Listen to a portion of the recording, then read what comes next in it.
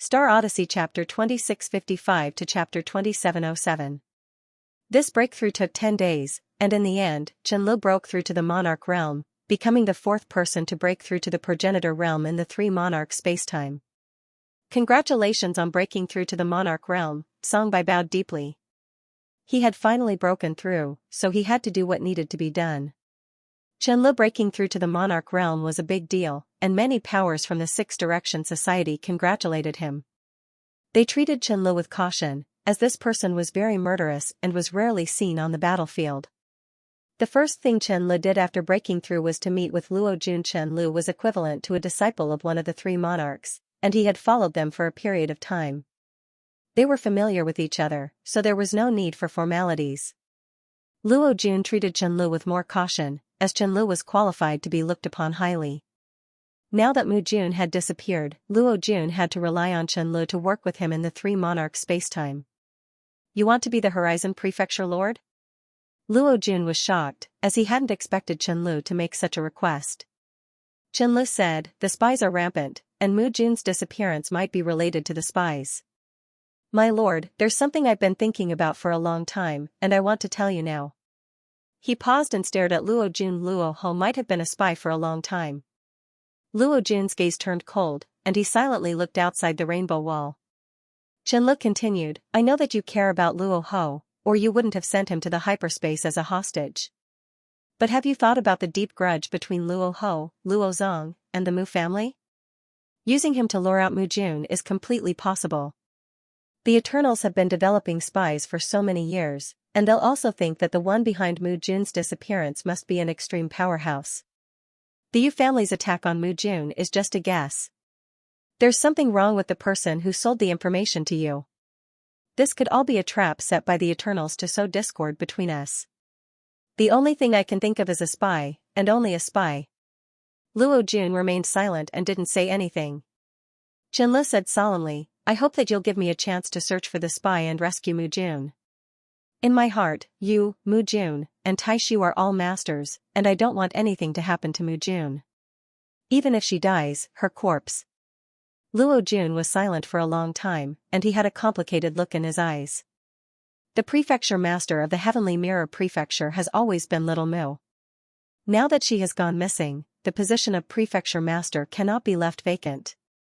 From today onwards, you are the prefecture master of the Heavenly Mirror Prefecture. Thank you, sir. Qianlu bowed. Luo Jun looked at Qianlu. I hope you'll keep your word. Search for the spies and find Xiao Mu's whereabouts. Even if it's a corpse, you have to bring it back for me. Qianli's gaze was resolute. From today onwards, my greatest mission is to eliminate all spies in spacetime. I will definitely find Mu Jun. Luo Jun nodded. No one knows whether or not the person who sold the information set this up, but Luo Ho did indeed appear in the Zio realm. The Yu clan also has a reason to attack Xiao Mu, so this guess will not be dismissed.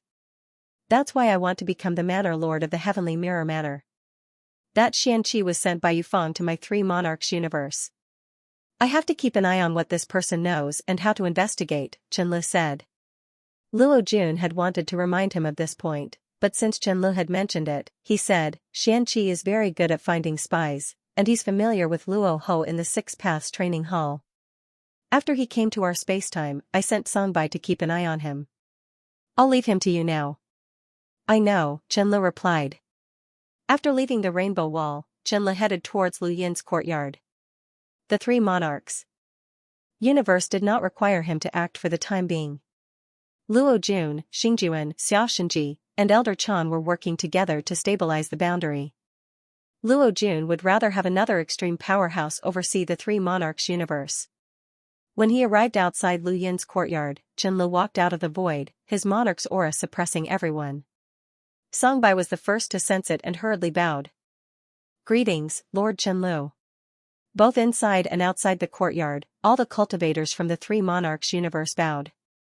Inside the courtyard, Guan Laoda, Yu Pai, and Suji all bowed in unison to show their respect for this extreme powerhouse. Lu Yin walked out and looked up at Qianlu in the sky. His eyes flashed as he slowly bowed. Greetings, Senior Qianlu. Qianlu looked down at Lu Yin from above. If he could, he would have killed this person with a single palm strike. This person had planted a power control in his body, and that mysterious extreme powerhouse had also controlled him.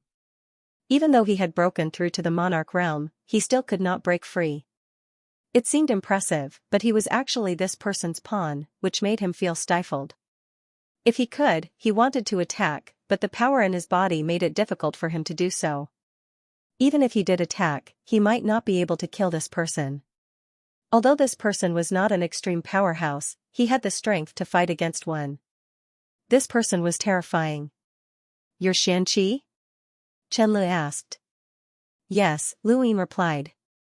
"I'm already the head of the Three Monarchs Universe Sky Mirror Hall, and I'd like to invite you to temporarily join the Three Monarchs Universe Sky Mirror Hall.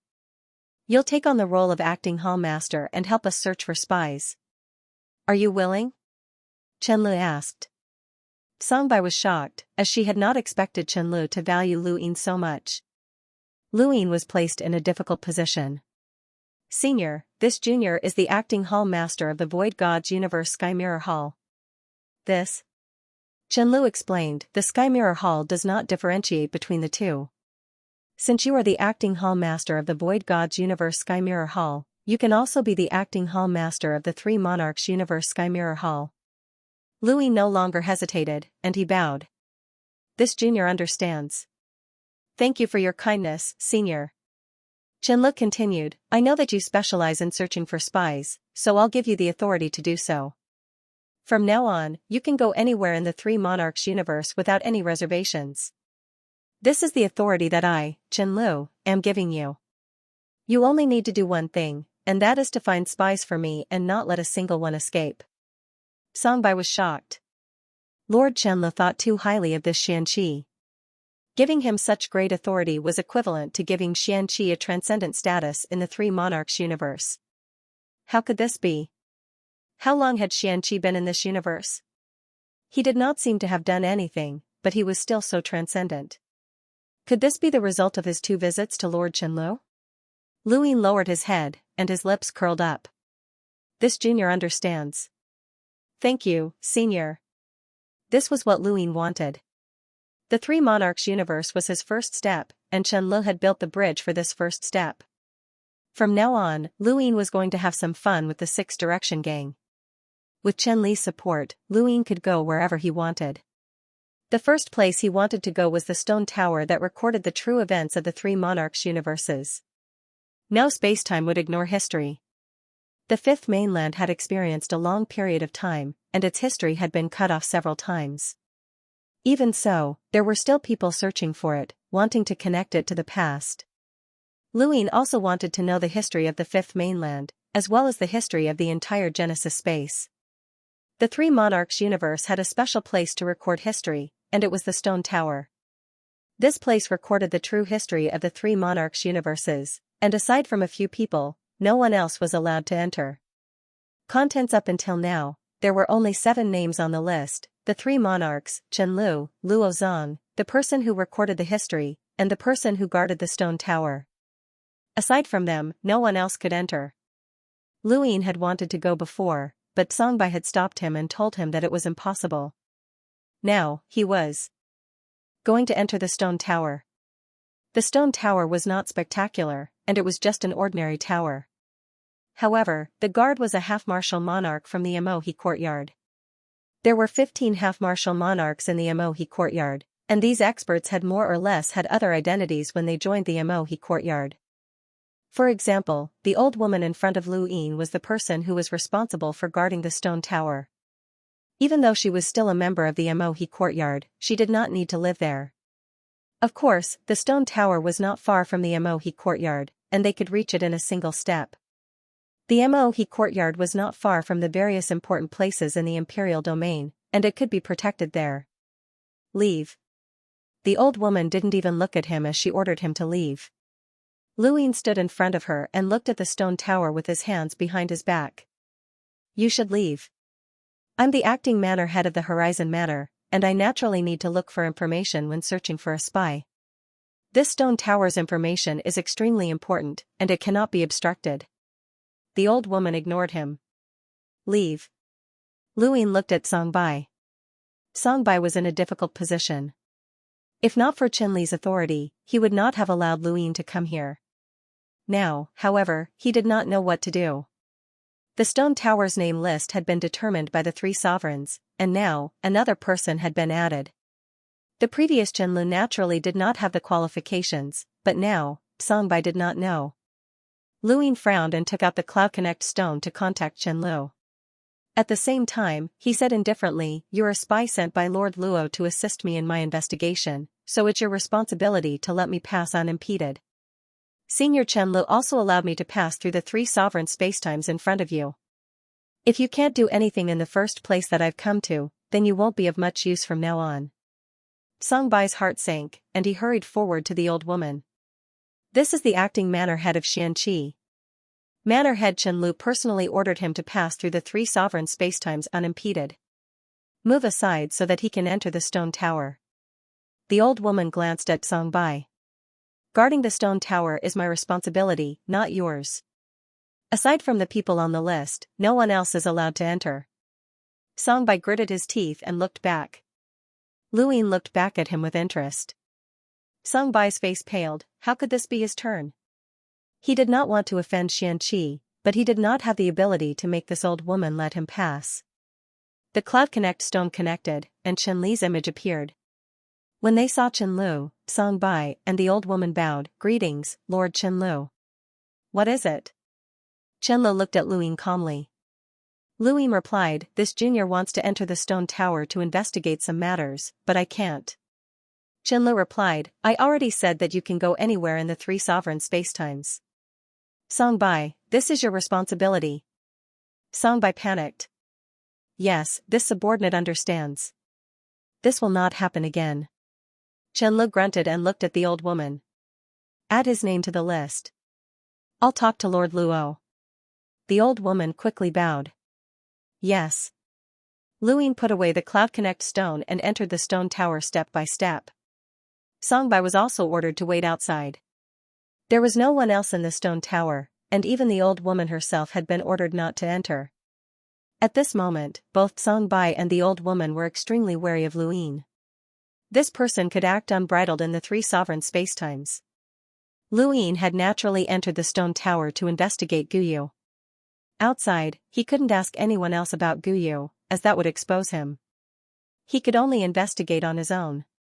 Fortunately, the stone building is worthy of its reputation. It records a lot of history in the Three Monarchs universe, including Guyu's affairs. Half a day later, Luyin stood at the top of the stone tower and looked outside, his eyes filled with a bone-chilling coldness. The situation was more or less as he had guessed. Lord Wu had also mentioned a few things. Guyu had entered the Three Monarchs spacetime continuum through the spatial link between Shenwu continent and the Three Monarchs spacetime continuum. After traveling for 100 years, he had made many good friends, and one of them was a friend who had gone through life and death situations with him. His name was Bo, and people called him Elder Bo. Guyu trusted this person the most, but there was also a problem with this person. This person had the intention of getting close to Guyu. Because Guyu did not cultivate the sovereign King Qi, he did not dare to use his power, but his body was abnormally strong. There was clearly something wrong with having the physical strength of a peak emissary without cultivation. The old man found out that Guyu came from a parallel universe, and at the same time, Guyu also found out that the old man was actually a member of the Explorer team. The so-called exploration is a force specially used by the Three Monarchs universe to experiment and search for parallel universes. The people inside capture subhumans for fun.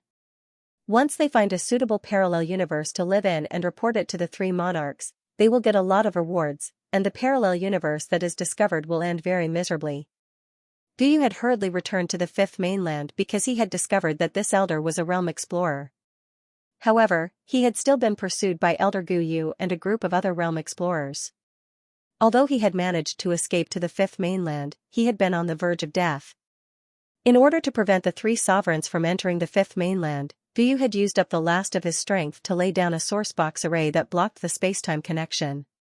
He had left behind the Tower of Resonating Light before finally dying. The reason why this incident could be recorded was because it was related to a parallel universe. Any incident related to a parallel universe had to be recorded in the stone building. It would have been fine if that was all there was to it, as it was normal for different spacetime universes to have different ways of interacting with one another. What Luin was concerned about was that the Elder had actually enslaved a descendant of the Guyu clan. Guyu had roamed this spacetime for 100 years. Not only had he made friends, but he had also found a lover and descendants. When he had fled back to the Fifth Mainland, he had been in too much of a hurry, so he hadn't been able to take them with him. Furthermore, after returning to the Fifth Mainland to set up a sourcebox array, he had died. He was powerless to protect his descendants. Because of Guyu's escape, Elder Bo enslaved Guyu's descendants out of anger. He made them slaves for the rest of their lives in the exploration world. Generation after generation, they continued to multiply, but they continued to be slaves to vent his anger. Luin looked outside and soon walked out of the stone tower. Over the next few days, Songbai brought Luin around the imperial domain, going to places that normal people could not enter. On the 5th day, Guan Lauda came looking for Luin. Acting Prefecture Lord, Qingfin has recruited a new name. Bo. Luin was surprised. Uncle? What Bo? Is it a name? Behind him, Songbai found the name familiar. He seemed to have heard of it somewhere before. Guan Lao said, yes, and it's someone from the Three Monarchs universe. According to Qingfin, this person met him once at the cliff. He told Uncle the message he needed to deliver through singing. This person is the spy. I remember now, Uncle Explorer? Songbai was shocked. Luin and Guan Lauda looked at him. You know him? Songbai nodded. He's a scout. I never thought that he would be a spy. How unexpected. Since you know each other, let's go together, Luin said before stepping forward to explore the realm. The scout realm was located in the upper King Star field, and there were many members there. Most of them were experts, and this Bo could be considered a top-notch expert, second only to a half-monarch. After all, he was from the same generation as Guyu. He was even older than Guyu. Today was the decennial meeting of the Scout Realm, and everyone had to report their findings. I've taken the risk of tearing through the void and going to 7 parallel universes over the past 10 years. It was very unlucky, and there were no humans in any of them. Most of them didn't even have any intelligent life forms. I did find a parallel universe with intelligent life forms, but I almost died. There was a monster there that ate the stars. It was terrifying. I went to 3 parallel universes. I went to 2. Everyone was discussing this. Why isn't Uncle Explorer here yet? Uncle Explorer has never been late for a meeting like this. I heard that there was some movement there, so he might have gone. Are you talking about the spatial tunnel that Guyu escaped through? Shoo. Guyu's name is Taboo. At this moment, an old man appeared at the head of the table with a smile on his face. It was Uncle Explorer, and his seniority in the Scout Realm was second only to the Scout Realm Protector. The Scout Realm Protector was a half-monarch who was currently residing in Mohe Courtyard, so Uncle Explorer was actually in charge of the Scout Realm. Everyone hurriedly retracted their auras and sat down. Everyone, you've had a good chat. Have you gained anything over the past 10 years? Uncle Explorer asked. Everyone reported what they had gained. Uncle Explorer was in a good mood and slowly sipped his tea, occasionally giving a few comments. The atmosphere was harmonious. Everyone has worked hard over the past 10 years. Going to parallel universes is very dangerous, and we've lost 26 of our companions.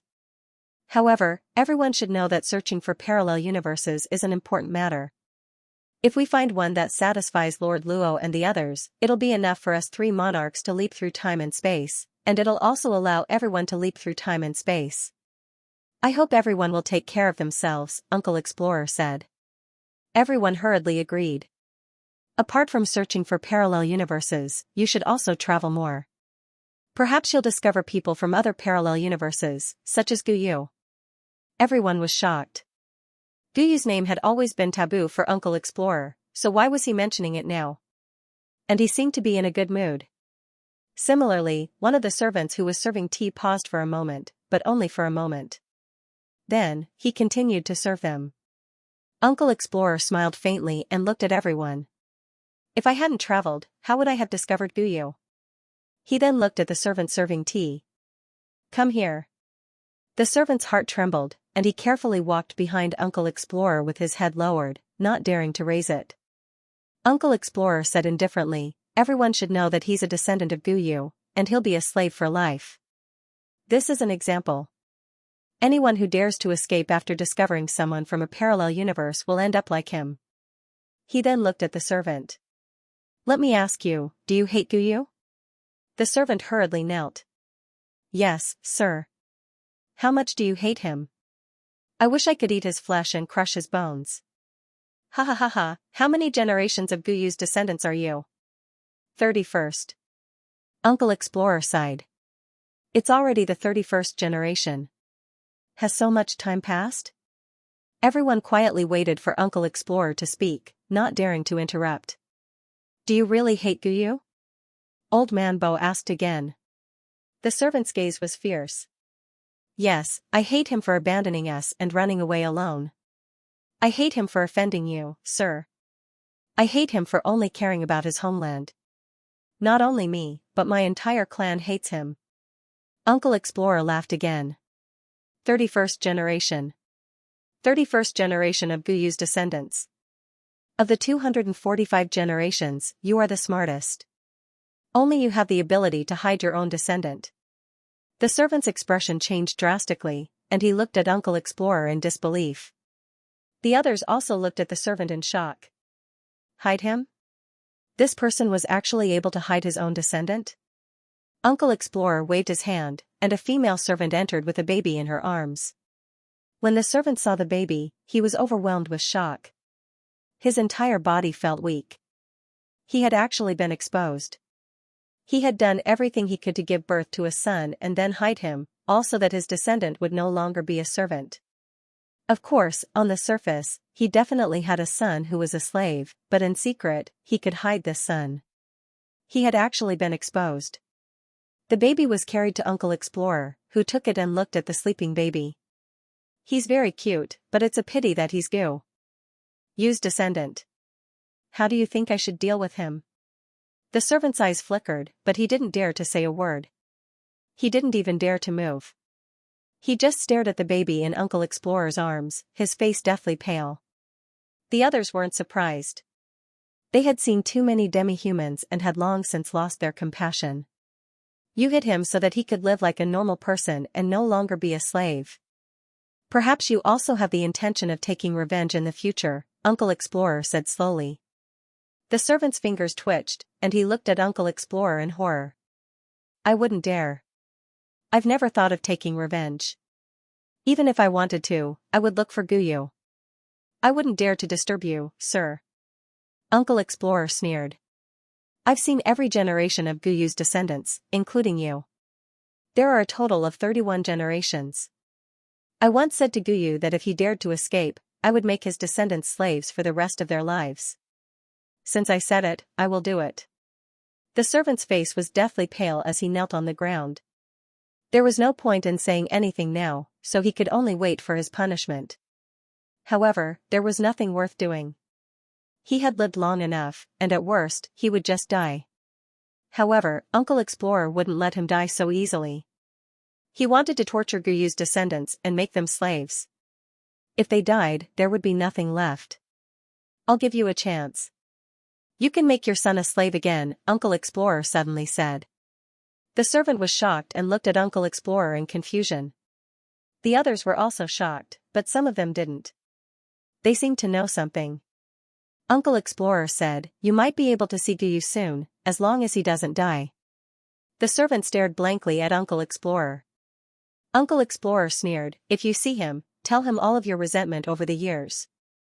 I'd like to see his expression." With that, he casually tossed the infant away. The servant was shocked and tried to catch him, but he didn't have any cultivation and was just an ordinary person.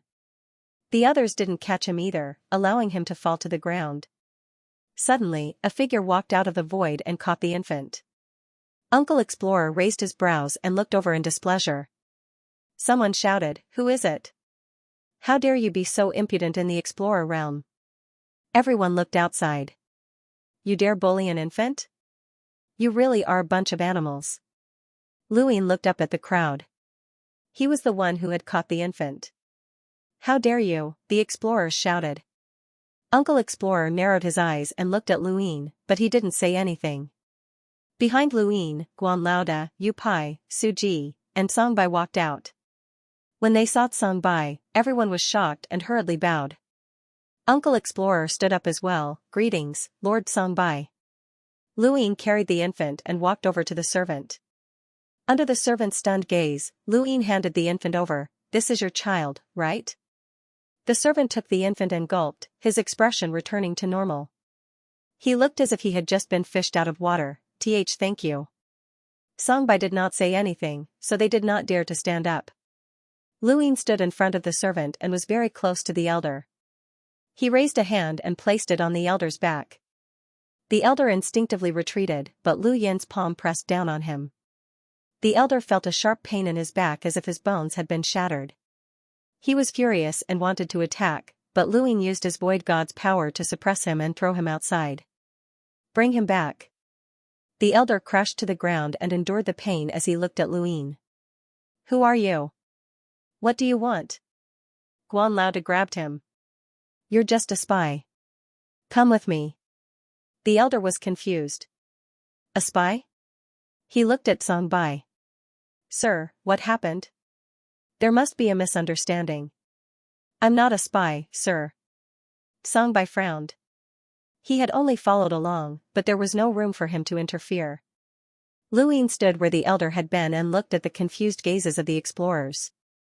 He said coldly, no one is allowed to leave. Once Uncle's crimes have been investigated, we'll screen you one by one. Guan Lauda, stay here and keep an eye on them. There must be more spies among them. Sir, we're all explorers. How could there be spies? Someone grew uneasy. Guan Lauda casually sent the person flying, causing him to crash to the ground and spit out a mouthful of blood. This is the Horizon Manners business. How dare you quibble? Lu Yin's gaze landed on the servant. This person can leave.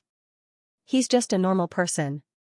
He then took a step forward and left, looking for an opportunity to release Guyu's descendant. The elder's capture had been Lu Yin's own selfish motive, as it could be considered to be revenge for Guyu.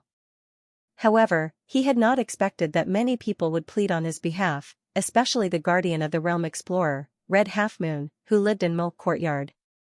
Half Moon was the guardian of the realm explorer, and even though he lived in Mo Courtyard, he still cared about the explorer's affairs. When the elder had been captured, he had immediately found out and had come looking for Luin, but he had been stopped by Song Bai. No matter what he said, Song Bai had refused to let him see Luin. Luin had no interest in meeting him either, he was just a half-martial lord. This person had a good relationship with Mo Courtyard, but since he couldn't meet Luin on his own, he wanted to join forces with the other demigod monarchs to force an audience with Luin. They wanted Luin to hand over evidence that Elder Bo was a spy. However, he was suppressed by Old Greenskin. Old Greenskin's relationship with the others in the Mo Courtyard was average, but his cultivation level was high. Now that Chenlu had broken through to the extreme realm and reached the heavens in a single step, the Mo Courtyard's courtyard master was now known as Old Greenskin. No one dared to offend him. Half Moon Red was the same. Aside from Red Half Moon, Explorer had also contacted the Mu clan, hoping that they could help. Granny Mu had told Luin about this, but he didn't pay it any mind. Until Chenlu came looking for him personally. Don't tell me that you're going to ask about the elder's matters as well. Luin was rather surprised. A mere elder who wasn't even a demigod, why would so many people care about him? Chenlu asked, is there any evidence to confirm that he's a spy? So what if I don't? Chenlu replied, no, he might be released soon. This is Lord Luo's intention. Luin was shocked, why would Lord Luo ask about this elder? Chenlu shook his head, I'm not sure either, but I didn't ask too much. I was afraid that Lord Luo would be suspicious. After all, I've been taking care of you too well. You should ask the elder yourself. Not long after, Luin met with the elder. The elder had been beaten up quite badly by Yu Pai, and Luin had no intention of holding back. When the elder saw Luin, his gaze turned fierce, I'm not a spy, are you trying to frame me? That's impossible. Why are you targeting me? Luin walked up to the elder, you're a spy. I'm not, the elder retorted. Luin looked at him calmly, then you'll have to ask Qingfen. He was the one who said that you were a spy. The elder's eyes went wide, that Qingfen from the void god dimension? Don't tell me you've never seen him before, Luin said coldly. The elder thought about it. I've seen him once. When I went to the void god dimension, I specially went to the cliff to listen to the song that even the Star Lords were interested in. What a joke, it doesn't make sense for a ruthless person like you to listen to his song. Qingfen said that he passed the information to you through his song, and then you spread it out. Tell me, who did you pass it to? Luin questioned. The elder was furious. I didn't, I'm not a spy. Where's Qingfen? I want to confront him. I'm not a spy. Qingfen himself is a spy, so he has no reason to frame you. Strictly speaking, if you're not a spy, then he's never even seen you. Why would he frame you? Luin retorted. The elder was stunned, he didn't know why Qingfen had framed him. Had the two crossed paths before? They hadn't. He suddenly stared at Luin. Someone told Qingfen to frame me. Who? Luin asked. The elder was at a loss. Who? He didn't know either. Luin didn't say anything and just watched the elder think. No matter how hard the elder racked his brains, he couldn't figure out what had happened. The outside world is paying a lot of attention to you, Luin changed the topic. The elder's eyes lit up. I'm definitely not a spy. You'd better let me go, or Lord Luo won't let you off. Luin laughed. The Heaven's Reflection Manor is under the orders of the entire Sixth Direction Society. Although Lord Luo is the master of the three sovereign spacetime, he wouldn't go against the will of the entire Sixth Direction Society. I even captured Qingfen. Didn't you hear? Even Lotus Reverend's disciple couldn't take him away. The elder stared blankly at Luin. He finally remembered that Qingfen's capture had shaken the entire Sixth Direction Society because of this person. This person had even dared to provoke Lotus Reverend's disciple, let alone the elder. Xianxia, I'm really not a spy. I swear, I'm definitely not one. The elder's attitude softened, as he couldn't go against someone who didn't even care about Lotus Reverend's disciple. Luin nodded, that's the right attitude. Don't worry, if you're not a spy, I'll definitely investigate it for you. I'm here to capture a spy, not to offend anyone. The elder heaved a sigh of relief. Yes, that's right. I'm not a spy, really. But the events outside make me suspect that the Eternals are involved. You were just captured, but a bunch of people came to save you. That doesn't make sense. After all, you're not even a demigod, so why? Luin questioned. The elder was stunned. Someone had saved him, so he was connected to a spy. This has something to do with a spy? Luin looked at Yu Pai. Yu Pai understood and explained, according to our experience, the more important a spy is, the more benefits they'll have in the Sixth Direction Society. Once something happens, they'll be able to save more people. For example, Qingfen was rescued by Lotus Reverend's disciple, and your situation is similar. Half Moon Red's appearance is normal, but the Mu clan and even Lord Luo's appearance is too abnormal. We're not suspecting the Mu clan and Lord Luo, but you alone shouldn't be implicated in such great benefits, and even Lord Luo's involvement. This is abnormal, and the more abnormal it is, the more likely it's a trap set up by the Eternals. The elder hurriedly explained, Lord Luo's appearance has something to do with Guyu and that primordial space. Lu Yin's eyes flashed. What do you mean? The elder hesitated. Luin explained, if you don't tell us, then we'll suspect that this is a trap set up by the Eternals. Their goal is to have you implicate the interests of various parties so that even if something happens, there'll be someone to save you. This will make things difficult for our Heaven's Examiner Manor, and it'll take us an indeterminate amount of time to investigate. Perhaps it'll take a long time, or perhaps it'll be too suspicious. Regardless of whether it was the Astral Tree Society or the Sixth Direction Society, the rule regarding spies was always suspicious. The elder had no choice but to grit his teeth. There's a passage in the three sovereign spacetime that connects to the primordial space. We didn't know about it back then, until someone called Guyu arrived. The elder explained Guyu's situation, and it was the same as what Luin had seen. What does this have to do with Lord Luo's appearance? Luin did not understand. The elder looked up. That passage is about to open. This sentence shocked Luin, and his first reaction was that something had happened on Shenwu continent. After the elder's explanation, Luin realized that the opening of the passage had nothing to do with Shenwu continent. It had to be opened in this spacetime. Guyu has been on the run for so long. If he's going to that spacetime, why didn't he open it earlier? Why wait until now? Luin asked. The elder replied, Lord Luo has tried before, especially 1,000 years ago when the god of Forgotten Ruins left. The three sovereigns went all out to try to open the passage, but they still failed. I don't know why they were able to open it this time. My orders were to investigate the situation in that spacetime based on what I knew about Guyu after the passage opened. Luin finally understood. It was no wonder why Lord Luo had paid so much attention to this person. Lord Luo needed this person to investigate the Fifth Mainland, as he had more or less learned about the situation through Guyu. However, this information was definitely very limited, and Lord Luo did not need this person. It all depended on whether or not this person was a spy. In order to survive, the elder had begged Luin to prove his innocence. He had answered all of Lu Yin's questions, including the location of the two spacetime passages in the Three Sovereign spacetime. This location was not even recorded in the Stone Tower's records. After knowing the location, Luin immediately went to investigate.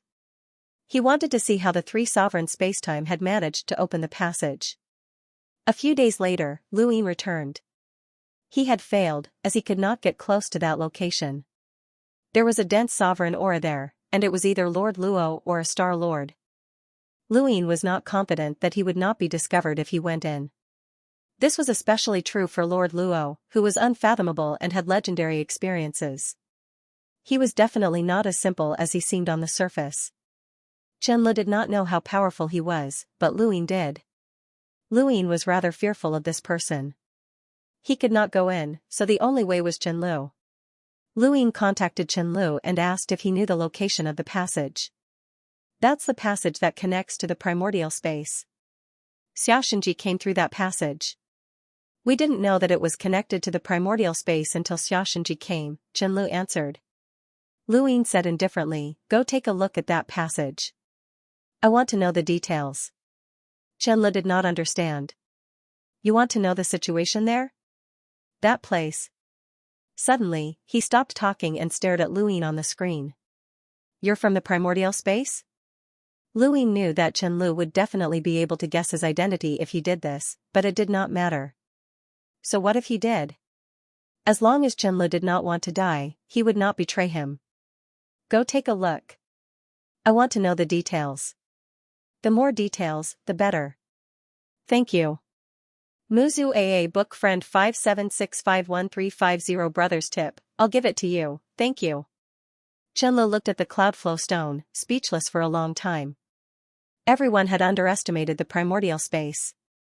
They had thought that they were working together with Xianxia to scheme against the primordial space, but the primordial space had already sent people to the Sixth Direction Guild.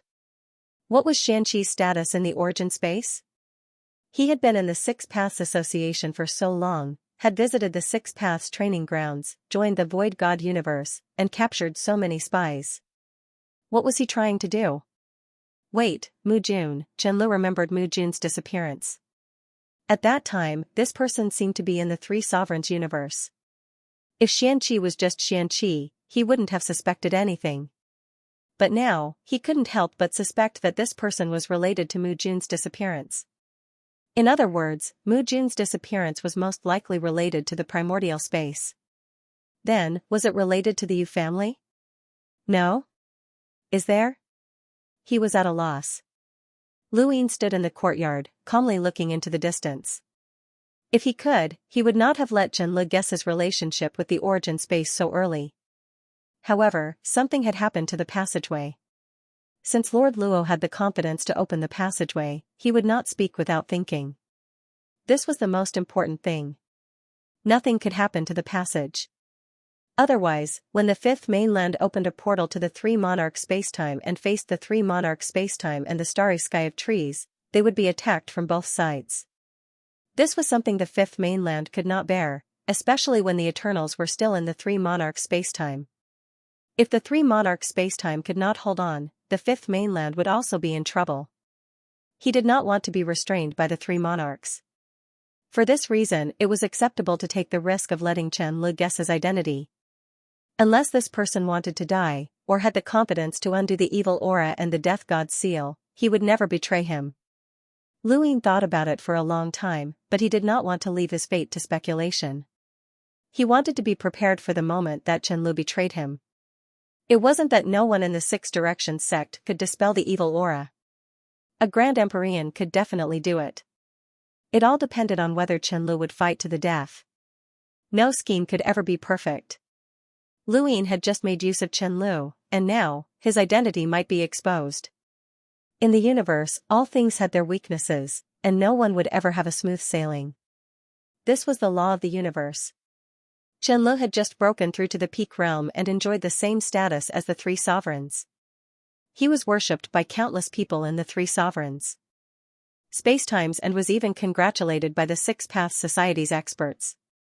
No matter what, he wouldn't risk giving up on all of this. At least not for now. He did not care about the three monarchs' universe. Otherwise, he would not have joined Freedom Palace. Mu Jun's disappearance and the battle between the three monarchs' universe and the primordial space had nothing to do with him. He just wanted to regain his freedom. Both Lu Ying and Chen Lu were thinking. The next day, Chen Lu appeared in the passageway.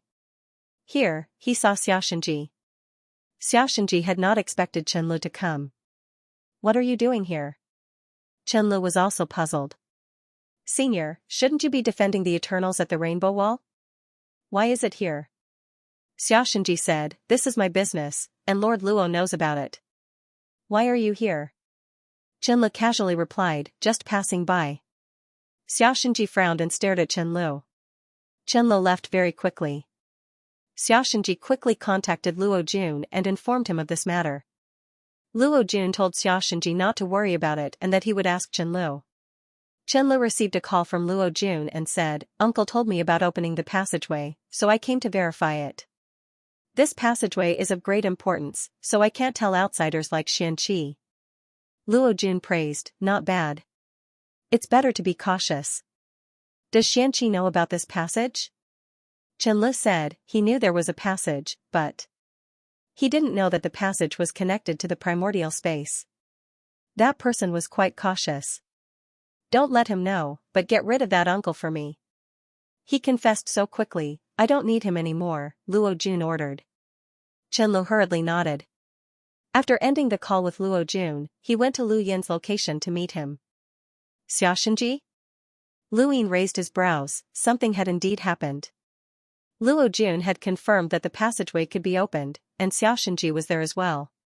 Chen Lu said, "It's not just Xianxia, many cultivators from our spacetime continuum have gathered there as well. There's also a stranger that I've never seen before, but he seems to be chatting happily with Xianxia. His status isn't much lower than Xianxia's, and he looks very young." "What about his appearance?" Lu Yin asked warily. Chen Lu met Lu Yin's gaze. "You're from the primordial space, and you're so young. You also have the support of an extremely strong powerhouse. If I'm not wrong, you might be the Tao Master of the Above Heaven sect, Lu Yin." Lu Yin's gaze trembled, but he didn't say anything. Chen Lu stared into Lu Yin's eyes. Maybe not. I don't care, I just want freedom. The control that you and that powerhouse planted in my body must be removed. I can't be controlled by you for the rest of my life. Are you trying to negotiate with me?" Lu Yin's tone became much lower. Chen Lu said, "There's no need to threaten me. I've already made a backup of everything that happened. If anything happens to me, your identity as Xianxia, as well as everything you've done, along with my guesses, will immediately appear in Lord Luo, the Void God spacetime continuum, and even Mu Jun's disappearance. Everyone will know that you're Xianxi's hidden identity." Lu Yin remained silent. Chen Lu frowned. "I'm very grateful that you opened the door for me and allowed me to break through. I know about your situation, and you know about mine as well. I've sided with Freedom Palace, and if Lord Luo finds out, I won't have a good ending. No one likes a traitor, so even if you remove your control over me, I won't betray you. We'll work together." I'll help you investigate the situation on the other side of the passage. There will be many opportunities for us to work together in the future, but the prerequisite is that you remove your control over me as well. Otherwise, we'll all die together. Luin was amused. He didn't believe that Qianlu would die together with him, but he didn't want to fight to the death either. Xianxi's identity was too important, and it was only getting more and more important. It involved Su Wuji, Su Heng, Su Leng, Yu Feng, and many other powerhouses. What would they think of him if he was exposed? Even if he had to be exposed, he would do so on his own initiative, not by someone else. The Six Direction Association's attitude towards the Genesis space had never been good to begin with. Qianlu took advantage of this threat, and while it was a threat, he also wanted to help Luin. What he wanted was cooperation, not one-sided control. Luin exhaled and smiled. I didn't think it through. I wanted to control an extreme powerhouse and didn't respect Senior Qianlu. I apologize. Qianlu heaved a sigh of relief when he saw Lu Yin's attitude. He was afraid that Luin wouldn't fight to the death with him because of his identity as Xianxia. It wouldn't be good for anyone, so this was the best outcome. When will you remove my control? Luin replied, let's end this. Qianlu wanted to say something, but Luin interrupted, Senior, what's there to worry about? You forced me to remove my control because you already guessed my identity and knew that Mu Jun's disappearance was related to me, not this passage. No, it has to be done immediately, Qianlu replied. Luin said, no one knows what the passage is like.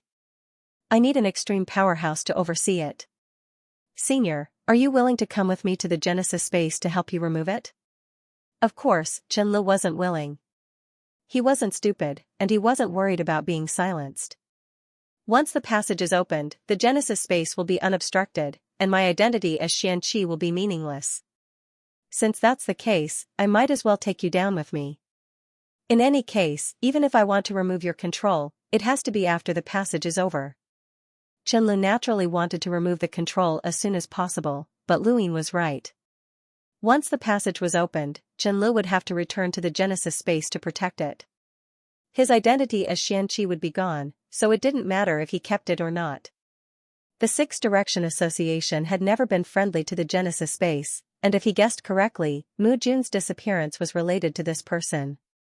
Perhaps he was dead, or perhaps he was still alive, but this person had the ability to threaten the Six Direction Association. With him and Mu Jun, even if the passage was opened, this person was enough to threaten the Six Direction Association, or at least the three sovereign spacetimes.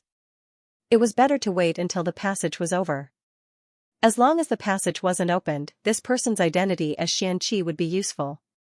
Qianlu cared about Xianxi's identity, which was why he had removed his control. Of course, removing my control is one thing, but I also need you to swear that you will not reveal my identity under any circumstances. Violators. Lu Yin's gaze turned cold.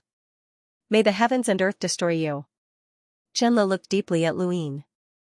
Alright, let's both swear that I will not reveal your identity or my speculations, and you, Xianxia, will not reveal my relationship with the Repose Palace. From now on, you and I will work together. Luin nodded. Not long after, Qianlu left, leaving behind information about what he had seen at the passage. Luin now knew why Luo Jun was so certain that the passage could be opened. The person who had been chatting happily with Xianxia was none other than one of the four origin array heavenly masters of the cosmic tree, the youngest heavenly master, Mu Shang. Luin and Mu Shang had many grievances, but he had never expected that Mu Shang would come to the three sovereign spacetime and help them open a passage to the fifth mainland. Shenwu continent was overseen by Mu Xia, and the cosmic tree had given up hope of opening a passage there. Instead, they had come here. Could Mu Shang break the luck path array from the three sovereign spacetime? Luin did not know, but he did not dare to take the risk. Mu Shang was not a match for Heavenly Master Gu Yan, but the three sovereign spacetime had not prepared for nothing. Six Directions Society might also have the assistance of an origin array Heavenly Master, so the most reliable method was to prevent these people from attacking the passage. Rainbow Wall. Elder Chan still did not know that the three sovereign spacetime was planning to attack the passage. He was focused on resisting the Eternals, and if not for the grudge between the Genesis space and the Six Directions Society, He would not have cared about anything else other than blocking the Eternals for humanity. As he was thinking, the wireless goo vibrated in his pocket. The wireless goo could communicate across space, and as long as they were in the same parallel universe, Lu Ying could directly contact Elder Chan without worrying about being monitored. Through the wireless goo, Lu Ying informed Elder Chan of the situation and asked him to leave. A few days later, the Eternals attacked the three sovereigns' spacetime. The battle was intense, and Elder Chan suddenly left without warning. Luo Jun was the first to know, and he shouted that Elder Chan did not care about the safety of humanity and was a traitor. Elder Chan's departure left a gap in the defense. The progenitor Realm Corpse King appeared at Elder Chan's position and attacked the Rainbow Wall. The Forgotten Ruins God also took advantage of this opportunity to attack Luo Jun and Star-Lord, and the Rainbow Wall was on the verge of collapse. Xianxia had no choice but to return from the passage and fight the progenitor Corpse King. However, because of Elder Chan's sudden departure, the Eternals increased their attacks and more progenitor Corpse Kings appeared. Chen Lu was forced to join the front line. The Forgotten Ruins God rarely went all out, and Luo Jun and Star-Lord were unable to resist him. Xianxia had no choice but to help. The three of them joined forces and barely managed to resist him, but Chen Lu could not stop the progenitor Corpse King and the progenitor Corpse King. At that moment, a Yuan sage appeared from the three monarchs' spacetime and blocked the Rainbow Wall. Chen Lu did not expect Yuan sage to appear. He did not know that Yuan sage was also in the three monarchs' spacetime. Not only him, but the Forgotten Ruins God and the progenitor also did not know that Yuan sage was one of the 9 sages of the reincarnation spacetime. Why would he appear in the three monarchs' spacetime? Luo Jun and the others were not surprised, but they were surprised by Elder Chan's sudden departure. Taking advantage of this opportunity, Lu Ying appeared outside the passage and looked into the distance. He saw a familiar figure. It was Mu Shang. Now was the time to test his divine power. Lu Ying changed his appearance and imagined the scene of the three monarchs' spacetime enslaving the fifth mainland when the passage opened. His familiar family and friends would all become demi-humans, and the people he cared about would die, wail, and despair. He could not let this happen. Gradually, Lu Yin's eyes turned red. It was the red dot in his heart. Red filled the air with cruelty, killing intent, brutality, and an indescribable sense of devastation. In an instant, a terrifying scarlet energy spread out in all directions. His consciousness was blurred, and Lu Ying did not know what he was thinking. He only knew that there was a face that had to be destroyed. He could not control his desire to kill. In the distance, Mu Shang was staring at the passage in a daze. The Luck Path Array was a sourcebox array created by Heavenly Master Gu Yan. He understood that although he was confident that he could break it, it was unlikely that he could do it alone. He had to rely on the power of an Origin Array Heavenly Master who was comparable to Heavenly Master Gu Yan and more than one progenitor to open the passage. He had to open it and connect the fifth mainland to the three monarchs' spacetime. Lu Ying, this is what you deserve. The Lu family should have disappeared long ago. Mu Shang's eyes burned. He would do everything he could to break the Luck Path Array. Suddenly, a dark red light flashed past. His scalp went numb as he turned around and saw a red dot in the distance getting closer and closer. What was that? There was a loud boom as the void exploded. Lu Yin's body was covered in a scarlet radiance, and no matter how much Sovereign's aura attacked him from all directions, he was completely unaffected. With a sweep of his hand, a cultivator in one direction was annihilated. He then took a step forward, stared at Mu Shang, and attacked. Mu Shang was shocked. Corpse King? He instantly set up a sourcebox array and took out a power vessel, but Lu Ying tore it apart. During the battle in the Heavenly Realm Treasury, Lu Ying had drawn upon Gui Chuan's deathly aura in an attempt to use Go Lian's death god power to kill Madman Lu. However, Madman Lu had used the eyeless transformation, and his physical body was far more powerful than Lu Ying had imagined. He was far stronger than Xianxia, but Lu Yin's divine force had still left a huge wound on his body. That was something that death god Go Lian could not do even if he used his left arm to draw in the deathly aura. Only god power could do it. With the support of his divine power, all of Mu Shang's techniques were as weak as a piece of paper and were torn apart by Lu Ying. Lu Ying grabbed Mu Shang's head and instantly disappeared with him. Xianxia and Yuanxing were not around, so no one could stop Luyin. Luyin grabbed Mu Shang and disappeared from the tunnel, reappearing in a corner of the Three Sovereigns spacetime. Mu Shang crashed to the ground, all of his bones shattered. He spat out a mouthful of blood as he stared in horror at the figure in front of him. The figure stood there. Luyin found it difficult to maintain his consciousness. He stared at Mu Shang's face and tried to control his godly power, but the frenzied killing intent permeated the air, and he could not control it at all. His entire body trembled, and there was only one word in his mind: kill, kill, kill. Mu Shang coughed up blood and tried to escape. Luyin suddenly moved closer and stared at Mu Shang as he said, "It's over." Mu Shang's pupils shrank as he recognized Luyin. "Luyin, you're Luyin." With a bang, Mu Shang was crushed into the ground, his bones shattered. Luyin did not show any mercy as he punched. When Mu Shang died, the killing intent in Lu Yin's mind miraculously disappeared, allowing him to regain his consciousness. He sat on the ground, panting heavily. It had been too dangerous.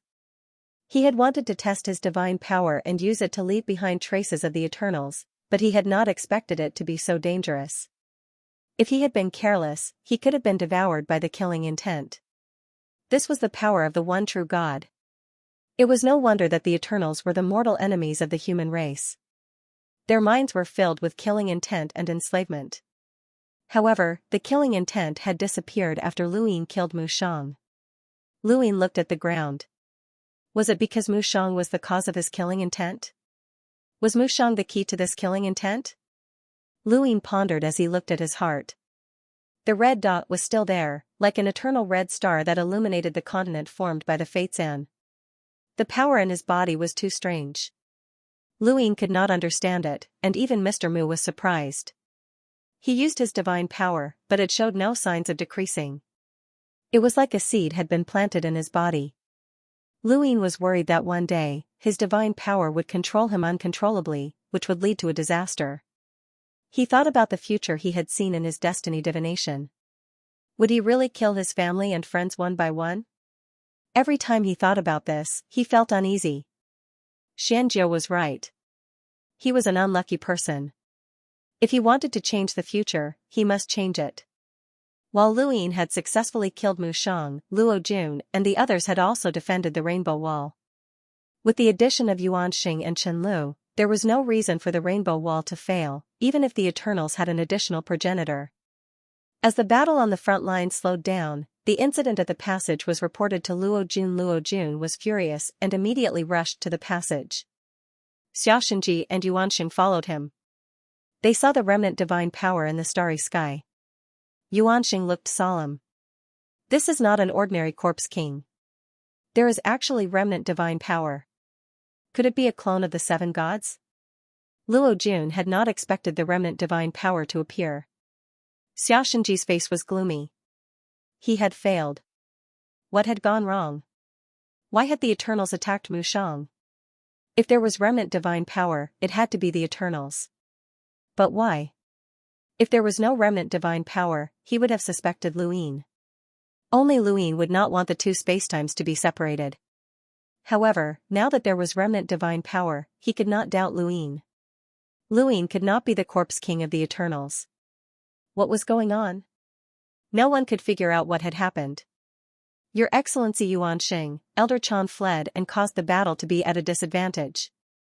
This matter must be investigated, Luo Jun said solemnly. Yuanxing said, I know. This matter will not pass so easily. Xianxia looked at the passage. What a coincidence. Your Excellency Yuanxing just appeared and invited the Origin Array Heavenly Master from the Reincarnation Spacetime to help.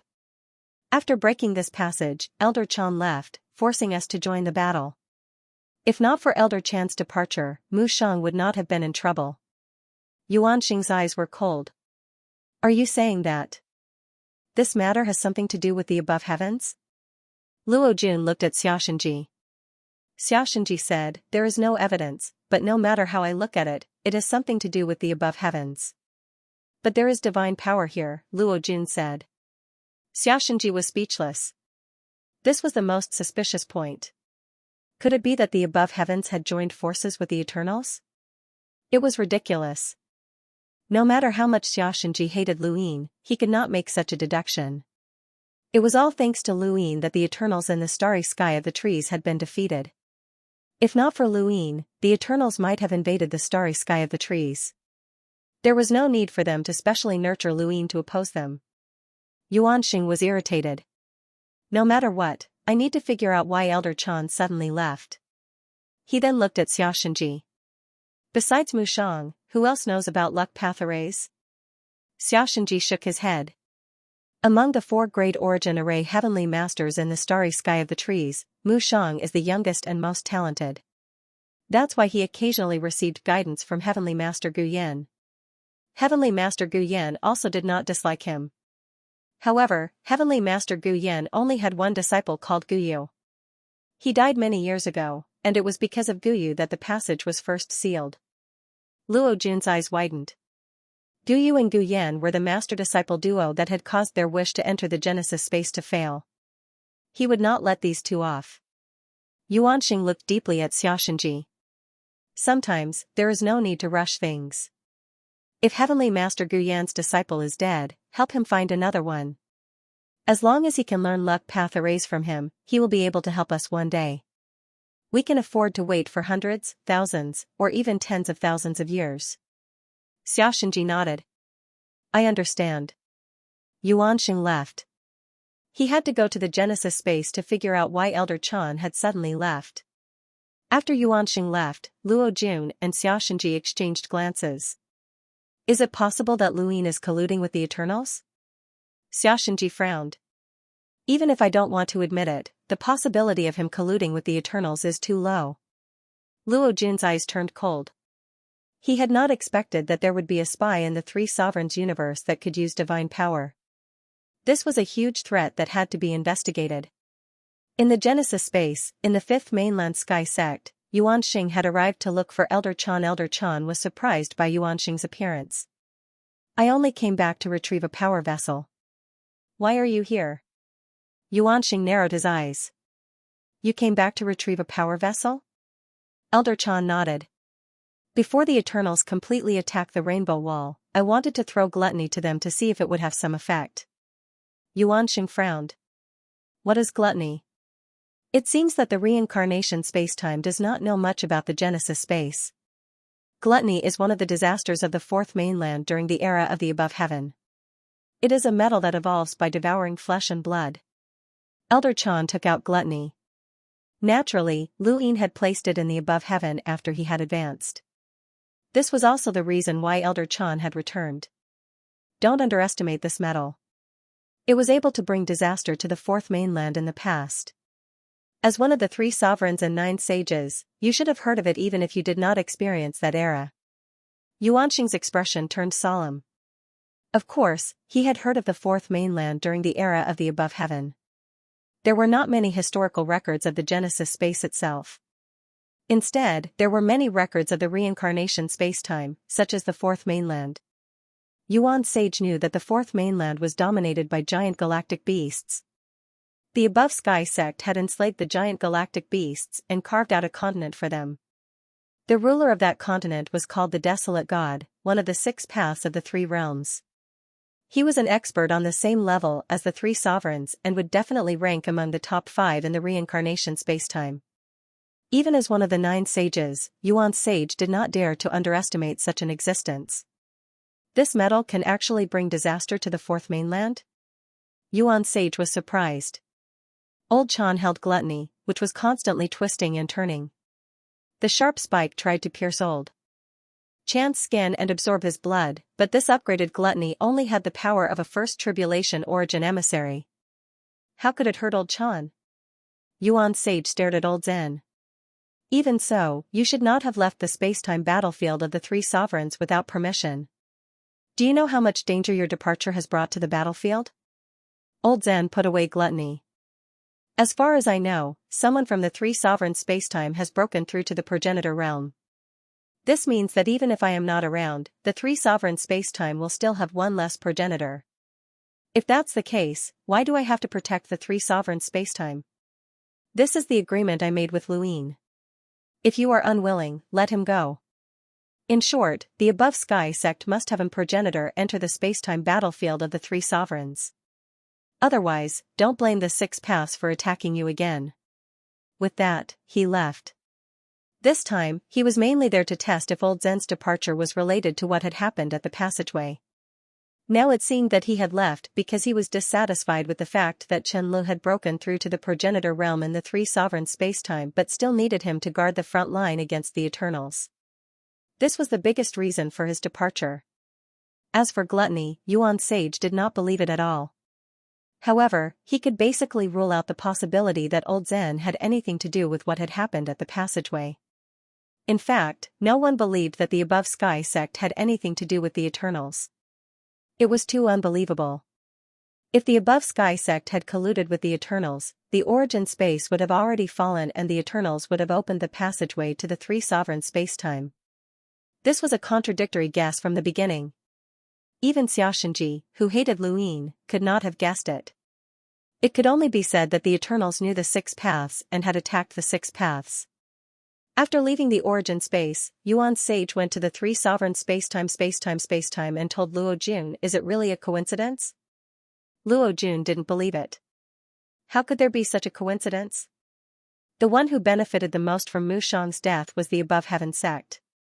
It was that Tao Master Luin, but the one who was least likely to collude with the Eternal Tribe was the above heaven sect. What exactly happened? No matter what happened in the outside world, no one disturbed Luin. Luin had already returned, and he looked at Song Bai, who was loyally standing guard outside. As a half-ancestor, she didn't even have the qualifications to interfere with the matters of the outside world. Since when had half-ancestors become so cheap? He had to think of a way to let the above heaven sect's half-step ancestors break through to the ancestor realm one by one. Only then would the primordial space have the ability to confront the Six Directions gang. If he could obtain the power of a Grand Empyrean that granted him a seat in the Ancestor Realm, how good would that be? If all of them were sealed in the Ancestor Realm, he wouldn't be afraid of anyone. The time and space of the three sovereigns calmed down. Luo Jun and the others were still investigating why Mu Shang was targeted by the Corpse Kings. Elder Chan had returned to the Rainbow Wall. Luo Jun and Xianxia had tried to find him and probe him, but they couldn't get any information from him. Luin also increased his efforts to search for spies, making a big show of searching for the person who was selling information. His performance was completely normal. At the same time, Qianlu saw a stranger. He only had the cultivation of an emissary, but his expression was solemn. It was Mu. Mr. Daheng sent his regards on behalf of this lowly one. Congratulations to Lord Qianlu for breaking through to the sovereign realm and becoming a powerhouse worthy of being recorded in the annals of history. The newcomer was a young woman. Her appearance was ordinary, and her cultivation was ordinary. Everything about her was ordinary, but it was this ordinary person that caused Chen Li's mood to drop. He hadn't expected Mr. Daheng to contact him at this moment. He had thought that after he had opened the door and broken through to the sovereign realm, Mr. Daheng would no longer bother with him. After all, he had relied on himself to open the door and break free from Mr. Daheng's control.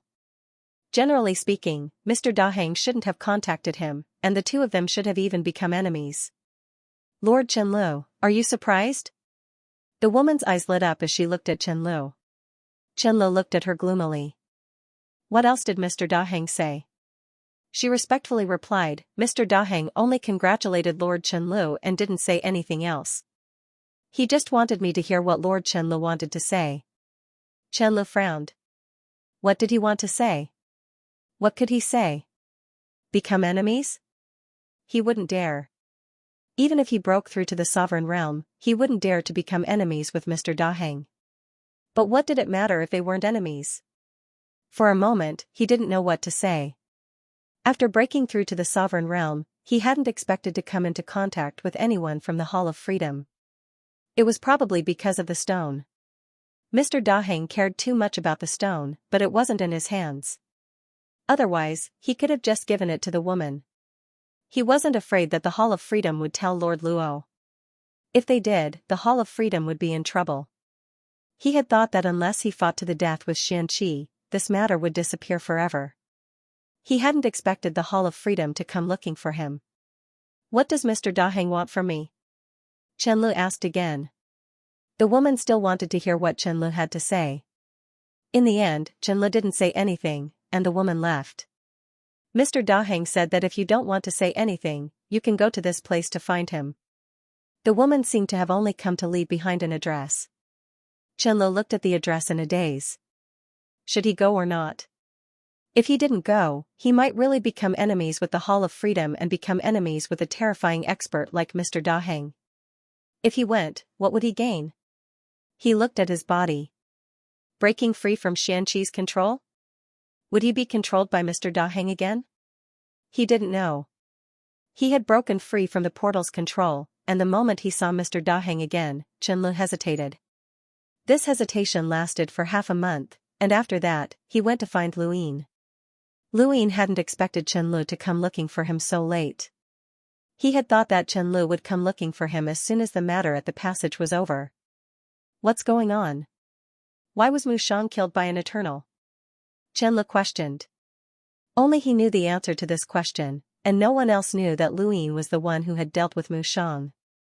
Luyin confidently replied, so the Eternals are allowed to use spies against us humans, but I'm not allowed to use them. Qianlu stared at him. You're using the Eternals? Luyin replied, what, do you think I'm a spy? Haven't you already guessed my identity? Why are you still so suspicious? Qianli's eyes flashed. According to our agreement, remove your control over me. Luyin nodded. I've been waiting for you for a long time. Xianxia walked out and stood a few meters away from Qianlu. Qianlu was apprehensive, as he was almost certain that these two were from the Primordial Space's Supreme Sect. That Supreme Sect had more than one monarch, so it was no wonder that they could fight against Xianxia and the others. When people fought, even a Yuan sage could only hold them accountable and couldn't suppress them. I can help you remove your control, but you have to do one thing, Luyin said. Qianli's gaze turned cold. This is the condition that we agreed on. Once the matter at the passage is resolved, you'll help me remove my control. Are you going back on your word? What I want to do will only benefit you, Senior. Why don't you listen to it? Luyin asked calmly. Qianlu only wanted to remove Muxia's control and didn't want to complicate matters. However, he looked at Muxia and knew that if he didn't listen, it was unlikely that he would be able to remove Muxia's control. He could threaten Luyin to remove his control, but that would only be a threat and not a life-and-death struggle. If the two of them didn't give in, then they would only end up in a life-and-death struggle. All right, speak. Qianli's face darkened. Luyin raised his hand, and in his palm was the landscape painting stone. Qianli's eyes narrowed when he saw it, as this was what Mr. Daheng valued the most. I hope that Senior can personally hand this stone over to Lord Luo, Luyin said. Qianlu thought that he had misheard. Hand it over to Lord Luo? You want me to confess without being pressed? Luyin laughed. Senior, you can come up with a reason, any reason, as long as you can obtain this stone and hand it over to Lord Luo. Lord Luo doesn't know how important this stone is, and neither you nor I do. It seems that only Mr. Daheng knows. Since that's the case, it won't be difficult for you to hand it over to Lord Luo. Why? Qianlu didn't understand. Luyin asked, Senior, do you think that Freedom Hall has given up on you? Qianlu raised his brows and looked at Luyin suspiciously. Was this person watching him? Luyin blinked. From Senior's expression, it seems like someone from Freedom Hall has come looking for you. How do you know? Qianlu looked at Luyin with increasing apprehension. Luyin laughed. Mr. Daheng has been plotting against you for so many years and even used his door to block your path to the Lord Realm, all for the sake of more people finding this stone. Senior, you've already captured someone from the Bai family, so it's very likely that you've already obtained the stone. How could Mr. Daheng give it up? Qianlu frowned. He was well aware that Mr. Daheng cared about the stone, but he was also an extreme powerhouse. Normally, if an extreme powerhouse were to be compared to a stone, the extreme powerhouse would naturally be more important. However, it seemed like Xianxia was right. In Mr. Daheng's eyes, the stone was more important than an extreme powerhouse like him. Someone from Freedom Hall has come looking for you, and you won't be able to shake them off. Why don't you give the stone to Lord Luo? That Mr. Daheng is very low-key, so it's unlikely that he would expose the fact that you've joined Freedom Hall. Lord Luo doesn't know about this either, so let Mr. Daheng cause trouble for Lord Luo. It'll be even better if he misunderstands that you've joined Freedom Hall because of Lord Luo's orders. Of course, the chances of that happening are low, but no matter what, it'll be easier for you to escape if Mr. Daheng focuses his attention on Lord Luo, right? Lu Yin said. Chen Li's eyes flickered. This was a good idea. If Mr. Daheng cared about that stone the most, then he could just give it to Lord Luo. He had tried to probe Lord Luo before, but Lord Luo did not understand the importance of the stone. Lu Yin could just give it to him and have Mr. Daheng keep an eye on Lord Luo. As long as Lu Yin did not come into contact with Freedom Hall, he should be fine. The only problem was that he would be in danger if he ran into someone from Freedom Hall in the endless battlefield. Thank you. Zhang Daming Yuanfei 1985. Thank you for your support, brothers. I'll add more chapters, thank you. He had to think of a way to divert Mr. Daheng's attention away without offending the Hall of Freedom. You don't want this stone anymore? Qianlu looked at the stone in Lu Yin's hand. Lu Yin weighed it in his hand. I don't know what it's for. Then why don't you just give it to Mr. Daheng? Qianlu did not understand. Lu Yin's lips curled up. I told you to give it directly to Mr. Daheng and get rid of your worries. What about me? Chen Li's gaze was cold. Lu Yin continued, unless you continue to be controlled by me, then I'll let you hand the stone over to Mr. Daheng. Otherwise, you'll have to hand it over to Lord Luo. Once my control over your body is removed, I'll be able to use it to threaten you. If you dare to fight me to the death, then I won't let you off easily. Before this, if Lord Luo discovered that you had joined the Repose Palace, you could have explained that you had been threatened, but after you gave the stone to Lord Luo, that explanation was invalid. Chen Li's gaze hardened. Not only is this ineffective, but this action is also suspected of sowing discord between Lord Luo and the Hall of Repose. Lu Yin smiled. It's not that serious. It depends on what you think. Qianlu looked at Lu Yin and then at Mu Xia. You're ruthless. Lu Yin clasped his hands behind his back. Actually, you still have another option. You can go directly to Mr. Daheng and explain the situation, or you can go directly to Lord Luo and ask them to help you remove the control. On the surface, you'll agree with me. But in reality, once you're in front of them, they won't even know what you'll choose. You might even be able to plot against me. Senior Qianlu, what do you think of this option? Qianlu wasn't stupid, and he had already thought of this path before coming to Lu Yin. He could do this, but if he went to Mr. Daheng, he would have to risk being controlled. If he went to Luo Jun, he would have to risk revealing that he had joined the Repose Palace. After weighing the pros and cons, he would rather go to Luo Jun. At worst, he would just have to confess everything he had done. After all, he had never harmed any of the three monarch spacetimes. Now that Mu Jun was missing and he had broken through to the monarch realm, Luo Jun couldn't do anything to him. But the biggest hesitation in looking for Lord Luo was whether Lord Luo could really remove the control. Qianlu did not understand Luo Jun's strength at all. In fact, no outsider knew about it. He could not be sure that Luo Jun could definitely remove the control, and Mr. Daheng could definitely help him remove the control. However, the possibility of him being controlled by Mr. Daheng was also very high. This was Chen Li's biggest problem. He had no choice. There were too many difficult questions in a person's life that they could not choose from. In the end, it was because they did not know the answer. If he was sure that Lord Luo could help him remove the control, or if he was sure that Mr. Daheng would not control him, then things would be simple. But now, how should he choose? Furthermore, Lu Yin had taken the initiative to mention this path, which made him even more hesitant. Could this person have left some sort of backup plan on him? Lu Yin's words echoed in Chen Li's mind. This person was very cautious in his actions. It was unlikely that such a person would leave a way out for him, so why did he specifically remind him? Various thoughts were constantly entangled in his mind, causing a monarch realm expert like Chen Lu to be in a mess. Lu Yin looked at Chen Li's flickering eyes and knew that he was making a choice. No matter what Chen Lu chose, it would be difficult for Lu Yin to control him in the Three Sovereigns universe. If he really killed Chen Lu, Lord Luo would definitely find out, and Xianxi's identity would be exposed.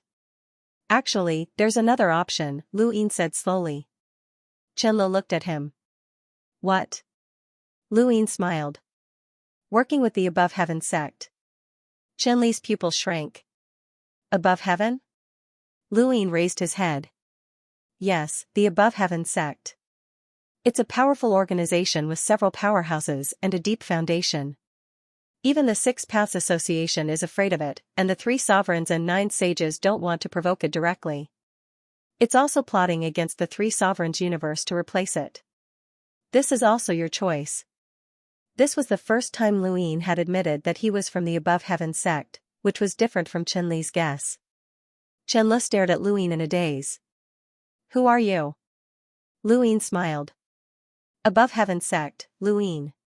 Chen Li's expression changed slightly. Lu Yin? That Tao Lord? You're really him? Chen Lu, are you willing to work with the Above Heaven sect? Lu Yin spoke bluntly.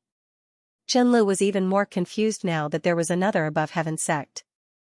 Lu Yin said, whether you join the Repose Palace or stay in the 3 sovereigns universe, you won't have a good ending. Mr. Daheng will control you, and Lord Luo is good at enslaving others. They have a use for you now, so they won't care about what you've done. But if they don't need you one day, what will you do? Mu Jun is in my hands. Do you want to talk to her? Chen Lu was shocked. Mu Jun's disappearance is really related to you? She's still alive, and she's willing to help me scheme against the 3 sovereigns universe. One is Mu Jun, and the other is you. The 3 sovereigns universe is too weak, and with the Above Heaven sect as your backing, you don't need to fear anyone. Even Mr. Daheng, would he dare to come to the Genesis space? The 6 Direction Association clearly forbids anyone from entering the Genesis space without permission. What I'm doing now and what I can accomplish in the future isn't something that Mr. Daheng can compare to, much less a mere Lord Luo. Chen Lu couldn't argue with his words, but he didn't agree immediately either. Besides, my Above Heaven sect is hidden in the shadows. As long as you cooperate, you can get Mr. Daheng to target Lord Luo. Once we replace the 3 sovereigns universe, you'll be the master of this universe. I don't need that, I just need the Above Heaven sect to join the 6 Direction Association. Lu Yin's words weren't very provocative, but there was one thing that Chen Lu cared about. Replacing Lord Luo was something that could be done. After all, Mu Jun was missing, and the 3 sovereigns universe was already struggling to stop the Eternals, let alone the Above Heaven sect. Will Mu Jun really help you? Chen Lu was doubtful.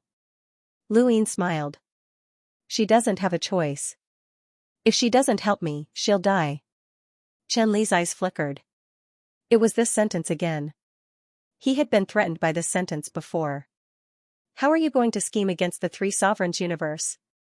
How are you going to replace Lord Luo? The reincarnation universe won't agree, Chen Lu asked. Lu Yin replied, that's my business. Do you think that Su Wuwei, Su Heng, Su Leng, and Su Wuji are just acquaintances? When I faced Lotus Reverend's disciples, Su Heng and Su Leng blocked my path. Su Wuji once said that he would shoulder everything for me. Senior Su Wuwei even taught me the Taishan domain, and I even met Master Su. Chen Lu was stunned. Right, this person wasn't just a Above Heaven sect disciple, he was also Xianxia. This identity involved too many people, and there were even a few extreme powerhouses. I'll give you time to think about it. Take this. Lu Yin tossed the stone to Chen Lu. You can choose to hand it to Lord Luo and do as I say, or you can choose to confess. You can also choose to hand it to Mr. Daheng in exchange for my trust. But don't forget that you don't know my senior's strength. Can Mr. Daheng really remove his control? Have you forgotten how terrifying the Above Heaven sect era was? Chen Lu was astonished. Everything he had thought of was based on the premise that Mr. Daheng could remove his control. If even Mr. Daheng couldn't, then what would happen to him? Mr. Daheng definitely wouldn't trust someone who was being controlled, and Chen Li's fate would definitely not be good. If Lord Luo couldn't remove his control, then his first reaction would be to kill Chen Lu. Who would trust someone who was being controlled by someone else? Chen Lu sobered up, as he had forgotten about this matter. He looked at Mu Xia. This person was an extreme powerhouse from the primordial space, and no one knew exactly how strong he was. That Xianxia wasn't weak, and he shouldn't be inferior to Lord Luo. Even if this person could remove Mr. Daheng's control, it didn't mean that Mr. Daheng could do the same. Removing control and defeating were two completely different concepts. He had to take a gamble, and winning the gamble was what he had been hesitating about. If he lost, he would lose everything. Chen Li's mind was in a mess, and he needed to calm down. Before he left, Lu Yin added, "I'll participate in the Grand Empyrean Tea Party." Chen Lu was stunned. "What?" Lu Yin replied, "I'll participate in the Grand Empyrean Tea Party. Grand Empyreans won't be able to touch me." Chen Li's eyes narrowed, and he felt that this was absurd. Grand Empyreans won't be able to touch you? It's up to you to believe it or not. Lu Yin then let Chen Lu leave. Chen Lu disappeared. He had received too much information today, so much that even an extreme powerhouse like him didn't know what to choose. However, there was one thing that was certain: the choice he made today would affect his future. He hadn't considered the fact that Lu Yin had promised Old Crazy to take revenge for the 100 Family Clan. In his opinion, how could someone like Lu Yin care about the 100 Family Clan's revenge? Compared to the value of an extreme powerhouse like him, such a small grudge was too childish. After Chen Lu left, Lu Yin sighed. How tiring. Mu Xiao looked at Lu Yin with admiration. Junior brother, your eloquence is amazing. Lu Yin smiled wryly. Don't tease me, senior brother. I'm not that eloquent. If it weren't for your unfathomable mysteriousness, he wouldn't have dared to guarantee that others would be able to break free from your control. But he didn't immediately ask me to remove the control, Mu Xiao said. Lu Yin nodded. It wasn't that he didn't want to keep his promise, but the implications were too great, and he felt like he was dancing on a knife's edge. This was the first time he had threatened and tempted a progenitor, and a quasi-enemy at that. If he wasn't careful, it would be a life and death struggle. This was even more tiring than fighting a progenitor. What do you think he'll choose? Mu Xiao was curious. Lu Yin replied, I don't know. I can't guess what a progenitor is thinking. After all, he's a powerhouse who can change the world. Also, I don't understand Mr. Daheng's position in his heart. If he thinks that Mr. Daheng is comparable to a Grand Empyrean, then we should quickly escape. Mu Xiao nodded. Yes, we're not afraid of a life and death struggle, but we're afraid of ignorance. We'll go to the Eternal Kingdom and wait. No matter what, we can't stay in this space-time. I'll have someone wait for him here. If he cooperates with us, we'll take the risk and go to the Eternal Kingdom. If he doesn't, Lu Yin's gaze turned cold, he should give up on his identity as Xianxia. Nothing could be smooth sailing. He had used the Bai family to fish out Chen Lu and had just taken control of the three sovereigns' spacetime to plot against them. They were one step too late and had almost opened up the passage. If not for Chen Lu, he wouldn't have known that the situation was so dangerous. Chen Lu had played a role, but if they fought to the death, he would have to sacrifice his identity as Xianxia. There were gains and losses. Compared to opening up the passage between the three sovereigns' spacetime and the fifth mainland, he would rather lose his identity as Xianxia. At worst, he could come back later. Once the passage was opened, the consequences would be unpredictable. Lu Yin did not know how much mental struggle Chen Lu had gone through. This was a choice that could not be reversed. Luo Jun, Mr. Daheng, and Lu Yin. If he chose one of the three parties, he would not be able to deal with the other two once he was exposed. It was equivalent to staking his life on this choice. If it was someone who had just come into contact with the Repose Palace, Chen Lu would definitely choose Mr. Daheng. However, after his conversation with Lu Yin, he had many more misgivings, and these misgivings caused his mind to be in chaos. Half a month later, Chen Lu met Luo Jun. Luo Jun sized up the stone in his hand.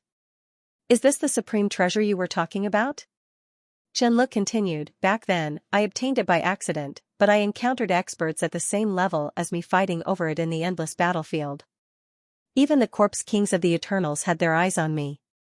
Perhaps it was because of this item that I studied it for a long time, but I couldn't find anything. I could only ask Lord Luo Jun to give it a try. Luo Jun looked at the stone with a puzzled expression.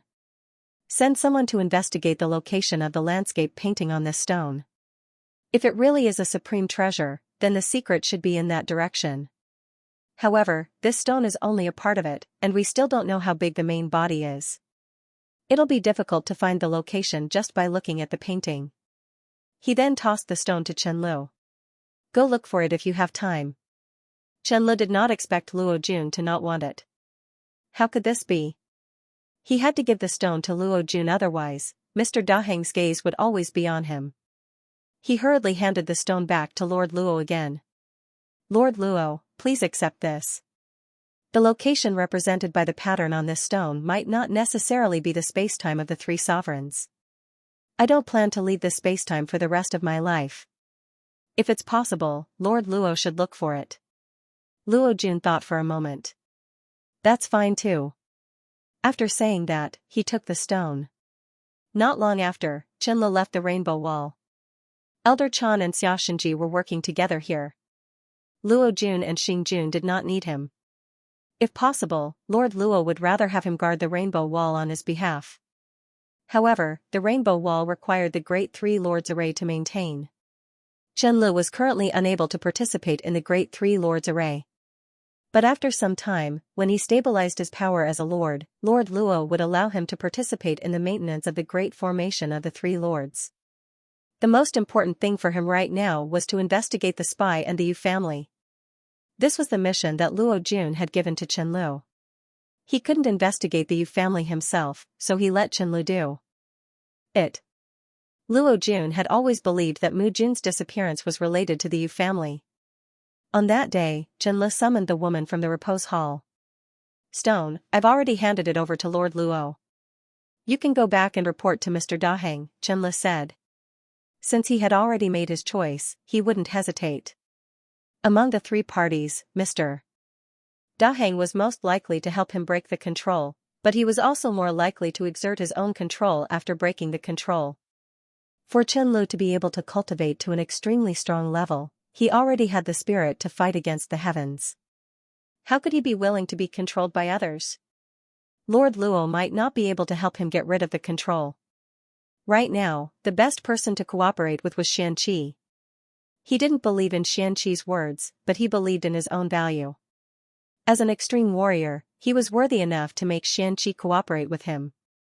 Releasing the control was a must. This was his bottom line. As long as Xianxia didn't want to fight to the death, he wouldn't go back on his words. He said so much to him because he didn't want to fight to the death. The more he said, the more at ease Qianlu felt. Now, he could only cooperate with Xianxia and regain his freedom. As for becoming enemies with Mr. Daheng, he could just hide in the primordial space and hide his identity. It was better than being controlled. The woman was shocked. You gave it to Lord Luo? You're going against Mr. Daheng. Qianli's eyes widened. A terrifying aura forced the woman to kneel. The woman trembled. This was the first time she felt the pressure of the ancestor realm's power. This power was like heaven and earth collapsing. She couldn't bear it and couldn't help but kneel down and worship. You people are just keys. Without Mr. Daheng, you don't even have the right to talk to me. Go back and tell Mr. Daheng that I, Qianlu, broke through to the June layer on my own. I broke through to the June layer on my own. I relied on myself. He stopped me from breaking through to the June layer on my own. That's the same as cutting off my future. I won't argue with him. I don't owe him anything and I won't tell anyone. I'm in the monarch realm. Even if Mr. Daheng is stronger than me, what can he do to me in the three monarch space? Scram! Qianlu shouted. The woman trembled and fled with fear in her eyes. Before she could take a few steps, her body suddenly exploded, flesh and blood flying everywhere. Qianlu was shocked. He stared at the ground that was dyed red. The smell of blood was pungent. Looking ahead, the blood formed a face. That face was engraved in his heart. It was Mr. Daheng. In the silence, Qianlu and Mr. Daheng looked at each other. Mr. Daheng wasn't angry. Instead, he looked at him with a faint smile, which made Qianli's hair stand. Even though they were both extremely strong, he didn't have the confidence to fight against Mr. Daheng. It was a gap that could be seen at a glance. Without a word, the blood dissipated. After the blood completely disappeared, Qianli heaved a sigh of relief. Unknowingly, his back was already drenched. He decided not to go out. Even if he went to the endless battlefield, he had to keep a low profile. He couldn't meet the people from the Repose Palace. Mr. Daheng was like a mountain pressing down on his head. Fortunately, the stone was given to Lord Luo. Mr. Daheng would definitely think of a way to get the stone from Lord Luo. Let them fight for it. He didn't know if Lord Luo could hold on. In the wood dimension, there was a pool of wine and a forest of meat. It was the most luxurious place in the world. There was only one man in this pool of wine and a forest of meat. It was Mr. Daheng. In the surroundings, graceful figures shuttled back and forth. Joyful laughter came from women playing around. Mr. Daheng laughed maniacally. He lifted the wine from the pool and poured it over his head. He was very carefree. In the distance, fog rose. More beautiful women joined in. Mr. Daheng suddenly waved his hand. In an instant, everything in the surroundings disappeared. The pool of wine, the forest of meat, and the beautiful women all disappeared in an instant. The surroundings turned into a bamboo forest. The melodious sound of a flute came from afar. This was the enjoyment of two different Lameters. It was luxurious and peaceful. The instantaneous change didn't change Mr. Daheng's mood at all. He listened to the sound of the flute and looked at the lake in the distance. He broke through on his own? What a joke. He doesn't even know what kind of power that is. How can he break through on his own? Did he give it to Luo Shan? Then, did Luo Shan help him? Or was it Luo Shan who asked him to enter the Repose Palace from the beginning? But why would Luo Shan do that? He shouldn't be clear about the stone's use.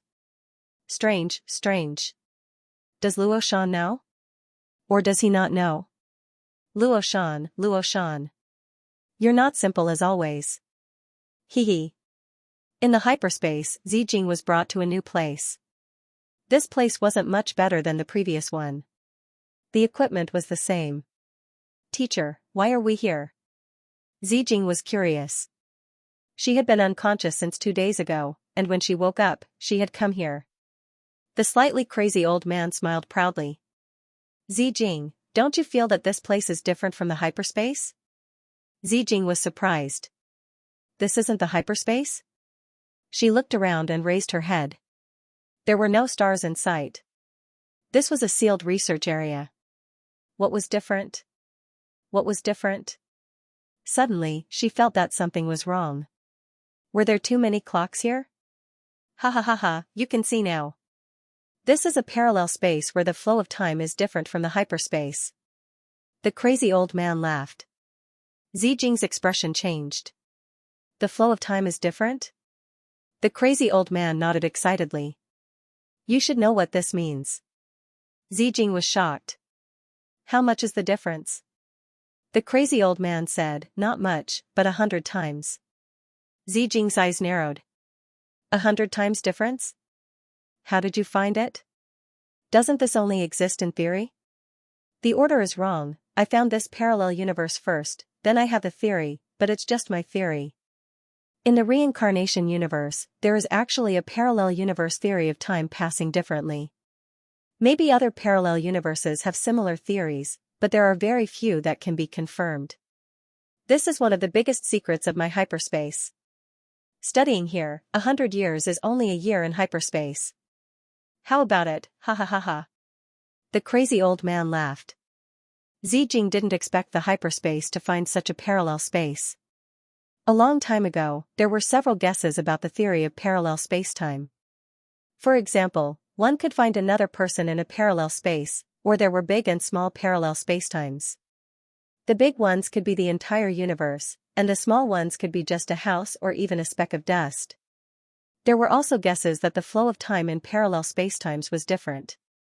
Perhaps 10,000 years in a parallel spacetime was just a second in one's own spacetime. There were too many guesses about parallel spacetimes. Zijing thought that parallel spacetimes were just guesses, but she didn't expect to see it with her own eyes. Teacher, how long can this spacetime exist? Zijing was excited. According to the theory of parallel spacetime, even if this kind of parallel spacetime existed, it wouldn't last for too long. The difference in the flow of time meant that it had completely different rules from other parallel spacetimes. These rules couldn't be broken.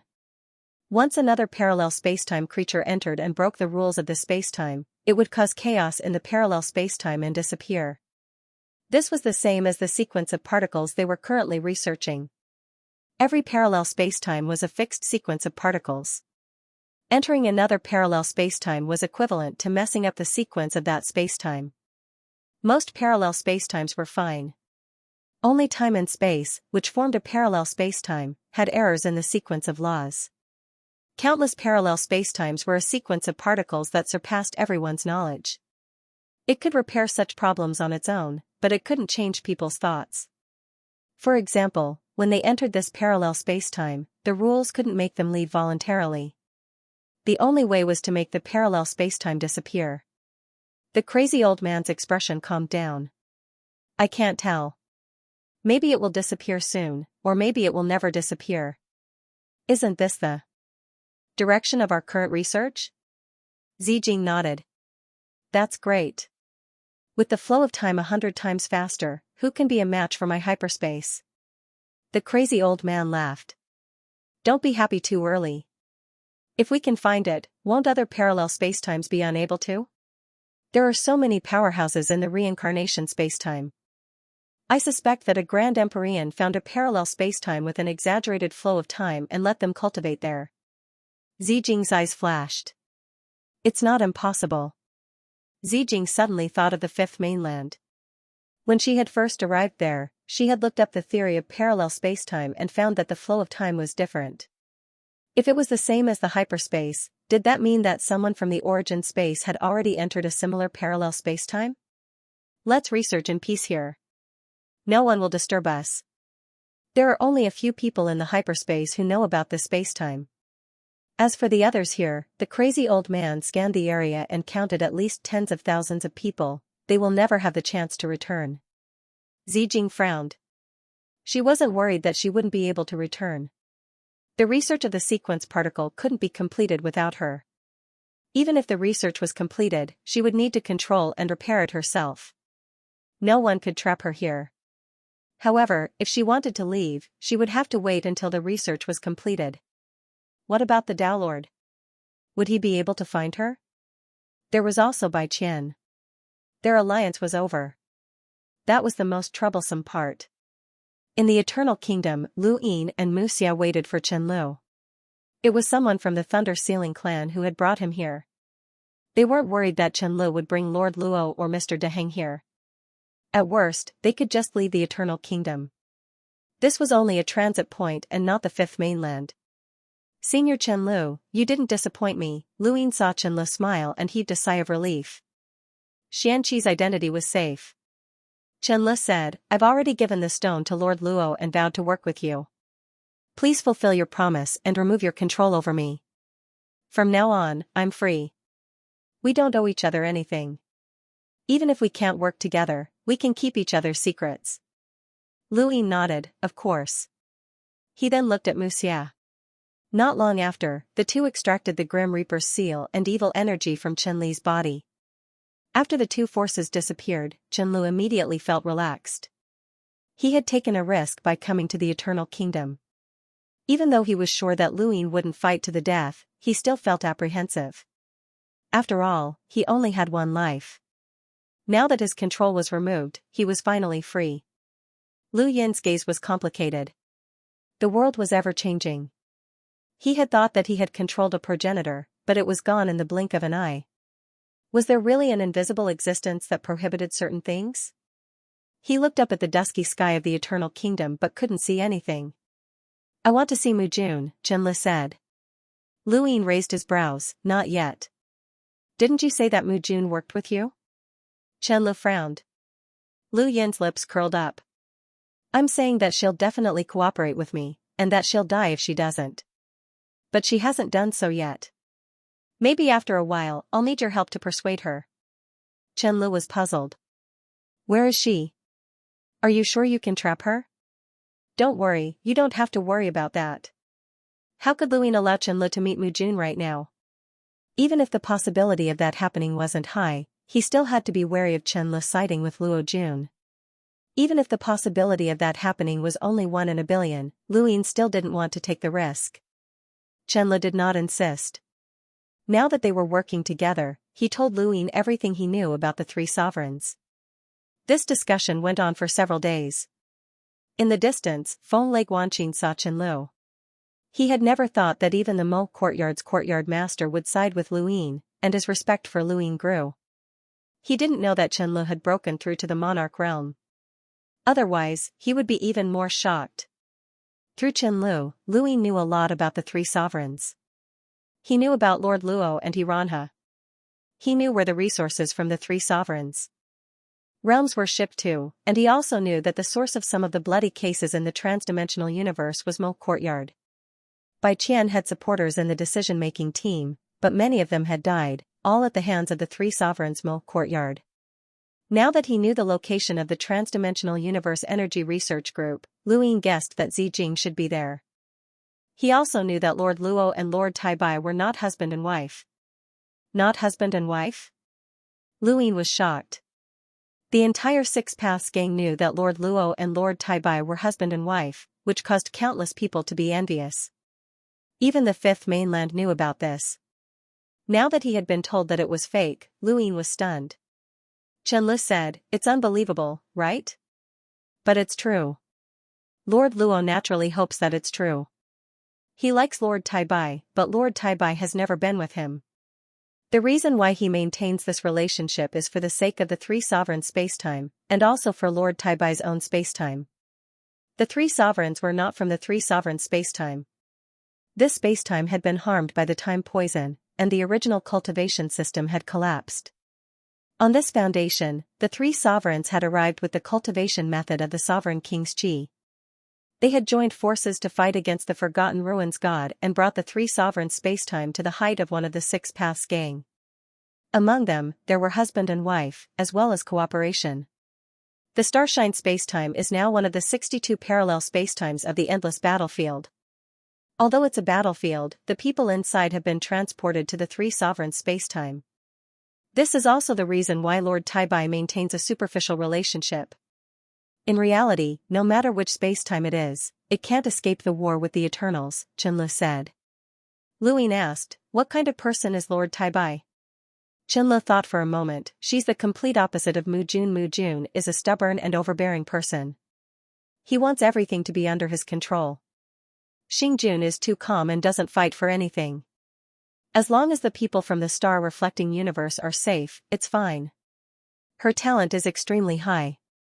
Mu Jun relied on Luo Jun's help to reach the monarch realm. "What about her strength?" Luin inquired. Qianlu thought for a moment. "She's about the same as Mu Jun. It's mainly because of her personality. In the battle against the Eternals, it's always Luo Jun who rushes to the front. Lord Taibai maintains the 3 sovereigns' great array, and Mu Jun oversees the overall situation." Luin nodded and had a general understanding of Lord Taibai. "Don't have any ideas about Lord Taibai. Unless you bring everyone in the Starshine spacetime to the origin space, you won't be able to affect her," Qianlu said as a reminder. It was mainly those people in the Starshine spacetime who could affect Lord Taibai. Luin didn't want Lord Taibai to do anything. If she was really the kind of person Qianlu said, such a person was similar to the blood ancestor, and he would be embarrassed to make a move. Qianlu wanted Luin to understand the 3 sovereign spacetime more, but Luin actually wanted to understand Luo Jun more. However, Qianlu didn't know much about Lord Luo. "Didn't you hear that Lord Luo came out of the world of nothingness and is a legend? You don't seem to think that Lord Luo is very powerful and can't compare to Mr. Deheng?" Luin asked. Qianlu smiled bitterly. "That's fake." Luin was surprised.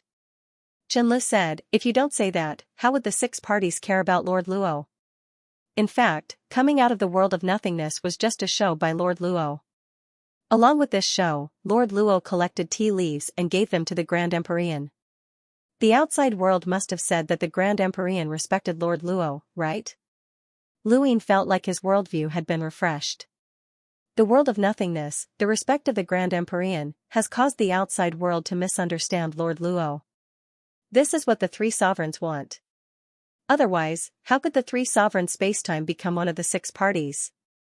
Qianlu said, a long time ago, there was a parallel spacetime that was stronger than the three sovereign spacetime. Because of Lord Luo's disguise, that parallel spacetime couldn't become one of the six parties and merged into the endless battlefield. In the end, all the experts died at the hands of the Eternals. If it wasn't for Lord Luo's disguise, that spacetime would have ended up like the three sovereigns spacetime. Qianlu looked at Luyin. Lord Luo is very good at disguise. Was that so? Why did the Grand Empyrean cooperate? The Grand Empyrean didn't cooperate, he just didn't care. Luyin let Qianlu return while he went to find Mu Jun. He still had to ask Mu Jun about Lord Luo. Mu Jun's answer was different from Qianli's. Disguise? How? Once you enter the world of nothingness, you can't come out. Do you think this is a game? You can even go in and walk around? Giving tea leaves to the Grand Empyrean will earn him respect? Do you know how many people give tea leaves to the Grand Empyrean? All of them are extremely strong.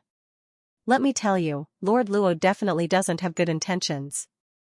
Luyin looked at Mu Jun's unbridled mockery and was somewhat speechless. Qianlu should not have lied to him, but this Mu Jun might have lied to him in order to make him fear Luo Jun. However, Luyin had seen Luo Jun in action in the Zio realm, and it had given him a vague sense of danger. Luo Jun's attacks had not been that terrifying, and at the very least, they were far less mysterious than Su Wuwei's. Who was telling the truth? He ran, and Uncle Mo should not have lied to him, and Qianlu should not have lied to him either. However, these two parties had said the exact opposite. Luyin left, and it was time to return to the Three Monarchs universe. After Luyin left, Mu Jun's expression turned ugly. Someone had betrayed him in the Three Monarchs universe, and it had definitely been someone from the upper echelon. Who could it be? Luyin returned to the Three Monarchs universe, and the first thing he did was to check out the passage. Mu Shan had been killed by the Corpse King, and this matter was also within the scope of the Horizon Matters investigation. Luyin had not appeared for a long time, and there were already people talking about it. If he did not look at it from beginning to end, it might raise suspicions. Fortunately, Qianlu had already covered for him, saying that he was investigating a spy. As for the passage, there was no rush. It involved the power of a god, and it was not something that Xianxia could investigate. However, he still had to go. When Luyin returned to the Three Monarchs universe and headed to the passage, Su Ji told him that Yao Lan had been punished to enter the endless battlefield. The reincarnation universe caused a lot of trouble because of this matter. The disciples of the Great Stone Holy Sect believed that Yao Lan had harmed the Great Stone Holy Man, and they kept asking the new Great Stone Holy Man to uphold justice.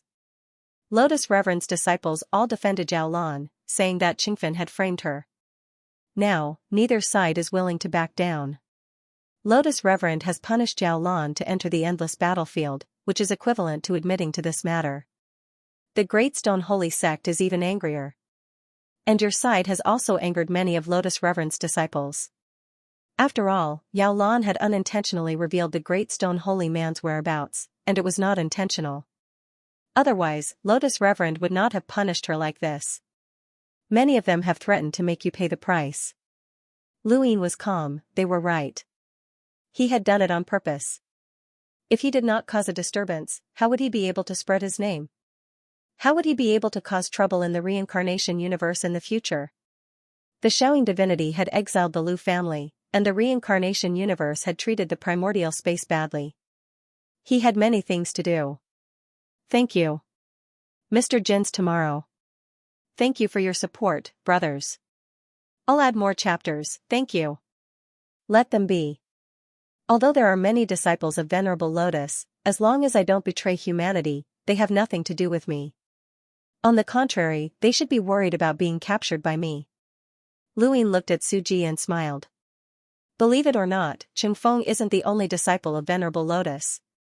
Su Ji's expression changed, and he stared at Luyin in shock. This person was truly fearless and dared to say anything.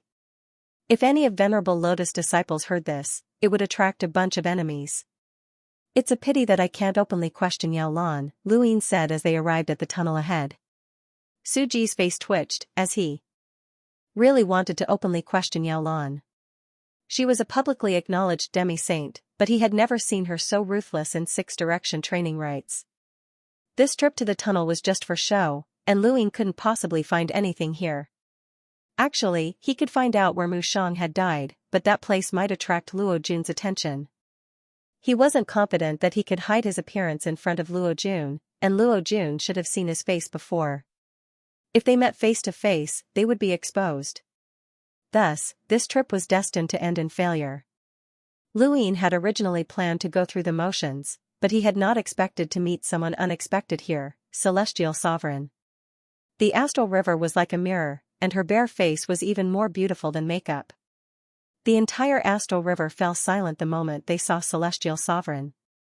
It was a kind of spiritual peace that was difficult to describe, but if one had to describe it, it would be a kind of thirst-quenching. Lu Yin looked at the distant Celestial Sovereign, who was lost in thought, and he felt like he was quenching his thirst in summer. It was a very comfortable feeling. Songbai greets Lord Celestial Sovereign. Songbai hurriedly stepped forward to greet Lu Yin. The tunnel was surrounded by the three sovereign space-time cultivators, but no one dared to raise their heads in front of Celestial Sovereign. Lu Yin was the only exception, and he stared straight at her. Celestial Sovereign turned to look at Lu Yin, and the two exchanged glances. "You're Xianxia?" Lu Yin reacted and bowed. Xianxia greets the Star Lord. He was apprehensive, as he did not know if this Star Lord could see through his death mask disguise. She probably could not, and if he was not mistaken, her strength was comparable to Su Wuwei's. She definitely could not reach Su Wuwei's level. Only someone at that level could see through his disguise. But if she could see through it, then it meant that he had to hide his strength. "Are you here to investigate the appearance of godly energy?" Lu Yin respectfully replied, "Yes. This is a dereliction of duty on my part, as I allowed the Corpse King to run amok. This junior is responsible." Lord Taibai Jinxing retracted his gaze. "It's not your fault. Even if Sister Mu is still here, she can't do anything about it." Lu Yin didn't know if he should investigate, but he decided to wait until Taibai Jinxing left before doing so. He raised his head and looked at Star Sovereign again. What he saw was her side profile. This woman could not be considered too beautiful, but she gave him a sense of security. In the starry sky of the universe, everyone was themselves. There were no two identical leaves, and there were no two identical people. Even progenitor Chen's 9 clones had his own thoughts. The Star Sovereign was different from all the other women he had met. She was like a calm, peaceful lake without any wind or waves. "Can you do me a favor?" Lord Taibai Jinxing suddenly spoke up and looked at Lu Yin again. Lu Yin was astonished. "Please tell me, Senior. If Qingfen is no longer of any value to you, give him to me." Lu Yin was stunned, as he had not expected her to say such a thing. Everyone else had heard it as well, and Lord Taibai Jinxing had not concealed anything. Lu Yin did not know what they were thinking, but perhaps he knew Xing. Lu Yin did not know what kind of person Lord Taibai Jinxing was, but the feeling she gave him was completely different from what she had said. "Senior, why do you want Qingfen?" Lu Yin did not understand. Lord Taibai Jinxing just looked at him and did not answer. Lu Yin met her gaze, and he looked into her calm eyes without any fear. This junior is not trying to pry into anything, but Qingfen is still a spy, and he is involved with the shaman spirit god. He is extremely important, and if there is no special reason, even we would not deal with him on our own. He is still useful to us, so it would be unreasonable for Senior to ask for him. Songbai's heart trembled. How ruthless. No one in the 3 sovereign spacetimes had dared to speak to Lord Taibai Jinxing in such a manner. Even Mu Jun and Lord Luo had been polite when speaking to her. Many people around them subconsciously glanced at Lu Yin. The universe was silent as Lord Taibai Jinxing continued to stare at Lu Yin. Lu Yin stared back fearlessly. "Must you explain?" Lord Taibai Jinxing asked, her tone as calm as ever. Lu Yin persisted. "Must. I like his voice," Lord Taibai Jinxing explained, which was beyond Lu Yin's expectations. Generally speaking, such an extreme powerhouse would not be able to explain herself so easily when questioned in such a firm manner. However, she had still managed to explain herself in such a calm manner. Luyin did not understand. Just his voice? Lord Taibai Jinxing asked, have you heard his voice before? Yes. Then why are you asking? Luyin was stunned. To be honest, Qingfen's voice was perfect, and it could even stir up his thoughts. Even Venerate Lotus had invited him to listen to it several times. However, asking for a spy like Qingfen just because of his voice seemed unreasonable. He still wanted to ask more questions, but Lord Taibai Jinxing had already left. She did not wait for him to answer, as if she did not need him to. Luyin could not understand this woman, and he recalled Chen Li's words. This woman was willing to publicly acknowledge Lord Luo as her husband for the sake of her own spacetime. For such a powerhouse, she had sacrificed a lot. Then, was she essentially the same type of person as Qingfen? Qingfen had preserved his hometown, and no matter what those people thought, he had trapped them forever in that small world. Then, what about Lord Taibai Jinxing? Acting Academy Master, do you still want to investigate? Songbai asked, startling Luyin. Luyin asked, what kind of person is Lord Taibai Jinxing? Songbai's face paled. Acting Academy Master, we do not dare to talk about Lord Taibai Jinxing. Please do not ask such questions again, as no one can answer you. Luyin was helpless. Then tell me, is Lord Taibai Jinxing angry at me? Songbai's face twitched. We do not dare to talk about Lord Taibai Jinxing. Luyin looked at her. Lord Luo asked you to follow me, but you did not seem to be of any use. Songbai was speechless. How could this be blamed on him? Luyin pretended to investigate for a bit before leaving. This involved divine power, and no matter how he looked at it, it was not within the scope of his investigation.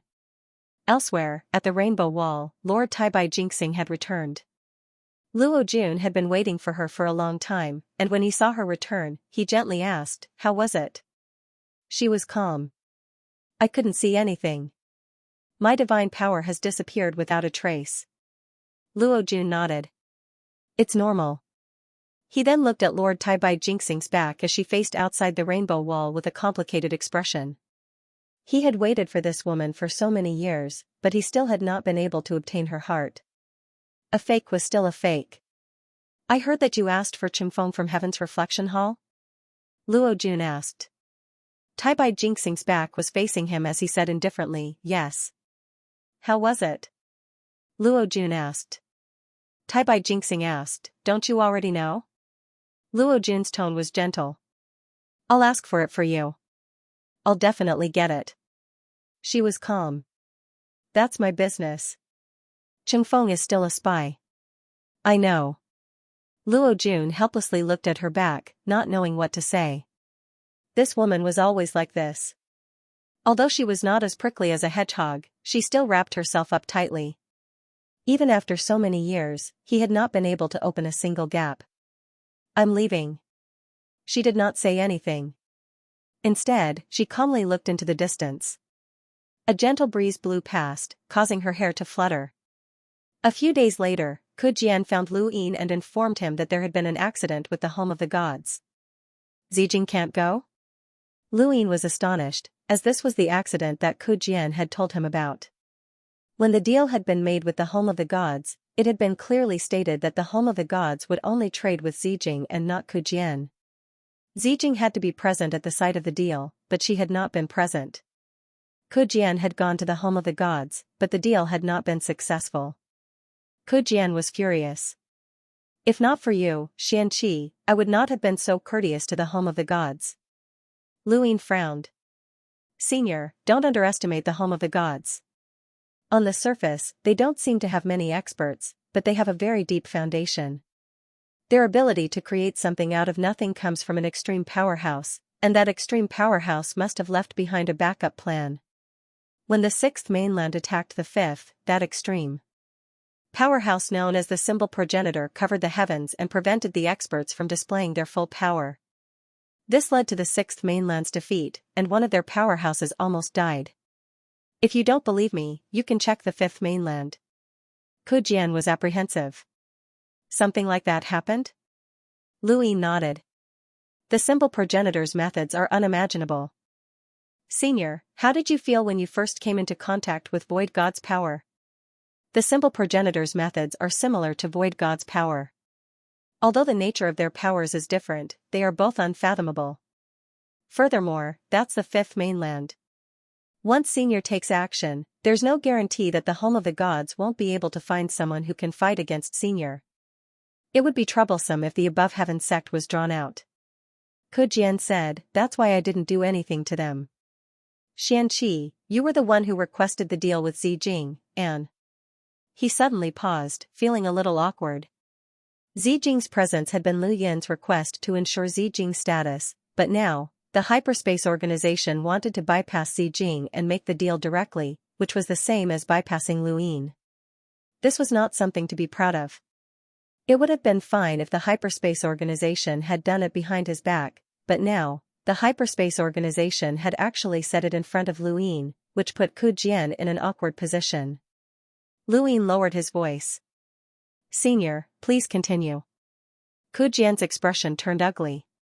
Xianxia, it's not that we don't want to bring Zijing along, but she can't go right now.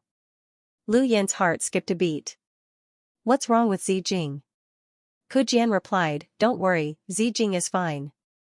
It's just that the cultivation technique she's involved in is too important, and no one is allowed to communicate with the outside world, let alone speak of it.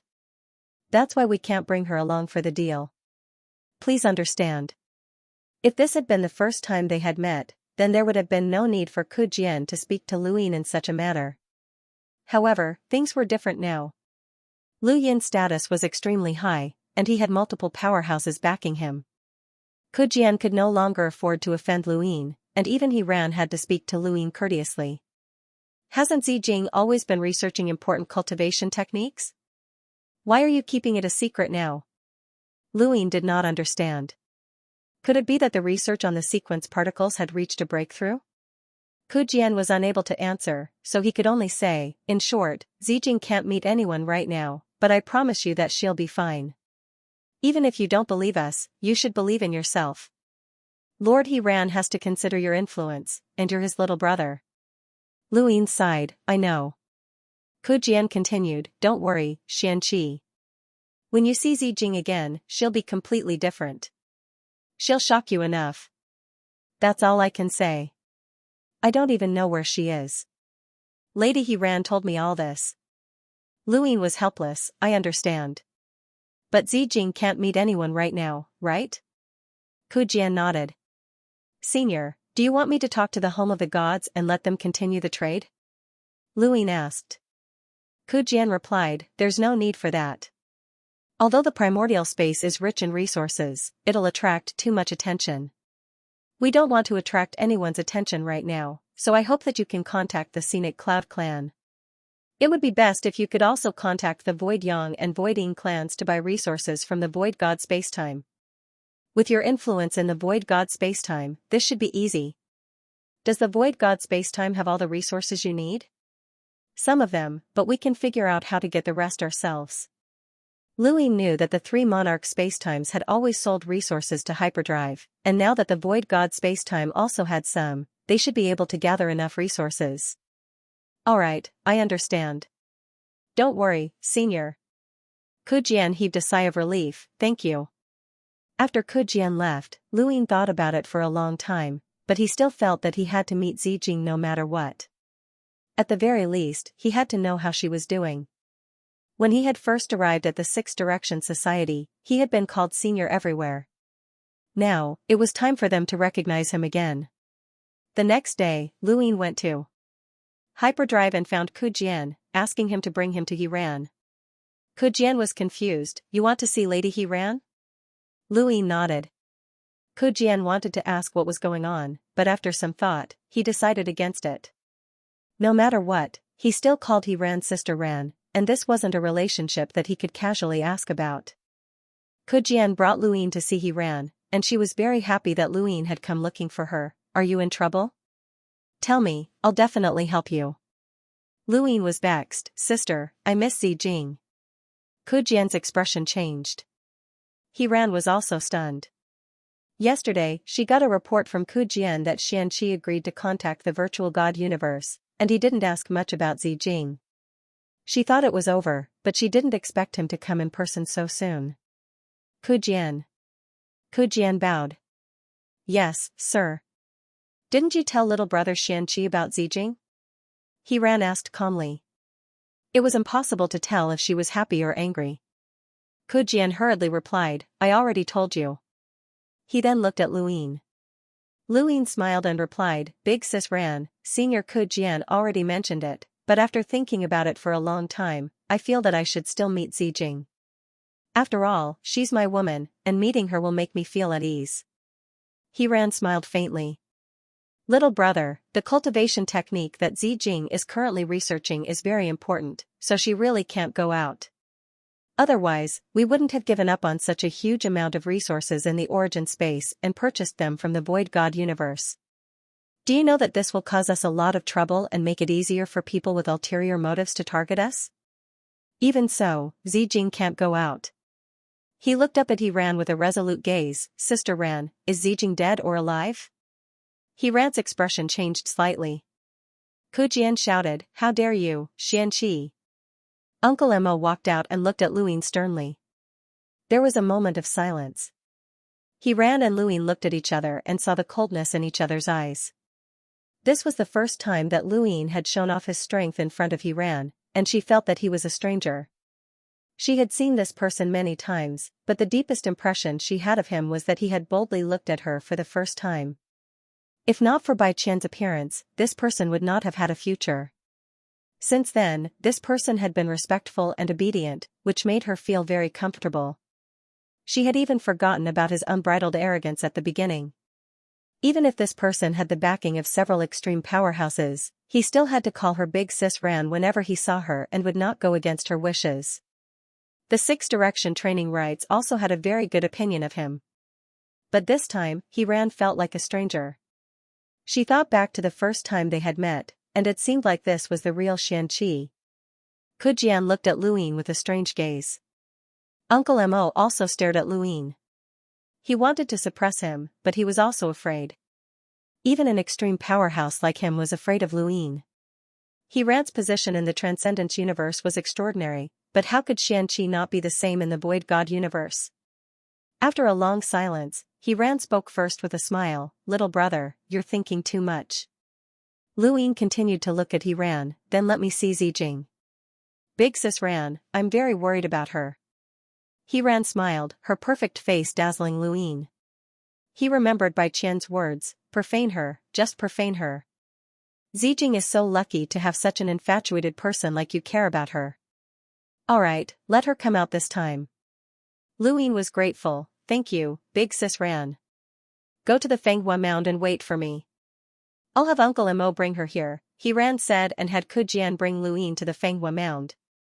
After Luin left, He Ran's face sank and her eyes were filled with anger. Who in the Six Direction Society dares to speak to me like that? Who dares to question me? If not for me, he would have died in the stomach of a giant beast. Uncle Mo's face was gloomy. My lady, this kid is not mature. He Ran's gaze turned cold. If it had been anyone else, they would have already died. However, this was Xianqi, someone who had the backing of several powerhouses.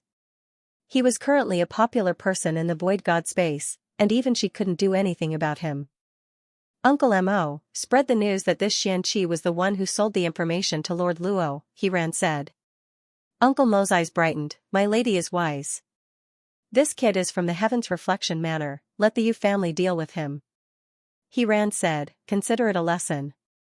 He really thinks that he's strong enough to care about everyone.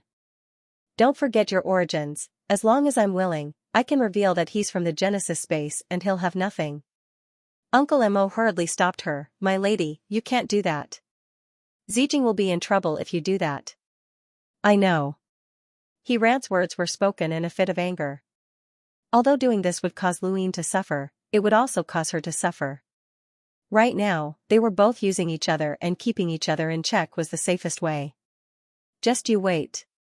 Once I've successfully cultivated this technique, I'll rewrite the history of the Six Direction Society. In the Fanghua Mound, Ku Jian brought Luin over and left without saying a word. From the moment Luin and he ran confronted each other, it was impossible for the two to return to their previous relationship. The Fenghua Mound was a beautiful place, and Iran had put in a lot of effort. Luin sat by the lakeside and waited for several days before Zijing finally arrived. Along with Uncle Mo, the cultivation technique is related to the transcendence space. Please don't mind it, Uncle Mo said.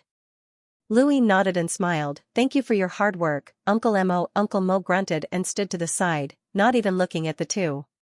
Luin looked at Zijing and asked with concern, how are you? Zijing smiled, I'm fine, don't worry. Luin relaxed, that's good. I heard from Uncle Mo that you went against Lady He ran just to see me. You're too impulsive, Zijing reprimanded. Luin quickly looked at Uncle Mo. Sorry, Uncle Mo, I'll personally apologize to Sister He later. Uncle Mo nodded with a smile and didn't say anything. Following that, Luin and Zijing talked about how much they had missed each other. Luin talked a lot about capturing the spies, but Zijing didn't say much.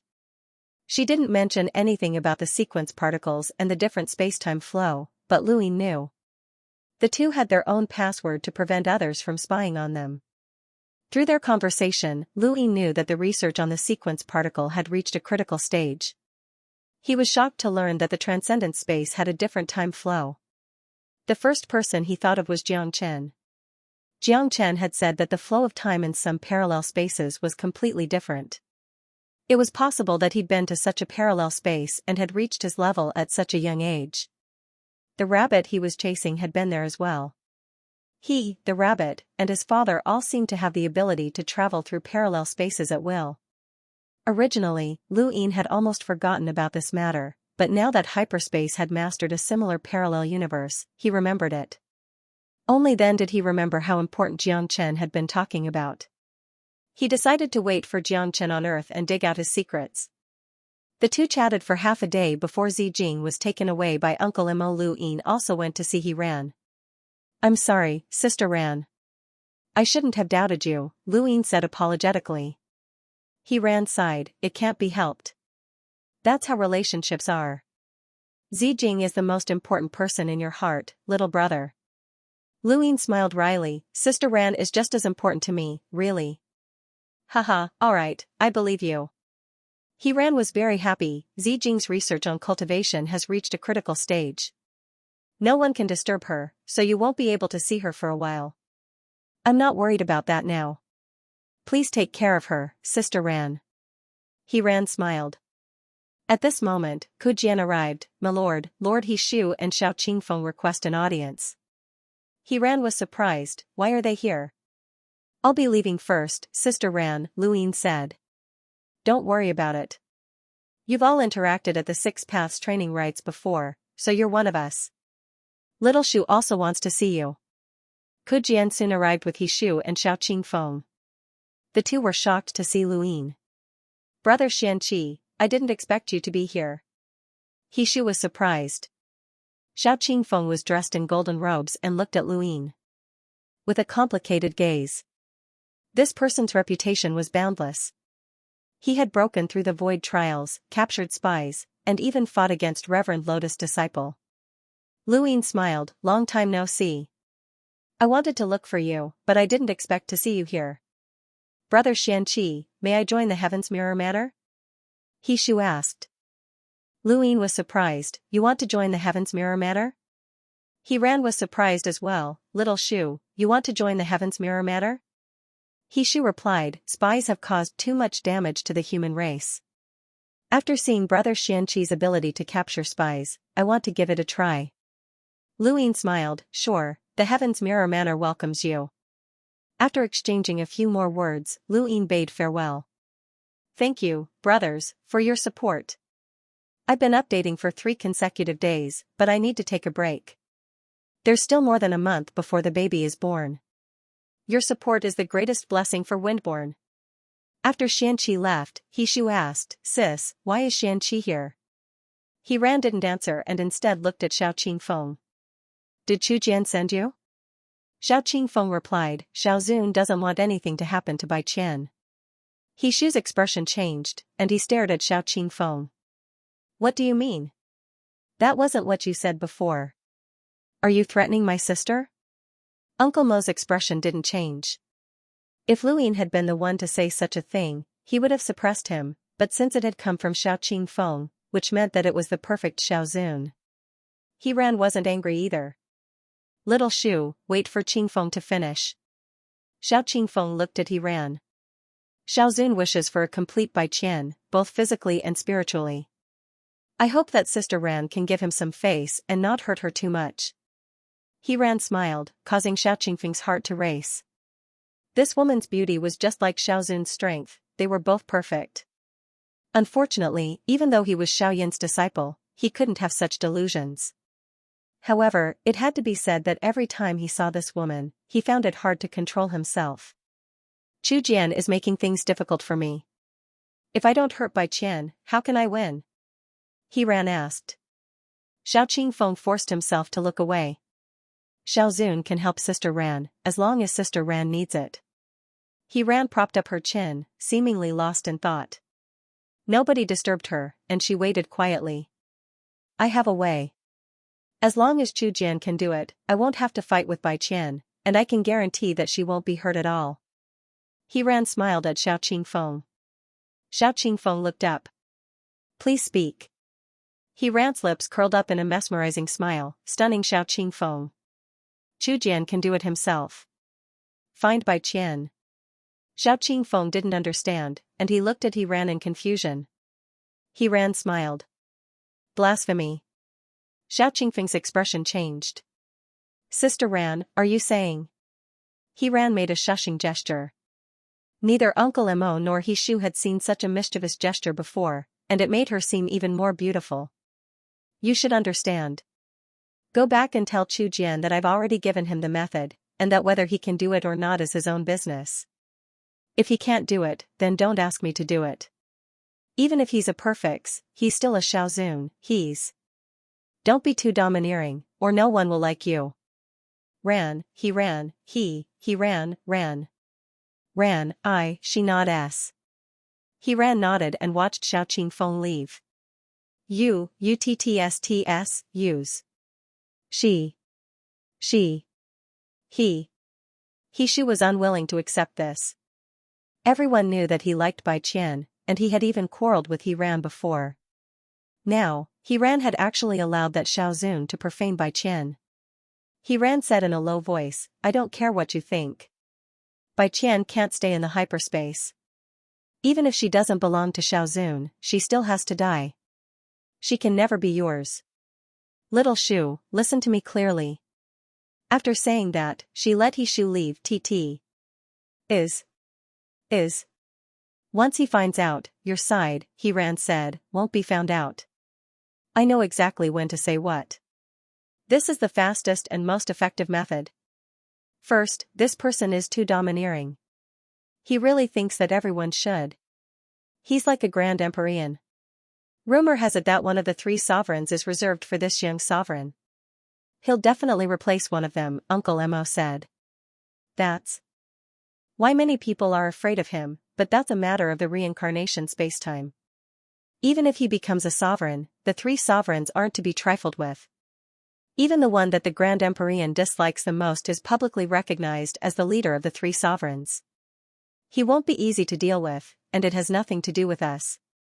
Even if First Jian becomes one of the 3 sovereigns, it won't affect us.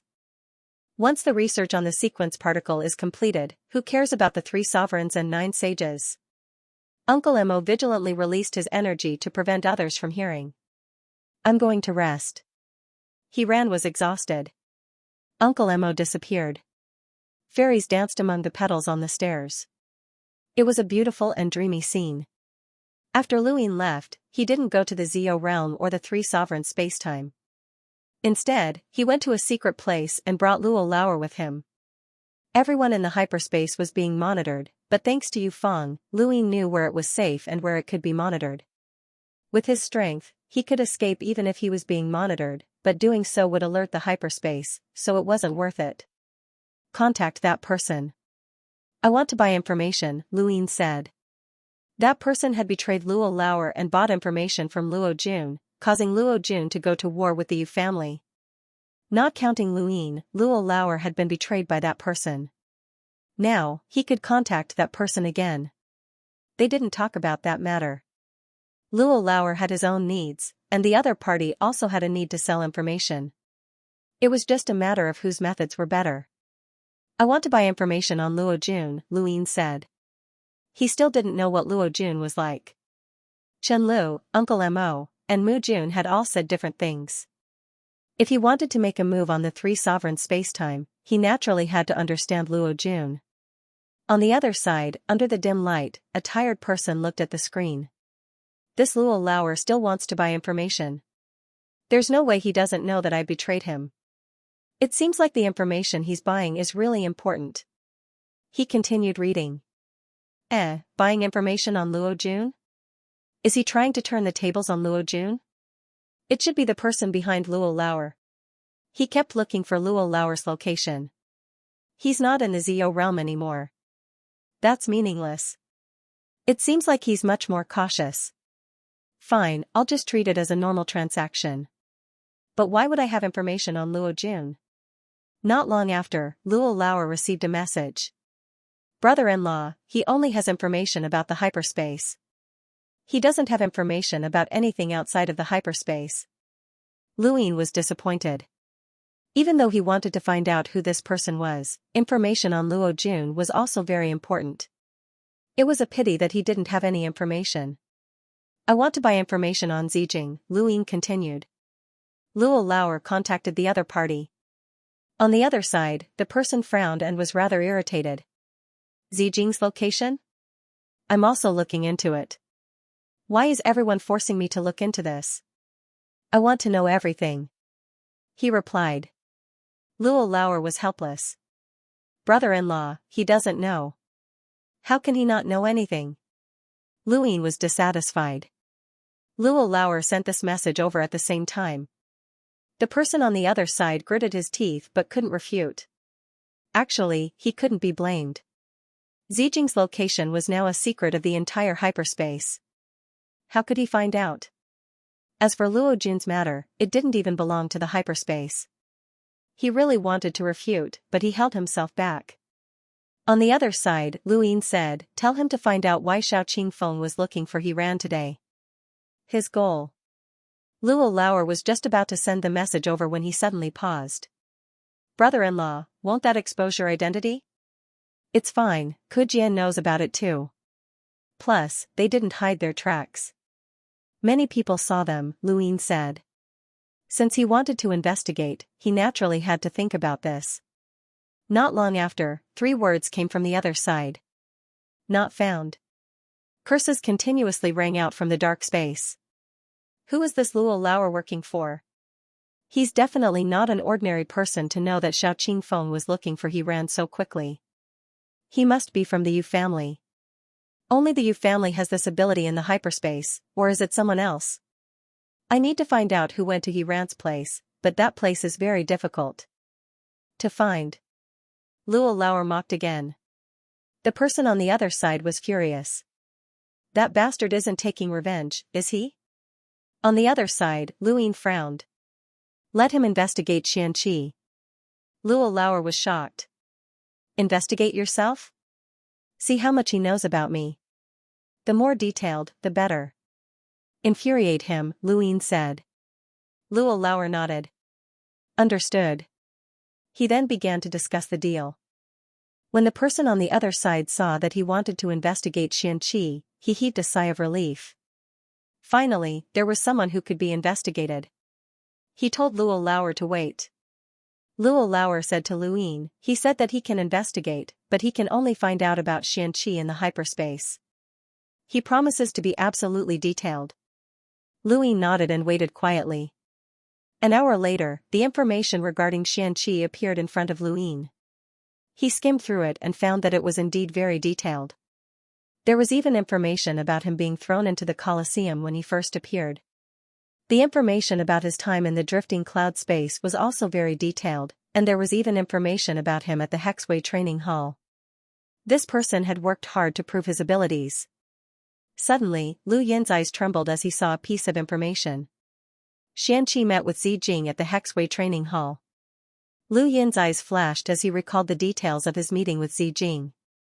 If he remembered correctly, Zi Jing had just made some progress in her research on the sequence particle that he ran had rewarded her. Only a few people knew that Zi Jing had gone to the Hexway training hall to meet him. This wasn't something that could be found through the analysis of the information. From then on, Zi Jing's whereabouts had been kept a secret, and it was impossible for outsiders to find out. It was even more impossible for someone to find out that she had met with him at the Hexway training hall. The only possibility was that this person had been able to get close to Zi Jing and even converse with her. Was he also from the energy research team? It wasn't impossible. What do you think this person's identity is in the hyperspace training hall? What's the most likely identity? Lu Yin asked. Luo Lauer thought about it. Based on my understanding of the hyperspace training hall, to be able to gather so much information, they either have a high status, like the Yu family, who can monitor the entire hyperspace training hall, or they have the technology, or their job is to monitor the hyperspace training hall. However, the possibility of the latter is very low. Those people are strictly monitored by others, so it's impossible for them to sell information. The Yu family is a behemoth that can monitor the hyperspace training hall, so there's no need for them to sell information in such a way. The most likely possibility is that they have the technology to use the hyperspace training hall's surveillance network. Lu Yin raised his head and looked at the sky. Technology? In the hyperspace training hall, the most talented people in the hyperspace training hall were probably with Zi Jing. Research on the sequence particle was the most important field in the hyperspace training hall, and all the talents in the hyperspace training hall were gathered there. It was very likely that this person was with Zi Jing, but they hadn't gone to the parallel universe where the flow of time was different. It seemed like it was time to go to the place where Zi Jing had researched the sequence particles. Lu Yin knew the location through Chen Lu, and it seemed like Lu Yun was still being held captive there. At that moment, someone contacted him. He opened the cloud connection stone, and a screen appeared. It was Zui Yu. Xiaowu sent me a name, by Qian. Zui Yu sent a message. Lu Yin's gaze turned cold. Ever since he had saved Xiaowu and allowed him to return to Yishu's side, Xiaowu had sent some information to Zui Yu from time to time. Zui Yu had also sent some to Lu Yin when he arrived in the hyperspace. Lu Yin didn't mind. Xiaowu didn't know what information was useful to him, so he would send whatever he thought was important. He had wanted Zui Yu to remind Xiaowu not to send any more information to prevent Yishu from finding out. Xiaowu wasn't that important, and Lu Yin had only saved him out of pity. Keeping him by Yishu's side was a habit of his. However, the information he received this time made Lu Yin realize that his unintentional actions had paid off greatly. He sent Luo Lauer back and used the wireless goo to contact Bai Qian. The wireless goo was very useful in the Six Directions Association. Although it couldn't transmit information through parallel spacetime, it could be transmitted through the same spacetime. This was a method that only the Above Heaven sect could use to transmit information. This was the first time Lu Yin had contacted Bai Qian in the hyperspace. Bai Qian looked at the wireless goo's changing password and was rather surprised. This was the first time she had used it after learning how to use it from Lu Yin. What's your relationship with the Earth sect? Lu Yin asked. Bai Qian replied, there are very few people in the decision-making team who can support me. My people in Yishu's circle sent me two names, Earth sect and Bai Qian. Bai Qian was surprised, you're monitoring Yishu? Sort of. Two names, nothing much. I'll be heading to the Earth sect in 3 days to discuss recruiting a member of the decision-making team. Either he knows about your meeting and wants to ruin it, or there's something wrong with the Earth sect. What can I do? Bai Qian replied, use your own methods to ruin this meeting. Regardless of which guess it was, this meeting couldn't be carried out. After all, Yishu had already targeted him, which was the same as being targeted by Hiran. Lu Yin kept the wireless goo and recalled the scene of Xiao Qingfeng and Yishu meeting Hiran today. Could this matter be related to Xiao Qingfeng? Thinking about it, it did not seem very likely. How could Xiao Qingfeng interfere with ultra spacetime's matters? He did not have the qualifications to interfere. Was he going to sabotage the meeting in his own way? Lu Yin's greatest advantage right now was the Heaven's Mirror matter. 2 days later, Lu Yin led Su Ji, Guan Laoda, and the others to a planet called Lucky Star. They landed on the planet and headed straight for Tuk's family. Luin had the authority to mobilize the people from the ultra-spacetime horizon matter, and of course, they were all from the Yu family. The cultivators of the Heaven's Reflection House surrounded the Tuk family, and Shukji Xing Tuku was one of the members of the decision-making team and had a very high status in transdimensional. Ji Xing was famous in transdimensional because of him. Now, there were actually people surrounding Tuk's family. Putting aside Tuk, Ji Xing would not agree. Without saying a word, the defense on Ji Xing's body directly bombarded it. Guan Laoda used his virtual god power to suppress Ji Xing easily. How could the power of a mere planet suppress their boss, who was at the peak of the void luminous realm? White energy soared into the sky from the Tuk family's residence. Luin raised a brow, as Tuku was the only person in the decision-making team who supported Bai Qian. Luin was afraid of He Ran's methods because he had the ability to use white energy, which meant that he was a half-ancestor. A half-ancestor was not weak, and even He Ran could not easily deal with one. The white energy shot towards Guan Laoda. Guan Laoda's expression turned solemn beneath the white clouds. He had the power of a half-ancestor, and he immediately used his virtual god power, which was several times greater than his own. He could temporarily block the attack. Guan Laoda was only a step away from becoming a half-ancestor, and he could use several times his own virtual god power to resist Tu Ku, who only used pure energy. One used virtual god power, while the other used pure energy. In Lu Yin's opinion, these two were the weakest progenitors, and any half-ancestor from the fifth mainland could defeat them. However, if Guan Laoda broke through to the half-ancestor level, then things would be different. His virtual god power alone would be able to suppress many half-ancestors. "Who are you people? How dare you attack me?" a middle-aged man shouted. His gaze was fierce, like that of a furious beast. This person was Tu Ku. Guan Laoda stared at Tu Ku. Heaven's mirror matter. Tu Ku was shocked and retracted his hand, causing the white energy to dissipate. "You're from the Heaven's mirror matter?" Countless people watched from afar, afraid that they would be affected by the battle. Luin stepped forward. Heaven's mirror matter's acting matter head, Xianxia. "Senior Tu Ku, nice to meet you." Tu Ku looked at Luin. "You're Xian Qi? What are you doing here?" Luin smiled. "What do you think of the Heaven's Mirror Matter's work? You suspect that I'm a spy?" Tu Ku was furious. Luin shrugged. "It's just a suspicion. Senior, it's best that you don't resist. Let us investigate." "Impudent. I'm a member of the decision-making team. How dare you frame me?" Tu Ku raged. Guan Laoda barked, "The Heaven's Mirror Matter has the duty to investigate anyone who is suspected of being a spy. Anyone who resists will be treated as a spy, and they will be killed without mercy." Tu Ku was so angry that he laughed. "What a joke. You're the acting matter head of the Heaven's Mirror Matter, while the matter head of my ultra-space dimension matter is Lord Yufeng. I didn't say anything when Lord Yufeng investigated me, so how can you rely on yourself, Xianxia? Get lost. Everyone knows what happened to Tuing. If you don't have any evidence, then don't bother me. Otherwise, don't blame me for being impolite." Tuing was also a member of the decision-making team, but because he had been suspected of being a spy, he had been taken to the Zio realm for investigation. Even though there had been no evidence to prove that he was a spy, he had still been kicked out of the decision-making team. If Tuku had been investigated today, then He Ran might have been able to use this against him and kick him out of the decision-making team. This was not something that Luin wanted to see. He wasn't sure if Tuku truly supported Bai Qian, but if the only person who supported Bai Qian was kicked out because of Xiaowu's name, then the losses would outweigh the gains. It seems like Senior Tuku won't cooperate. Fine, we'll just wait. The ultra-space dimension matter, the three sovereigns, and the Heaven's Mirror matter are all investigating. Actually, I don't want Senior to be a spy, but I hope that Senior won't leave, Luin said. Only then did Tuku's expression lighten up.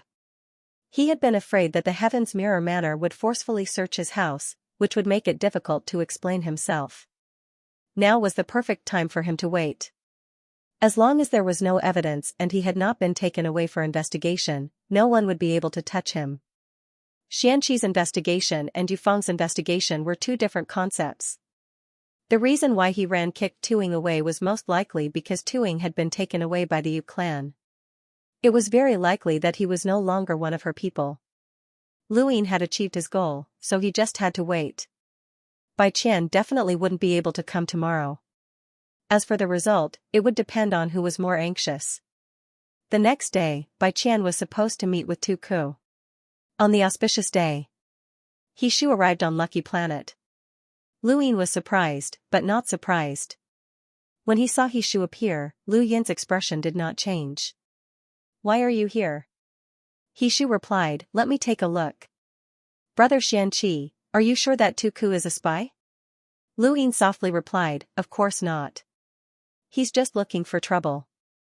He Shu was stunned. "Looking for trouble? Why?" Lu Yin coldly replied, "This person openly supports Bai Qian. Shouldn't he be looking for trouble?" He Shu stared at Lu Yin blankly. "You're surrounding Tu Ku's family because of this?"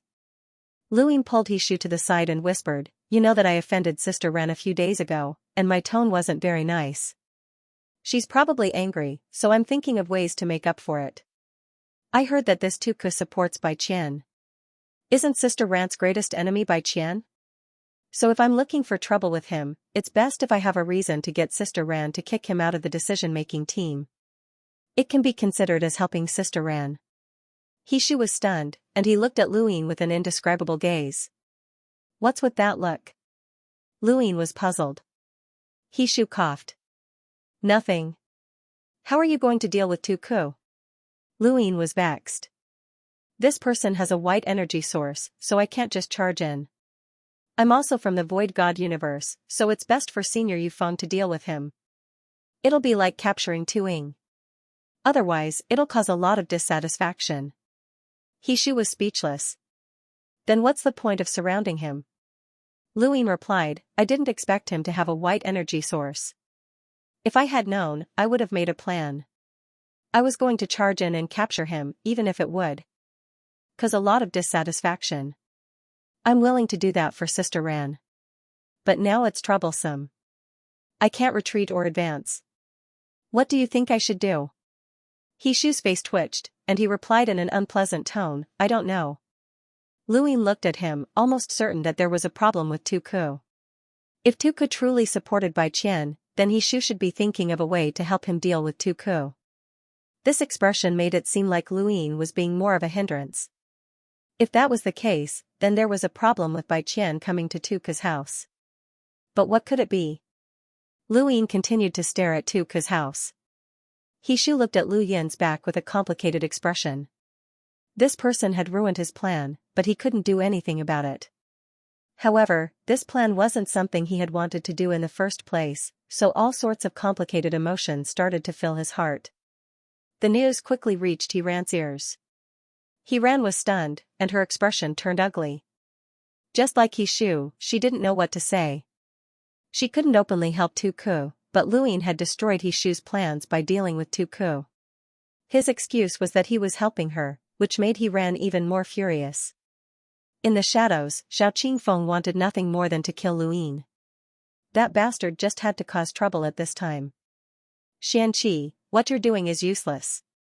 You'll even alarm Bai Qian. Don't worry about Tu Ku." He Shu had received He Ran's instructions, and he tried his best to persuade Lu Yin to leave. But how could Lu Yin leave? "No, this guy supports Bai Qian. I'll use him to establish my power and let others know the consequences of offending Sister Ran. Don't worry about it. Even if I can't do anything to him, I'll make sure he can't leave and embarrass himself." He Shu replied, "That's useless." Lu Yin replied, "Just treat it as helping Sister Ran vent her anger." He Shu was helpless, and he thought to himself, "My sister wants to slap you to death." Of course, he couldn't say such things out loud. They couldn't force Lu Yin to leave at this time, or else Bai Qian would definitely become suspicious. They could only wait. He Shu had thought that his plan was flawless, but he hadn't expected to run into something like this. He could only accept his bad luck, but he was also relieved that Bai Qian wouldn't be in trouble again. In the distance, Xiaowu quietly observed all of this with excitement in the depths of his eyes. He did not know if Lu Yin's actions had anything to do with the two names that he had provided, but he understood Hishu well. Hishu was definitely feeling extremely stifled at this moment, and the more Hishu acted this way, the happier Xiaowu was. Bai Qian had arrived, as she had originally planned to visit Tuku's house today. Everyone bowed to her, including Hishu. Hishu's eyes burned with passion as he watched Bai Qian walk over. Today was supposed to be his day of heartbreak, but because of Xianxia, his plan had failed. He didn't know whether this was a good or bad thing, but he could still breathe a sigh of relief. Bai Qian's arrival caused the situation to escalate, and many important people in hyperspace looked over. Even though He Ran was furious that Lu Yin had ruined her plan, she still wanted to see what Bai Qian would do. Bai Qian had always kept a low profile in hyperspace, as she was completely different from He Ran. One was born in hyperspace and had been raised as the mistress of hyperspace since young. Even someone like Uncle Mo, who could use a black energy source, had to address her as Your Excellency. Uncle Mo had been raised by He Ran on her own accord, and she had done everything she could to obtain a black energy source for him. Bai Qian had come from a parallel universe, but she was a breath of fresh air to countless people. Even the reincarnation universe's young sovereign had been attracted to her. He Ran was a perfect woman, as if she had been born to be a woman. Bai Qian was a different kind of woman. She was a Valkyrie who could live for herself and pursue herself. She was full of heroic spirit and unparalleled wisdom. She was good at cultivation and fearless. This kind of quality won her the support of many people. However, that support had gradually disappeared under He Ran's pressure for so many years. Now, there were only a few people left, and these people were also gradually disappearing. Bai Qian wouldn't allow anything to happen to Tuku, but Tuku was being investigated by the Horizon Matter, and He Ran couldn't directly interfere. She wanted to know how Bai Qian would deal with this. We've met 3 times, and each time, you've been different, Bai Qian said indifferently. Tuku walked out from his house and whispered behind Bai Qian, Your Excellency, there's no need to waste words with him. I'm not a spy, and I'm not afraid of investigation. Bai Qian looked at him calmly. But you're still so cold. I really don't understand how someone like you can compete with Sister Ran, and what makes you think you can win. Xianxia, this has nothing to do with you. You're too presumptuous. Tuku shouted. Hishu raised his head. Tuku, Xianxia calls my sister Sister Ran. My sister has already acknowledged him, so he's not an outsider. Tuku glared at Hishu. You guys were behind this, weren't you? You want me to follow in Tu Ying's footsteps? I'm different from that piece of trash, so don't even think about kicking me out of the decision-making team. Lu Ying found it funny, as such confidence naturally came from He Ran. This person seemed to support Bai Qian on the surface, but he was secretly supporting He Ran on the inside. The two of them were already on the same side, and everyone else in the decision-making team could withdraw, except for He Ran. Bai Qian looked at Hishu. Give me an explanation for what happened today. Hishu was helpless. This has nothing to do with us. It's the Heaven's Reflection Matter's actions. Lu Ying continued, Tuku is suspected of being a spy. Of course, he's not the only one, there are many other people in hyperspace who are also spies. However, his position is the highest, so we have to keep an eye on him to prevent him from escaping. So you're saying that you're not sure if Tuku is a spy? Bai Qian retorted. If I was, you wouldn't be able to see him anymore. How likely is it that he's a spy? Bai Qian asked. Lu Ying thought about it. 10%. Bai Qian grew colder. Do you know how much of an impact this place will have on Tuku? Lu Ying retorted, then do you know how much of an impact he'll have on humanity if he's a spy? The two stared at each other, neither willing to back down. Tuku was furious, this Xianxia wasn't easy to deal with. Bai Qian looked around and saw that everyone was looking at her with respect. It didn't matter who won or lost in the end, it didn't even matter to most people in hyperspace. They couldn't even determine who would win, so they looked at Bai Qian the same way they looked at He Ran. Speaking of impact, don't you think about yourself? Bai Qian suddenly asked. Lu Ying didn't understand. Who are you talking about? Bai Qian looked at him. You. Lu Ying was astonished. Me? Bai Qian was calm. What impact do I have? Luin was confused. Bai Qian sneered, you don't know? Luin looked at He Shu.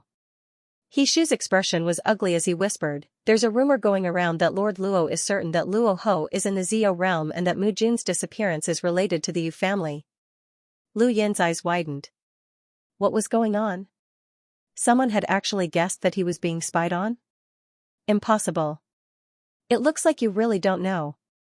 Think about how to deal with the Yu family first. If they get angry, you'll have to scram back to the Void God realm. It's none of your business here, Bai Qian said coldly. He Shu and the others thought that she was mocking Luin, but Luin knew that she was trying to get him to think of a way out. This matter could be big or small, and she really did care about him. After all, they were allies. Lu Yin's mind was in a mess. How had this rumor come about? Had someone really guessed that it was him? He didn't believe it, and spying on him was also impossible. Could the Yu family have spread the rumor themselves? From start to finish, the only ones who had ever suspected him were the Yu family. They didn't look at the process or the evidence, only the results. He Shu saw that Luin didn't speak, and his expression didn't seem right. He was pleased, this was naturally He Ran's doing. Her goal was to beat Xianxia, and it seemed like it was working. He whispered, don't worry too much. It's just a rumor, and it might have been done by a spy. Your ability to capture spies is obvious, so it's normal that the eternal spies don't want you to stay in the hyperspace dimension. Luin looked at He Shu. Could it have been He Ran? If no one had guessed that it was him or was spying on him, then the only possibility was to deal with him. The biggest powers in the hyperspace dimension were He Ran and the Yu family, but it wasn't likely that the Yu family was involved. They had long since confirmed that there was something wrong with Luin, so there was no need for them to spread such rumors. After all, the Yu family had no choice but to do something or they wouldn't be able to answer to the Zio realm. Was it her? It wasn't impossible, but what was her goal? Luin thought about it and looked at Bai Qian, you did it, right? Bai Qian's eyes flashed, but he didn't answer. He Shu wasn't surprised, as the only person Xianxia could suspect was Bai Qian. From his perspective, Bai Qian was the only person in the entire hyperspace dimension who didn't want Xianxia to stay. Xianxia had temporarily taken over the Heaven's View matter, and he had been of great help to their side. The rumor had also started when the Heaven's View matter had surrounded the Tu Ke family. I'm asking you, did you do it? Lu Yin's eyes were cold as he stared at Bai Qian, even revealing a hint of killing intent. Tu Ke hurriedly stood in front of Bai Qian, what are you doing, Xianxia? Don't be too presumptuous. This is the hyperspace dimension, not your void god's hyperspace. He Shu was also afraid that Luin would attack Bai Qian. If it was possible, Uncle Mo would have killed Bai Qian long ago, but no one could do that in the hyperspace dimension. If Luin attacked Bai Qian, the ruler would think that it was He Ran's doing, and that would be troublesome. Bai Qian, on the other hand, was fearless, so what if I did? So what if I didn't? Would you believe me? Luin angrily shouted, you definitely did it. You sure have some tricks up your sleeve to force me away, but they won't win against Sister He Ran. Bai Qian was displeased, you don't have to worry about that. She then looked in a certain direction, your trouble is here. Luin looked over and saw that Eulele had arrived. He Shu and the rest saw him as well. The people on the Lucky Planet had encountered a rare event, and with so many important people gathered here, it was quite lively. Eulele's expression was unsightly, and his hair was disheveled. He walked up to Luin and didn't look at anyone else. Father is looking for you. Luin frowned, I'm keeping an eye on Tu Ke. He's suspected to be a spy. Leave it to someone else. Father is looking for you. Eulele's tone was even lower, as if he was suppressing his anger. He Shu stepped forward, Lele, the matter between Luo Jun and the Yu family can't be Xianxi's doing. How could he have the ability to participate in Mu Jun's disappearance? Eulele glared at He Shu, you have no right to interfere in the Yu family's matters. He Shu was displeased, but he didn't say anything else. He Ran and the Yu family had always been at odds with each other, and aside from Yu Tin, the rest of the Yu family had always been hostile towards them. Eulele was the same, and his mood fluctuated. After rebuking He Shu, Eulele looked at Luin, are we leaving or not? He had no choice but to instruct Guan Lao Da and the rest not to leave the encirclement and to keep an eye on Tu Ke to prevent him from escaping. These words almost caused Tu Ke to explode, and He Shu felt helpless as well. Before he left, he looked at Bai Qian. "I hope you're not a spy, or I'll personally capture you." Tu Ke snorted, "You don't know the immensity of heaven and earth. You have no right to tell us what to do in the hyperspace continuum." Scram. Eulele glanced at Tu Ke, "Don't drag me into this." Tu Ke's expression changed, "I'm talking about Xianxia, it has nothing to do with you." Eulele rolled his eyes, "I'm going with him to the Zio realm." "What do you mean by scram?" Tu Ke resentfully retracted his gaze and didn't say anything else. Soon after, Lu Yin left with Eulele.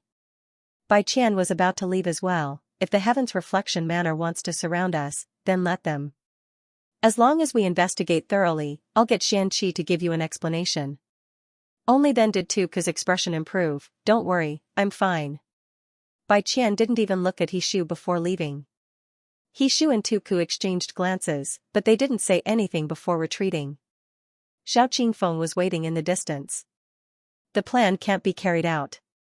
Xiao Zun can only come for one day. After today, it'll be some time before we can start the plan again," Xiao Qingfeng said helplessly. He Shu heaved a sigh of relief, but he also felt helpless. Who would have thought that Xianxia would appear and disrupt the plan? Let's wait for the next time. This was purely a coincidence. He wanted to perform well in front of my sister, but he ended up helping Bai Qian instead. "Thank you. Archaic City Sweeper Brothers tip, I'll give it to you, thank you." After hearing He Shu's words, Xiao Qingfeng flung his golden robes and said coldly, "Tu Ke is right. This Xianxia doesn't know his limits and thinks he can fly just because he caught a few spies. He went against Lotus Reverend's disciple in the Void God universe and offended your sister in the hyperspace dimension. The Yu family must be suspicious of him as well. He can't stay in the hyperspace dimension any longer." He Shu fell into deep thought. In the Zio realm, Lu Yin met Yu Feng. It was the same place that could monitor the entire hyperspace dimension. Yu Feng stood in the center, seemingly in control of everything. When Lu Yin arrived, Yu Feng didn't even look at him and asked, "Did you hear the rumors? Didn't you always think so?" Lu Yin asked, "Why are you making such a fuss? Why did you call me over?" Yu Feng laughed, "I used to think so, but not anymore." Lu Yin raised a brow, "What do you mean?" Yu Feng turned around and looked at Lu Yin. "At first, I thought that He Ran was the one behind you getting close to the Yu family and instigating Luo Shan, but this rumor made me see another possibility. Perhaps He Ran was the one behind it, but you weren't necessarily the one behind it. You were also being used, or rather." He paused, "You really wanted to investigate the spies and didn't have any other intentions towards the Yu family?" Lu Yin smiled, "I said from the start that I didn't have any other intentions towards the Yu family. You were the ones who thought you were smart. Why didn't you think that I was the one behind this rumor? My goal was to make you trust me." "Ha ha ha, you really did think that way." "When the rumor first appeared, I really did think so." Yu Feng laughed. Eulele's voice sounded from behind, "I thought so too." Lu Yin laughed, "Aren't you guys tired?" Eulele scratched his head and looked up, "What's so tiring about using our brains? Our Yu family is best at using our brains, and the little games we play are things that people like you can't understand." Lu Yin pursed his lips. Where did this sense of superiority come from? "I'll play with Wang Wen or Wei Rong someday." "You were suspicious at first, but why aren't you suspicious now?" Lu Yin was curious. Yu Feng looked at him with interest. "Haven't you thought about who started this rumor?" "Bai Qian," Lu Yin answered without hesitation. "Stupid," Eulele disdainfully. Yu Feng said, "Bai Qian can't do it. Her influence is too small. On the surface, only Tu Ke supports her. In my opinion, there might be a problem with Tu Ke. Other than that, she has no power to support him. Even if she wants to, she is powerless. You know, this rumor spread throughout the Six Directions Society and the Three Monarchs universe in just 2 days. If Bai Qian had this kind of power, He Ran wouldn't be able to sleep." "Who?" Lu Yin didn't understand, but he was even more certain that it was He Ran. Yu Feng calmly replied, "He Ran." Lu Yin frowned. That's impossible. I called her sister Ran, and that helped her a lot. Why would she harm me? You'll have to ask yourself, Yufeng said. To be honest, I didn't expect he ran to spread such rumors. This is also the reason why I suspect you. Your status and influence are of great help to Yiran, especially when Yiran used you to get in touch with the virtual god Spacetime to buy resources and expand her research and cultivation techniques. You've helped her a lot. You've helped her a lot, but she still spread this rumor.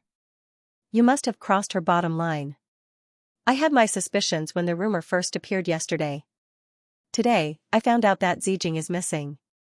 Does this rumor have anything to do with Zijing? Lu Yin and Yufeng looked at each other without speaking. Yufeng smiled. You don't believe me? That's right. Compared to Yiran, I'm not worthy of your trust. Then, Yufeng casually opened a screen that showed the various places where the rumor had originated. Ran underestimates the Yu family. She thinks that the surveillance we have is far from the true number of people under surveillance. These people spreading rumors are outside the scope of the Yu family's surveillance, but in reality, they're all within range. Take a look for yourself. Maybe you know some of them. If you don't believe me, I can give you more evidence. Lu Yin looked at the people spreading the rumors. He didn't know any of them, but he had to go with the flow. Her people. Lu Yin's expression darkened. Eulele sneered. This Yiran is getting more and more stupid. Xianxia actually knows some of them. Yufeng continued. We haven't fought with her over the past few years, and Bai Qian was almost eliminated. She thinks that she can control spacetime, so she's naturally more unscrupulous and arrogant. Lu Yin's expression darkened. Why is she doing this? Yufeng looked at him. I told you, you've crossed her bottom line. Lu Yin replied, I just want to see Zijing. Although I've offended her, I've also dealt with Tu Ke and helped her slap Bai Qian's face. Why is she still doing this? Yufeng sighed. 16 years ago, a member of the decision-making team offended Yiran, and his entire family disappeared. 13 years ago, Yiran ordered the destruction of a planet that wasn't connected to the universe. That planet only knew of itself, and it didn't even know that aliens existed. It was destroyed because someone on the planet had accidentally created a face that resembled Yiran's. Of the 4 billion people on the planet, not a single one survived. Even in death, they didn't know that a face was the cause of their deaths. 7 years ago. Yufeng spoke of many things that Lu Yin remembered very clearly, and they were all related to Yiran. This woman is full of herself and thinks that she's better than everyone else. She doesn't even want to breathe with others, and she sees herself as a god who transcends spacetime. She enjoys the bliss of controlling everything, and anyone who disobeys or contradicts her doesn't have a good ending, especially those who are promoted by her. Yufeng looked at him. In her heart, you're that kind of person. No matter what you do or how much you help her, as long as you make her feel that you're uncontrollable, she'll think of ways to control you. She thinks that she's above everything, and even her face can't be easily seen. That's Yiran. Do you really understand her? Lu Yin clenched his fists. Why are you telling me all this? Eulele asked. Why did you approach the Yu family? Lu Yin looked over. Eulele raised his head. Don't deny it. You deliberately approached the Yu family, and it should have something to do with Yiran. Now that she's making a move against you, why are you still helping her? Yufeng spoke up. Xianxia, you don't need to care about Yiran. You have several powerhouses backing you, and even the 3 monarchs have Chenle supporting you. In Transcendence, the Yu family can protect you. With your current status, you're on the same level as Yiran. She's not the true ruler of Transcendence, far from it. Why help her? Zijing is in her hands. Lu Yin asked. Yufeng explained. Zijing is researching a very important cultivation technique. She's not working for Yiran, but for that person. That ruler? Lu Yin was astonished. Yufeng waved a hand and surveyed the entire Transcendence. With Yiran's abilities, it's difficult for her to hide anything from me. Only that person can hide anything from me. Zijing was taken away by that person, not Yiran. You have to be clear about this. Where is Zijing? Lu Yin asked anxiously. He really wanted to know where that parallel spacetime flow was. Yufeng shook his head. I can't find her. I already said that as long as that person wants to hide her, no one will be able to find her. In other words, if Zijing is hidden, it means that she's already caught that person's eye. He won't be able to do anything to her. I guarantee this in the name of the Yu family. But I saw Zijing not too long ago, Luin said. Yu Lele rolled his eyes. I knew it. Something must have happened to make He pay a price for attacking Xianxia in anger. Yu Fang's lips curled up. Zijing is hidden by that person, which means that no one can touch her or influence her, including He herself. Since that's the case, she still allowed you to see Zijing. What do you think she paid for it? This price is enough to make her hate you and attack you. Lu Yin's eyes flickered. Was that so? Perhaps. Uncle Mo and Ku Jian's attitudes towards him were different, and even He Shu's gaze towards him was different. Perhaps He was one of the reasons. We've said everything that needs to be said, and we've even told you who attacked you. You should at least show some sincerity, Yu Lele said. Luin sighed. Yes, He told me to get close to the Yu family. The two weren't surprised, and they calmly looked at him. My goal, Luin looked at Yu Fang, is to unify the heaven's reflection manner. Yu Fang and Yu Lele were shocked. What did you say? Luin said, there was someone from the Yu family called Yu Xian, right? Yu Fang's expression turned ugly, and so did Yu Lele. Yu Xian was Yu Fang's grandfather and Yu Lele's great-grandfather. This person had been mocked by the Six Direction Association and caused the Yu family to decline for a generation. This was all because he had wanted to unify the heaven's reflection manner and become a giant that enjoyed the privileges of the Six Direction Association while standing outside of it. In the end, he had failed and become a laughingstock. This was a taboo topic for everyone in the Yu family. Outsiders said that the Yu family had taken control of the heaven's reflection manner because the Hyperspace Association wanted to share the family's authority, but in reality, Yu Xian's generation had also wanted to take control of the heaven's reflection manner. This was the truth. When he saw their ugly expressions, Luin knew that Uncle Mo was right. Yu Xian's actions had dealt a huge blow to the Yu family. I'm naturally good at capturing spies. He hopes that I can take over the heaven's reflection manner from your Yu family and use my abilities to unify the heaven's reflection manner. Who knows, the Yu family might even help me out because of Yu Xian, Luin said. Yu Fang sneered. What a scheme. She knows what my Yu family cares about and sent someone like you here. If she didn't suspect you, then perhaps my Yu family would have helped you. At least for now, my Yu family doesn't want to control the heaven's reflection manner. It would be best if you could take over. Yu Lele gritted his teeth. That evil woman. Luin found a place to sit down. I'm telling you guys because I'm returning the favor. Since the rumors have already spread, He knows that you guys won't trust me, much less help me. She's probably already given up on her plans to unify the heaven's reflection manner. This plan was originally just a random thought, and it wasn't a secret plan. Otherwise, you guys wouldn't have seen through me so quickly. What do you want to do now? Yu Fang asked. Luin sighed. I just want to take Zijing away. I don't care about transcendence, cultivation technique, or He I just want to take Zijing back to the Void God universe. Brother Su Heng, Big Sis Su Ling, Su Wuwei, and Senior Su Wuwei are all there. I just want to help the Void God universe get rid of the spies, and I don't care about anything else. But you can't take Zijing away, Yu Fang said. Luin frowned and stared blankly at the ground. Yu Fang and Yu Lele looked at each other and walked towards Luin. I can help you take Zijing away. Luin looked at Yu Fang. I didn't trust he and I don't trust you either. Yu Fang replied, you won't lose anything. Just because I don't see any losses doesn't mean there won't be any.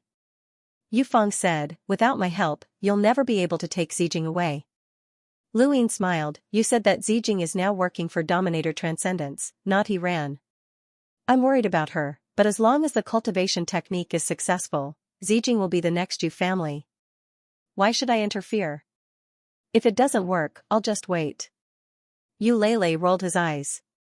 Now that he was smart, this guy's reaction was quite fast. Yu Fang was stunned. If Luin was really willing to wait, he wouldn't be able to convince him otherwise. He schemed against you, and you're just going to let it go? Yu Fang was unhappy. Luin said, didn't you say that I'll make Zijing pay the price if I see her? Consider it a deal. Eulele sneered, he'd already said everything he wanted to say. Now that Xianxia was using their words to refute him, he was speechless. Yufeng glared at Eulele before looking at Luin, if Zijing is the next Yu family, then you'll never be able to be with her. Luin raised a brow. Yufeng continued, I know you don't believe me, but think about it. Can the Yu family join the Void God universe? Lu Yin's gaze froze, this was true. Do you think Transcendence will let Zijing go for such an important cultivation technique? Once the research is successful, Zijing's status will be extraordinary. She can do anything, but leave Transcendence. That's reality. You won't be able to take her away, even if you become an extreme. Unless you're a corpse. Luin fell into deep thought. It's up to you. Do you want Zijing alive or a corpse? Yufeng left with Eulele, giving Luin time to think. Of course, he wanted to cooperate with the Yu family, but he couldn't just do it like this. He had to take the initiative, and the more Yufeng tried to persuade him, the more important his status as Xianxia would be in Yufeng's heart. This would also give Yufeng more weight in their future cooperation. I want to take Zijing with me, but why should I trust you? You might just sell me out. Yufeng smiled bitterly. You're right. I want to take Zijing, but why should I trust you? Yufeng laughed. To whom? Do you have enemies in hyperspace? Luin replied, just treat it as a game. Your Yu family plays games all year round, and normal people like us can't beat you. I need to make sure that I'm safe. Yufeng looked at Eulele. Eulele asked, what kind of guarantee do you want? I haven't thought about it yet. Yufeng nodded. Alright, I'll give you a guarantee. You should be worried about Hiran. You're cooperating with me because of my Yu family's position and your goals. Hiran is an obstacle. If you're worried about her, I'll give you a guarantee that you won't be worried about. What do you think, Bai Qian? Luin stared at Yufeng blankly. What do you mean? Yufeng clasped his hands behind his back and looked very confident. Hiran's greatest enemy is Bai Qian. Although it seems like Bai Qian has been eliminated, things will be different if my Yu family fully supports her. With Bai Qian as a guarantee, can you trust her? This was the mutual trust that the Yufeng had found, as well as a target that would restrict each other. Hiran would never cooperate with someone who supported Bai Qian, let alone the Yu family. Yufeng also needed to confirm that Luin was sincere about cooperating with them, so Luin had to support Bai Qian as well. This would put both sides at ease. Luin was speechless. He suspected that this was all part of Bai Qian's plan, but she wasn't that capable. No matter how smart she was, she wouldn't be able to influence the Yu family. In other words, this was a coincidence that allowed him and the Yu family to openly support Bai Qian in dealing with Hiran. Back on Earth, Luin had talked to Bai Qian about the situation in hyperspace. Bai Qian had said that as long as she had the support of the Yu family, she would not have to fear Hiran. Now, it had actually come true, and Hiran had even helped her achieve it. The affairs of the world were unpredictable, and even Luin wanted to sigh. I have to support Bai Qian? Luin hesitated. Yufeng nodded. You're worried about us, and we're worried about you.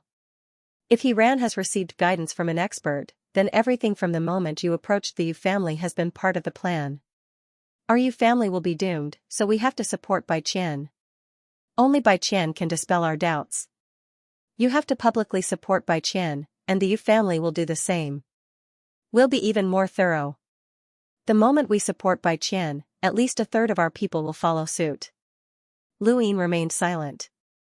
Eulele mocked, you're a grown man, yet you're so wishy-washy. Hiran has already made a move on you, so what are you afraid of? Don't you want to save your own woman? Or do you think that Hiran can help you? She's been lying to you since the beginning. Once Zijing's research succeeds, she won't be able to be with you unless you join the hyperspace continuum. Yufeng said, Hiran made a move on you behind your back and lied to you on the surface. What are you worried about? Luin looked at the two. Publicly supporting Bai Qian is the right thing to do? Yufeng smiled. So you're worried about Bai Qian? Don't worry, the Yu family has been keeping an eye on her. She has no background or connections, and Iran has already dealt with most of the people who supported her. There's definitely something wrong with Tuku. She has no power in the hyperspace continuum, and she's not an expert either. She's an excellent puppet, and it's better than Iran winning. Eulele continued, I've interacted with Bai Qian before.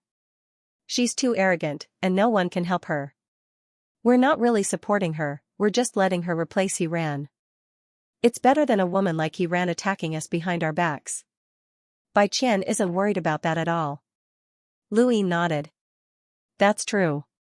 But Bai Qian has a problem to deal with, Yufeng said.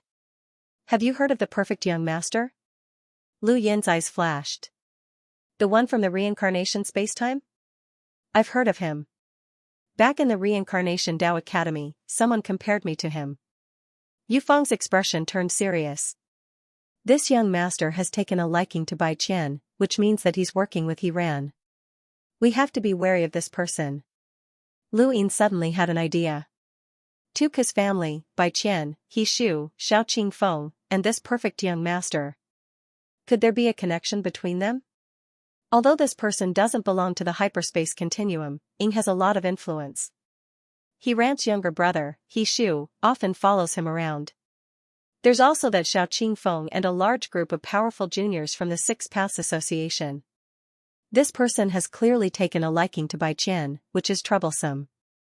Lu Yin was puzzled. Iran and Bai Qian are both favored by the hyperspace continuum's ruler. Doesn't that young master care about them? Yufeng shook his head. Perhaps that person is already planning to use Bai Qian to get something from that young master. That young master is a disciple of a Grand Empyrean and will become one of the 3 sovereigns in the future. Sacrificing Bai Qian would be easy in order to get closer to him. Then if we support Bai Qian, wouldn't that mean that we're going against that young master? Is the Yu family willing to make such a losing deal? Lu Yin didn't understand. Yufeng explained, in any case, that young master is working with Iran and doesn't support Bai Qian. He can't get closer to the Yu family, so we're not on the same side. So, we need to stabilize the hyperspace continuum. Even if that person becomes one of the 3 sovereigns, what can he do to the hyperspace continuum? The current 3 sovereigns and 9 sages can't control the entire Six Paths Association. Lu Yin understood, the Yu family had seen through the situation too clearly. Iran was unlucky to have met such a smart family. If I stay by Iran's side and maintain a cooperative relationship with her, it should be more beneficial for you. Yufeng and Eulele laughed at the same time. Xianxia, don't tell me that you still haven't seen through the Yu family? You want to curry favor with both sides without offending either? That's not realistic. Lu Yin said, I mean, I have other ways to make you trust me. Oh, let's hear it. Yufeng was interested. Let me tell you first, you don't understand the hyperspace continuum as well as I do. Don't try any tricks, they're useless. Lu Yin looked at the location where the entire hyperspace continuum was being monitored. He walked over and stood in the center, looking for something. Yufeng and Eulele were in no hurry and watched him search. Not long after, Lu Yin's eyes lit up. Found it. He zoomed in on a certain location and pointed out, do you know anything about this place? Yufeng and Eulele stared at the direction Lu Yin was pointing at. It's an abandoned mine that was abandoned after an accident. It's surrounded by liquefied minerals and poisonous liquid. It's a forbidden area. What else? Lu Yin asked. Yufeng looked at Eulele, but the latter shook his head. Nothing special. There are too many forbidden areas like this in the hyperspace continuum. Lu Yin continued, what if I told you that this is the place where Zijing used to work with the Energy Research Group? What would you think? Yufeng and Eulele were shocked. Here? The Energy Research Group seemed ordinary, but it was actually a mysterious group. Before Zijing had joined, the group had been open and transparent. After Zijing had joined, the group had turned secretive. However, Zijing had escaped halfway through, which had led to the disbanding of the research group. In reality, the Energy Research Group had never been disbanded, but it had been purposely disbanded to divert the attention of others so that they could return once they found Zijing. Several years ago, Zijing had returned, and the Energy Research Group had worked seamlessly to make up for the losses caused by Zijing's escape. Now, they had caught the attention of the hyperspace continuum dominator and had been brought to a parallel universe with a different flow of time. During this time, even Yufeng couldn't find the Energy Research Group's location, let alone their research direction. Yufeng had been searching for the Energy Research Group's location for the past 2 years, but it was hidden too well. He couldn't hide it, but the hyperspace continuum dominator could. Chenlu was the one who had told Luin this location. Only Uncle Mo, and a few others in the hyperspace dimension knew about the research team's location. Chenlu and the 3 monarchs were the only ones who knew about it. Are you sure it's here? Yufeng asked Luin with a serious expression. Eulele took a closer look, never expecting it to be here. Luin replied, I'm absolutely sure. You can use your own methods to investigate, but Zijing is no longer here. I don't know where she is either.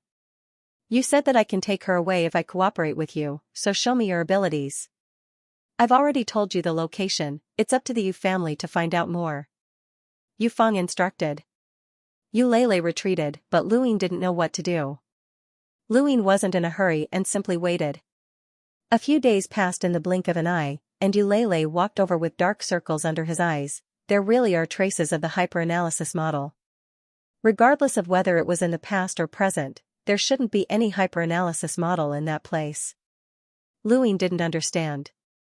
Hyperanalysis model? The hyperspace dimension had done a lot of research using cultivation techniques. Aside from the energy source and the gift technique that everyone knew about, there were also battle navigation systems, energy search systems, and so on. Now, there was a hyperanalysis model that no one had explained, so Luin didn't understand. You should have heard that the hyperspace dimension can analyze the entire spacetime. No one can hide in the hyperspace, Eulele said. Luin nodded, I have, but it's just empty talk. I believe that the hyperspace dimension can analyze the material in this spacetime, but it can't monitor every direction. That's right. It can't be used to analyze the entire spacetime, but it can be used in a certain area. Eulele looked at the screen. Luin looked over as well. Are you saying that there's a hyperanalysis model in that area? Yufeng stepped forward and stared at the area. The cost of using the superanalysis mode is very high, and even that person wouldn't be able to use it so casually. If the superanalysis mode can be used in that place, then I believe that it should be the place where Zijing was once part of the research team. He then looked at Luin. How did you know that location? Zijing couldn't have told you. I have my ways. Yufeng stared deeply at Luin. If you really did use your own methods, then you should be thankful that you didn't go looking for Zijing on your own. Otherwise, you would have definitely been targeted by that person. No one can hide from the superanalysis mode, not even an extreme powerhouse, not even the 3 sovereigns and 9 sages. However, I don't believe that you can use your own methods to find her. Even my Yu family can't. As they spoke, Yufeng and Eulele looked at Luin strangely. How could an outsider like Luin use his own methods to find the location? What could he do? Yufeng couldn't accept it unless there was someone behind it. He could work with Xianxia on the surface, but he couldn't work with a mysterious Xianxia. Luin replied, my method is to be a spy. Qingfen, that's how I know the location. Qingfen? Yufeng and Eulele were shocked. Luin explained, you should have heard of Qingfen's importance. For him, I even offended Lotus Sovereign's disciple. Her eldest disciple, Yaolan, was sent to the endless battlefield as a punishment. Qingfen's value is simply too great.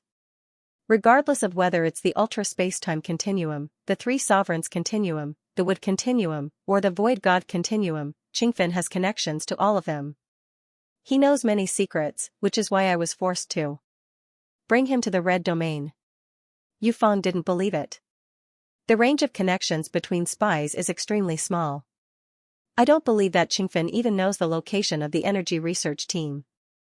Qingfen has the witch spirit god behind him, Luin said. Yufeng still didn't believe it. Luin thought about it, how about this, if I kill He Shu, would you believe me? Yufeng's expression changed in disbelief. Eulele blinked and stared blankly at Luin. Luin smiled, if you still don't believe me, then there's nothing else I can do. Yufeng nodded. Alright, if you can kill He Shu, then I'll believe you. After you announce your support for Bai Qian, I'll find a time to take action. I'll make sure you see it with your own eyes. Lu Yin then left. This time, he had discussed many things with the Yu family, but the results had been rather good. Everything had been going in a direction that was beneficial to him, but the Yu family knew that they were holding each other back. The only problem was killing He Shu, but he couldn't kill him. He had to kill someone else. The Yu family's actions were swift and huge. A few days later, while Lu Yin was still keeping an eye on the Tuk family, news of the Yu family supporting Bai Qian exploded. It shook the entire ultra-spacetime continuum, and countless people were stunned. Bai Qian and He Ran had been competing for many years, but the Yu family had never expressed their support. It wasn't just them, there had been many similar competitions between Bai Qian and He Ran for countless years, but the Yu family had never expressed their support. This was why Bai Qian had never thought that she would one day receive their support. Bai Qian was confused. Why was the Yu family supporting her? He Ran was furious when she heard the news, and she immediately stood up and walked down the stairs. Why is the Yu family supporting Bai Qian? No one knew the Yu family's power better than she did. In the entire ultra-spacetime continuum, the Yu family was an existence that could contend with sovereigns to a certain extent. The Yu family's support had pulled Bai Qian back from the brink of elimination, and it had also given Bai Qian unprecedented support. When the news spread, at least a fifth of the ultra-spacetime continuum's members had turned to support Bai Qian. This was too troublesome for He Ran. Uncle Mo's expression sank. I don't know. Our people are guessing that it might have something to do with Xianxia. Eulele took Xianxia away from Lucky Planet, and after Xianxia left the Zio realm, news of this spread. We should ask Xianxia. Ask him immediately. He Ran lost her composure. She had always been high and mighty, with the authority to control everything, but now she realized that this authority was weak. At this time, Ku Jian arrived in a panic. My lady, a third of the council has changed their stance to support Bai Qian. He Ran was furious and clenched her fists. This was the power of the Yu family, they were the ones who could truly control the ultra-spacetime continuum. She, on the other hand, was just a competitor that the sovereign had pushed forward. She could not be compared to the Yu family, the council was not stupid. Elsewhere, outside Tuka's home, Uncle Mo contacted Lu Yin and asked him what he had discussed with Yufeng. Lu Yin told him that he had been trying to explain that he had not instigated Luo Jun and the Yu family, but he did not say anything else. Uncle Mo asked again, but Lu Yin gave the same answer every time. He Ran's face fell, and her gaze turned cold. Uncle Mo ended the call and looked at He Ran. He hesitated for a moment. Could it be related to this matter? From the Yu family's point of view, Xianxia is one of our people. If he instigated Luo Jun to attack the Zio realm, then that means that we ordered him to do so. At this time, He Shu arrived anxiously. Sis, why is the Yu family suddenly supporting Bai Qian? Does it have something to do with Xianxia? Everyone was guessing that Xianxia could not have gotten the Yu family to support Bai Qian, but He Ran was behind him. He had schemed against the Yu family, and to many people, it was He Ran who had schemed against the Yu family. The Yu family naturally had to retaliate, and supporting Bai Qian was their greatest counterattack. He Ran had not expected this. She had targeted the Yu family more than once, but they had never cared. This time, she had mainly wanted to warn Xianxia, but she had not expected the Yu family to react so strongly. I miscalculated, He Ran admitted in a low voice. I didn't expect Yufeng to react so strongly. He Shu said, sis, that might not be the case. Uncle Mo also said, that's right, that might not be the case. I'll go talk to Yufeng. He Ran looked up. I'll go myself. Not long after, He Ran went to the Zio realm to look for Yufeng. No one knew what they talked about, but when He Ran came out, her expression became even uglier. Uncle Mo's expression was also extremely gloomy. Little Shu, find Xiao Qingfeng and start that plan again. We can't let Bai Qian have any chance, He Ran contacted He Shu. He Shu nodded. He Ran looked back at the Zio realm.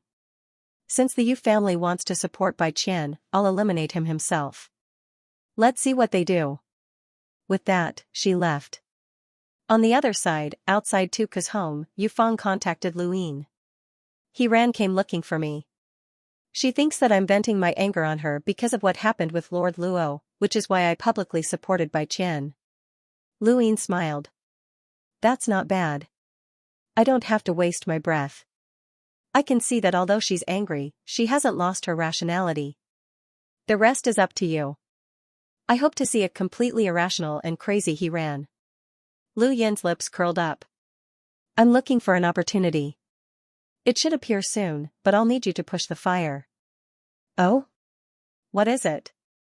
Yufeng was curious. A few days later, Yuting arrived on Lucky Star with the Yu family's intentions. They wanted Luyin to leave the hyperspace dimension and remove him from his position in the hyperspace dimension. Guan Lao shouted angrily, "What is the meaning of this? You invited us to help capture the spy, and now you're chasing us away?" Yuting calmly replied, "Don't make it sound so bad. The matter of capturing the spy is over, so please return to the Void God spacetime." Luyin and Yuting exchanged glances. This is the Yu family's intention? It's the hyperspace dimension's intention, Yuting replied. Luyin pointed ahead. What about Tuku? He's suspected of being a spy. Yuting replied, we'll investigate. Please return, acting governor. In the distance, Tuku had been paying attention to what was happening outside. He wasn't happy to see this situation, but rather gloomy. No matter why Xianxia had targeted him, this person was still on Yiran's side. Now that he had been chased away in public, Yiran was the one who had lost out. The Yu family's actions were too big, and there was no way out. Since the hyperspace dimension had chased them away, Luyin could only leave. This news reached Yiran's ears, but she didn't have much of a reaction. This was just the first step, and the Yu family would continue to make more moves. With the Yu family's intelligence, they would be able to give Bai Qian unprecedented support. However, Yiran's gaze was calm. Would that be of any use? In the end, victory or defeat would depend on the ruler. Bai Qian had no chance. Luyin being chased away had been part of his and Yufeng's plan. After all, Luyin had been the cause of this entire incident, and he was the one who had received the most attention. It would be strange if Luyin hadn't been implicated. After all, he had been invited by the Yu family, and there was no reason for them to keep him around. However, this matter infuriated Su Wuji. He went to the Zio realm and caused a ruckus with the Yu family, which left Yufeng helpless. You come and go as you please? What do you take our Heaven's Reflection Manor for? Let me tell you something. The Heaven's Reflection Manor can go to the Sixth Direction Association without your permission. My Xianxia can come and go as he pleases, and if you dare to stop him, I'll tear down your Zio realm. I can't do it alone, so I'll ask Su Heng and Su Lung for help. If that doesn't work, I'll ask Senior Su Wuwei for help. I don't believe that you'll be able to chase Xianxia away. Just you wait, I won't let this matter rest. Su Wuji blocked the entrance to the Zio realm and cursed for an entire day and night. He wore the everlasting mirror and acted without restraint, shocking many. He no longer maintained his image as an extreme powerhouse, he was truly angry this time. Su Heng and Su Lung wanted to come as well, but they were stopped by Luyin. If they went, the Yu family would suffer great losses. Su Wuji was just making a ruckus, and at most, he would embarrass the Yu family without suffering any losses. However, this incident was recorded by some busybodies, and it was labeled as the most bizarre incident of the year. An extreme powerhouse blocking the entrance to another extreme powerhouse's home and cursing for an entire day and night was something that had never happened before. This Su Wuji is crazy, Yufeng gritted his teeth. If he hadn't discussed this with Luyin, he would have used the feeding technique to kill this bastard. Eulalie scratched her head, causing white dandruff to fall like snowflakes. It seems that this Su Wuji was a scoundrel even before he became famous. But that's fine, it makes things more realistic. Yufeng glared at her and fell silent. He swore to himself that if Xianxia didn't trust him, he would make this kid pay the price. The Yu family had been blocked at the entrance and cursed, and even their ancestor had come back to life. In the red domain, Su Wuji returned, his anger still lingering. Guan Laoda and the others looked at him as if he was a god. Lu Ying felt the same way, as if this was his first day meeting Su Wuji. Su Wuji put his sunglasses back on. You're not angry? Why don't you join me? There's a lot of useless words. Manor Lord, who did you learn this from? Lu Ying leaned over and asked. Limitless Void raised his head. Self-taught. Lu Ying was speechless. What was with this inexplicable pride? Did someone praise him? Although Su Wuji was a bit of a scoundrel, Lu Ying liked him very much. Su Wuji had refused to show himself when faced with Lotus Reverend's disciple, and Lu Ying had thought that he was someone who knew how to protect himself. This time, Lu Ying had seen a different side of Su Wuji. Su Wuji had his own way of thinking, and he was even more protective. He believed Ji Wuji's words. If Lotus Lord's disciple had harmed him, he would not have let it go. He was not a bad person.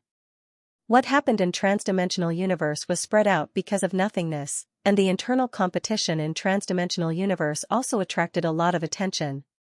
At this time, he needed to completely eliminate Bai Qian's threat and humiliate the Yu family. Half a month later, Lu Ying received news that He Shu had secretly gone to the Tuk family. After Lu Ying left, the seal on Jixing was lifted. The Yu family didn't investigate Tuku at all. On the surface, Tuku was someone who supported Bai Qian, which was equivalent to being on the same side as the Yu family. Naturally, nothing would happen to him. As for Tuku's spy, the suspicion was made up by Lu Ying. The Yu family wouldn't cause trouble for him, and he wouldn't either. This matter was settled. Remember the time and make an appointment with Bai Qian immediately, He Shu said as he stared at Tuku. Beside him was Xiao Qingfeng. Tuku's expression was solemn as he immediately contacted Bai Qian. Soon, Tuku put down the cloudstone. Success. It's on that day. He Shu looked at Xiao Qingfeng. Xiao Qingfeng replied, no problem. He Shu's chest felt heavy. Bai Qian couldn't hide from this.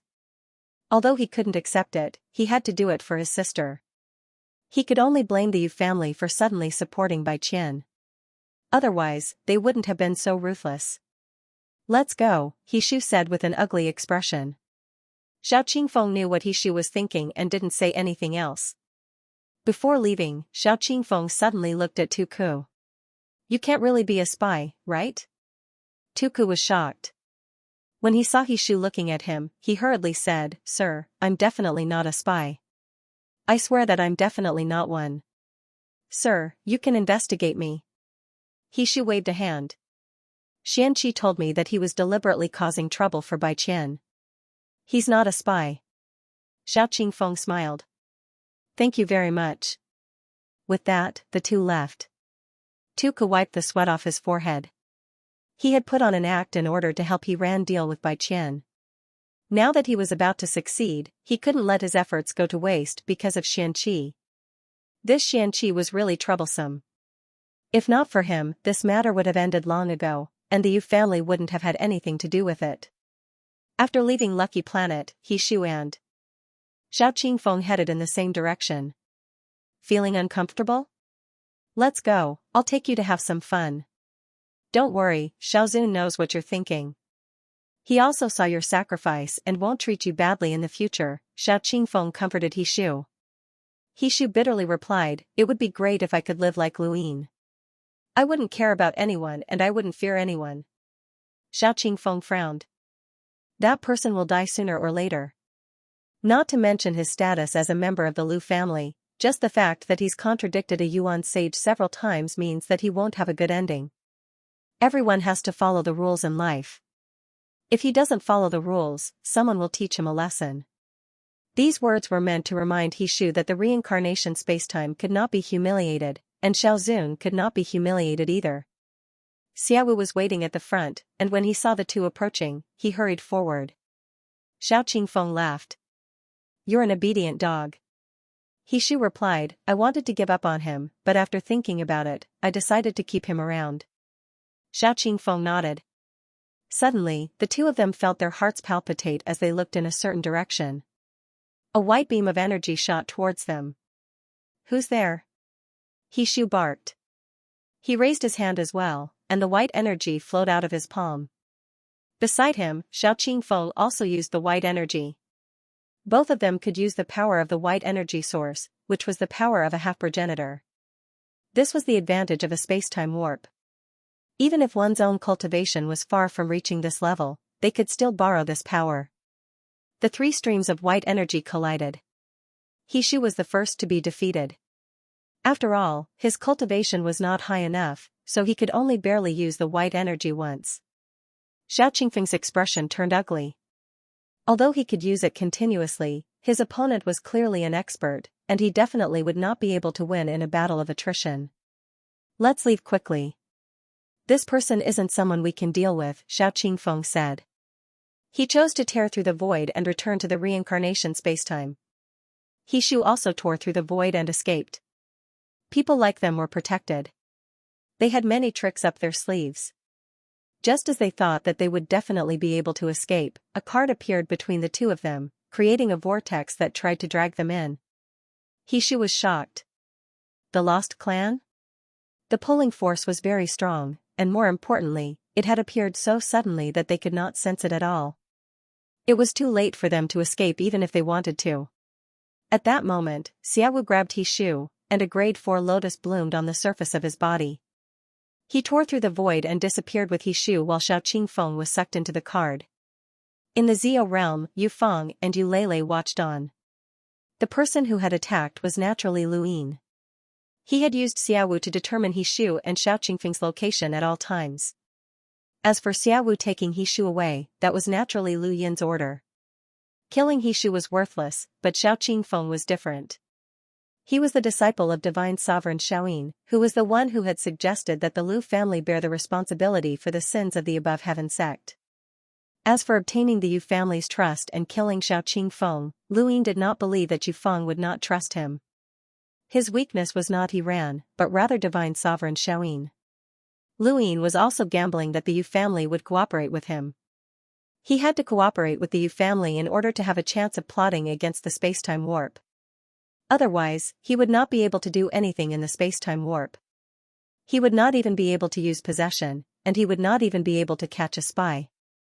The spacetime warp was not something that the three sovereigns could compare to. Furthermore, Yu Feng was not afraid of divine sovereign Shaoyin. Lu Yin did not know what Yu Feng wanted, but he could guess that it was related to the ruler of the spacetime warp. Someone like Yu Feng would not give up on cooperating just because of divine sovereign Shaoyin. It's a pity that Xianxia escaped, Yu Lele commented. Yu Feng's eyes flickered. Xianxia escaped. He won't be able to convince me no matter what he says. Without Xianxia, some things will be difficult to do. Let's wait and see. If we can't cooperate, we can still use him. They did not think that Lu Yin would kill Xiao Qingfeng. Xiao Qingfeng had divine sovereign Shaoyin behind him, and from what they knew, this placed too much pressure on Lu Yin. There was no need to offend divine sovereign Shaoyin just to gain the Yu family's trust, and it was even more impossible to give this weakness to the Yu family. In outer space, a card floated in the air. It was the 7-star hidden mountain card. Under Yu Feng's watch, he could only use the power of the hexagon association. As for the card, it could not be seen from its appearance. Otherwise, if someone could recognize it, they would naturally be able to confirm that it was Lu Yin who had done it. Xiao Qingfeng was sucked into the card, and a heavy mountain pressed down. Yu Feng waved a hand, causing a white energy to wreak havoc and shatter the mountain peak. Although the 7-star hidden mountain card was powerful, it was still an ancient card and could only trap envoys at most. Xiao Qingfeng's white energy had already reached the destructive power of a half-ancestor, and the hidden mountain card could not trap him. At that moment, Lu Yin entered. Now that he was here, there was no longer any need for him to disguise himself. He raised a hand and struck out. Xiao Qingfeng used the white energy to attack. The destructive power of a half-ancestor was the strongest power that he could display, but it collapsed under Lu Yin's palm. The wind from the palm swept past and pressed Xiao Qingfeng into the ground. Xiao Qingfeng spat out a mouthful of blood, and the surface of his body cracked. He looked up in shock. An extreme powerhouse? Only an extreme powerhouse could heavily injure Xiao Qingfeng while he was trapped by the white energy. Lu Yin took a step forward and appeared in front of Xiao Qingfeng. He looked at the man who was half kneeling on the ground, his golden robes in tatters. It's been a long time, Xiao Qingfeng. Xiao Qingfeng's eyes flickered as he stared at Luyin. He coughed up another mouthful of blood and tried to activate his power, but the astral energy vortex within his body had been scattered, and the white energy was completely ineffective. It's you? Xianxia, where did you get this power from? Were you hiding your cultivation? Lu Yin's lips curled up. Let's see who I am again. He then returned to his original appearance. Xiao Qingfeng watched as Lu Yin's appearance changed, and his expression changed as well. He was shocked, as if he had just seen something unbelievable. Lu Yin? You're that Lu Yin from the primordial space? Lu Yin smiled. That's why I said, long time no see. Xiao Qingfeng was shocked. Xianxia is also you. How did you hide from ultra spacetime and the void god spacetime? That's impossible. So many powerhouses have seen you, so there's no way they couldn't tell. Lu Yin replied, that's the difference between you and me. Now, you can die knowing why. Wait, why did you kill me? I didn't offend you. Xiao Qingfeng's lips were bleeding, and he suddenly took out a power vessel to try and break free from the card. However, all his attempts were futile in front of Lu Yin. Lu Yin shattered the power vessel and pressed a hand against Xiao Qingfeng's head. If you want to blame someone, blame yourself for being so arrogant. Who was the one who said that the primordial space would be conquered sooner or later after offending the reincarnation spacetime? You wanted to use the people around me as an appetizer and watch the people closest to you be auctioned off and turned into demi-humans? Do you have the ability to do so? This was what Xiao Qingfeng had said when everyone from the Hexway training grounds had gathered before heading to the primordial space. He had been high and mighty at the time, looking down on everyone and wanting to trample on Lu Yin. Now, however, he had become like this. Xiao Qingfeng suddenly remembered. Right, he had mentioned it before. He remembered that he had even asked Xianxia what he thought. He had looked up and met Lu Yin's eyes. Back then, Lu Yin had smiled very happily and had even said, sure. At that time, Xiao Qingfeng had truly been happy. And that master of yours, I'll have him look for you. Lu Yin then exerted more force, and Xiao Qingfeng slowly knelt down before finally lying down. Even as he died, his mind was filled with Lu Yin's smile. Why hadn't he seen it back then? Lu Yin arrived at the Zio realm. Yu Feng's expression was cold. Yu Lele looked at him curiously, waiting to see what he would say. He Shu had not been killed, and this person would not be able to win their trust no matter what. Lu Yin walked forward and casually tossed Xiao Qingfeng's corpse aside. Sorry, He Shu escaped. I didn't expect him to have Lian Bao, but this Xiao Qingfeng didn't escape. Let's see if I can kill him along the way. Yu Feng and Yu Lele were shocked, and they stared at Xiao Qingfeng's corpse. You killed Xiao Qingfeng? Yu Lu exclaimed. Yu Feng was shocked, and he looked deeply at Lu Yin. Lu Yin shrugged. Don't look at me like that. I didn't do it on purpose. Who told him to recognize the hidden mountain card? I was hoping to kill He Shu in one blow, so I used the 7-star hidden mountain card that I obtained from the Hexagon training hall. Unfortunately, He Shu ran away, and this Xiao Qingfeng entered the hidden mountain card and immediately recognized it. Yu Feng nodded. I see. Yu Lele also understood. No wonder they didn't believe that Xianxia would intentionally kill Xiao Qingfeng. It was too crazy. The Yu family could ignore Xiao Qingfeng, but what right did Xianxia have? He had just offended Lotus Lord's disciple. If he killed Xiao Qingfeng now, wouldn't he be going against reincarnation time and space? Even Su Wuwei could not protect him. What do you think? Is this price credible? Lu Yin asked. Yu Feng laughed. This is more believable than killing He Shu. It's possible that He Ran has abandoned He Shu to plot against the bigger picture, but even He Ran wouldn't dare to touch Xiao Qingfeng. Lu Yin felt a headache coming on. I wouldn't have dared to touch him if it wasn't absolutely necessary, but since I've already done so, then so be it. Yu Feng personally inspected Xiao Qingfeng's corpse and then disposed of it. From now on, we're considered to be working together. Right, we're still missing one person. He clapped his hands, and a figure walked out of the void. It was He Ran's Bai Qian. Lu Yin was not surprised by Bai Qian's arrival. He had been keeping Bai Qian in check, but Bai Qian himself had to come. Luyin watched as Bai Qian slowly walked over, and Bai Qian's gaze landed on him as well. Everyone in the hyperspace dimension believed that these two were not on good terms, especially when Luyin had brought people to surround the Tuk family, which was a slap to Bai Qian's face. Even Yufeng felt the same way. Now that Bai Qian had arrived, his attitude was freezing. Bai Qian walked over to Yufeng's side, and at this moment, the four of them stood in the hyperspace dimension's territory. Screens of light surrounded them, and it was as if they were the rulers of the hyperspace dimension. Yufeng smiled. Bai Qian, the Yu family and Xianxia will fully support you in dealing with Hiran from now on. All past grievances will be cleared. Do you have any objections? Bai Qian's eyes flashed as he stared at Luyin. No. Yufeng looked at Luyin. Luyin smiled. Actually, I helped Hiran in the beginning mainly because I thought that Zijing was in her hands. Bai Qian was cold. You think too highly of Hiran. Luyin retorted, it's your own fault. You don't understand, Bai Qian replied. Luyin sneered, then tell me what I don't understand. Enough, Yufeng interrupted, glancing at Luyin before looking at Bai Qian solemnly. I don't care what dissatisfaction you have with Xianxia, but he's supporting you now. There are many things that can't be done without him. If you want to defeat Hiran, you'll need his help, or you can choose another option. Compared to Bai Qian, Yufeng naturally valued Luyin more. In his opinion, Bai Qian was just a puppet to defeat Hiran. It could be Black Qian or Blue Qian, but it didn't matter who it was. If not for Hiran's deep roots and the fact that she had nurtured a powerhouse like Uncle Mo, Yufeng wouldn't have needed to make a move against her.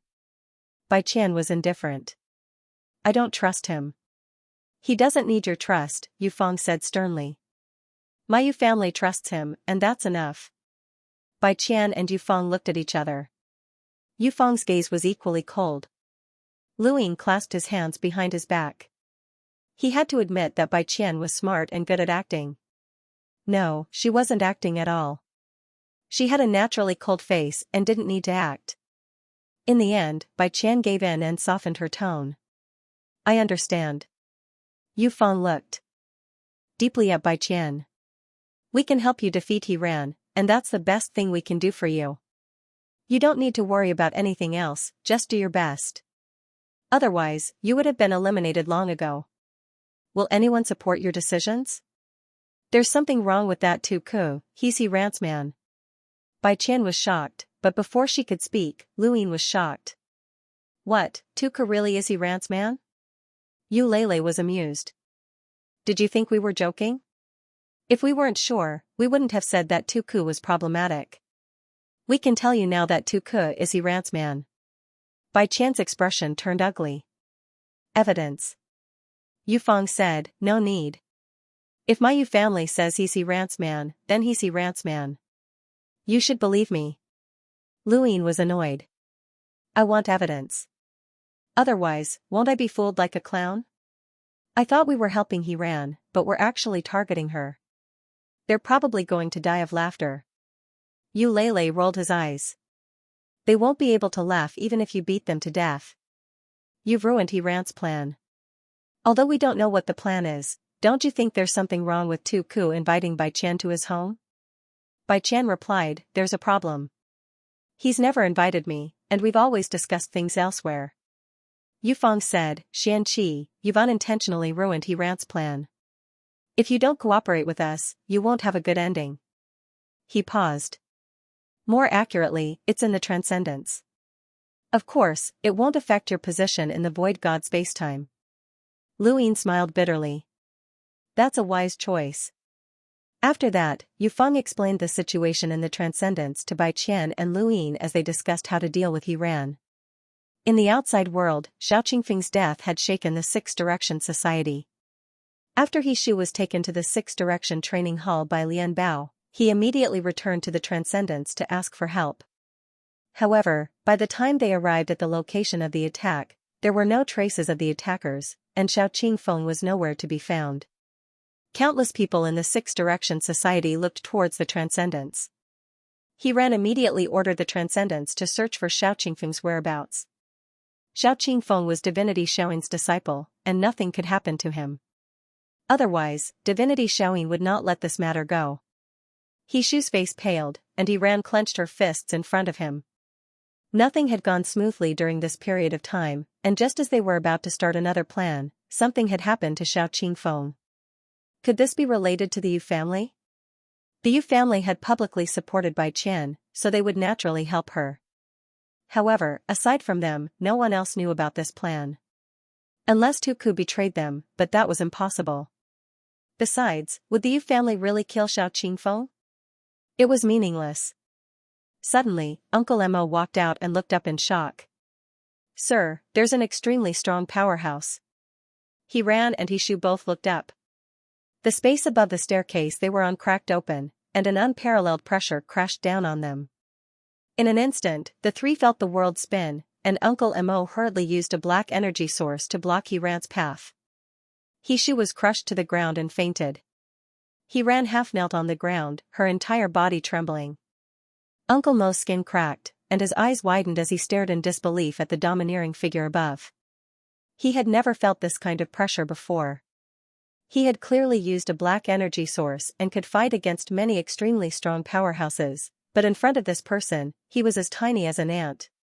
This person was Divinity Xiaoyin. Divinity Xiaoyin. A grand voice rang out from outside the staircase.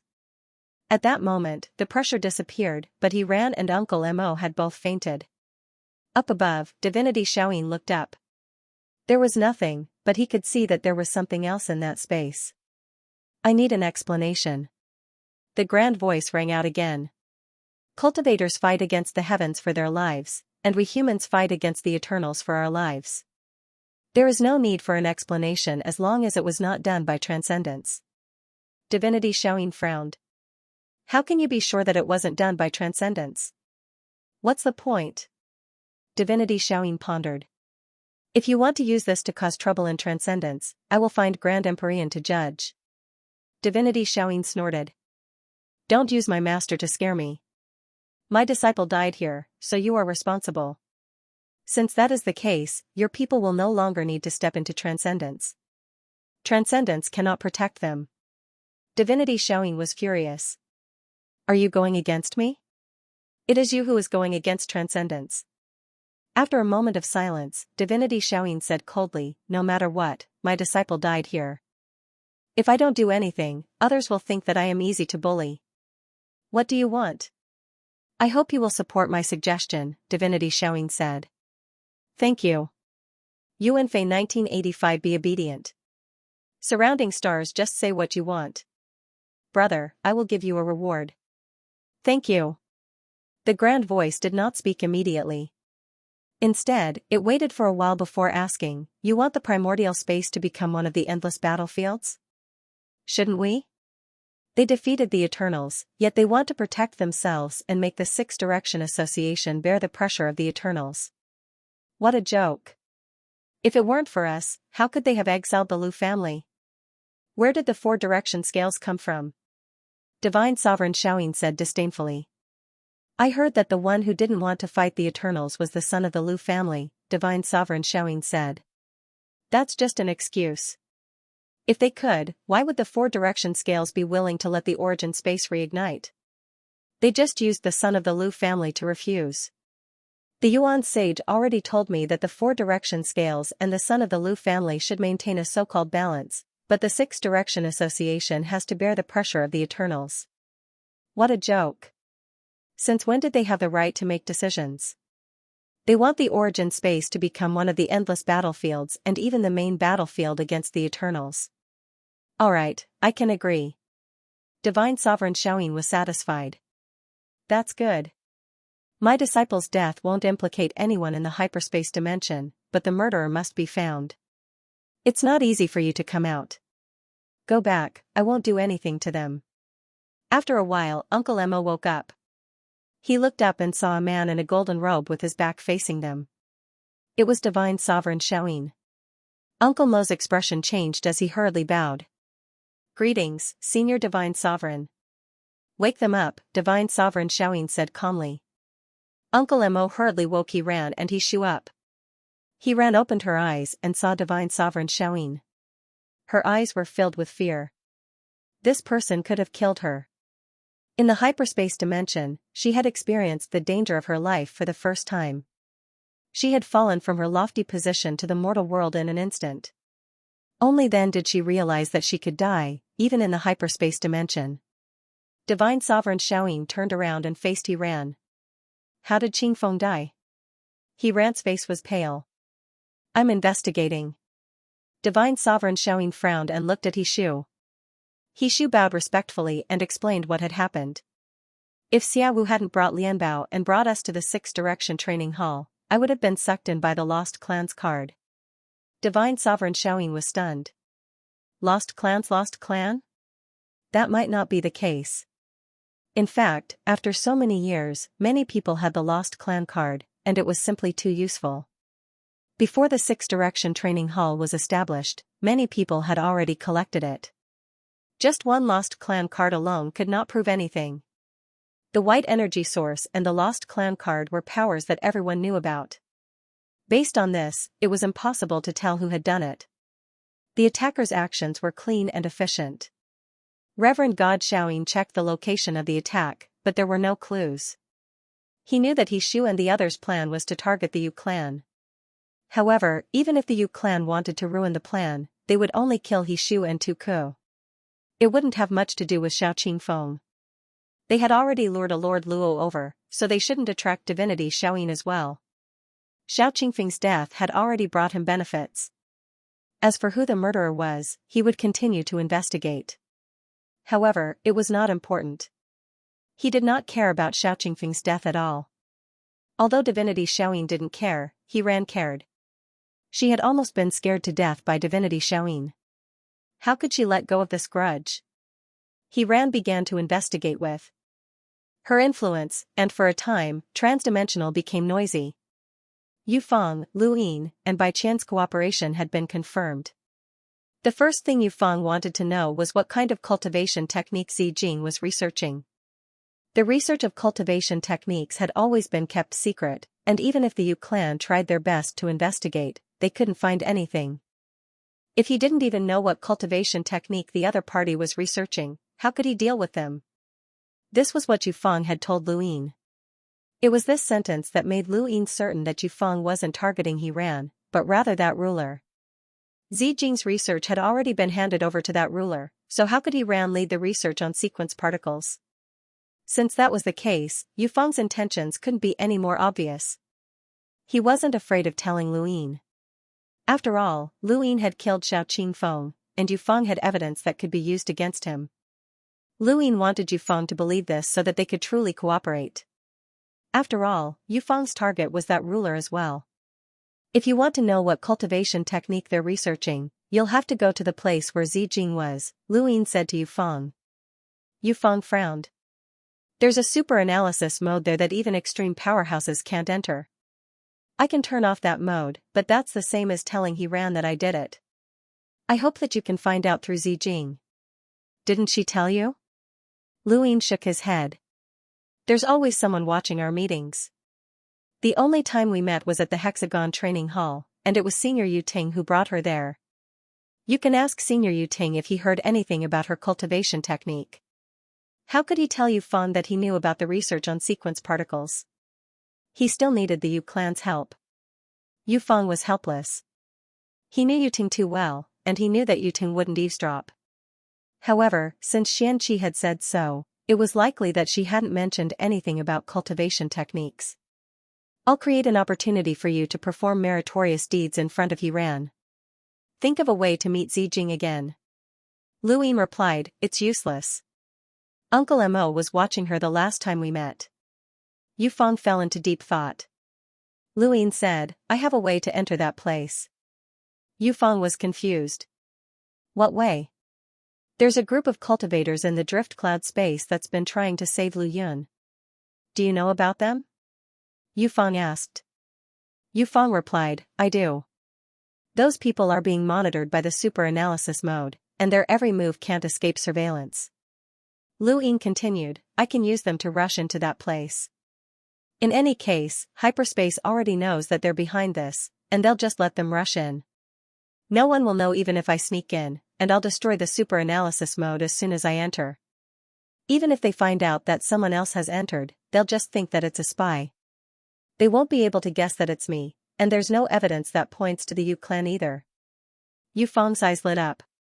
How do you plan on using them? They're not stupid. Lu Yin looked up. Send me to the drift cloud space. Lu Yin's first stop after entering the Hexagon Association was the hyperspace, and his second stop was the drift cloud space. After entering the hyperspace, he was brought to the drift cloud space after Zijing agreed to his research. There, he saw the carrier for the art of gift and was shocked by the power of hyperspace's cultivation technique. He also saw the cruel side of hyperspace. He had met a woman from the drift cloud space in the art of gift, and through her, he had learned about what hyperspace had done to the drift cloud space. At this moment, he had come to the drift cloud space to find this woman. How could he allow the cultivators of the drift cloud space to enter his research area? Only someone from the drift cloud space could do such a thing. Before coming here, he had asked Yu Feng to investigate the cultivators of the drift cloud space who had fought in the art of gift. Fortunately, that woman was still alive. The cultivators of the drift cloud space were always at the forefront, and it was normal for them to die. It was already rare for her to be able to last for a few years, and it should be related to her innate gift. The black beam of light tore through the void, and the water-like power was stirred up to turn the heavens and the earth upside down, reflecting a batch of the flowing cloud space. The cultivators fell into despair and died. With the help of the Yu family, Lu Yin boarded the art of gift and arrived at the cultivators area of the drift cloud space. Here, although there were many cultivators in the drifting cloud space, they were all silent. No one spoke, and the atmosphere was shrouded in despair. People kept dying here, and people kept coming to take their places. Day after day passed. Not long after, the battle slowed down, and a group of cultivators from the drift cloud space returned. Most of them were injured. Lu Yin saw the woman. Compared to their first meeting, she had become much stronger, and the coldness in her eyes had also increased. She was sitting alone in a corner, lost in thought. Why didn't you help them? Lu Yin asked as he sat down beside her. The woman was startled and subconsciously retreated as she stared at Lu Yin warily. The people around them acted as if they did not see Lu Yin, and they all sat there silently. The woman stared at Lu Yin in a daze. It's you? Lu Yin smiled at her. Long time no see. The woman was stunned. Why are you here?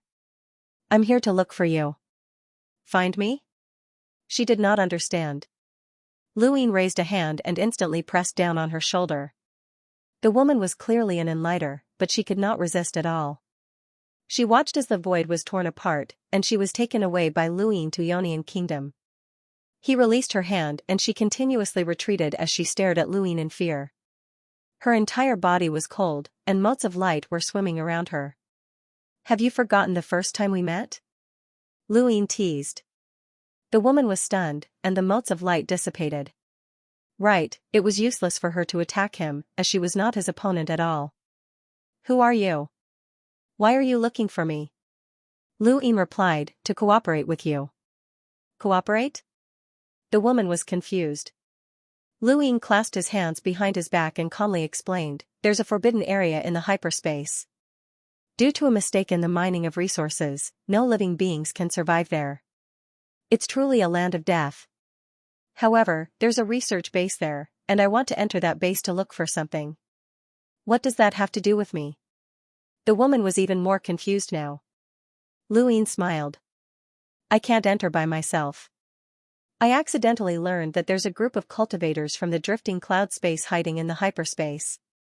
Every once in a while, they'll charge into that forbidden area. Their goal is to save Drifting Cloud. The woman's pupils shrank, and she stepped forward to stare at Lu Yin. Lord Drifting Cloud? Lu Yin nodded. That's what they call him. Lord Drifting Cloud should be an extremely strong powerhouse who's been imprisoned in the hyperspace. Unfortunately, they've never succeeded. The woman was excited. Lord Drifting Cloud is imprisoned there? Is that true? If you don't believe me, I can take you to that group of people from the Drifting Cloud space. They've failed every time, but more cultivators from the drifting cloud space have joined them. I'm sure you know about this since the cultivators who join the drifting cloud space come from the drifting cloud space. The woman did not reply, as she did not know whether Luine was telling the truth or not. Before arriving at the carrier of the art of gift, the cultivators from the drifting cloud space had indeed been divided into two groups. One group obeyed the orders of the hyperspace while the other went into hiding to enter the hyperspace to save Lord Drifting Cloud. Powerhouses from the drifting cloud space could freely enter and exit the hyperspace. This was a top secret. She could have gone to the hyperspace as well, but because she wanted to protect her family, she could only hide her innate gift and come to the carrier of the art of gift. However, her family had all died, and she could not save them. It doesn't matter if you believe me or not. I'll take you to meet those people from the drifting cloud space and help you break into the forbidden area. I don't mind telling you that I'm using you to attract the attention of the hyperspace dimension and achieve my goal. The woman stared at him. What you're looking for is there as well? Luine nodded. Yes, I can rush in alone, but I'll attract the attention of the hyperspace dimension, so I need someone to share the attention. This is your only chance to save Drifting Cloud. I know the forbidden area very well, and I can at least let you see Drifting Cloud. It's up to you whether you want to cooperate or not. The woman thought about it. I want to see my companions first. Companions? Luine looked at her. This was a rare form of address. Luine placed his hand on her shoulder again and took her to the hyperspace dimension. Yufeng naturally knew the whereabouts of the people from the drifting cloud space. Those people thought that they were hiding, but they were actually test subjects. They were data that Zijing's teacher wanted to observe, and he had specifically asked a powerhouse from the drifting cloud space to imprint their spacetime coordinates so that they could travel back and forth between the drifting cloud space and the hyperspace dimension. He had deliberately pretended to be deaf and mute so that they could rush into the forbidden area and even see the drifting cloud space. This was torture for these cultivators, but it was also torture for the drifting cloud space. The hyperspace dimension had obtained perfect data. When the day came when the data was no longer needed, these cultivators from the drifting cloud space would all perish. They had no other path to take, not from the moment the drifting cloud space had been conquered by the hyperspace dimension. They were all demi-humans. This was the sorrow of the week. Every time Luine saw a cultivator from the drifting cloud space, he thought of the Genesis space. He did not want the Genesis space to be conquered, and he did not want his friends and family to become demi-humans. On the way to find the cultivators from the drifting cloud space, Luine asked the woman his first question. Why didn't you help them? With the woman's years of experience fighting in the art of gift, she could help some people. She calmly replied, they're going to die anyway. Helping them will only make them suffer for a longer time. The woman's resigned answer reflected her helplessness. Luine did not say anything else and took her to find the cultivators from the drifting cloud space. These cultivators thought that they were hiding, but they were shining brightly. Not long after, Luine and the woman found the cultivators from the drifting cloud space. At first, they hadn't been willing to cooperate, but after Luine revealed his understanding of transcendence and told them about Lu Yun's location, they finally believed him. They believed that Luine had unlocked the forbidden zone, but they definitely didn't trust him. Even if Luine didn't belong to the hyperspace dimension, he didn't belong to the drifting cloud space either. After so many years of struggle, the cultivators of the drifting cloud space had lost all trust in them. All that was left was to use them. They wanted to use Luine to find Lu Yun, which was why Luine had clearly told them that he would be using him. To them, trust and sympathy were all nonsense. After several days of discussion, they decided to break into the forbidden area the next day. It was at this point that Luine learned the girl's name, Ame. That night, Ame found Luine and immediately took off her clothes. Luine was stunned, and he hurriedly stopped her. Ame was disappointed. You don't like me? I'll find someone else. Wait, what do you want? What are you doing? Luine asked. To be honest, Ame wasn't pretty, but she wasn't ugly either.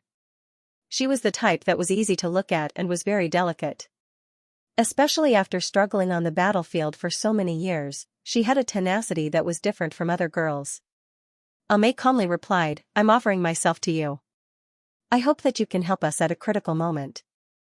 Luin replied, I already said that we're using each other.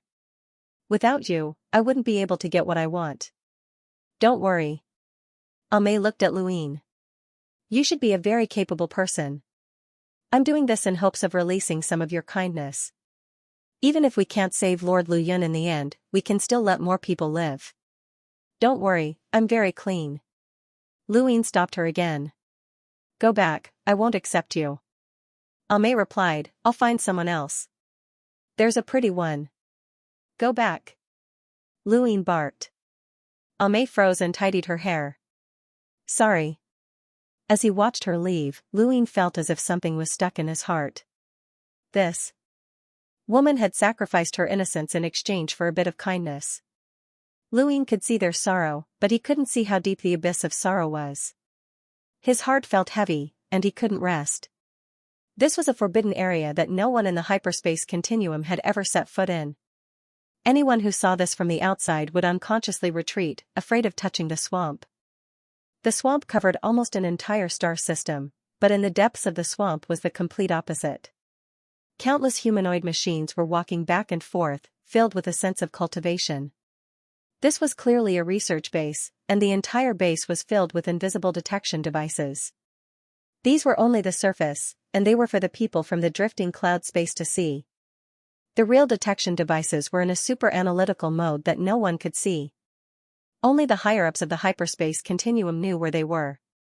The base had 17 floors, and on the 16th floor, dozens of people in research uniforms were busy. In a corner, Little Hai was staring at a screen with a serious expression. He was the most serious person in the base, and even though he didn't have any outstanding research talent, his seriousness had allowed him to become a student of the research team's leader. He could be considered Zijing's senior. Little Hai, how is it? Someone asked as they walked over to the screen. Little Hai grunted and replied seriously, they're not here yet, but they should be soon. The person laughed. How many floors do you think these cultivators from the drifting cloud space can reach? Little Hai raised his hand and pressed the screen to begin his analysis. The person helplessly replied, we're just guessing. There's no need to be so serious. Someone heard this and became interested. He walked over and said, I'm guessing the 11th floor.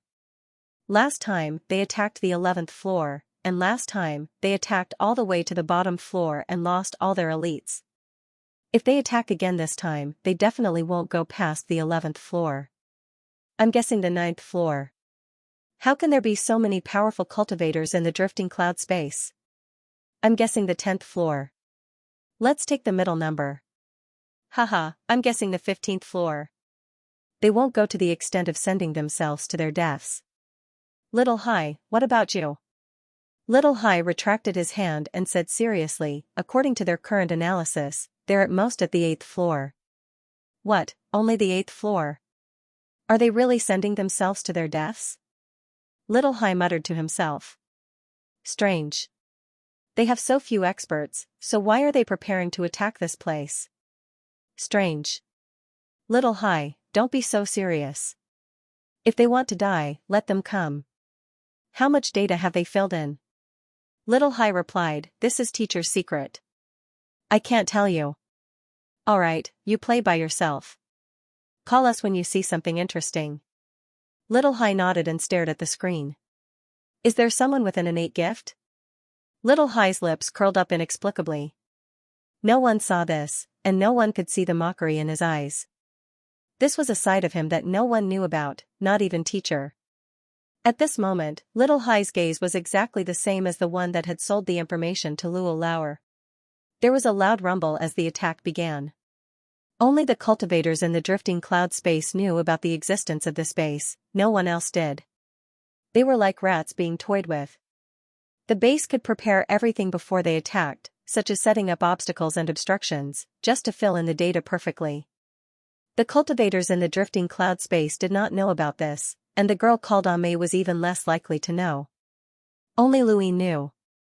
As he watched the cultivators charge into the base, Luin was disappointed.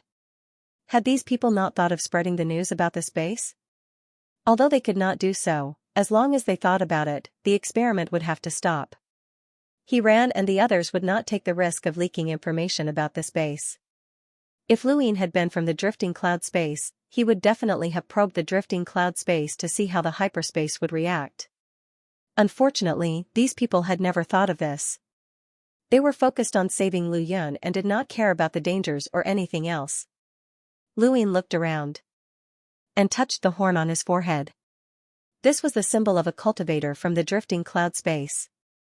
As long as he stepped in front of it, the hyperspace would quickly detect that he did not belong to the drifting cloud space. There was very little time left for him. Ame kept staring at Luin. Luin looked at her. Let's go. He took a step forward and a cloud-like power appeared around his body. This was a technique that he had cultivated, allowing him to confuse the hyperspace, but it could only be used for a very short period of time. He had to find the location of the hyperspace and remove it, or else he would be exposed. On the 16th level, Little Hai watched the attack with interest. He was a little disappointed. There's no surprise at all. These trash, can't they find a useful expert? It'd be best if they could reach the 17th level and see Lu Yun's sorrowful and despairing eyes. That would be interesting. Suddenly, an abnormality appeared on the screen, and Little Hai's expression changed. There was an outsider? At that moment, a terrifying force descended from above and cut through the 15th level, splitting the base in two. Luin had found it thanks to Yu Feng, who had told Luin about the hyperspace's characteristics and general location. Otherwise, Luin would not have been able to find it in such a short period of time. Little Hai's scalp went numb, and he quickly called for reinforcements. Someone who did not belong to the drifting cloud space had arrived. The researchers around him were either dead or injured, and only a few were conscious. Lu Yin's domain suddenly pressed down, causing everyone to faint, including Little Hai. The hyperspace disappeared, and Luin relaxed. The people from the drifting cloud space were stunned. Luin had pierced through the 15th level with just one attack, which was something that none of them had ever done before. How could he be so strong? What are you all standing around for? Continue. Do you want me to lead the way? Luin reminded them. The people from the drifting cloud space reacted and hurriedly entered the 16th level through the hole that Luin had created. They had not spent all these years in vain, and they knew that there was a 17th level, where Lu Yun was imprisoned. Luin walked up to the 16th floor and looked around. These researchers were all elites, and if the information seller was really from this base, then he should be one of them. You're not going to the 17th floor? Little Brow asked. Luin replied, I'm looking for something. You guys can go by yourselves. I've already done everything I can. Little Brow's gaze was resolute. They had never been so close to Lord Lu Yun before. They were so close that she could already feel the surging energy below. Thank you. She then left with the cultivators from the drifting cloud space to open a path to the 17th floor and rescue Lord Lu Yun. The base was filled with explosions, and the super analysis mode had been deactivated. The outside world had no way of knowing what had happened to this base. He ran and the others must have thought that everything was under control, but by the time they reacted, Luin had already left. There should be someone nearby who could use the black energy source, but that person wasn't clear about the base's situation. However, it wouldn't take long for that person to contact the base, and once that person couldn't be contacted, they would appear. Lu Yin's domain spread out, not letting anything slip by. He had to be quick. At the same time, he released Luo Lauer from Mount Supreme. Contact the information seller. Luo Lauer didn't dare delay and immediately contacted the seller. With his domain, the entire base's situation was imprinted in his mind. The moment Luo Lauer contacted the information seller, a screen flickered in a dark corner. Luin looked over and saw that it was less than a kilometer away. He instantly appeared in that dark corner and saw Luo Lauer's symbol on the screen. This was the place. Luin looked around the room and found a picture. Was it that person? He returned to where he had been and walked over to Little Hai. Brother-in-law, it's him? Luo Lauer was shocked. Luin put Luo Lauer away and opened Little Hai's hand, writing something before disappearing. It was time to meet Lu Yun. The people from the drifting cloud space had already reached the 17th floor and were constantly attacking the metal door that imprisoned Lu Yun, but their attacks were useless. Behind the door, Lu Yun's eyes were bloodshot as he roared hoarsely, "Scram! Scram! Scram!" His voice easily penetrated the door. This was the effect that the research team wanted. They had to let the cultivators of the drifting cloud space hear him so that they wouldn't despair. "Lord Lu Yun, we won't give up. We'll definitely save you. Lord Lu Yun, we're here. We'll be out soon." Xiaomei clenched her teeth and kept attacking the metal door, but the metal door didn't budge. Behind the metal door, Lu Yun closed his eyes. He was already numb. He watched as batch after batch of his cultivators died, but it was useless. Why was this happening? If he hadn't opened the passage to hyperspace, things wouldn't have turned out like this. He hated hyperspace, and hated himself even more. He thought that he had nothing to fear when he became an extreme powerhouse. However, the universe was too big, and he didn't know what was going on. He shouldn't have let others know. Suddenly, he opened his eyes and looked in another direction. There, Lu Yun had walked out and was looking at him in astonishment. "Who are you?" Lu Yun was shocked. This wasn't a place that one could enter just by tearing through the void. How could this person be here? For someone like Lu Yun who could control space, entering this place was not difficult. "Do you want to leave?" Lu Yun said indifferently. Flowing Cloud stared at Lu Yun. Flowing Cloud's power was boundless and majestic, but there was an inverted bestow techniques carrier directly above him, forming a prison that resembled a sourcebox array. Lu Yun had seen this cage before.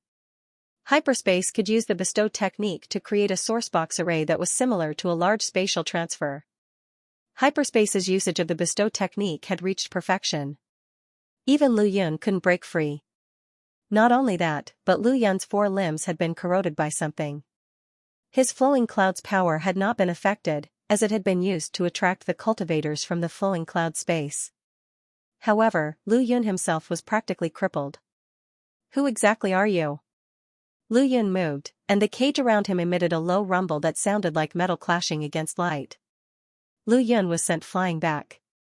Lu Yun walked towards him. "I'll ask you again. Do you want to leave?" Outside the metal door, the cultivators from the Flowing Cloud space screamed at the top of their lungs as they continuously attacked the metal door.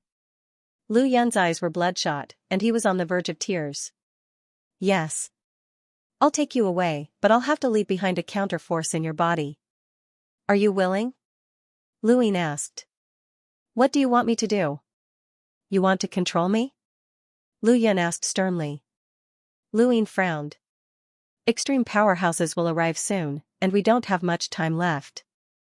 I'll ask you again. Are you willing?" Lu Yun's entire body trembled. As an extreme powerhouse, being imprisoned wasn't a big deal, but being controlled? Had there ever been an extreme powerhouse in the universe who had been controlled? He had never heard of such a thing. No matter what, it can't be more painful than being locked up here. Listen to their cries of despair. Soon, not a single one will be left. Lu Yun was indifferent. Lu Yun suddenly looked up. "Take them with us." "I agree." Lu Yun's lips curled up, and he raised a hand to attack Lu Yun with the Grim Reaper's seal. Lu Yun shouted, "Destroy the vessel first, or your power won't be able to penetrate." Before he could even finish speaking, the Grim Reaper's seal passed through the vessel and entered Lu Yun's body. Lu Yun was in disbelief. How was this possible? This vessel could even trap him, but it couldn't block this person's power? Or could it be that he couldn't leave from the inside, but the outside wasn't obstructed? Of course not. Lu Yun could control space, and with Tai Xian's enlightenment, he was becoming more and more proficient in using the power of space. His power was now immune to defenses to a certain extent. This was true control over space. The moment the Grim Reaper's seal entered Lu Yun's body, a pair of eyes opened in the distance. "Not good, there's movement." The next moment, a black energy pierced through the heavens and headed towards the base. Lu Yun took out his slippers and slammed them into the vessel, causing it to shatter into pieces. Lu Yun was stunned. "Slippers?" He took out Mount Supreme and said, "Go in." Lu Yun entered without hesitation. Luin raised a hand and slammed out, shattering the metal door. Outside the door, the cultivators from the drifting cloud space stared blankly at him, not expecting him to appear inside. Little May's eyes widened in disbelief. Suddenly, the black energy bombarded the base. Die. The entire base was destroyed, and the cultivators from the drifting cloud space fell into despair. Luin knew that things weren't good. An extreme powerhouse had arrived, and he couldn't fight against them. Otherwise, he wouldn't be able to explain himself to Yufeng. Yufeng wouldn't believe that Luin had the strength to fight against an extreme powerhouse, so he would definitely guess something. The only thing Luin could do was leave.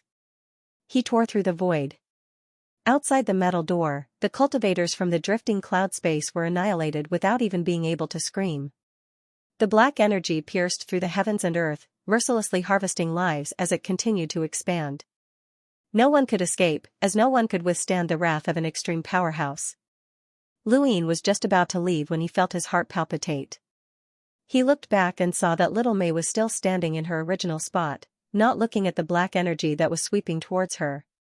Instead, she was looking at him. There was a complicated look in her eyes, but it wasn't despair. Instead, it was relief. Luin didn't know why, but at this moment, he tore through the void and grabbed her to escape the crushing black energy. He didn't know why he did this, but he felt that this woman should be alive.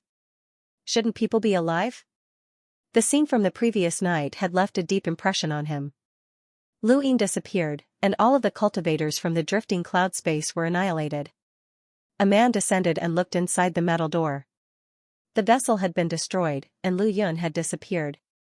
The man's expression turned ugly, and the black energy spread out in an attempt to search for Lu Yun. In the Eternal Kingdom, Little May fell from the sky and crashed onto the ground. Luin landed. She looked at Luin. "Where's Lord Lu Yun?" Luin looked at her. "Have you not considered your own safety?" Little May was bitter. "How can my safety compare to Lord Lu Yun's?" Luin shook his head. If something had happened to the Fifth Mainland and he had been captured, many people would have suffered the same fate. Only by leaving the chance of survival to oneself could the Fifth Mainland be reborn. Some extreme powerhouses were merciless and didn't care even if all the cultivators sacrificed themselves for them. However, Lu Yun wasn't that bad. Luin took out Mount Supreme, which he had obtained from Tu Xuanshuang. He wanted to ensure that Lu Yun wouldn't meet anyone since he was an extreme powerhouse. When Mount Supreme appeared, Lu Yun immediately came out. "Lord Lu Yun." Little May was delighted. Lu Yun floated in the air. His limbs had been corroded, so he could only remain like this. He looked at Little May and then at Luin. His voice was hoarse as he asked, "Where are the others?" Luin was helpless. "If an extreme powerhouse arrives, I won't be able to save them." "You promised." Lu Yun bellowed.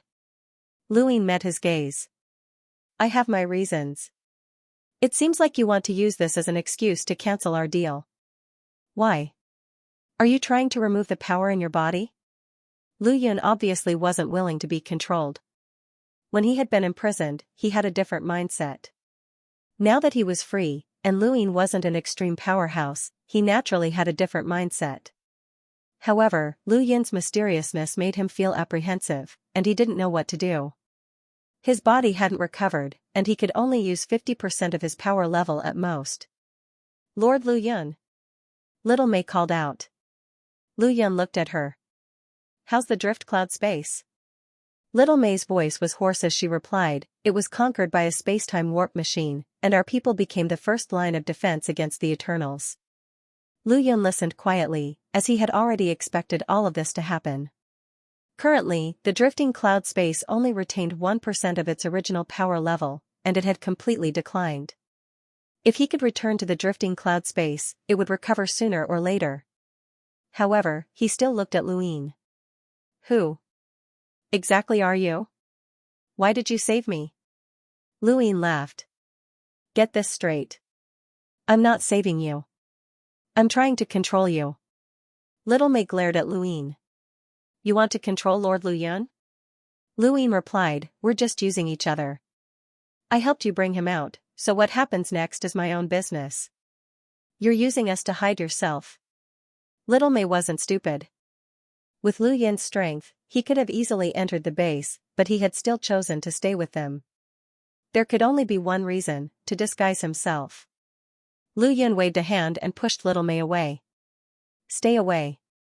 I don't believe that he can control me. He then stared at Lu Yin. Kid, I'm very grateful that you brought me out. I can give you a chance to try and control me. If you can't do it, then we'll be even. He then tried to expel the Grim Reaper's seal from his body. In order to obtain perfect data, hyperspace had only trapped Lu Yin and disintegrated his body, but it had not affected his strength. This meant that Lu Yin would not be a match for an extreme powerhouse, but as long as his opponent was not an extreme powerhouse, he would be able to suppress them. Lu Yin's unweakened cloud-like strength was enough to change the world. Lu Yin stood in place as he watched Lu Yin expel the Death God's seals. Even though Lu Yin had never used the Death God's seals to control an extreme powerhouse before, once they entered their body, it would not be easy to expel them. The Death God's strength was too domineering. Lu Yin might not be able to force the Death God's seals into a perfect extreme powerhouse, but once they entered their body, even an extreme powerhouse would find it difficult to deal with them. Qianlu could not do it, and neither could Lu Yun. This was the Death God's strength, a battle technique that could be passed down across generations. That was the Death God, one of the three realms. The cloud-like strength on the surface of Lu Yun's body continued to boil, forming a strange scene that made him feel like he was in the sky. This strength gradually spread throughout the entire Ionian kingdom. The people from the Thundersealers were shocked, as this strength was not something they could resist. Feng Lei Guanqin was shocked. Another extreme expert? Where did so many extreme experts come from? One after another, they appeared. Underground, Mu Jun looked up at the unfamiliar strength of an extreme powerhouse. Lu Yin actually had more hidden powerhouses? How was this possible? On the surface, no matter how Lu Yin tried, the Death God's seals did not budge. Not only that, but he also stared blankly at his own body. Why was his boundless cloud-like strength so weak against that black strength? It felt like 100 children were pushing a giant, and no matter how hard they tried, they could not move the giant at all. Domineering, extremely domineering. Lu Yin looked at Lu Yin. What kind of strength is this? Lu Yin's lips curled up. A strength that you cannot comprehend. Lu Yin was in disbelief. Impossible. How can I not be able to move something that isn't even an extreme powerhouse? Impossible, could it be? He suddenly thought of something. What level has this strength reached? Lu Yin was curious. What level? What level? Lu Yin stared at Lu Yin. I can't expel this power, but it can't suppress me either. I can temporarily suppress it, but I just need to deal with you. Kid, I admit that you have a lot of potential, and if you cultivate this power, your future will be unimaginable. However, you're too weak right now, and even if you have a powerful power vessel, it won't be of any use. Lu Yin laughed. I still want to control you. Try and see if you can resist. Lu Yin narrowed his eyes. Your power is at the level of changing the universe's laws, but that's all. It's not you, so don't be too arrogant. Why did you change the rules? Even at his peak, Lu Yun would not have been as strong as the Blood Ancestor, but he seemed to know something that the rest of them did not. Was it because of his ability to transcend space? Lu Yun explained, the universe operates according to its own laws. In the language of transcendence, these are sequence particles. Most extreme powerhouses can change the heavens and earth and create a power that belongs solely to them, but this power exists beneath the sequence particles. Only by influencing and even changing the sequence particles can one become a true extreme powerhouse. I can't do it, and no one in transcendence can. The power you cultivate can definitely do it, but you're just the creator of this power. You are far from being able to do it. Because you cultivate this power, you will never be able to break through the upper limit of this power. Your limit is also the limit of the creator of this power. Lu Yin understood, this was the division between progenitors. The Blood Ancestor and the Martial Ancestor were just ordinary progenitors, and even 9 mountains and 8 seas might be ordinary progenitors. They might not be able to touch the sequence particles, but the 3 realms and 6 Daos were different. They should be able to touch and change the sequence particles, making them true extreme powerhouses. What about the progenitors? What about Mr. Mu? What about these people? How do you know about the sequence particles? Lu Yin was puzzled. Lu Yin sneered, Transcendence wanted me to join them in the beginning and told me about researching the sequence particles. They also wanted to use me, an extreme powerhouse, to directly understand the universe. I refused, which was why they started that experiment. Even if I agreed to join them, it was useless. Perhaps they didn't trust me, since the sequence particles are their greatest secret. This is Transcendence's ambition. They used the feed technique and energy source to reach the level of an ordinary extreme powerhouse.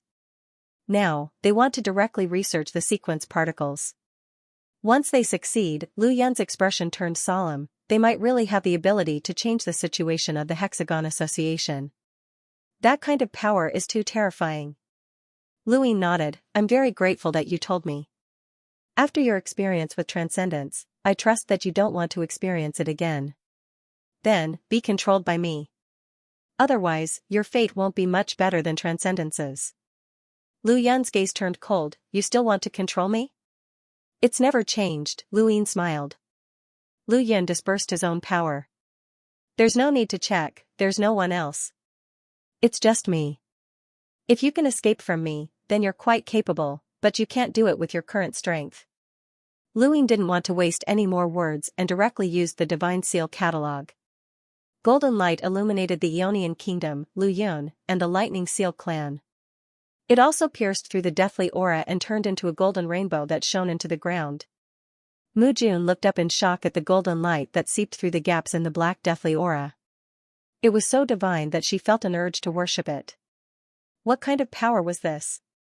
This was also Lu Yun's question. He stared at the Divine Seal catalog in shock. What kind of power was this? It was glorious, divine, and difficult to look straight at. This person clearly had that black power, but this golden light didn't seem to be any inferior to that black power. Just who was this person? Nongyi walked out after the Divine Seal catalog was recorded. He was the first progenitor that Lu Yin had ascended to godhood, and also the only one. Previously, Nongyi hadn't been of much use against anyone, and sometimes he wasn't even as good as Yi Qi. However, at this moment, there was no caged drake or Yi Qi, only Nongyi could deal with Lu Yun. Lu Yun looked at Nongyi, his eyes flickering. Was this a borrowed power? How could such a thing happen? Regardless of what Lu Yun thought, Lu Yin attacked. Nongyi waved his hand, and the green leaf danced as it shot towards Lu Yun. Lu Yun suppressed a shock. No matter who this person was, he had to win this battle and wouldn't allow himself to be controlled. As he thought about it, a cloud-like power surged out from his body and transformed into an attack that blasted towards the leaf. The leaf was almost shattered by the attack, but fortunately, it withstood it and continued towards Lu Yun.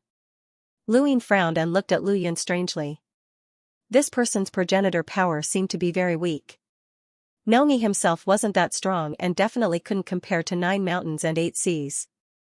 This leaf was just a test, but it had actually blocked Lu Yun's attack. Something wasn't right. The next moment, a wave of attack shot out. The void continuously distorted as Lu Yun's power seemed to awaken and gather in all directions. Finally, it formed over 1,000 physical attacks that connected the sky and the earth.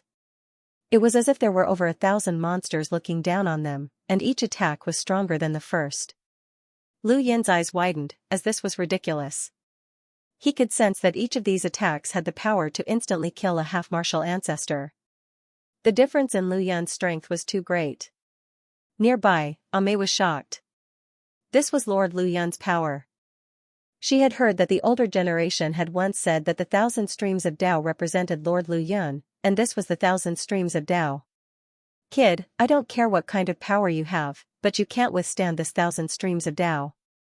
Give up. I owe you a favor and can help you, but I can't be controlled by you. Lu Yun was quite a distance away from Lu Yin. Even though his limbs were crippled, he still displayed the power of a progenitor. Lu Yin was shocked. This is your ancestral world? It's similar to Xianxia's, but... He looked at Lu Yun. It's not as sharp as Xianxia's blade. Lu Yan's eyes widened as over 1,000 physical attacks smashed towards Lu Yin, filling the entire area. At this moment, even the void was pierced through. The only way to avoid these attacks was to enter the void world. Lu Yin watched as the spatial lines were distorted and even broken by the attacks. He knew that it would be difficult for him to avoid them even if he used his innate gift of space. This was the power of a progenitor. Even if they could not control space, they could still destroy it to a certain extent. After all, he was only an emissary. If he had become a half-martial ancestor, things would have been different. As long as space was not completely destroyed and turned into a void world, he would have been able to avoid these attacks. Since he could not avoid them, he could only endure them. Nongyi arrived in front of Lu Yin and stood back to back as over 1,000 attacks descended. Lu Yin took a deep breath and took out the slippers. Lu Yin saw them, and his gaze trembled. These slippers had left a deep impression on him, as they had instantly shattered his art of gift. That was something that even he could not destroy with his strength. Just how powerful were these slippers? Lu Yin quickly witnessed the slippers' power. One of the attacks was directly scattered by the slippers. Lu Yin relaxed and then laughed heartily. As long as the slippers could scatter it, it did not matter if there was 1 or 1,000 attacks. Bring it on. Lu Yin was stunned. This was possible? His 1,000 streams Dao break was so powerful that even hyperspace had a headache over it. He had used 3 experts with black energy sources to launch a sneak attack, but this kid had actually scattered it with just a slipper. Impossible. He continued to suppress the 1,000 streams Dao break, and over 1,000 attacks came crashing down at the same time. However, this was meaningless to Lu Yin, who had an innate gift of space. Even if over 1,000 attacks came crashing down at the same time, he could still use space to instantly shatter them. Space could not help him escape, but it could help him face them head-on. The tighter the seal of the 1,000 streams Dao break, the easier it would be for him to scatter it with the slippers. Lu Yin could only blame himself for being unlucky. His attacks were simply too suited for being whipped by the slippers. If it had been Xianxia, who had an endless divine sword domain and the power of time, Lu Yin would have had a hard time dealing with him. He would have had to rely on caged Wyrm and I Chi, but that was not the case against Lu Yin. Lu Yin had not yet fought with the progenitors of the Six Paths Society, but for now, Xianxia and the others were not considered weak even among the progenitors of the Six Paths Society. In fact, they might even exceed Lu Yin's expectations. However, no matter how strong Lu Yin was, it was useless in the Eternal Kingdom. There was death energy underground. In the blink of an eye, the 1,000 streams of Dao had been scattered by the slipper, turning into liquid that spilled onto the ground. The liquid reflected the Divine Seal Catalog's golden light, making Lu Yin look like a god looking down on the earth. The Thunder Sealing clan immediately knelt down. Amei's mouth was wide open as she stared blankly. This person actually had the power to fight against Lord Lu Yin? Who was he? Lu Yin's eyes narrowed as he stared at Lu Yin, his face filled with disbelief. The strongest power that he could unleash right now was the 1,000 streams Dao breaker. To put it bluntly, even if there were more than 1,000 half-martial ancestors standing here, the 1,000 streams Dao breaker would still be able to destroy them. Could that slipper have been obtained from a Grand Empyrean? Who are you? Lu Yin asked in shock, looking at Lu Yin in a completely different light. Lu Yin's lips curled up as Nongyi walked out from behind him. A hoe suddenly appeared in his hand, and he swung it down, using the Nong family's battle technique, farming. The hoe seemed like a child's play, but it gave Lu Yin a strong sense of danger. This was a hoe that the Nong family's ancestor had wielded with the power of a progenitor. Farming was a rather strange battle technique, as anyone who used this technique could be used by Nong Yi. The figures continuously overlapped as if there were countless people farming. They instantly merged together and pressed down on Lu Yin. Above Lu Yin's head, a physical attack slammed into him from below. There was a thump as the void exploded, and an invisible darkness appeared. This was a world of nothingness that was slowly being torn apart. Lu Yin took advantage of this opportunity to strike out with a palm. The black substance's undying palm force sent Lu Yin flying and crashing into the ground. Lu Yin crashed into the ground and sank deep into the earth. He coughed up a mouthful of blood, but his heart was still shaken. This person had not only cultivated a power that could affect the laws, but his own power was also extremely strong. Even those in the hyperspace continuum who used black energy sources might not be able to injure him. Lu Yun looked up and looked down at him. What do you think now? Lu Yun's mouth was bleeding, but he gritted his teeth. If not for my limbs being crippled, my blade would be enough to kill you. You know blade techniques as well? Lu Yun was astonished. Lu Yun sighed helplessly. My blade once cut down an extremely strong person who transcended spacetime. That's why my limbs were crippled. My blade is my strongest weapon. You won with an unfair advantage. You're the one who's being controlled, so what's there to talk about? If you're not convinced, we can continue. Actually, I never planned on saving you. If you weren't of any use to me, I would have killed you right now. No, Ame shouted. She ran over and knelt on the ground. Please don't hurt Lord Lu Yun, I beg you. Lu Yun gritted his teeth. Get up. The people of the drifting cloud space don't need anyone's pity. Ame did not listen and continued to plead. Lu Yun looked at Ame and then at Lu Yun. Don't you want to save the drifting cloud space? Ame's pleading stopped. Underground, Lu Yun's eyes trembled. He thought of the space of Lu Yun, of those who worshipped him and followed him to cultivate, and of those who sacrificed themselves behind the metal door. The screams of those people kept ringing in his ears. Although he could not see them, Lu Yun could feel their despair deeply. How many cultivators had died over the years? It was just that hyperspace needed data and experiments, he did not treat them as humans at all. Those people's deaths were something he could never forget, and he could never forgive hyperspace. Although the strong preyed on the weak, results were the only things that mattered. These 4 words could never resolve the grudges of the world. Do you have the right to die? Lu Yun asked coldly as he looked down at Lu Yun. Lu Yun's eyes narrowed. How could he be willing to die? He was not satisfied. If he did not take revenge and save the drifting cloud space, he would not be satisfied even if he died. Ask this woman. How many cultivators of the drifting cloud space die every day? How many are in despair? They can't see it tomorrow, but they still wait for it. They think that you can return, that you can rebuild the drifting cloud space, that you can save them from their misery, but you're here begging for death, Lu Yun said. Lu Yun shouted, You want to control me with this? That's right. Lu Yun did not refute him. I want to control you. Otherwise, why would I save you? You can die, but can you? Do you have the right to die? Do you live for yourself? From the moment those cultivators of the drifting cloud space died to save you, your life is no longer your own. Go look at that metal door and see how many cultivators of the drifting cloud space are stained with their blood.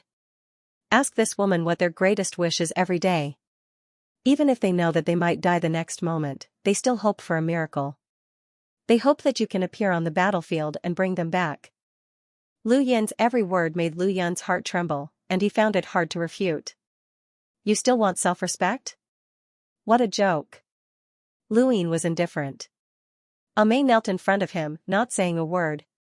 Lu Yun's words were what everyone in the drifting cloud space hoped for. They hoped that Lu Yun would return and save them, not die here.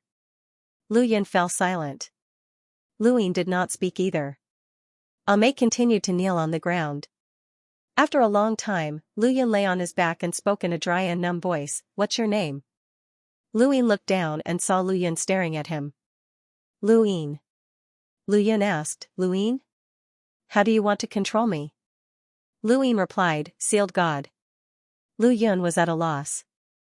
Above Lu Yun's head, the God Seal catalog's golden light grew even more resplendent. Nong Yi's figure had already disappeared, as Lu Yun no longer needed to borrow Nong Yi's strength. This is my Lu family's innate gift, the God Seal catalog. It can be used, and it can only borrow the strength of an extreme powerhouse. As long as you're willing, I can seal you as a god. Using the God Seal catalog to borrow your strength must be voluntary. If you're unwilling. Lu Yun paused for a moment. As long as you're unwilling, you won't be able to hide from the God Seal catalog. The consequence of that is that you're an extreme powerhouse.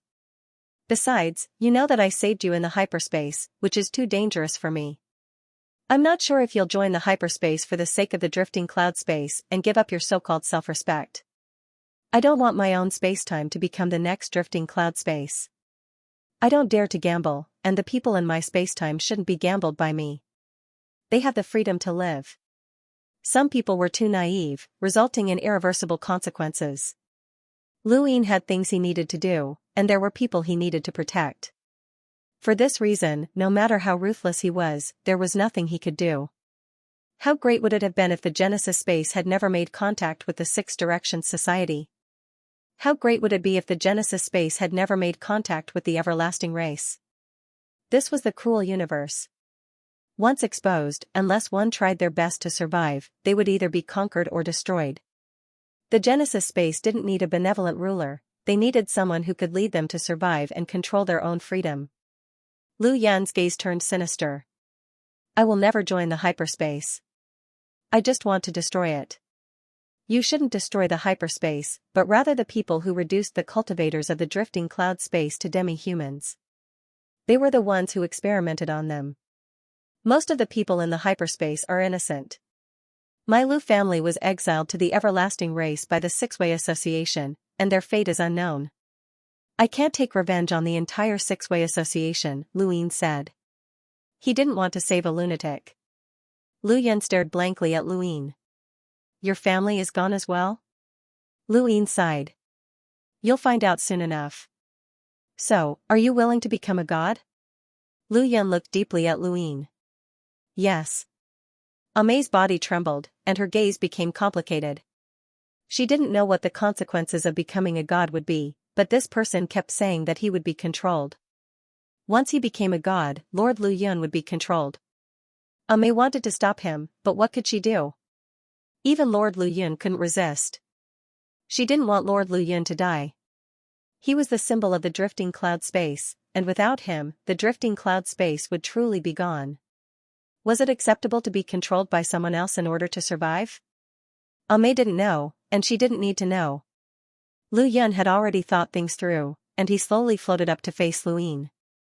His expression was numb, but there was a bone-chilling coldness in the depths of his eyes. I can be controlled by you, but I hope to have a chance to take revenge. My drifting cloud space has been controlled by the Hyperspace Association, which means that I have some value. If possible, let me bring some people over. Rather than calling it a request, it was more like a plea. A dignified progenitor had fallen to the point where he needed to beg. If not for the people of the drifting cloud space, he would have happily died. Lu Yin thought back to Amei's despair and helplessness that night, as well as Lu Yun's current numbness. Weaklings were like this, and Lu Yin never wanted to become one.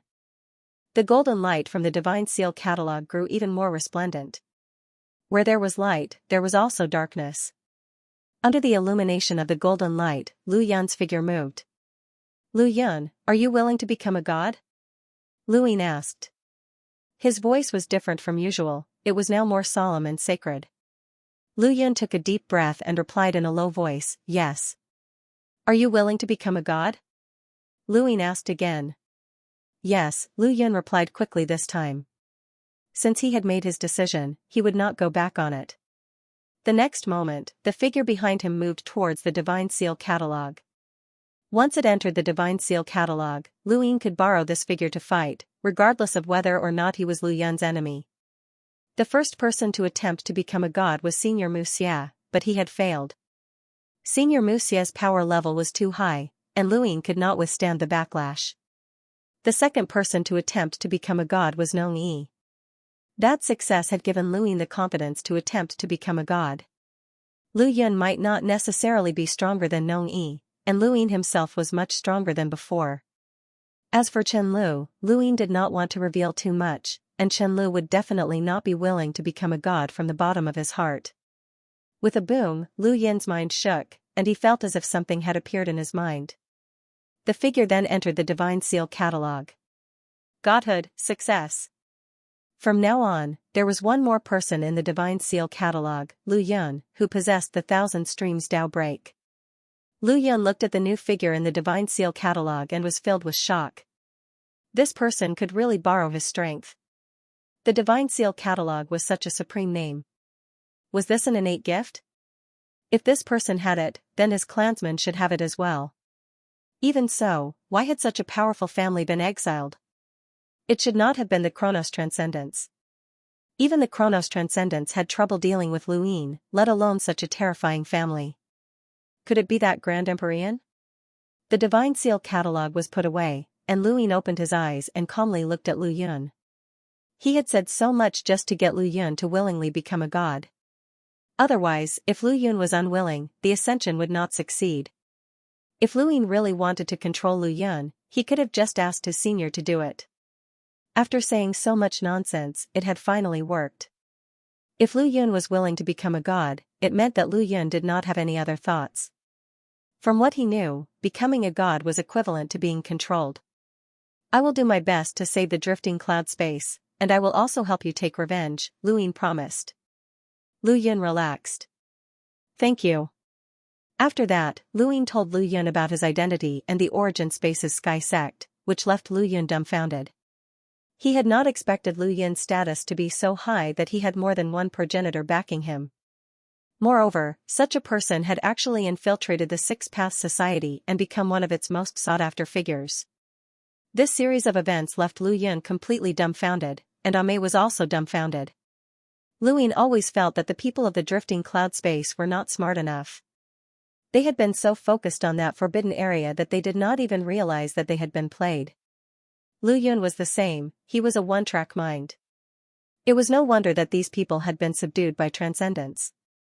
When I first discovered the passage to transcendence, I didn't think too much about it and went over. Transcendence also expressed its goodwill, but who would have thought that when I agreed to let the bearer of the feed technique enter the drifting cloud space, an irreversible change occurred.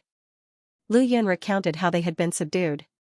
The more Luin listened, the more certain he became that these people were not very smart. At the same time, he was also glad that Guyu had chosen not to seal the passage. With the fifth mainland strength of only 7 half-progenitors, how could they resist 3 monarch spacetimes? Mo Huyuan would be able to sweep through the fifth mainland. The cosmic tree would not care about the fifth mainland's survival at all. You said that you're good with the blade? Wouldn't you be even more powerful if your limbs could heal? Luin asked. Lu Yun replied, of course. Healing my limbs isn't that difficult. I'm an extreme powerhouse after all, and I just need some time. When the time comes, I'll be even stronger. After all, I was able to cut down an expert from the black energy source. Luin nodded. Let's go. From today onwards, you are the third elder of the above heaven sect. The first 2 were naturally the blood ancestor and elder Chan. Lu Yun did not know that the divine seal catalog could not control him, and Luin did not elaborate. From now on, the above the sky sect would have another progenitor. Although this progenitor could not compare to 9 mountains and 8 seas, he was still a hidden trump card of the above the sky sect. Luin believed that he would be able to give the 4 cardinal scales a pleasant surprise. Ame was also brought to the above heaven sect to follow Lu Yun. On the other side, Flowing Cloud was taken away. Hyperspace was shocked, and Iran lost her composure. First, Xiao Qingfeng was killed. Now, Lu Yun was missing. The Yu family supported by Qian. Everything seemed to be turning against her at the same time. Within the research base, Little C and the others had already woken up. Seeing the ruins of the base, all of them were terrified. After Little C awoke, the first thing he did was to report that he had discovered a strength that didn't belong to Flowing Cloud space. But, he inadvertently saw the characters on his palm and his expression changed. He buried this matter deep in his heart, not daring to do anything. Over the next few days, many people from hyperspace investigated the research base. They wanted to find out what had happened, but no one could say anything. They were immediately knocked unconscious. The powerhouse who had arrived at the research base didn't see Luin either. When he arrived, Luin had just left with Ame. The people from Flowing Cloud space had all been killed by him, and not a single one of them had survived. Hiran was furious, and she cursed this person for being stupid. Of course, she could only curse behind his back. She had guessed that it might be related to the Yu family, but she couldn't find any evidence. Yu Feng hadn't left the Zio realm at that time, and Yu Ting had been at the 6-way training hall. She couldn't point to the Yu family. Ran felt that there was a hand secretly controlling everything, but she couldn't find the source of this hand. Who? Who could it be? Luyin secretly went to the Zio realm and met up with Yufeng. If I hadn't acted quickly, I would have been killed. Fortunately, I left before that expert with the black energy source arrived. Luyin was afraid. What about Lu Yun? How did he leave? Yufeng asked, looking at Luyin suspiciously. Luyin replied, how would I know? I was looking for research materials on the 16th level. I don't know what happened below. Yufeng frowned. Did Lu Yun leave on his own? Luyin looked at him. You're not suspecting that I took Lu Yun away, are you? I don't have that ability. Lu Yun is an extreme powerhouse, and the entire lower level is filled with his power. Unless I'm also an extreme powerhouse, I wouldn't even dare to touch it. Yufeng retracted his gaze. Although he said that, he still felt that it was too much of a coincidence. If Xianxia could really take Lu Yun away, then he must have hidden himself, but that was impossible. No matter how well he hid, he couldn't possibly be an extreme powerhouse. There was only one other explanation: an extreme powerhouse had taken action and taken Lu Yun away. In any case, Lu Yun's departure has nothing to do with me. I only destroyed half of the base and looked for information. I didn't touch anything else. Yufeng's heart skipped a beat. Destroyed half of the base? He remembered that Lu Yun had been imprisoned using the feasting technique, which had been set up by the Yu family. To facilitate the transfer, the feasting technique could be closed. Could it be that his destruction of the base had caused the feasting technique to close? It wasn't impossible. But that wasn't important. What are Zijing and the others researching? Did you find anything? Luyin shook his head. Nope. Yufeng was disappointed. But in the base, I saw 4 words that might be related to research. Luyin thought for a moment. Sequence particles. Yufeng was shocked. Sequence particles? Are you sure you saw those words? Luyin nodded. Yes. He wanted to borrow the Yu family's strength, so he naturally had to tell them about the research on sequence particles. Even if he didn't say anything, Yufeng would definitely be able to find out. Is the research on sequence particles that important? You're overreacting. Yufeng's expression was solemn like never before. This research was proposed by that person a long time ago, but it hasn't been implemented yet. The Yu family's ancestor has instructed that once this research starts, the Yu family must participate and not slack off. I don't know what sequence particles are, but the ancestor has instructed us to do as he says. You don't know? Luyin didn't believe him. As the Yu family's patriarch, how could he blindly follow the ancestor's instructions? But if Yufeng didn't say anything, Luyin couldn't ask. I never thought that Ran's research would be on sequence particles. No wonder they kept it from me. Yufeng's expression was gloomy. So what do we do now? Luyin asked. Yufeng replied seriously, Xianxia, Zijing's situation is more troublesome than we thought. She's researching sequence particles, and this isn't something that Ran can lead. There must be that person behind her. Luyin replied, I know. You said that without that person's permission, Zijing couldn't have been hidden. Even the Yu family can't find her. I underestimated the severity of the situation. Yufeng sighed. Go back first and let me think about what to do. This research is too important. Luyin nodded and left the Zio realm. He didn't know what Yufeng wanted to do, but neither Yufeng nor Ran would sincerely cooperate with him. They both had their own goals, and Luyin was the same. It all depended on whose methods were better. Bai Qian was the cleanest of them all. She seemed to be in the middle of this whirlpool, but she was the loneliest. No one would have thought that she had an ally like Luyin and the backing of the above heaven sect. The impact of Lu Yun's disappearance was getting worse and worse, and it had already spread throughout the universe. Everyone knew that Lu Yun had been imprisoned and was still missing. This matter was a huge blow to Ran's side. An even bigger blow came from Zijing's teacher, the leader of the energy research team. It seemed like the old man was just a leader, but he was in charge of the research of sequence particles. This was currently known to humanity, or at least to Lu Yun's knowledge, and it involved the universe's sequence laws. His position was not as simple as it seemed. At the bottom of the stairs, he didn't act all high and mighty. The old man roared angrily for an hour, and even Uncle Mo didn't dare to interrupt. "Elder, please calm down. I promise to find Lu Yun and ensure that you get the most perfect data," he said courteously. She didn't dare to offend this old man. She really didn't dare. The old man glared at Ran. "That better be the case, or don't blame me for being impolite. I can decide your victory with a single word.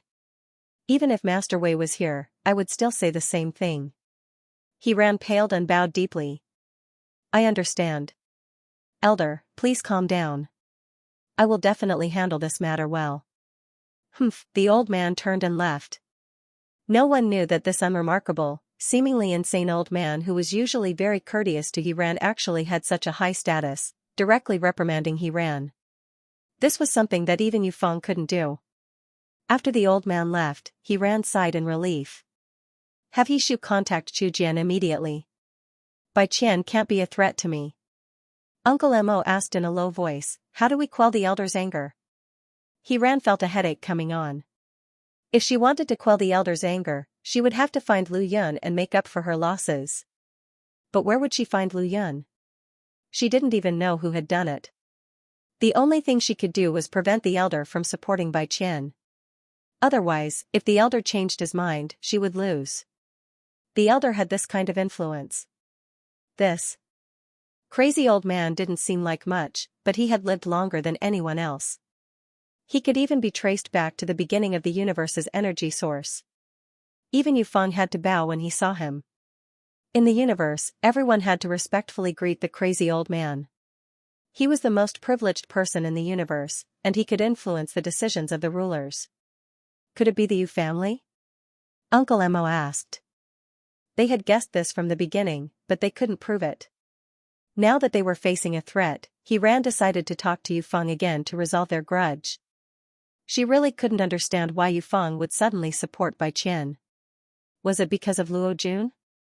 But before this, she had done some things to the Yu family, and they didn't care. Not long after, Luin left the Red Domain in the Void God spacetime.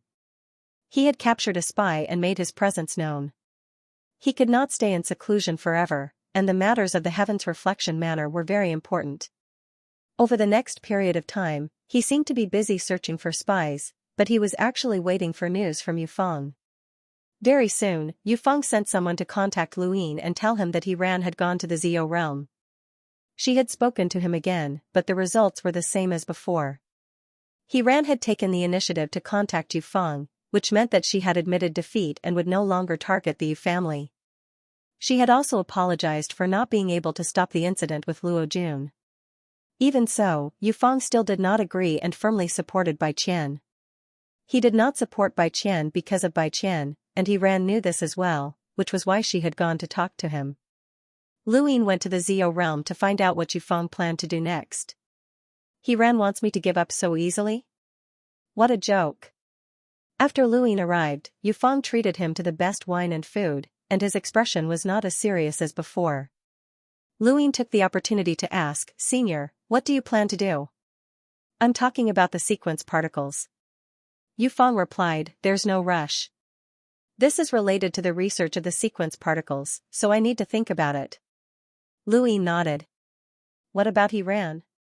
She's come to the Zio realm twice in a row, and Senior still supports Bai Qian?" Yufeng smiled. "Unless she cooperates with me, then her value will naturally surpass Bai Qian's. Unfortunately, that's impossible. She's very smart, and not only will she not cooperate with me, but she'll also tell that person everything she said after coming to the Zio realm. Otherwise, she'll end up like Bai Qian." Luin suddenly felt that something was amiss. "Senior, what do you mean? What do you mean by Ran won't cooperate with you?" Yufeng looked at Luin with a sardonic smile. "Young man, your brain works very quickly. There's no need to play dumb. Can't you see the situation in this space?" Luin shook his head and replied seriously, "I don't see it clearly. Please enlighten me." Yufeng could not help but laugh. "It's fine if you can't see it clearly. In short, the most important thing for us now is the research on sequence particles. I'll think of a way to find out and interfere as much as possible. In the future, I'll help you bring Zijing out. Everything else is not important. He Ran's side is already unhappy because of Liu Yin's disappearance. Liu Yin did not pay much attention to Yufeng's words, and he continued to ask, Senior, since we're already working together, there's no need to hide anything from me. Please tell me about the situation in hyperspace so that I can take control of it in time. Yufeng met Liu Yin's gaze. You really can't see clearly? Liu Yin shook his head. I haven't interacted much with him, so I can't see clearly. Yufeng nodded. Alright, then I'll tell you.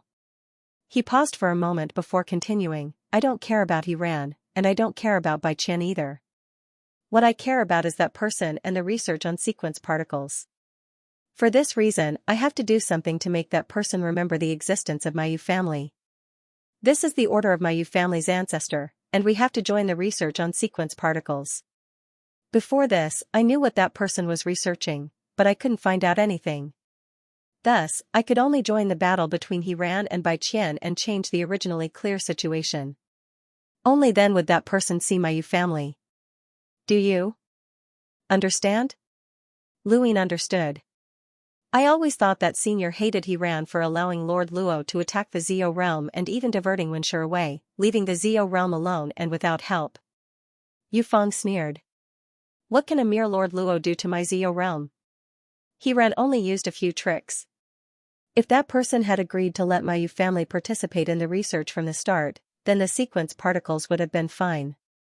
Our Yu clan will continue to be the same as before, regardless of whether it's He Ran or Bai Qian. It doesn't matter who wins, but that person is underestimating our Yu clan. That person relied on energy sources, while my Yu family relied on the feeding technique. The next generation's leader will definitely be the research of the sequence particles. If my Yu family doesn't participate, then we'll be eliminated and eventually fall. That's not something we want to see. As for He Ran, she knew of my Yu family's plans and kept us in the dark from the start. Now, it's even more impossible for her to cooperate with us. Otherwise, there would be no need for her to compete with Bai Qian. Liu Yin's heart skipped a beat. What about Bai Qian? She's already cooperating with us. Yufeng didn't mind. It's just a woman. As long as I can get that person to include my Yu family in the research of the sequence particles, then it doesn't matter who wins. Since He Ran already saw the situation clearly, why is she still worried about Bai Qian? She should be able to tell that since Bai Qian is cooperating with us, she can't win. Liu Yin didn't understand. Yufeng explained, she can only see the situation clearly, but she can't be absolutely certain. She can't see through that person's heart, so she doesn't dare to take the risk. Bai Qian was already bound to lose, but now that there's a chance of winning, it's different from her. It's like a gamble. She wants to bet 10,000 ultra crystals on one ultra crystal from Bai Qian. Do you think she'll be willing to accept that? She's 90% sure that Bai Qian can't win, but she can't see through my Yu family. Even if there's only a 10% chance, she doesn't dare to gamble. Liu Yin understood. In the end, He Ran wanted to have an absolute chance of winning, which was why she had approached the Yu family. She wanted to resolve the conflict between them, but she couldn't allow herself to be eliminated just because of a 10% chance of winning. With this mindset, He Ran had already placed herself on the same level as Bai Qian. Their battle had already begun anew. This was Yufeng's brilliance. Even if He Ran could see the situation clearly, she would still be influenced by him. Yufeng looked at Liu Yin strangely. You seem to care more about Bai Qian. Why, have you taken a fancy to her? Liu Yin smiled. How could that be? I'm just curious about my role in Senior's plan. Yufeng's expression was solemn. You are different from Bai Qian. She's just a chess piece, but you can be the game player. Because your innate talent is extraordinary, you will definitely become an extreme powerhouse in the future. Right now, you control the Void God spacetime and the 3 Monarch spacetime. You have 4 extreme powerhouses backing you, and that is your greatest value. Xianxia, as someone who has been through this before, let me give you a word of advice. A person must always maintain their value, whether it's to others or to themselves. Once they lose their value, even they will give up on their own life. value is forever the symbol of a person's ability to live in this world. Regardless of whether Yufeng's previous words were true or not, this last sentence was definitely the truth. He had revealed his true feelings in order to gain Lu Yin's trust. This was his method. These words might make others uncomfortable, but they were also the most convincing. Lu Yin looked up. Thank you for the reminder, Senior. Not long after, Lu Yin left the Zio world and contacted Bai Qian using a wireless gu to tell her about his conversation with Yufeng. Bai Qian's reply was not unexpected. She was very clear about her own position. Although the three sides were cooperating, she was just a puppet. Yufeng lied, Bai Qian replied. I feel that not only does he want to interfere with the research of sequence particles, but he also wants to replace the Dimensional Master. Lu Yin's eyes narrowed. The Dimensional Master was the ruler of space-time transference. He was very mysterious. He had specially investigated this Dimensional Master, but there was very little information about him. Even the description of the Dimensional Master was mixed up in the limited information, as if the Dimensional Master was both male and female. This was a very scary thing, and the more mysterious one was, the scarier it was. What right does the Yu family have to scheme against space-time transference? Lu Yin asked. Unfortunately, he could not obtain an answer from Bai Qian. Currently, the Yu family's ability to deal with Iran had already surpassed Lu Yin's understanding of their foundation, but this was not an exaggeration. After all, the Yu family had the feed technique, and Iran was just a puppet that the Dimensional Master had pushed out. Although she represented the Dimensional Master, she was not the real Dimensional Master, so the Yu family daring to deal with her did not mean anything. However, if the Yu family wanted to deal with the Dimensional Master, then things were different. Was the Yu family's foundation really that strong? Or was there someone else behind all of this? The Yu family's behavior was too abnormal, and it was completely different from when Lu Yin had first met them. The contrast was too great, so there had to be a problem. Lu Yin thought of a possibility. Could it be that he was not the only one plotting against space-time transference? Right, Yufeng knew that Lu Yin had come from the Genesis space, and he had also mentioned that he wanted to resolve the grudge between them. However, he had never mentioned this matter again, especially when they were working together. This did not make sense. Back then, Lu Yin had guessed that Yufeng might have seen part of the truth, which had made him so worried that he wanted to give up his identity as Xianxia. However, as time passed, Yufeng had never mentioned it again, which made Lu Yin feel relieved. But was this really a relief? It was difficult to guess what someone like Yufeng was thinking. Lu Yin's gaze turned deep as he thought about this. The Yu family clearly supports you now. In Yufeng's words, you've already been eliminated by the Dimensional Master, but there's still hope for you to win. Lu Yin sent a message to Bai Qian and said many things. The last sentence was, prepare to deal with the Yu family. Lu Yin captured a spy in the Void God universe, and after talking to Yufeng, he went to the Three Sovereigns universe. He wanted to let people see what he was doing, or at least to show that the situation in space-time transference had nothing to do with him. Qianlu sent a large number of Hui crystals, and Lu Yin went into seclusion. It was time to continue rolling the die, and enhance was always the best. He had spent 3 months in seclusion, but 11 years had passed since then. He had rolled 4 pips 11 times, and 6 pips 4 times. Unfortunately, he hadn't been able to fuse it with any of his spies. Of the people he had fused with, one of them was suspected to be the target of the spies, but that person couldn't be detected. Lu Yin stared at this target, and through verification with Qianlu, he confirmed the spy and captured him. This could be considered as increasing his presence in the Three Sovereigns universe. Here, Lu Yin did not dare to show too much for fear of attracting Luo Jun. Su Wuwei did not recognize him, but it was impossible for Luo Jun not to recognize him. That was the biggest hidden danger. During these 3 months, nothing major happened in space-time transference. Whether it was Iran or the Yu family, they were all brewing something. After Lu Yin ended his seclusion, he contacted Xiaohai in space-time transference. Ever since the forbidden area was broken, Xiaohai had been frowning. Of course, he did not look any different from before. He looked dull, but he did not work as hard as before. He looked at his hand dozens of times every day, and the words left on his hand made him restless. He wished he could leave spacetime transference. This torture lasted for more than 3 months, and finally, on this day, the same words appeared on the screen. Thank you Desert Dust and Eyes and CC, just say what you want. Brother's reward, I'll give it to you. Thank you. Little Hi's eyes widened as he looked at the screen. He quickly connected and asked, who are you? We've made a deal before. We've always been the one asking you this question. It was impossible to tell if the person was male or female, but it sounded exactly like Little Hi. Little Hi's face went pale. He had found the other party's location, but he didn't know who it was. This person was hiding in the shadows. In the past, Luin hadn't known who the seller was, so he had to rely on Luo Lauer to contact him. Little Hi could also tell that it was Luo Ho who had contacted him, but now that he knew who the seller was, he naturally had a way to contact him. He couldn't hide his identity, as Little Hi could locate him through spacetime. This was his ability, but there was no way for him to know who Luin was. What do you want? Little Hi asked.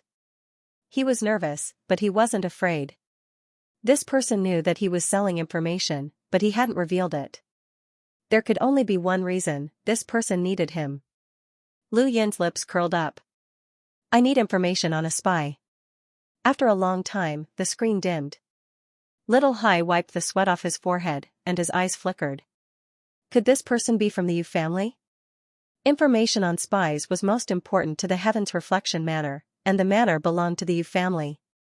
If this person was from the Yu family, then did that mean that the person who had attacked the Forbidden Zone and caused Lu Yun's disappearance was from the Yu family?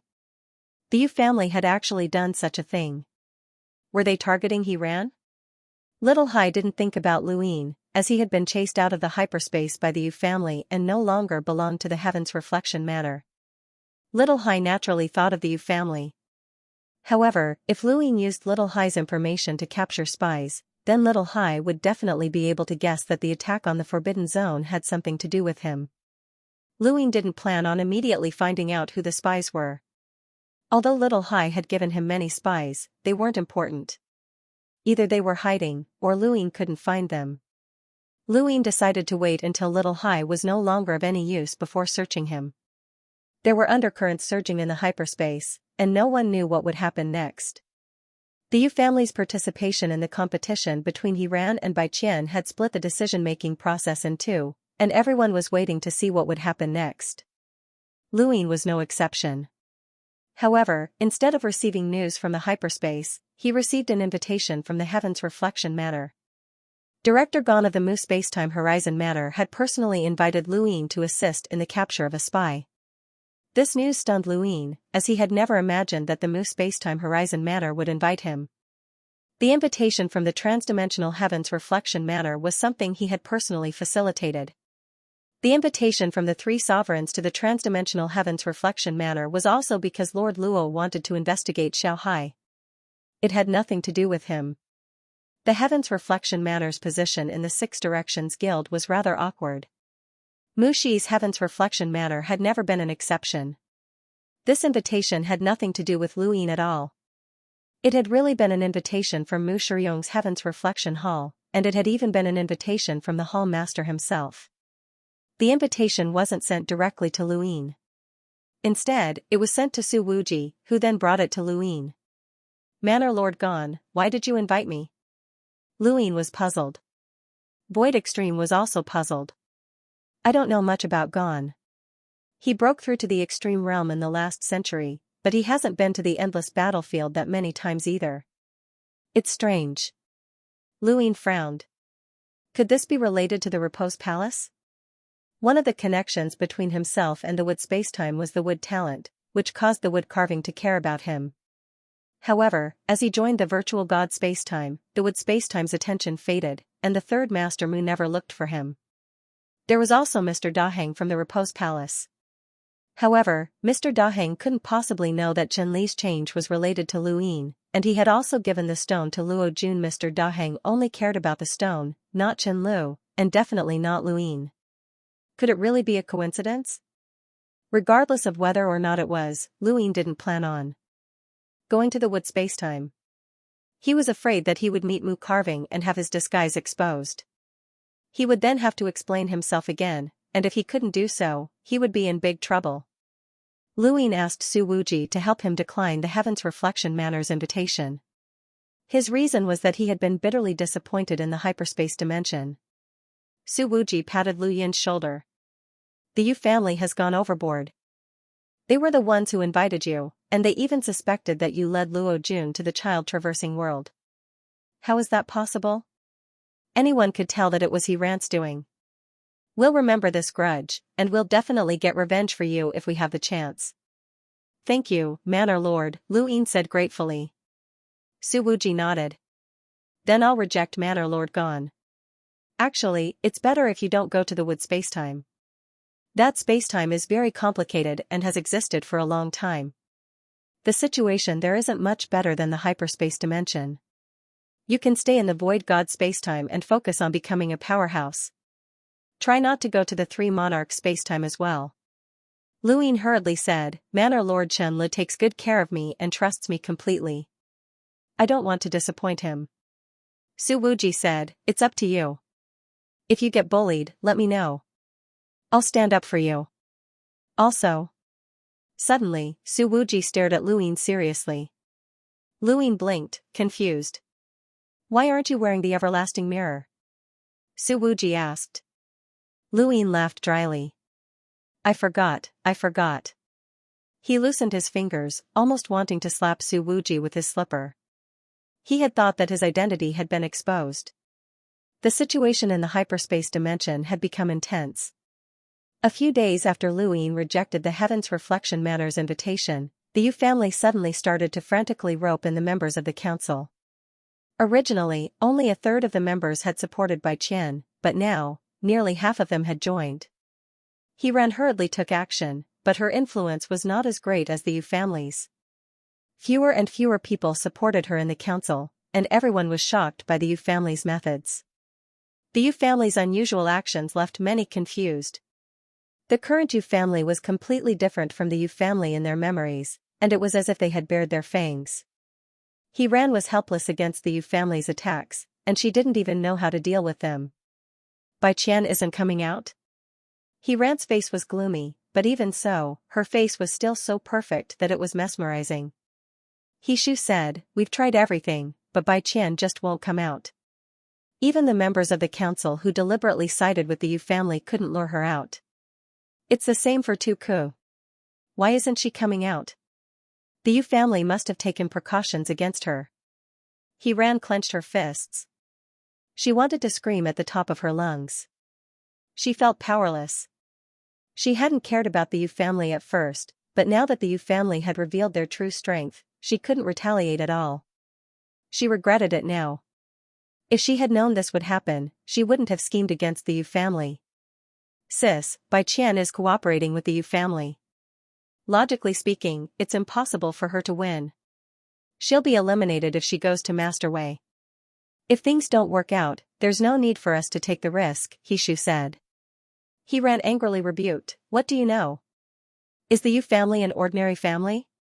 They're the behemoth that worked with Master Wei to bring transcendence to its current status. No one knows what they have in their hands. If the Yu family is determined to support Bai Qian, even Master Wei might have to give them face. How many years has it been? It's already the 93rd generation when it's my turn to compete with Bai Qian. Master Wei doesn't care about me and Bai Qian, but he cares about the Yu family.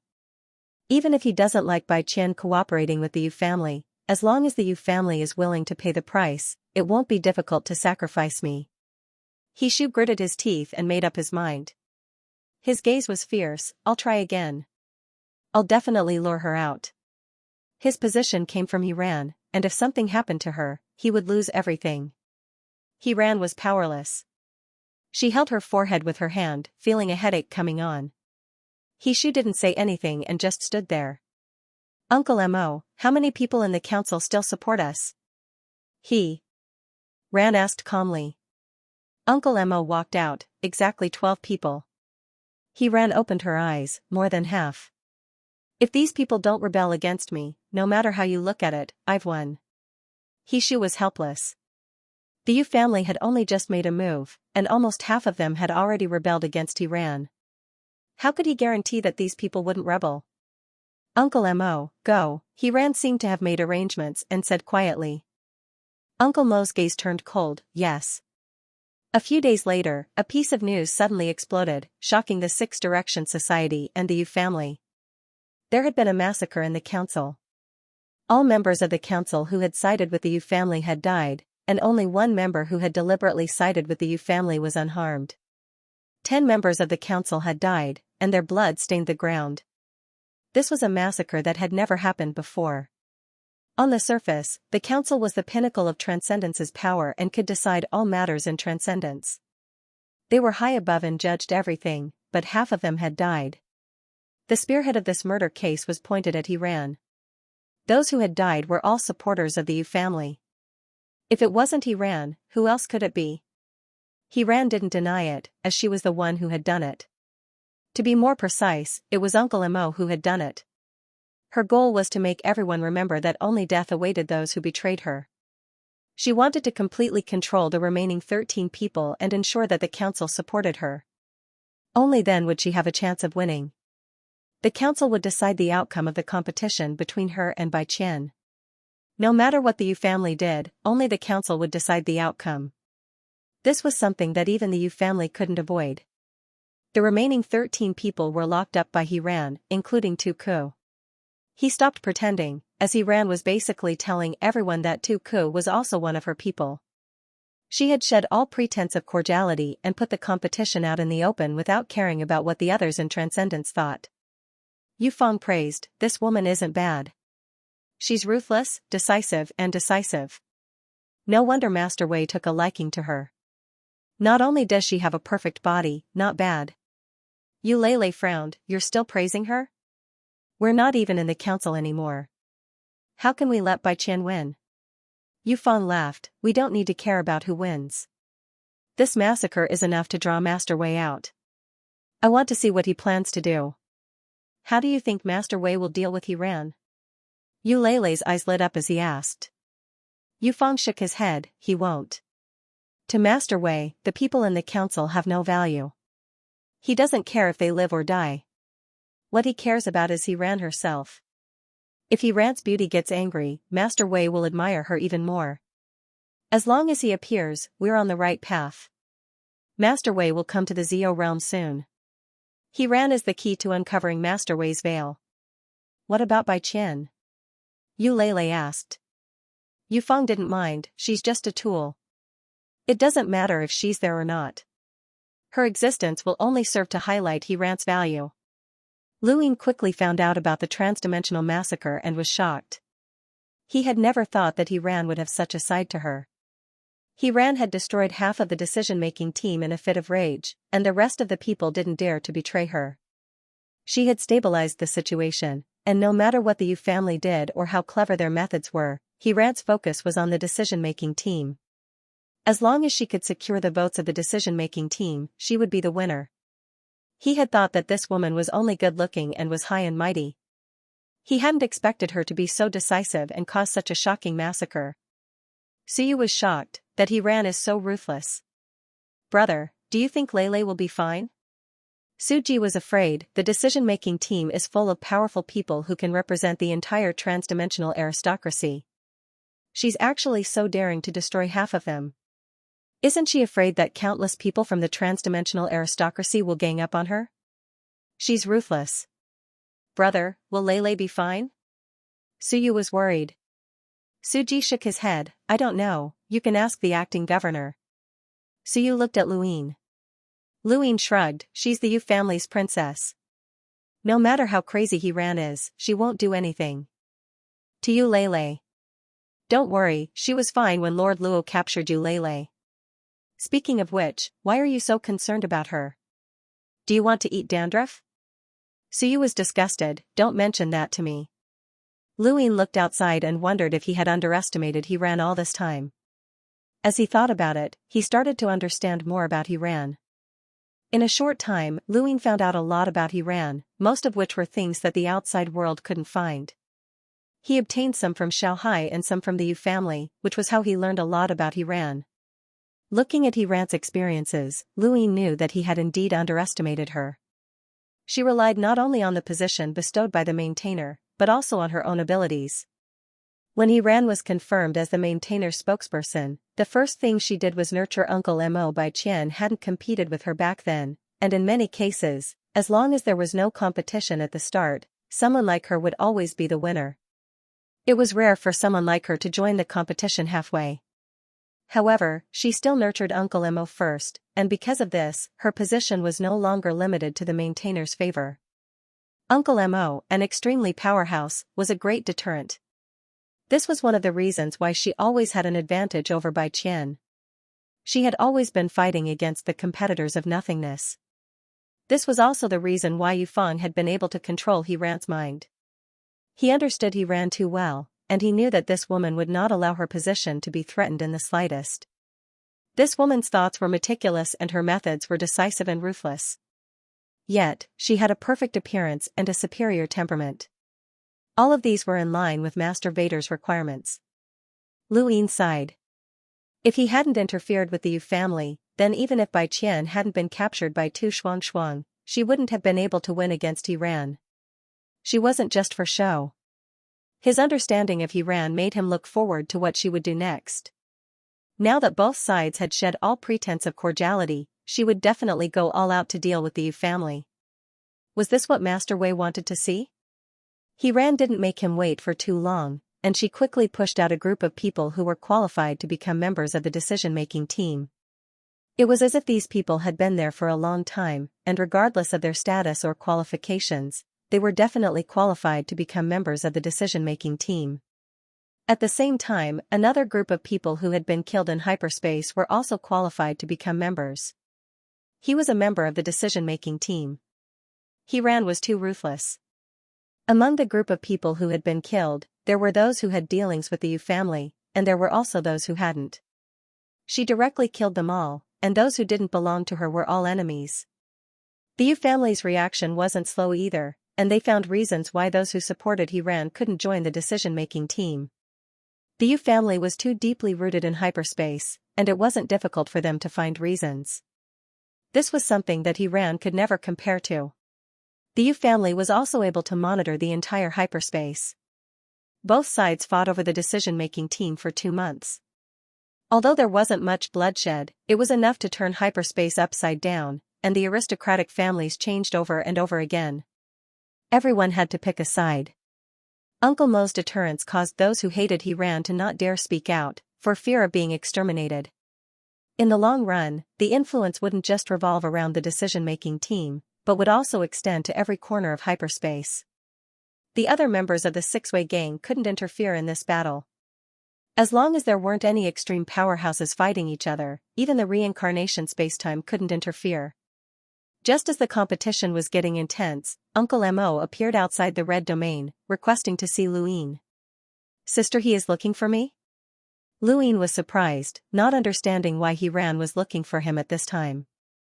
Uncle Mo asked politely, "May I ask the acting manor master to come with me?"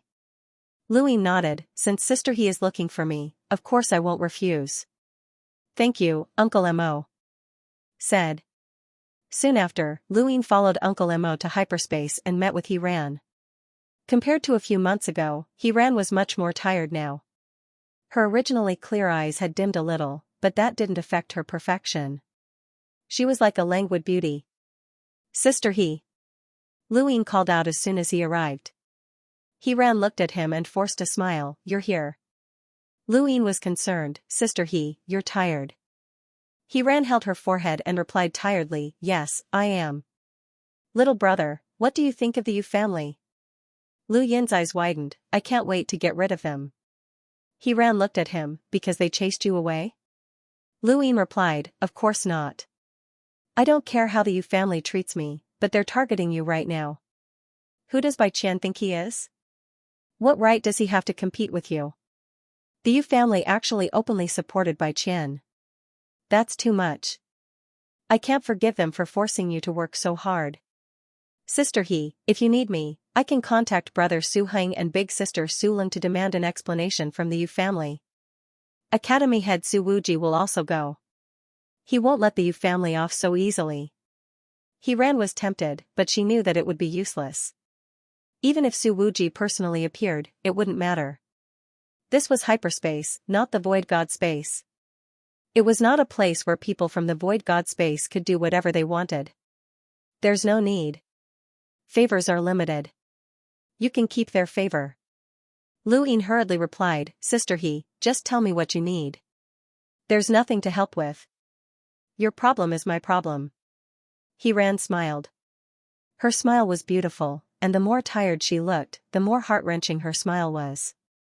Even Lu Yin had the urge to protect her, and Bai Qian's words unconsciously appeared in his mind. He had profaned her. I want you to prove that something came from the Yu family. Uncle Mo walked over and handed a pair of dark green spectacles to Lu Yin. Lu Yin accepted it and was puzzled. What's this? It's Luo Ho's.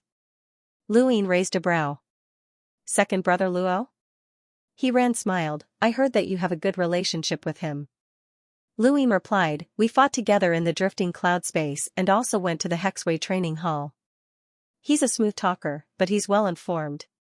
He Ran continued, I hope that you can prove that this thing came from the Yu family. Think about all the details. Can you help? Lu Yin looked at the spectacles. He Ran's goal was obvious, she wanted the Yu family to bear the suspicion of Mu Jun's disappearance. As long as they could confirm that Luo Ho had gone to the Yu family, they would be able to shift the blame to the Yu family. He Ran was anxious. Her many years of accumulation were useless against the Yu family, and even an extreme powerhouse like Uncle Mo couldn't give her a sense of security. She had to deal with Bai Qian and completely cut off any possibility of Bai Qian defeating her while also dealing with the Yu family. Lu Yin's reputation for capturing spies was now He Ran's weapon. Outsiders might not believe what others said, but if he said it himself, many people would believe him. This was because he had captured so many spies, and that was his reputation. Right, Tuku is a spy. He's been captured and is being interrogated, He Ran suddenly said. Lu Yin raised a brow, Tuku has been captured? He Ran smiled, that's right.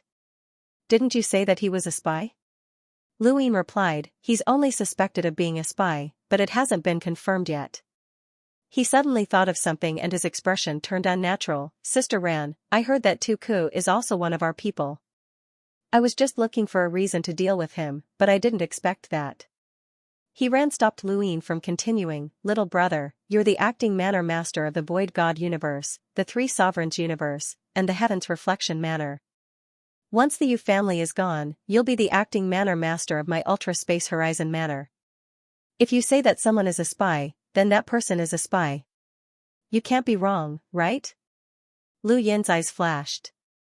This was He Ran's way of creating momentum for him so that she could pin Mu Jun's disappearance on the Yu family. She was even willing to sacrifice Tuku for this. Sister Ran is right. I understand, Lu Yin said. He Ran smiled, then are you willing to help me? The Yu family is pushing us too far. Although Luo Jun and I are certain that Mu Jun's disappearance was caused by them, they're very cautious and didn't leave behind any clues. We can only rely on this method. Lu Yin raised his head, sometimes, you don't have to worry about trifles when you do things. Sister Ran, when will you tell me? He Ran was delighted, thank you for helping me. Lu Yin replied, there's no need to thank me, but this isn't easy. If we want to pin the Yu family down, I'll have to go back and think about the details. Of course, the Yu family is very smart. Little brother, you must think about everything. Once you've thought it through, let me know. I'll arrange the time. Lu Yin nodded and left. After he left, Uncle Mo asked, Sir, do you really believe that this kid will help us? He Ran replied, if he doesn't help us, is he going to help the Yu family? Uncle Mo was worried, I don't know why, but I have a feeling that this kid isn't that simple. He Ran's eyes flickered. Not simple? No matter what, he wouldn't cooperate with the Yu family. Yufeng understood her, and she understood Yufeng as well. With Yufeng's intelligence, he wouldn't easily cooperate with anyone, especially Xianxia. No matter how she looked at it, Xianxia was close to her, so Yufeng wouldn't trust him. Whether it was simple or not, this was a battle between her and the Yu family. No matter what, Xianxia wouldn't be able to harm her. After leaving He Ran's place, Lu Yin returned to the Red Domain and looked for Luo Lauer. Luo Lauer recognized the frame as the one that he had once used and left behind in the Three Monarchs universe. The origin of this frame was very clear. Luo Jun and He Ran had cooperated to deal with the Yu family. Luo Jun had interfered in the battle of spacetime.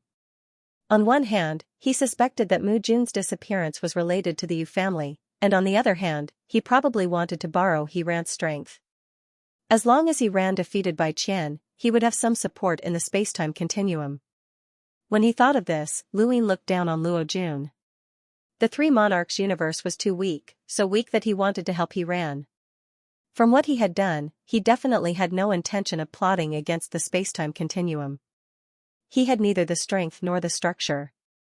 Although Luin wasn't an extreme powerhouse, he still dared to plot against the spacetime continuum. At this time, someone from the Yu family came to find Luin and asked him to make a trip to the Ziyu world. On the same day, He Ran finished searching the Yu family. Luin suspected that both sides had planted people to monitor each other. Yu Feng's purpose was simple: he wanted Luin to accuse He Ran of being a spy. Luin was stunned. Accuse He Ran of being a spy? Yu Feng nodded. This woman's actions are ruthless, and she completely controls the decision-making team. The more she opposes me, the more likely it is that she'll gain the support of Vader. Normal methods won't be able to influence her, so this is the only way. I'll have to attack her directly. Luin felt strange. Did Yu Feng know what He Ran wanted him to do? Or did they have a common advisor? He Ran wanted him to frame the Yu family, and Yu Feng wanted him to frame He Ran. Both sides needed his reputation. Could it be that He Ran's attitude towards him and Yu Feng's cooperation was because of his reputation for capturing spies? It wasn't impossible. Xianxia, there's no need to hide. I don't need you to publicly support Bai Qian, but capturing spies is your responsibility. There's no need to get close to He Ran. I want to give her the final word, Yu Feng said solemnly. Luin hesitated. Are you sure? That's the only way, Yu Feng said solemnly. Otherwise, it'll be too late if we wait until the Dimensional Master asks the decision-making team to vote. It doesn't matter who wins between He Ran and Bai Qian, but we need to have the ability to influence the Dimensional Master. Only then will we be able to interfere with the Dimensional Master's research and help you rescue Zijing. Xianxia, once the research on the sequence particles is successful, it'll be comparable to the reincarnation time and space's 3 saints. It's a glorious achievement. In the entire Six Directions Society, only my Yu clan is qualified to participate in it. If you cooperate with us, you'll be able to participate in it. Don't hesitate, He Ran and Bai Qian are worthless. Let me go back and think about it. What are you hesitating about? Yu Feng was puzzled. Luin looked at him. Fame is something that can only be used once. If you fail, it's gone. Yu Feng laughed. It's useful. Once is enough. Are you still counting on this to break through to the Apex realm? Luin smiled bitterly. I understand. Don't worry, I'll do it. But we have to consider all the details so that we won't be exposed. You need a reason to deal with He Ran, not a joke. Yu Feng nodded. Of course, but time is of the essence. The Dimensional Master can change the voting time at any time. Once he discovers our goal, he might even vote today so that I can't influence He Ran. If He Ran wins, even if you're sure that she's a spy, we won't be able to make a move. Luin nodded. I understand. Luin returned to the Red Domain.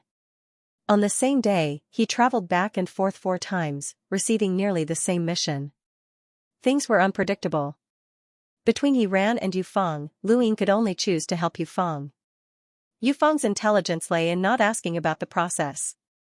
He could deduce the outcome based on the beginning, and no matter how unbelievable the process was, he could accept it. Luin wasn't sure how far Yu Feng had guessed his identity. When they had first worked together, Yu Feng had never mentioned the Genesis space again. The more this was the case, the more uneasy Luin felt.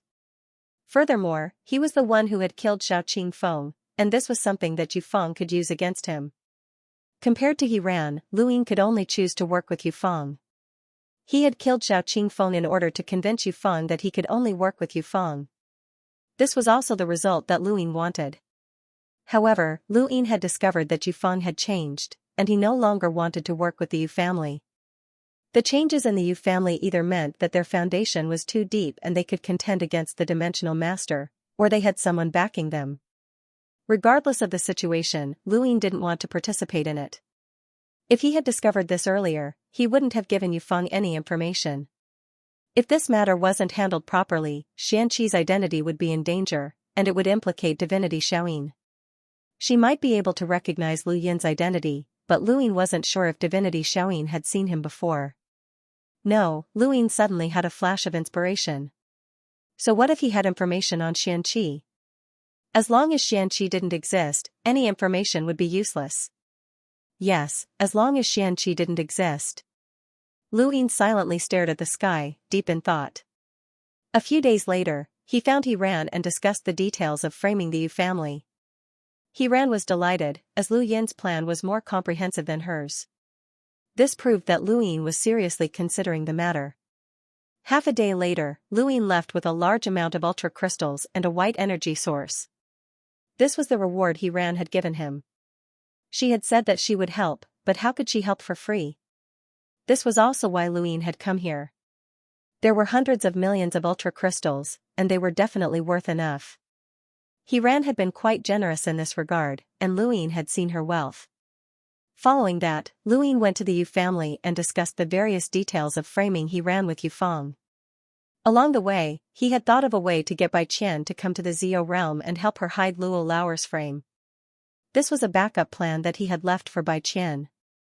He Ran could see the situation clearly, and even though she didn't dare to take the risk due to her personality, this situation should be right. In that case, Bai Qian was courting death by cooperating with the Yu family. There had to be a way to get her out of this mess. When He Ran asked Lu Yin to frame the Yu family, he had already considered this. Bai Qian could frame the Yu family in order to fight for her own survival in front of the dimensional master. The Zio realm was very large, and while some places had activated the ultra-analysis mode, most places did not. With Lu Yin's help, Bai Qian personally hid Luo Lauer's frame in the Zio realm. As for how to explain things to the dimensional master in the future, that was Bai Qian's problem, and that was all Lu Yin could do. Similarly, he had also obtained 1 trillion ultra crystals from the Yu family, and Yufeng did not mind either. When the Yu family had been at its peak, the prodigal Yu Xian had been the richest person in the entire Six Direction society. Even though Yu Xian had caused the Yu family to decline, many years had passed since then, and 1 trillion ultra crystals was not a lot. Lu Yin now had more than 300 million ultra crystals, which was a quick source of income. He also had 500 million brilliance crystals and 550 million star essence on top of that. Based on the value of the Six Direction Society, he had close to 1 billion in resources. Unfortunately, these resources could not be directly converted to a price that was useful to him. It was worth it. This day was a day that would be recorded in the annals of history in the Transcendence Society. Lu Yin led many people from the Void God Spacetime's Heaven's Reflection Matter to the Transcendence Society and headed towards the Zio realm, but they were stopped by the Yu family. Yuting told Lu Yin to leave the Transcendence Society, as the Heaven's Reflection Matter did not need him. However, Lu Yin's next words shocked the Transcendence Society. He ran as a spy. I, Xianxia, am carrying out the duties of the Heaven's Reflection Matter, and I hope that the Yu family can assist me in capturing He Ran. This sentence shocked Yu Ting and the entire Zio realm, and it quickly spread throughout the entire Transcendence Society. Countless people stared at the screen in a daze as they watched Lu Yin list out all sorts of suspicions about He Ran being a spy. Their minds were in chaos. At the same time, He Ran found out as well. He stared at the screen and even forgot to sit down. His expression was sluggish, and he had completely lost his composure. Why? Why did Xianxia accuse him of being a spy? Why? Uncle Mo was furious. Sir, I'll go destroy him. Outside the Zio realm, Yufeng appeared with a solemn expression. Xianxia, are you sure that He Ran as a spy? This is no small matter, and you cannot speak carelessly. Lu Yin raised his head. I'm absolutely sure. I hope that Manor Head Yufeng can assist me in capturing the spy. All right. Since you've confirmed it, the Heaven's Reflection Manor will naturally capture He Ran. However, if we find out that He Ran isn't a spy, you must give the Transcendence Society an explanation. Yufeng then walked out, his black energy filling the sky as he headed towards He Ran. On this day, the Yu family officially made a move against He Ran. Luyin watched as Yufeng impatiently rushed towards He Ran. Suddenly, an extreme crisis descended, causing everyone's scalps to go numb. Yufeng abruptly looked in a certain direction. It was an extreme powerhouse. Luyin suddenly screamed as the void around him was obliterated. Yufeng hurriedly turned around, but by the time he looked back, Luyin had already vanished. He didn't even have time to see how Luyin had vanished. Around them, Guan Lauda was aghast, and he hurriedly retreated in disbelief. What's going on? Yufeng barked, as this was not within his expectations. An extreme powerhouse had definitely attacked, and because it had happened so quickly, he hadn't been able to react in time. Guan Lauda trembled. The acting manor had disappeared. Yufeng's eyes flashed. It must be He Ran. He Ran sent someone to assassinate Xianxia in an attempt to destroy the witnesses. Heaven's Reflection Manor, capture He Ran. With that order, the Transcendence Society began to move. Within Yuqizi's Transcendence world, the countless miniature carriers of the Art of Gift continuously gathered and merged together, gradually forming a massive carrier that followed Yufeng. There were carriers of the Art of Gift in every corner of the Transcendence Society, and at this moment, they appeared and merged with the nearby carriers. The Yu family's countless years of accumulation had finally appeared. He Ran stood on the stairs and stared at the screen. Have Xianxia stop them. Uncle Mo's face sank. The Yu family had actually used a spy as an excuse to attack He Ran. They were actually this aggressive, even more aggressive than He Ran when he massacred the decision-making team. Had the Yu family gone mad? Why were they doing this? They had been obedient for so many years, and they had never done anything like this before. No one could figure out what Yufeng was trying to do. He Ran was still wondering why Xianxia had identified him as a spy. Suddenly, news spread that someone had discovered something belonging to Rahu in the Transcendence world. This news startled He Ran. Uncle Mo ordered, begin. He Ran activated the means she had arranged for this day, and the image of the Luoho mirror frame appeared on the countless light screens of ultra spacetime. He Ran accused the Yu family of ignoring the righteousness of humanity and attacking Mu Jun, causing the three monarchs to be unable to defend against the eternal race. She was bound to be a sinner of humanity. He Ran ordered Xianxia to take control of the Yu family and wait for the six-party assembly's decision. The Yu family wanted to capture He Ran in the name of being a spy, and He Ran wanted to deal with the Yu family in the name of destroying the three monarchs' spacetime. The conflict in the ultra spacetime finally erupted at this moment, forming a fierce battle that swept through the entire ultra spacetime. Xianxia wanted to stop the Yu clan, but he was blocked by Yu Ting. Black energy continued to wreak havoc, bombarding the Yu clan. Yufeng was blocked by Uncle Mo. Although Uncle Mo wasn't a match for Yufeng, he was still able to hold on. On the surface, hyperspace had 5 black energy sources. They were in the hands of Yufeng, Uncle Mo, Qiu Zhan, Xianxia, and the person from the Guardian Energy Research Group. Against the Eternals, hyperspace had provided a large number of feed and white energy sources. However, there were very few black energy sources. Qiu Zhan was the only one who appeared at the front line against the Eternals. The 4 black energy sources of hyperspace were left to guard hyperspace itself. But at this moment, hyperspace was equivalent to internal strife. Luo Jun had also come to ultra spacetime. Luoho's item was hidden in the Zio world, which was equivalent to evidence. No one could stop him from causing trouble for the Yu family. The starry skies were overturned, and the beam of light from the Art of Bestowment swept across the starry skies. Yufeng and Yuting fought against Luo Jun and Uncle Mo, setting off a battle that was not inferior to the front lines. This war was enough to determine the situation in hyperspace. The chaos in the outside world no longer had anything to do with Luyin. He didn't kill Xianxia, but he wouldn't do anything for the time being either. He just wanted Xianxia to disappear for a while. He found some time to look for Little C. Little Hai had provided too little information on the spies, and Luyin had not believed her. This time, he had come to deal with this hidden danger. When the Forbidden Land was broken, Little Hai was ordered to move to another research site. Now, he was in a research base not too far away from the Zio realm. He was asked to restore all the data in the previous research base. Little C stared at the distorted screen of light. He yearned for a great battle in outer space. He didn't care who won or lost, as it had nothing to do with him. He just wanted to determine who the person who knew his identity was, but he had never been able to find out who that person was. The earth trembled and dust fell. Little C looked at the dusty cup and smashed it on the ground in annoyance. He also wanted to follow the elder to a secret place for research. Unfortunately, the elder did not like him. He worked very hard and was appreciated by the elder, but that place was not a place where hard work could get him to. Bad luck. You don't seem happy. A voice sounded behind him. Of course, Little C said subconsciously. But then, he suddenly paused and turned around to see Luin. Luin smiled at him. Little Hai, right? You are? At this moment, Luin had concealed his appearance, and with Xiaohai's strength, it was impossible for her to see him. You should be able to guess who I am. Xiaohai's expression kept changing.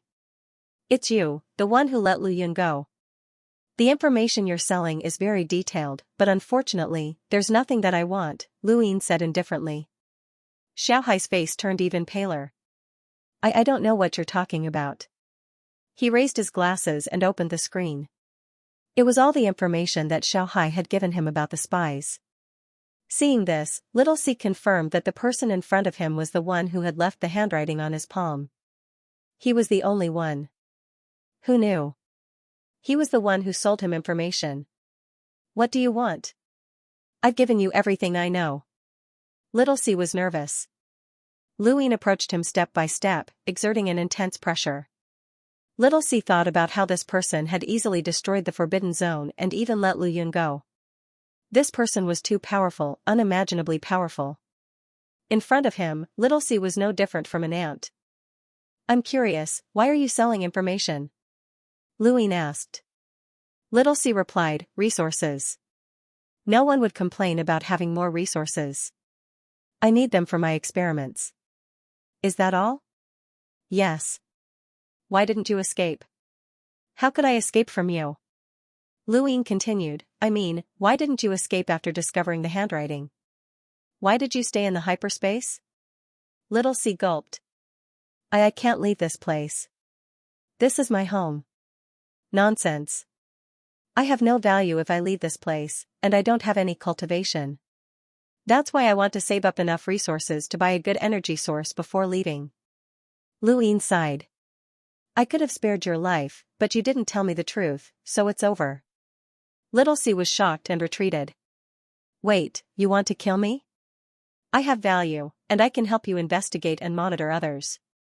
I know a lot of things, and I'll tell you anything you ask. I'll help you find out even if I don't know anything. Why do you need resources, why don't you escape, and information on all the spies? You didn't answer any of these questions honestly, so there's no point in keeping you alive. I'll find the answers from your corpse. Luin took a step forward, bringing with him an intense pressure. Not too far away, a screen was showing the battle between two peak cosmic realm powerhouses, and Little C felt as if he was on the verge of death. He was just a cultivation researcher who had never experienced life and death. How could he resist such pressure? Alright, I'll tell you everything. Luin stood there quietly, waiting for Little C's answer. Little C gulped again. I didn't escape because you didn't tell anyone about my identity. This means that I have value to you, and I won't be in trouble so quickly. Also, I wanted to find out who you were, so I didn't escape. Resources, resources. It's really because I need them for research. Teacher thinks that Zijing is the most talented person in the field of sequential particles, but I actually understand her research. I can also research it. Luin was surprised. You can research sequential particles as well? Little C nodded. Give me time and give me an answer, and I can reverse engineer sequential particles. Teacher and the others don't know that I have this ability, and they all think that I'm very hardworking. However, hard work can never lead to such a research technique. They didn't even take me with them when they left. They underestimated me. Lu Yin's lips curled up. So you're really confident that you can reverse engineer sequential particles? Little C looked at Lu Yin fearfully and nodded. Lu Yin and Little C looked at each other, but they didn't speak. He looked at Little C's fearful eyes and suddenly turned around, striking out with a palm. At the same time, a cold gaze appeared behind him, and when Lu Yin turned around, his eyes widened in disbelief. Had this person discovered him? Bang! There was a soft sound as the void exploded. Lu Yin's palm viciously slammed into the person who had suddenly appeared behind him, pressing him into the ground. The palm print passed through his back and shattered the void. Whoosh! Lu Yin spat out a mouthful of blood from the attacker who had suddenly appeared. Lu Yin took a good look at the newcomer. It was an old man with a deathly pale face. The moment Lu Yin pressed him into the ground, the old man's eyes suddenly turned scarlet, then gray, and then green. His physical body was 100 times stronger than before. Unfortunately, the old man was only at the third tribulation origin stage, so even if his physical body was 100 times stronger, he could at most rival someone at the sixth tribulation origin stage. He was far too weak compared to Lu Yin. Lu Yin's palm was like a mountain that pressed down on the old man. The old man struggled to get up, but he couldn't move. Little C stared blankly. Had he failed? How could this be? I noticed you a long time ago, Lu Yin barked, turning to look at Little C. He's the real reason why you didn't escape, and he's also the reason why you've been collecting resources. Little C trembled as she watched the old man struggle. Lu Yin exerted more force, and the old man's body shook once more. He spat out a mouthful of blood, and his struggling gradually stopped. Soon, he was no longer breathing. Lu Yin didn't question the old man's intentions, as he had already cultivated the Corpse King transformation. It was impossible to get anything out of him, as his mindset had already changed. He was just a puppet of the everlasting race, no different from a Corpse King. Lu Yin slowly stood up and walked over to Little C. This time, Little C was truly terrified. Don't kill me, I'll tell you. I didn't escape because of him. He told me that you would definitely come to see me, and that as long as I found you, I would be able to deal with you. He said that he would definitely be able to deal with you. Lu Yin was crippled a long time ago, and you don't have that much strength. Lu Yin frowned. Change bodies? The first thing he thought of was the brains in the technocracy. Those brains were the main body, and the bodies were just tools or clothes that could be changed at will. Little C trembled as she explained what Lu Yin had said, and she also explained why she had been collecting resources. Just like the technocracy, Little C was collecting resources to exchange for a new body, one that could use the black energy source. Little C's true body wasn't even an explorer, and he was at most a melder, which was far too weak. Like most people in the hyperspace continuum, he didn't pursue cultivation, but he was ambitious and wanted to possess the power of an extreme powerhouse. In the hyperspace continuum, it wasn't impossible to possess the power of an extreme powerhouse without cultivating. As long as one could use the black energy source, they would instantly become an extreme powerhouse. However, it wasn't that easy to use the black energy source, and there weren't many people in the hyperspace continuum who could do it. Even He Shu and the others could only use the white energy source. That was why Lu Yin had reached an agreement with this spy and asked the everlasting race to help him find a body that could use the black energy source. As for the black energy source, Lu Yin would have to think of a way to obtain it himself. If you really can't, then give me He Shu's body, Little C said shakily. Lu Yin laughed. You still want He Shu's body? Aren't you afraid that Uncle Mo and He Ran will see through you? Little C licked her lips and glanced at the screen. I have all the information on He Shu. I've been investigating him and imitating him. I won't be seen through. Lu Yin squatted down. Then how do you get the black energy source? Little C's face turned ugly, as if her greatest secret had been exposed. I can steal it, but teacher doesn't care. He's never used it before. Your teacher has a black energy source? Lu Yin's eyes lit up. He had already obtained several white energy sources, but he didn't have a single black one. Little C was helpless. Yes, it's in teacher's laboratory. He doesn't care, and even if I take it, he won't notice unless someone tells him. Luin placed a hand on Little Hai's shoulder. Take me there. Little Hai hurriedly replied, Teacher's laboratory has been moved to an unknown area, and I can't find it now. Luin exerted more force, and with a crack, Little Hai's shoulder shattered. The intense pain almost caused Little Hai to faint. How could someone like him endure such pain? Are you joking with me? Say it again, take me there, Luin said coldly. Little Hai's body twitched from the pain, and beads of sweat formed on his forehead. He hurriedly nodded, got it, I'll get it immediately. The battle was still ongoing, and it had already affected a fifth of the region.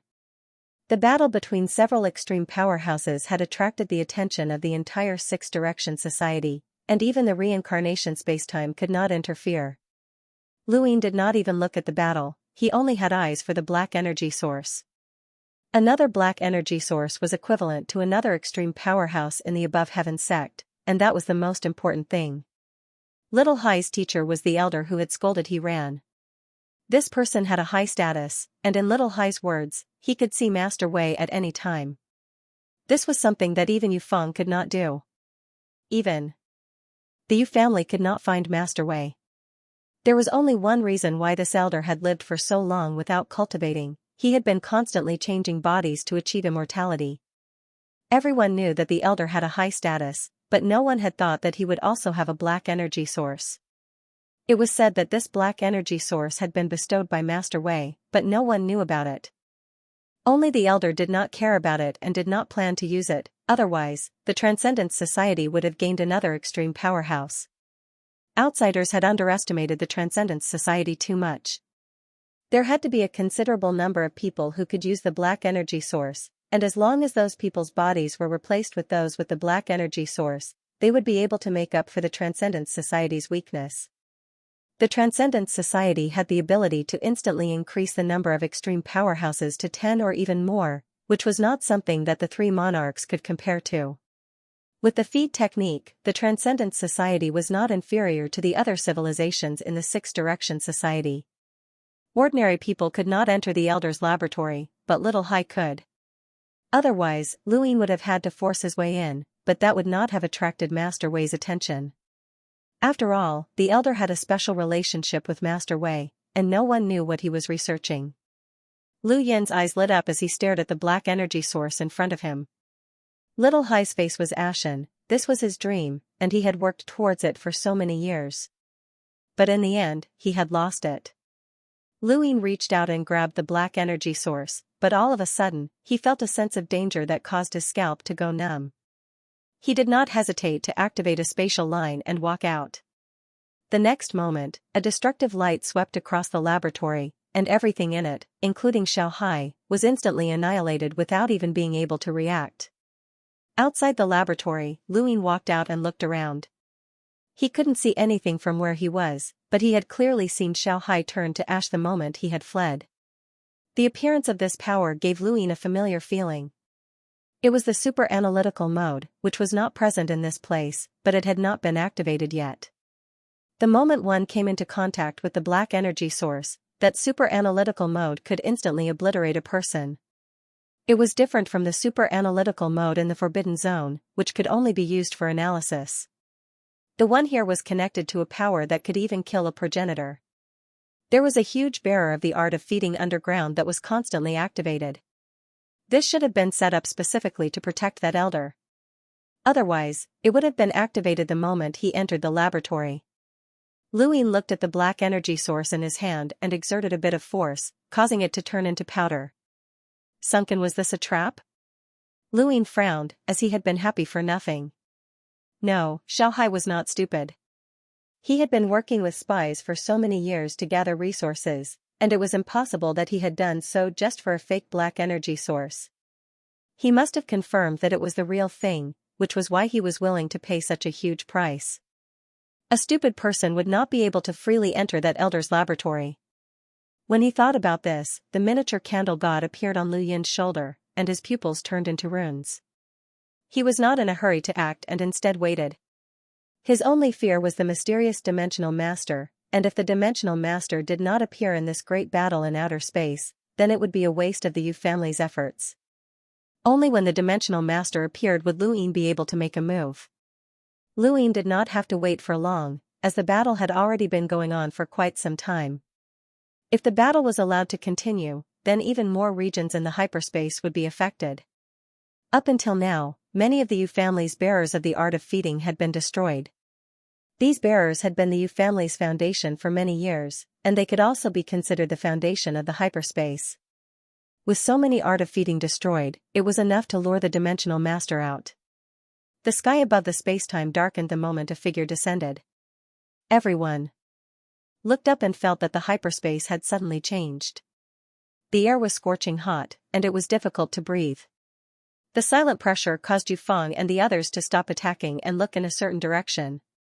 There stood a man with long hair that reached his waist. His face was handsome and natural, and his eyes were as bright as the stars.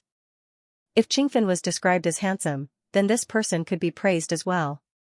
Regardless of appearance or temperament, this person was not inferior to Qingfen. Compared to Qingfen, this person had an even more domineering aura. The moment he appeared, he naturally became the center of the universe and attracted everyone's attention. Under his gaze, even Luo Shan stopped what he was doing. "Greetings, Dimensional Master." Uncle Mo hurriedly bowed. Wen Shi, Yu Tung, and the others bowed in unison. Yu Feng slowly bowed, "Greetings, Dimensional Master."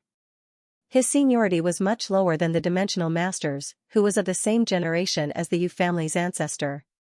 Luo Shan calmly looked at the Dimensional Master. As one of the three sovereigns, he naturally did not need to bow, but he still had to show respect to the Dimensional Master. "Senior, sorry to disturb you." At this moment, the entire ultra spacetime, including the other civilizations of the hexagon, were all staring at the Dimensional Master. The Dimensional Master was too mysterious, and he had not appeared for many years. Whether it was the war with the Eternals or the Grand Empyrean Tea Party, he had never appeared. Even Yu Feng had only seen him a few times. The others in ultra spacetime were even more excited to see the Dimensional Master. Lu Ying looked at the Dimensional Master on the screen. Was he the ultra spacetime dominator? The Dimensional Master looked like a young man, but very few knew how old he actually was. He had existed for a very long time, and he could be traced back to a vague period that could not be recorded in history. "Lord Luo, why have you come to ultra spacetime?" The Dimensional Master asked with a faint smile, as if this matter was not important to him. Luo Shan replied, "My unfilial son Luo Ho's belongings were discovered in the Zio realm. Little Mu's disappearance is directly related to the Yu family. The Yu family must provide an explanation." The Dimensional Master looked at Yu Feng. "Speak." Yu Feng bowed again. "The Yu family definitely did not act against Mu Jun, and we do not know the reason for her disappearance. This time, we acted because he ran. Xianxia from the Horizon Manor discovered that he was a spy, but he was killed. She should be investigated. He was not here, she was still at the bottom of the stairs." She bowed to the Dimensional Master from afar without speaking. Everyone fell silent, waiting for the Dimensional Master's decision. "Is Xianxia dead?" The Dimensional Master asked as he looked at Yu Feng. Yu Feng respectfully replied, "I don't know." Xianxia disappeared at that moment. "I don't know if he was turned to dust or if he simply disappeared." Lu Ying looked at the screen and narrowed his eyes. What did this mean? Could it be that the Dimensional Master was watching him? Lu Ying immediately felt uncomfortable with this thought. "No way." The Dimensional Master calmly replied, "If he was a spy, why would I let her sit in that position?" Yu Feng solemnly replied, "Dimensional Master, he might not have been a spy at first, but it's hard to say now. Xianxi's ability to capture spies is known throughout the entire Six Direction Society. He was the one who purged the spies from the Void God universe, and he also discovered that there were many spies in the Hyperspace universe and the Three Monarchs universe. Even the Wood universe's Horizon Manor's Lord Gon invited him to investigate. In the entire Six Direction Society, no one is better than him when it comes to capturing spies. He confirmed that he was a spy, but he was killed the next moment. He is the most suspicious, so please hand her over to the Horizon Manor for interrogation." Uncle Mo bowed. Reporting to the Dimensional Master, "Yu Feng's words have no evidence, and Xianxi's death has nothing to do with us. Perhaps Yufeng threatened Xianxia to frame Lady He and then killed Xianxia in order to support Bai Qian. Yufeng raised his head and looked at Uncle Mo. What does Bai Qian have to do with me? I supported her only to force He to reveal her flaws so that Xianxia could discover that she was a spy. Now that Xianxia has found out, He killed him to silence him. Uncle Mo, there's no need for you to quibble. Uncle Mo stared at Yufeng. How can you decide who is right and who is wrong with just a few words? If you confirm that Lady He was a spy, then please provide evidence. The evidence is that Xianxia was killed by you. Nonsense. Xianxi's death was caused by your Yu family. Ridiculous. Dimensional Master's voice rang out. I will handle He's matter. There's no need for the Yu family. Yufeng's expression turned ugly. Understood. Dimensional Master looked at Luo Shan. Are you sure that Mu Jun's disappearance is related to the Yu family? Luo Shan replied, at the very least, Luo Ho's items are in the Zio realm. Bring them here, Dimensional Master ordered. Luo Ho's items in the Zio realm had been discovered by He's men. She had asked Luyin to place the items in the Zio realm and then sent people to search for them. The plan had not changed, but she did not understand why Luyin had turned around and accused her of being a spy. She had even been killed. Uncle Mo's words were actually He's conjecture. She immediately suspected that the Yu family had forced Luyin to frame her and even killed him. Otherwise, why would Luyin place Luo Ho's items in the Zio realm? No matter how she looked at it, Luyin was helping her and accusing her of being forced by the Yu family. Luo Ho's picture frame was brought over. Dimensional Master took it and looked at it. This is your son's item? Luo Shan's expression turned ugly. That's right. Dimensional Master looked at it again. Everyone could tell that Dimensional Master was siding with He and suppressing the Yu family. Now that there was evidence, everyone was trying to guess what Dimensional Master would do. The evidence is conclusive. What do you say, Yufeng? Dimensional Master spoke up and glanced at the Yu family, his gaze gradually turning cold. Yufeng suddenly looked up. This is a false accusation. Luo Shan shouted. Luo Ho appeared in the Zio realm back then, and there's evidence. You still say that this is a false accusation? Then who would dare to frame your Yu family? Who would be able to place this item under the Yu family's surveillance? Yufeng's eyes flickered. He did not know how Luo Ho's items had appeared in the Zio realm. Just as Luo Shan had said, who would dare to frame the Yu family? Yufeng's first thought was Xianxia. No, that kid should be dead already. That killing power couldn't lie. With Xianxi's strength, he couldn't have blocked that power. If he was still alive, he would definitely be suspicious. Just based on his identity in the primordial space, he was suspicious. But he was dead, who else could it be? He always felt that something was wrong with today's matter. His plan had succeeded, but the other person's plan to frame the Yu family to deal with Mu Jun had also succeeded. Who was the one who came up with this plan? Who was the one who did it? He ran? Thinking of this, he looked at Uncle Mo. He always felt that there was a hand stirring the wind and clouds. Yufeng, does Mu Jun's disappearance have anything to do with you? Master Wei spoke, his tone much harsher. Yufeng looked at Wei Zhu. My lord, Luo Shan has colluded with others to frame my Yu clan. Are you going to help them deal with my Yu clan? Impudent. Wenshi angrily rebuked. Uncle Mo shouted, Yufeng, you're too impudent. Yufeng's attitude wasn't right. Master Wei frowned. It seems that the Yu family is dissatisfied with me. Yufeng replied, I wouldn't dare. It's just that Master Wei is helping Lord Luo oppress my Yu family. That doesn't make sense. How do you want to reason with them? Master Vader was calm.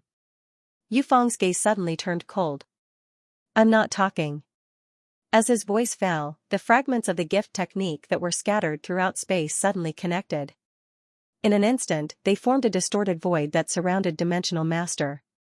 Dimensional Master's reaction was not slow. He raised his hand and sent out a black energy attack. However, this attack was actually isolated by the distorted void. Luyin stared at the screen in amazement. Why did this look so much like a sourcebox array? This sourcebox array had left a deep impression. On Luyin. During the Sovereign Tournament, the Prime Clear One had used progenitor Huey's clone to unleash this array, and it had suppressed Luyin to the point where he could barely breathe. If not for the Reaper's transformation, Luyin would have definitely lost. However, this wasn't important.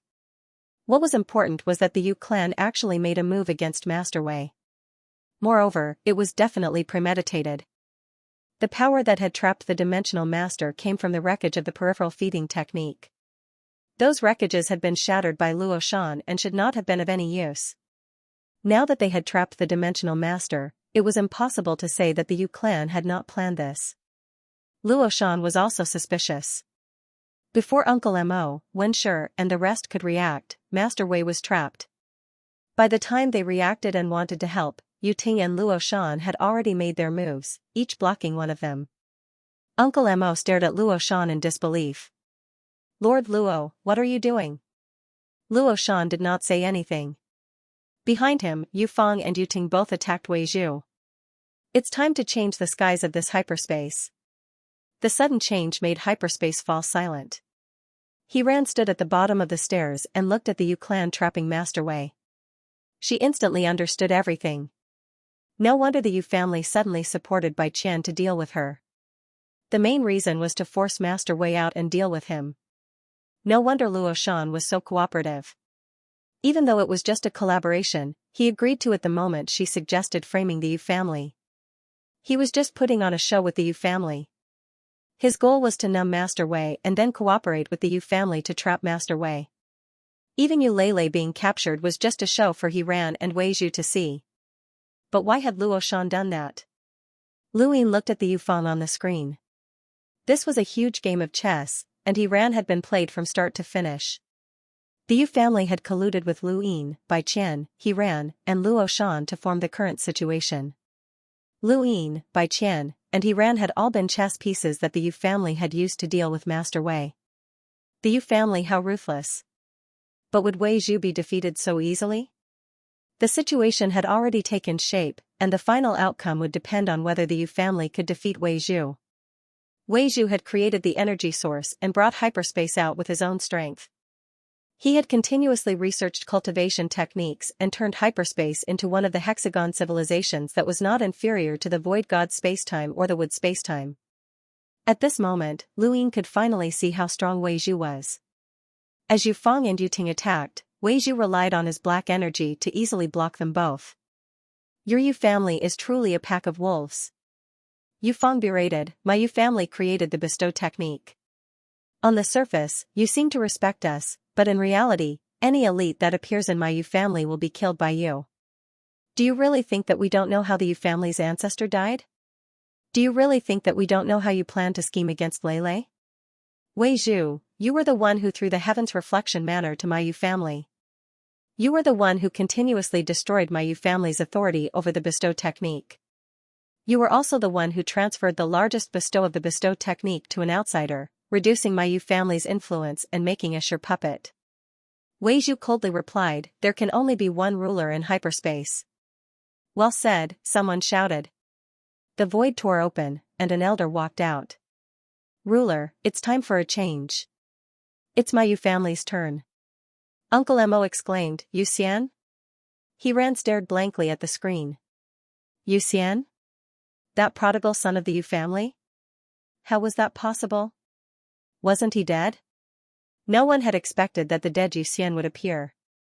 Everyone knew that Yu Xian was a prodigal son who had squandered away all of the Yu family's wealth, causing the Yu family to decline for 2 generations before finally dying of depression. The appearance of Yu Xian made everyone completely dumbfounded. Even Wei Zhu was shocked. "Yu Xian? You're not dead?" Yu Xian laughed.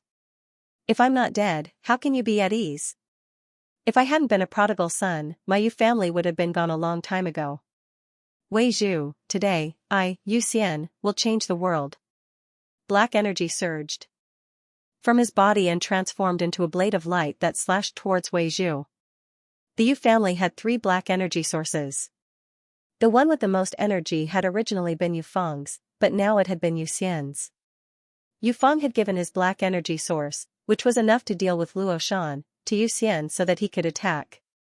Wei Zhu shook his head. I was the one who created this energy source. If you want to defeat me with it, it's impossible. How long can your bestowment technique seal me? The black blade of light descended, piercing through the distorted void and slashing at Wei Zhu. Wei Zhu's originally nonchalant expression suddenly changed. The blade of light had caused his upper body to split open. His pupils constricted as he stared at Xian. You? Xian laughed. This body is just a backup. The person you truly valued escaped, leaving you with an opening. If not for that, my Yu family would not have been able to rebel against you no matter how unwilling we were. At your peak, you were far from being a match for my Yu family. Do you really think that we don't know that you have the power of an extremely strong powerhouse? No one knew Wei Zhu's true strength, except for the Yu family. They had never underestimated Wei Zhu and had always believed that he was an extremely strong powerhouse. Otherwise, how could he have created this energy source? Only the Yu family knew how difficult it was to create the bestowment technique, and this energy source was even more difficult than the bestowment technique. Wei Zhu had to be an extremely strong powerhouse.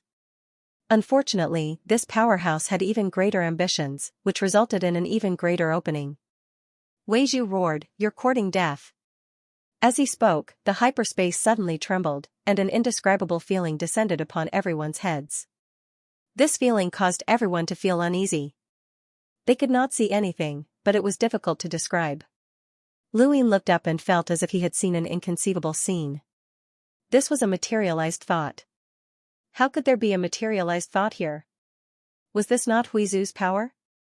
This was an ability from the technocracy that could trap a half-martial ancestor and allow the technocracy to see through everything. This was clearly Huizu's power, so why could it be seen in the hyperspace? Wei Zhu and Huizu? What was their relationship? Luyin had not expected to see a materialized thought in the hyperspace. Back in the technocracy, Luyin had learned that the materialized thought was Huizu's innate gift. Huizu had left behind a materialized thought that was similar to the rune lines left behind by the rune progenitor. They had both acted when humanity was at its most dangerous and helped humanity avoid a calamity. However, were innate gifts the same? There were. The Lu family's direct descendants had innate gifts like General Platform and the Divine Seal Catalog, but those were from the same bloodline. Huizu and Wei Zhu? How could they have the same bloodline and origin? How could they have the exact same innate gifts? Not only that, but there was also the bestowment technique that was similar to the sealed sourcebox array. This made Luyin even more suspicious. Could Huizu have been here before? Luyin's suspicions only lasted for a moment. He saw that Wei Zhu had been exposed within the screen and wanted to rely on his materialized thought to break through the bestowment technique. Luyin took the opportunity to envelop the Elder's laboratory with rune lines and attack. There was a loud boom as the Elder's laboratory shattered. The bestowment technique continuously absorbed the source boxes and was about to unleash an attack that even extreme powerhouses would be wary of. Luyin stirred up spatial lines and directly appeared beside the bestowment technique. With a single palm strike, it shattered. Without the protection of an extreme powerhouse, the bestowment technique would be nothing more than a target. At the same time, Wei Zhu suddenly looked in the direction of the Elder's laboratory with an ominous glint in his eyes. He had been keeping an eye on that place since the beginning, and nothing could happen to the Elder. Now, that place had actually been broken through. Fortunately, the Elder was not there, so he could temporarily put the matter aside. The materialized thought was like a consciousness being injected into the sky. The moment it appeared, a formless energy continuously corroded Yu Xian, Yu Feng, Yu Ting, and even Luo Shan. All of the bestowment techniques carriers under the Yu family's control shattered. Luo Shan was astonished. Was this Wei Zhu's power? This power was troublesome for him. As expected of Wei Zhu, the materialized thought made it difficult for them to move, but the bestowment technique that had trapped Wei Zhu had already been broken, and he would be able to break free soon. How long are you going to wait? Yu Xian roared. Wei Zhu's gaze changed, and his heart sank. There was still someone else. It was definitely an expert, or else Yu Xian would not have spoken at this time. Who was it? He did not see that behind him, a broken fragment of the bestowment technique's carrier moved. It turned into a stream of light and struck Wei Zhu's back without him noticing. In an instant, Wei Zhu's pupils contracted. The shadow spread like a spider's claws from his shoulders, waist, and even his legs, covering his entire body. Wei Zhu was furious. Xiaoyin, Supreme God. Wen Shi and Uncle Mo hurriedly tried to save Wei Zhu, but it was already too late. They could not even connect to Wei Zhu, let alone save him. Yu Xian bombarded him with black energy again. Wei Zhu's body cracked even more. Reincarnation time and space actually interfered in our battle. You have violated the Six-Party Society's agreement. Supreme God Xiaoyin, you will not have a good ending. Wei Zhu roared. Yu Xian shouted, Wei Zhu, you're crazy. Which eye of yours saw Supreme God Xiaoyin appear? At the bottom of the stairs, he ran was completely powerless. Supreme God Xiaoyin? It was actually him. Why? Luo Shan and Supreme God Xiaoyin were like this? It was obvious that the people who cooperated with her were all working together with the Yu family to deal with Wei Zhu. Could it be that their cooperation from the beginning? Luyin saw it as well. They couldn't see Divinity Xiaoyin himself, but Wei Zhu couldn't speak carelessly. The power that covered his body definitely belonged to Divinity Xiaoyin. No matter how powerful Wei Zhu was, even if he could rival 9 mountains and 8 seas, it would be difficult for him to surpass Divinity Xiaoyin. Warp Dimension mainly focused on developing cultivation techniques and researching sequence particles. If a Grand Empyrean was comparable to a primogenitor, then 3 Grand Empyreans were likely comparable to the 3 realms and 6 Daos. This wasn't a power that Wei Zhu could resist, not to mention that this power was almost a sneak attack. Luyin couldn't understand what Divinity Xiaoyin was doing, but he could tell that Wei Zhu was done for. His defeat wasn't unjust. The Yu family had prepared far too much for this day. They had been preparing since Yu Xian's generation, or perhaps even before that. The Yu family, Luo Shan, Divinity Xiaoyin, He Ran, Bai Qian, and himself. How could an ordinary person break through the plans of so many people? This was an extremely terrifying scheme. From now on, Luyin would be 120% careful when dealing with the Yu family. As he thought about it, a black energy source appeared in his hand. There really was a black energy source here. Sensing the boundless black energy, Luyin grabbed it and left. Even if Wei Zhu was defeated, he wouldn't be defeated too quickly. He had to take advantage of this time to do as much as he could. In the distance, Wei Zhu's screams shocked everyone who heard them. Countless people in Warp Dimension despaired. Once Wei Zhu died, no one knew what Warp Dimension's future would be like. Uncle Mo couldn't save Wei Zhu, so he left without hesitation. He had to at least take Wei Zhu with him, or else he would only be waiting for death. Luo Shan watched Uncle Mo leave and didn't stop him. All he had to do was act with the Yu family from the beginning and help them set up the trap.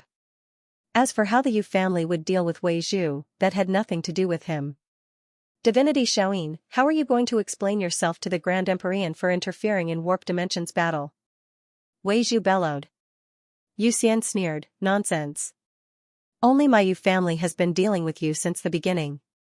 He then continued to attack. Wei Zhu's body continued to break apart, and the shadows that covered his body continued to tear his body apart. He couldn't even use his thoughts, as if they had been frozen.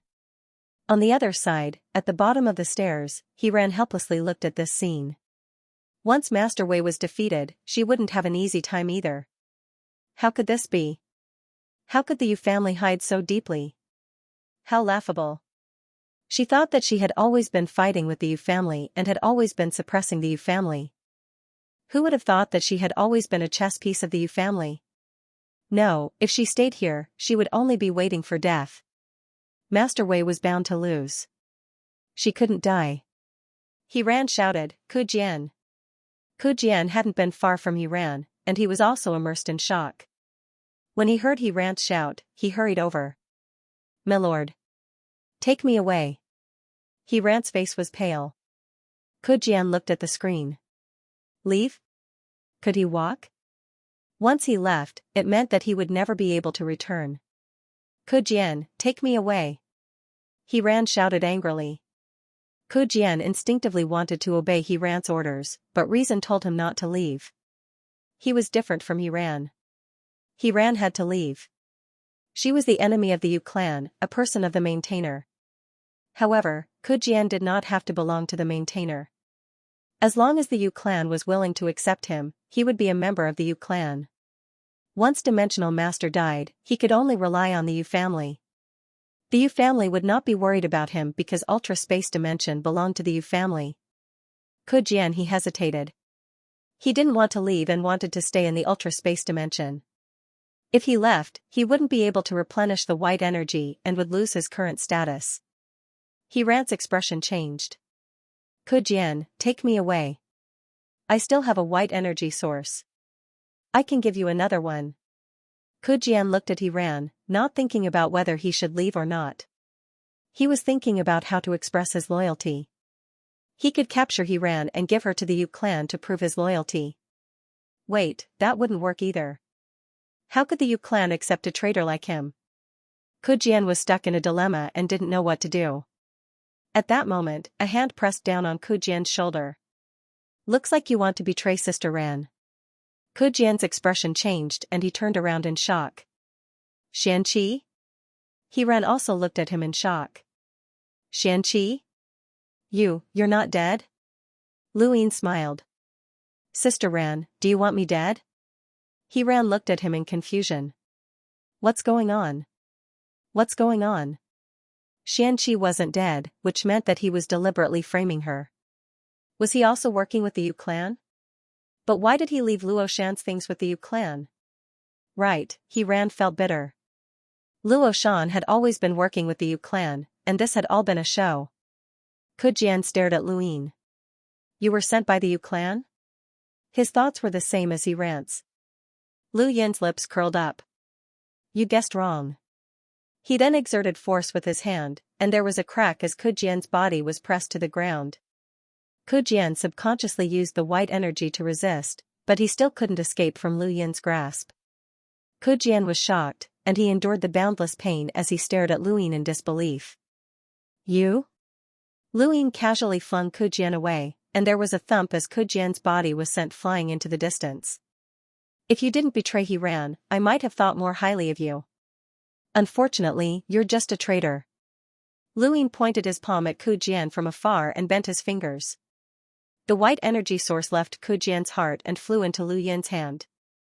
Another one. Ran looked on calmly. She couldn't understand what Lu Yin represented, and his actions didn't seem to belong to the Yu clan. Who are you? Ran asked. Being able to defeat Kujian so easily wasn't something that could be done in just a few years. Had this person been hiding all this time? She suddenly thought of a ridiculous guess.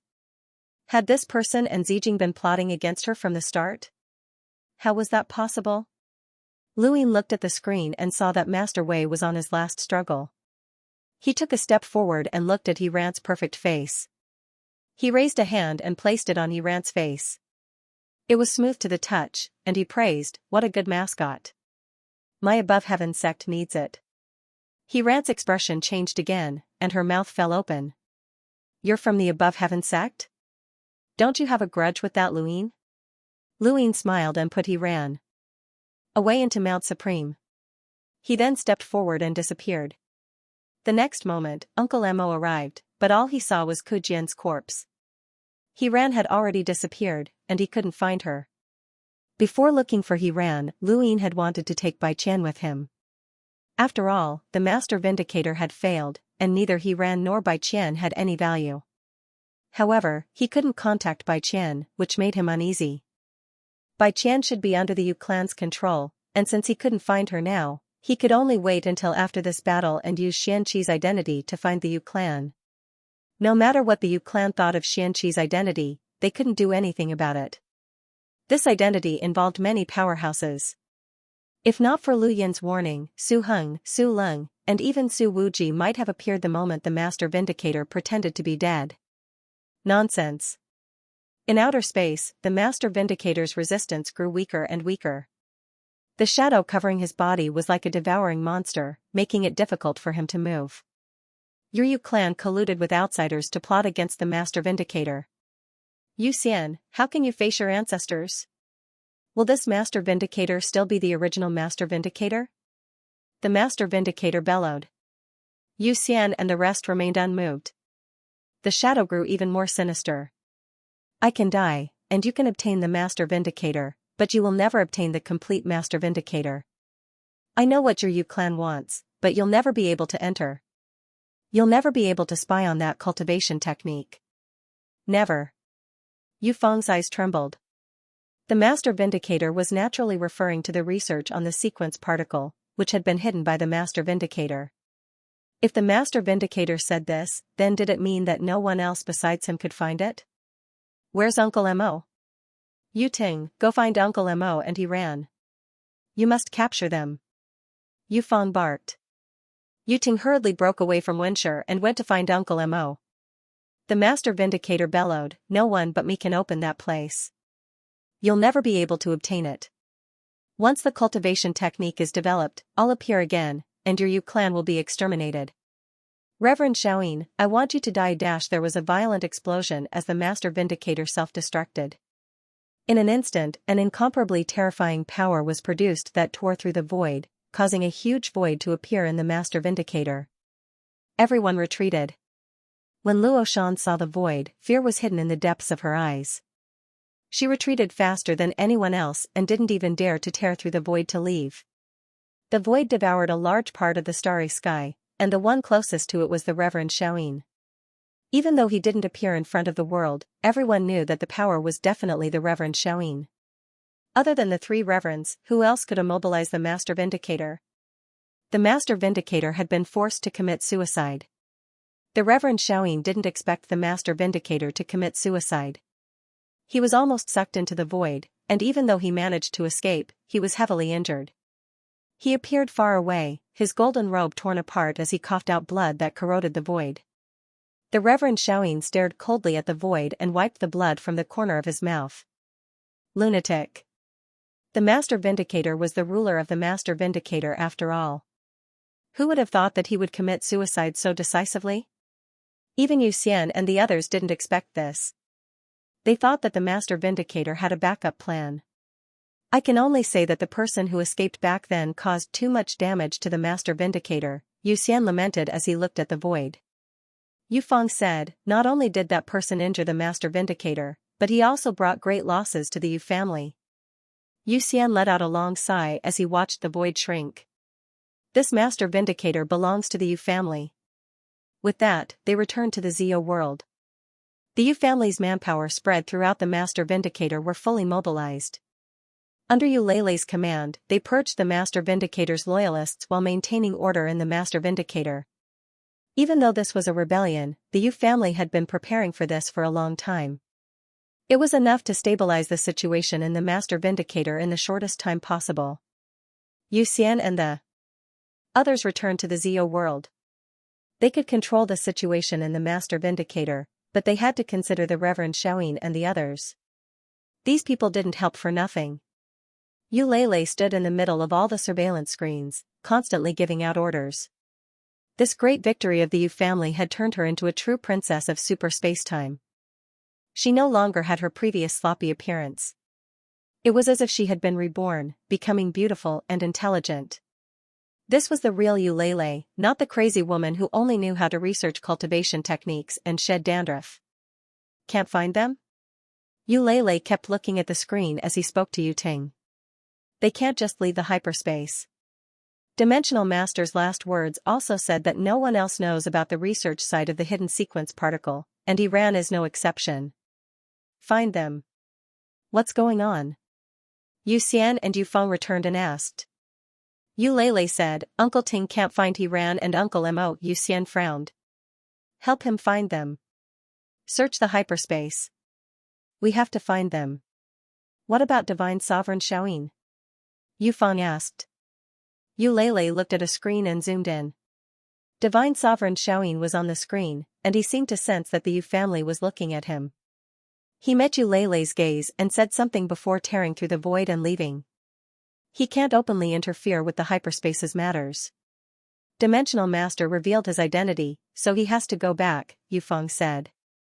Yu Leilei said, he said that first Jian is already here. He then looked at Yu Xian and Yu Feng. Where's Bai Qian? Yu Fang replied, she's under my control. She's a gift for First Jian. They're here, Yu Lele reminded. A screen opened, and a spacecraft appeared outside the celestial traversing realm. It wasn't fast, and it slowly entered the celestial traversing realm. Bring Bai Qian here, Yu Xian said. Soon enough, Bai Qian was brought out. She had been under the Yu family's control since long before Lu Yin had identified he ran as a spy. The Yu family had calculated every step, and they had been on guard against Lu Yin. After all, Lu Yin was from the primordial space. The spacecraft flew steadily through the celestial traversing realm. Inside were the Yu family's servants, but there was one person who stood out. It was a young man with a smile on his face. At first glance, there was nothing special about him. He wasn't as handsome as Qingfen, nor did he have Dimensional Master's domineering aura. However, anyone who saw him would subconsciously be unable to look him in the eye. It was as if this person stood there, representing the highest. He was First Jian, the disciple of reincarnation spacetime's Grand Empyrean. He was known as the perfect young sovereign. He had created countless cultivation legends in reincarnation spacetime and refreshed countless people's understanding of cultivation. He was also a genius that even Grand Empyreans praise. He was given the surname Chu. Originally, there should have been a large number of miniature bestow techniques, which were the embodiment of the Yu family's foundation. It's a pity that they were all destroyed in this battle. If these things were used in the battle against the eternal race, they would have been enough to defeat them, Chu Jian muttered to himself. It seemed like no one else could hear him, but everyone in the Yu family could hear him.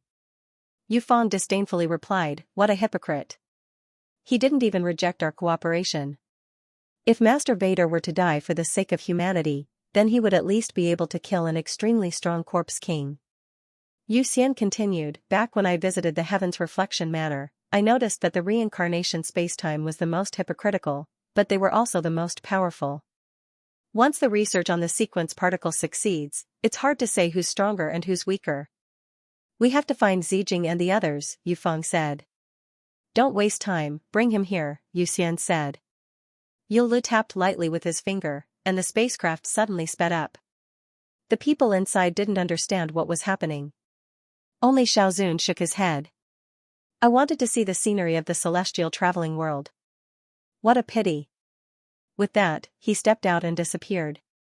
This disappearance actually caused the Yu family to be unable to find a trace of him. Until he appeared not far away from Yu Xian and the others. The Yu family members looked at each other in shock. This Xiaozun's speed was too fast. Even they couldn't react in time. It was only after he arrived that they realized that there was an outsider. Although they didn't activate the black energy, this Xiaozun wasn't an extremely strong person. Senior Yu Xian, congratulations on coming back from the dead. Chu Jian smiled at Yu Xian. Yu Xian smiled. I'm the one who should congratulate Xiaozun for getting what he wanted. With that, he looked in a certain direction. There, Bai Qian stood quietly like a lotus flower, untainted by dust. Chu Jian looked over and saw Bai Qian. His eyes flashed with passion. Bai Qian calmly walked over. No one had expected the Yu family's scheme. Although she had guessed that the Yu family would deal with Master Vader, she hadn't expected it to be so fast. They had thought that they were insiders, but the Yu family's plan had been completed a long time ago. She hadn't expected it, nor could she have expected it. And behind all of this was the Yu family, Chu Jian, and Xiaoyin. Luo Shan was pulled in by them. Otherwise, how could the Yu family pull Luo Shan in? We meet again, Chu Jian said to Bai Qian. Bai Qian looked at Chu Jian. Master Vader has been defeated. I'm probably useless now. Chu Jian replied, you're mine. Bai Qian was confused. What do you mean? Yu Xian smiled. Bai Qian, you should thank Xiaozun. If it weren't for him, you would indeed be useless. But now that he values you, your future is immeasurable. Bai Qian looked at Chu Jian in shock. Chu Jian smiled. I couldn't forget you from the first time I saw you. Come with me, Bai Qian. Bai Qian hadn't expected this at all. She knew that He Shu had always liked her, but she had never thought that this Xiaozun, who she had only met once, would like her as well. Suddenly, she figured it out. Could Tuka's reason for inviting him over be the same as her wanting him to defile He ran? To let this Xiaozun defile her? Xiaozun, we can do what we promised you. If you help us deal with Master Vader, the Yu family will give you the black energy source and the bearer of the gift technique. We also promise to help you with something in the future. As for Bai Qian, just treat it as a gift from the Yu family, Yu Xian said. Chu Jian looked at Yu Xian. Senior, you fulfilled my conditions, but you haven't fulfilled Senior Xiaozun's. Yu Xian and Yu Fang exchanged glances. You were the one who brought Divinity Xiaoyin in, so we only agreed to your conditions. As for how you managed to convince Divinity Xiaoyin, that has nothing to do with the Yu family. Yu Lele stared at Chu Jian.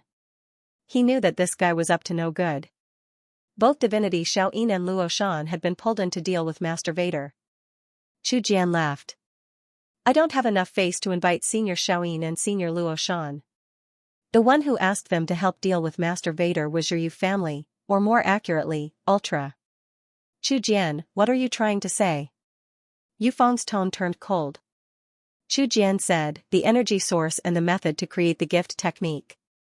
Yu Fang's expression darkened. You want to steal Ultra? Chu Jian shrugged. It's just the method to create it. How can that be considered stealing Ultra? We don't want anything from Ultra. Aren't you asking too much? The energy source and the gift technique are the foundation of Ultra's survival. Giving it to you is equivalent to robbing Ultra of its purpose, Yu Xian said. Chu Jian smiled. Let's not beat around the bush. Do you really think we can't understand what Master Vader said before he died? I'm not interested in knowing what Ultra is researching. I don't think you can get it that easily. I just want the energy source and the method to create the gift technique. That's all. It's not just me. Divinity Xiaoyin also needs it. Everyone knows the rules of the Six Direction Society. This time, Senior has broken the rules and might even be punished by Master. But even so, he still wants to help you. You should pay a sufficient price, otherwise, I really don't know what Senior would do. This was a threat. It was inconvenient for Divinity Xiaoyin to show himself, so Chu Jian could only threaten them. The Yu family had already seen Divinity Xiaoyin's strength. This kind of threat was very effective after Master Vader was killed. Bai Qian watched calmly. Xiaozun's schemes were no less than the Yu family's.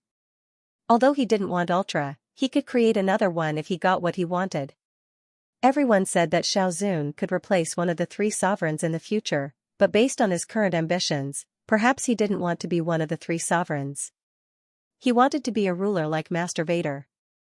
Perhaps this was why Divinity Xiaoyin was willing to help him. After all, he had the highest chance of replacing Divinity Xiaoyin among the three sovereigns. Lotus Sovereign's influence was too great. Divinity Xiaoyin couldn't compare to her, and the other one couldn't be replaced either. Yu Xian sighed.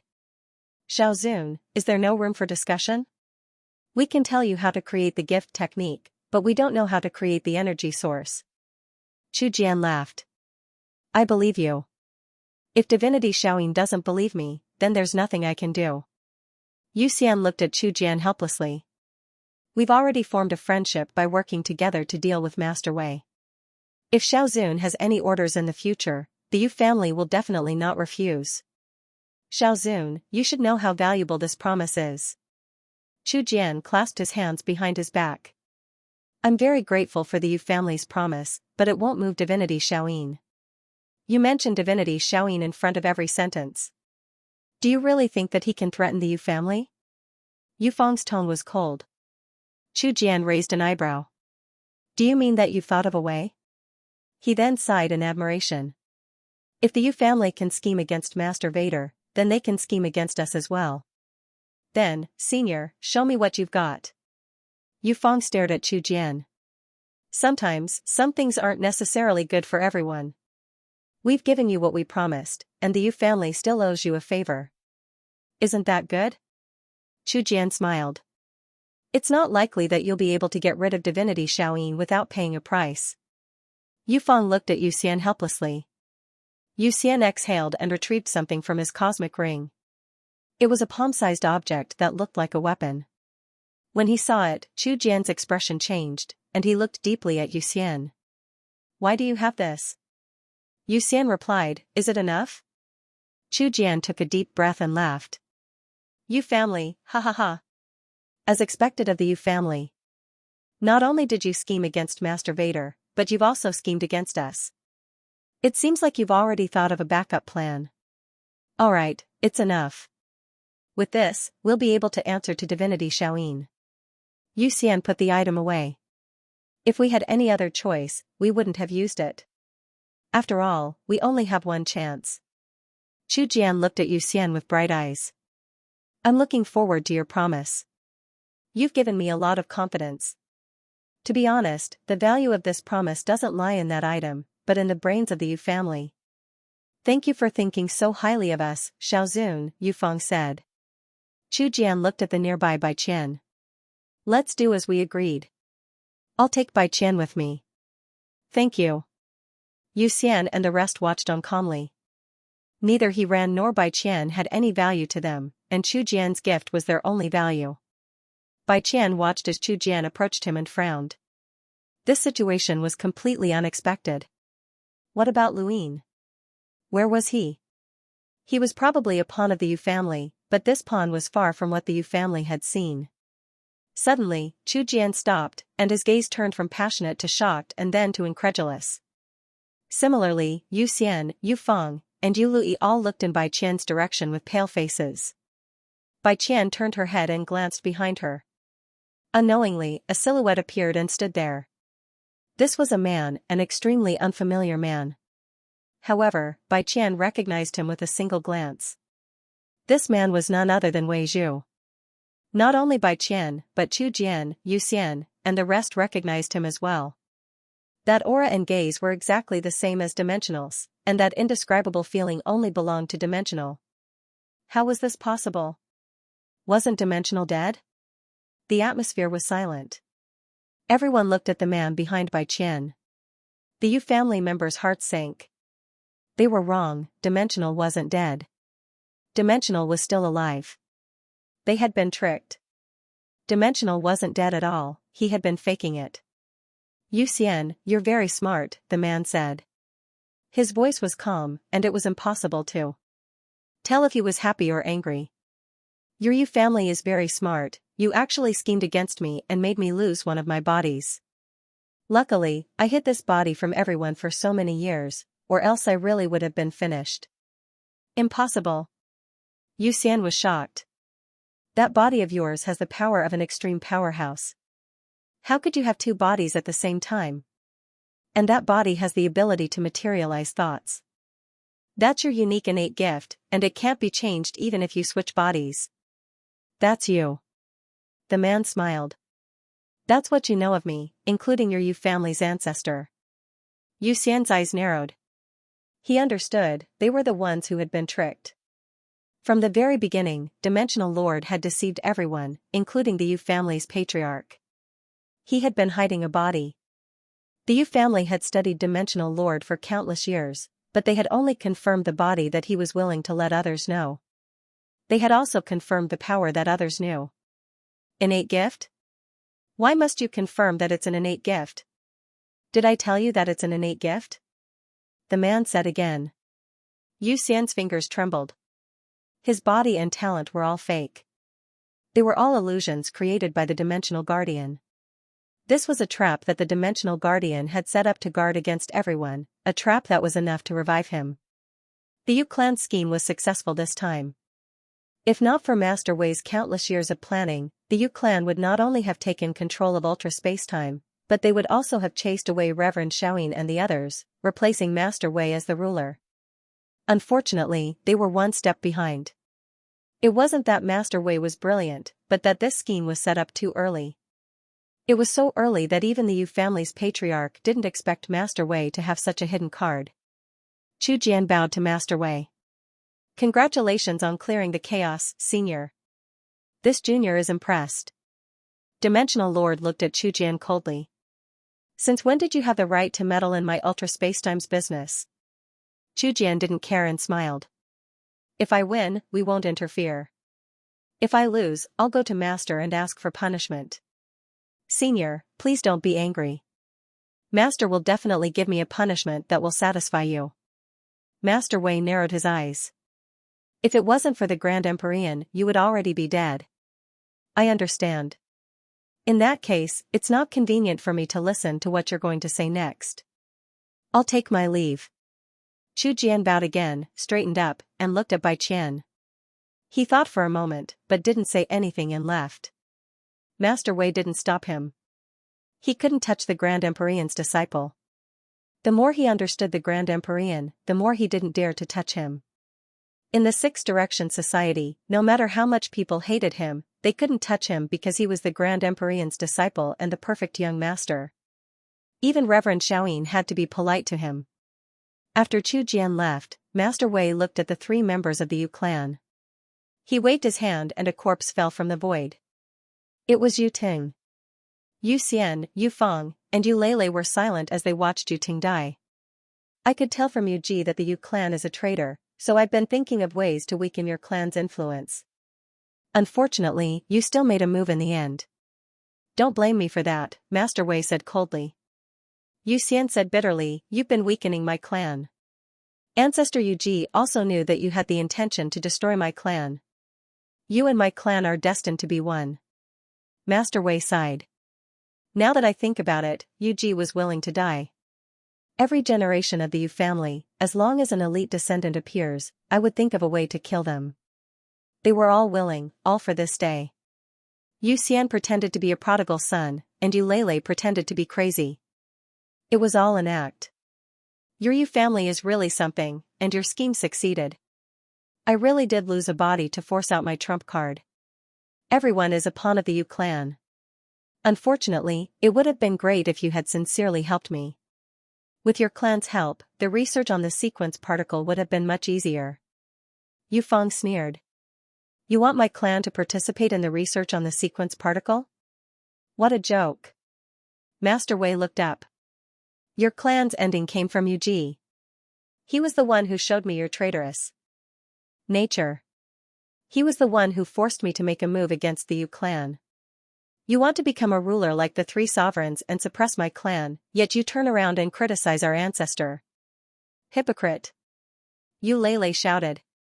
Master Wei didn't care and looked at Yu Xian. I didn't see wrong. The weapon you used to threaten First Jian was the weapon of Heavenly Lord Victor. Bai Qian was shocked. Heavenly Lord Victor? So that was the case. No wonder First Jian had backed down and was certain that Divine Lord Xiaoyin would do the same. There were 3 sovereigns and 9 saints in the reincarnation timespace. Among them, Heavenly Lord Victor was the only one who was called a Heavenly Lord and had been recognized by a Grand Empyrean. His battle prowess was extremely strong, and everyone who knew him only had one word to describe him: invincible. Just like his title, Heavenly Lord Victor, he would win every battle. First Jian was the disciple of a Grand Empyrean and could very well replace one of the 3 sovereigns in the future. However, he definitely couldn't be Heavenly Lord Victor. That was an existence that even Master Wei feared. He was a peerless expert. How could Yu Xian have Heavenly Lord Victor's weapon? Yu Xian took out another item and opened his hand for Master Wei to see. His eyes were filled with reverence. That's right, this is Heavenly Lord Victor's weapon. It can be exchanged for a Heavenly Lord to attack once. Master Wei, do you think you can use this body to block Heavenly Lord Victor?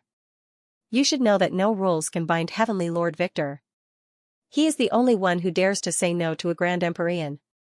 Master Wei stared at the item in Yu Xian's hand and nodded.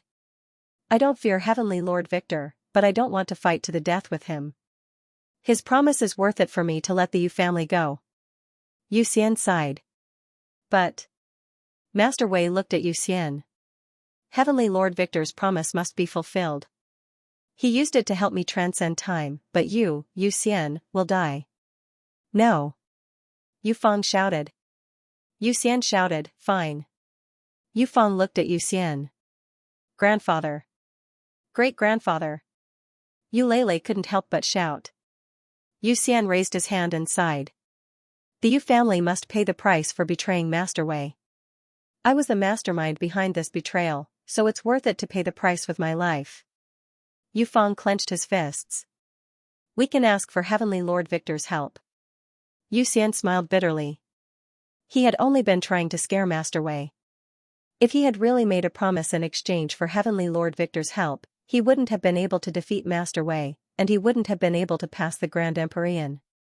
At that time, it wouldn't have been Heavenly Lord Victor fighting Master Wei, but Grand Empyrean suppressing Heavenly Lord Victor. Moreover, once this promise was used up, who would be afraid of the Yu family in the future? Divine Sovereign Shaoyin couldn't take this lying down. This promise couldn't erase this betrayal. He and Master Wei were both aware of this. In fact, Yu Feng and the others were aware of this, but they were unwilling to accept this. The Yu family had been plotting for too many years. Ancestor Yu Ji, who had created the bestow technique, had already started planning. They had spent their entire lives researching Master Wei, sending people to their deaths, and plotting. In the end, they had reached their current situation. They hadn't lost to Master Wei, but to time. If Ancestor Yu Ji had created the bestow technique earlier, even if he was from the same era as Master Wei, he would have known that Master Wei had this body. Master Wei left and took Bai Qian with him. When he left, Yu Xian had also died. He had committed suicide. Heavenly Lord Victor's weapon had been given to Yu Feng. This was the Yu family's trump card for self-protection. They wouldn't use it easily. Yu Xian's death could only be said to be a partial price. After this, the Yu family would completely lose their right to speak in ultra spacetime, including the right to control the bearer of the bestow technique. These weren't things that the Yu family could touch. They would become idlers. At this moment, Master Wei brought Bai Qian to the bottom of the stairs. He saw the dead Ku Jian, but he couldn't see. He ran. He investigated ultra spacetime and used his consciousness to search, but he couldn't find. He ran. Where did he ran go? Master Wei frowned. He went to the Yu family again, wanting to get an answer from Yu Feng. However, Yu Feng didn't know that their goal this time was to use the excuse of capturing He Ran to lure Master Wei out. As for He Ran herself, it wasn't important. However, when Yu Feng heard that He Ran was missing, the first person he thought of was Xianxia. The Yu family didn't know why Luoho's item had appeared in Zio world. Luo Shan was helping Chu Jian, not the Yu family. He didn't have any connections with the Yu family, so there were some things that he didn't need to explain to them. Because of this, no one had noticed that the Yu family was working with Luo Shan, and Master Wei hadn't been alarmed. Now that he thought about it, the only person who had the opportunity to place Luoho's item in Zio world was Xianxia. This was in line with Yu Feng's guess. Xianxia was related to Mu Jun's disappearance, which was why he had helped He Ran frame the Yu family. Otherwise, why would Xianxia help He Ran? Although Yu Feng guessed that it was Luyin, he didn't say anything to Master Wei. He hated Master Wei, so why would he help him? Besides, it was useless to say anything. No one knew whether Xianxia was dead or alive, so no one would link him to Luyin. However, if it really was Xianxia, Yu Feng's eyes flashed. His vigilance was correct, and this Xianxia was definitely not ordinary in the Genesis space. In the Ionian kingdom, Luyin took out Mount Supreme and released He Ran. He Ran looked around, but she couldn't recognize where she was. Who are you? He Ran asked as she looked at Luyin. Luyin returned to his original appearance. Above one sect, Luyin. He Ran's expression changed.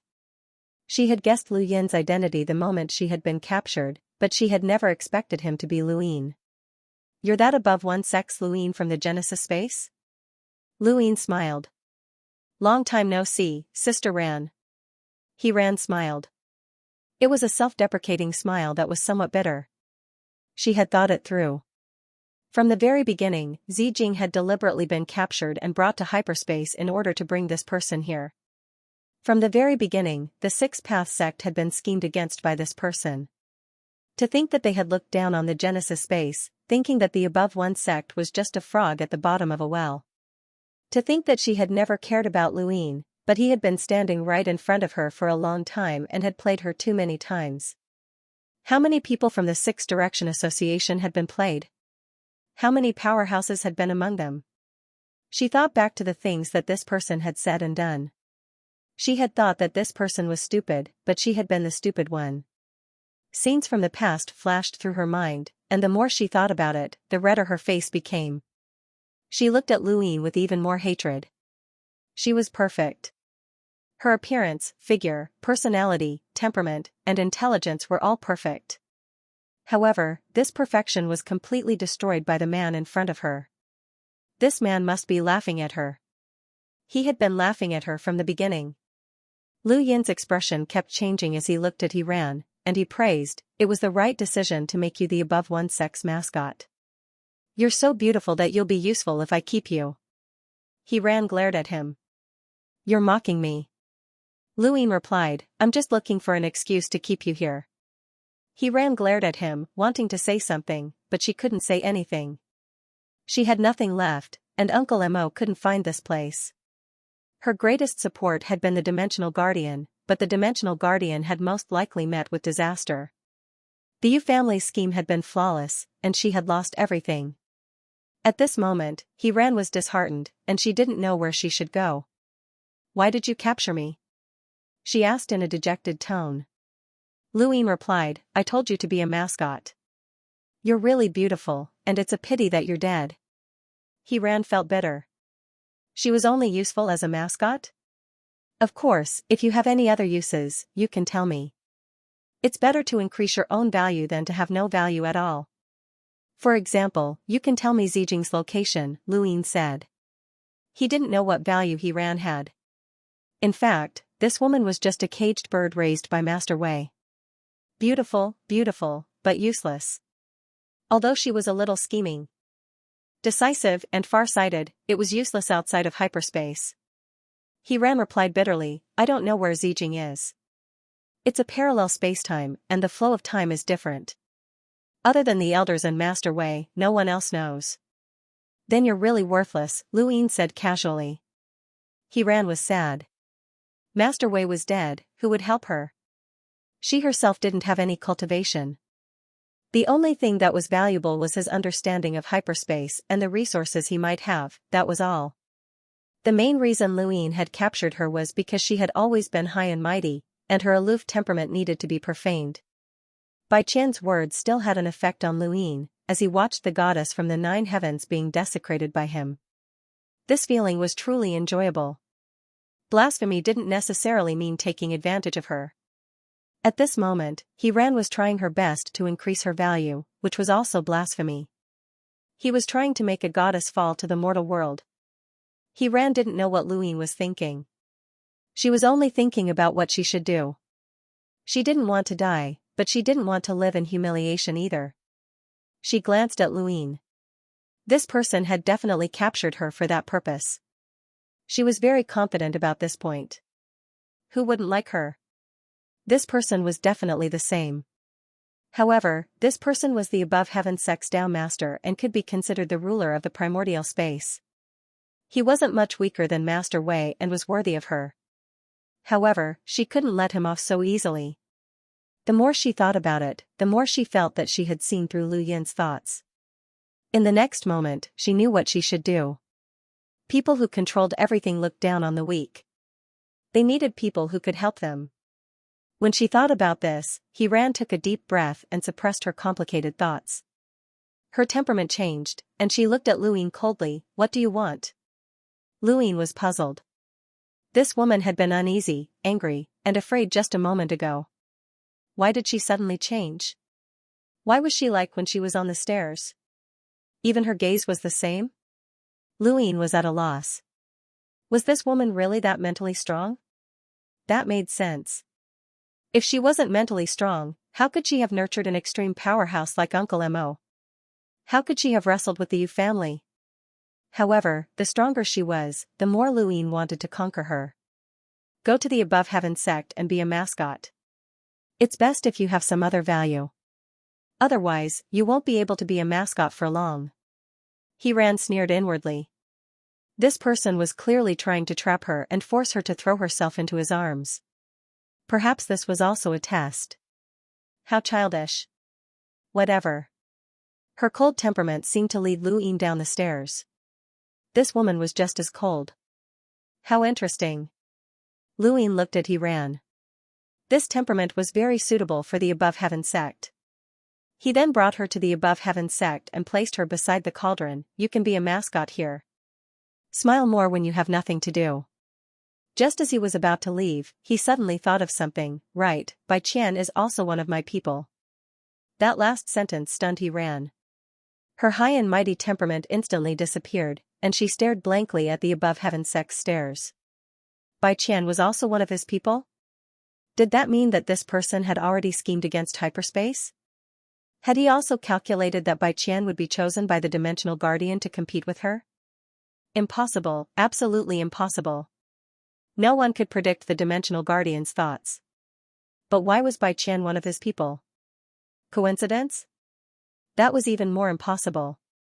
She did not believe in such a coincidence. Lu Yin's last sentence caused He Ran's expression to change. No matter how much this woman pretended, she was still a mortal and not a true goddess. She had no emotions, so she would just be a mascot in the future. However, he had to be wary of the people from the reincarnation spacetime and prevent them from recognizing He Ran. He Ran's appearance caused the Above Heaven sect to boil over.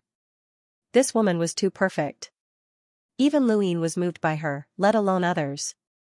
The moment she stood beside the cauldron, countless gazes focused on her.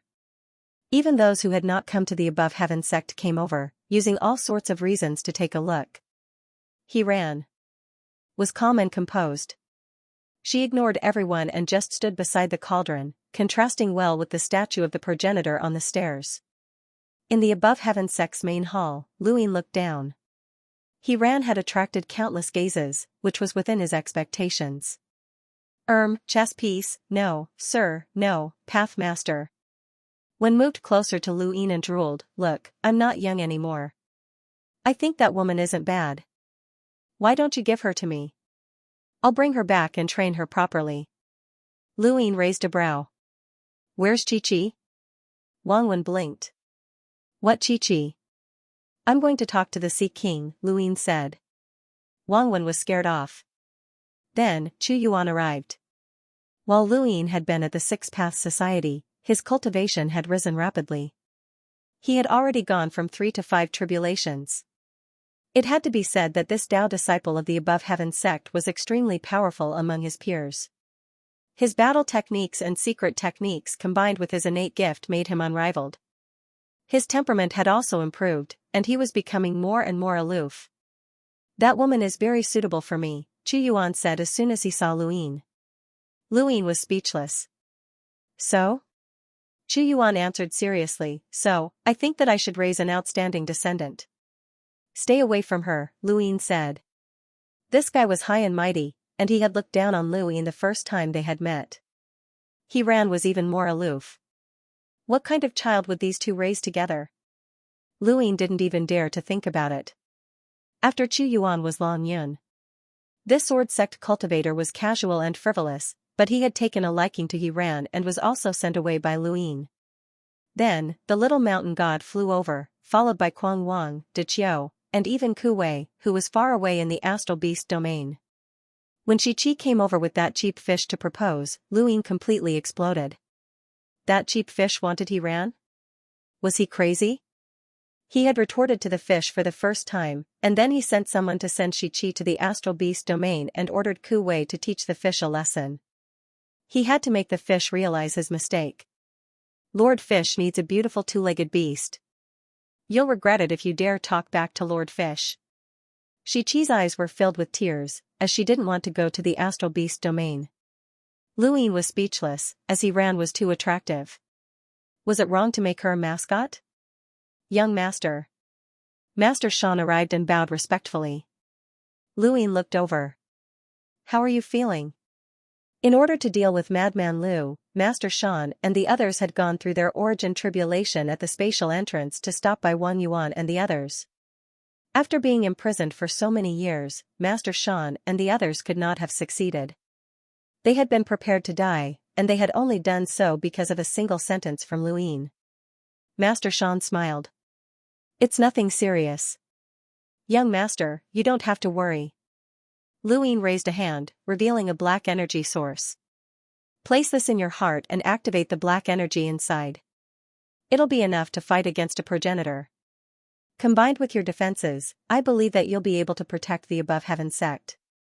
Master Shan's eyes widened, and he looked at the black energy source in shock. Is there such a thing? To them, an energy source that transcended time was an unimaginable power. It was a shortcut to the progenitor realm, and no one had ever thought that it would be so easy to reach it. When Luyin had first come into contact with a civilization that transcended time, he had not dared to believe it either, but now, he was used to it.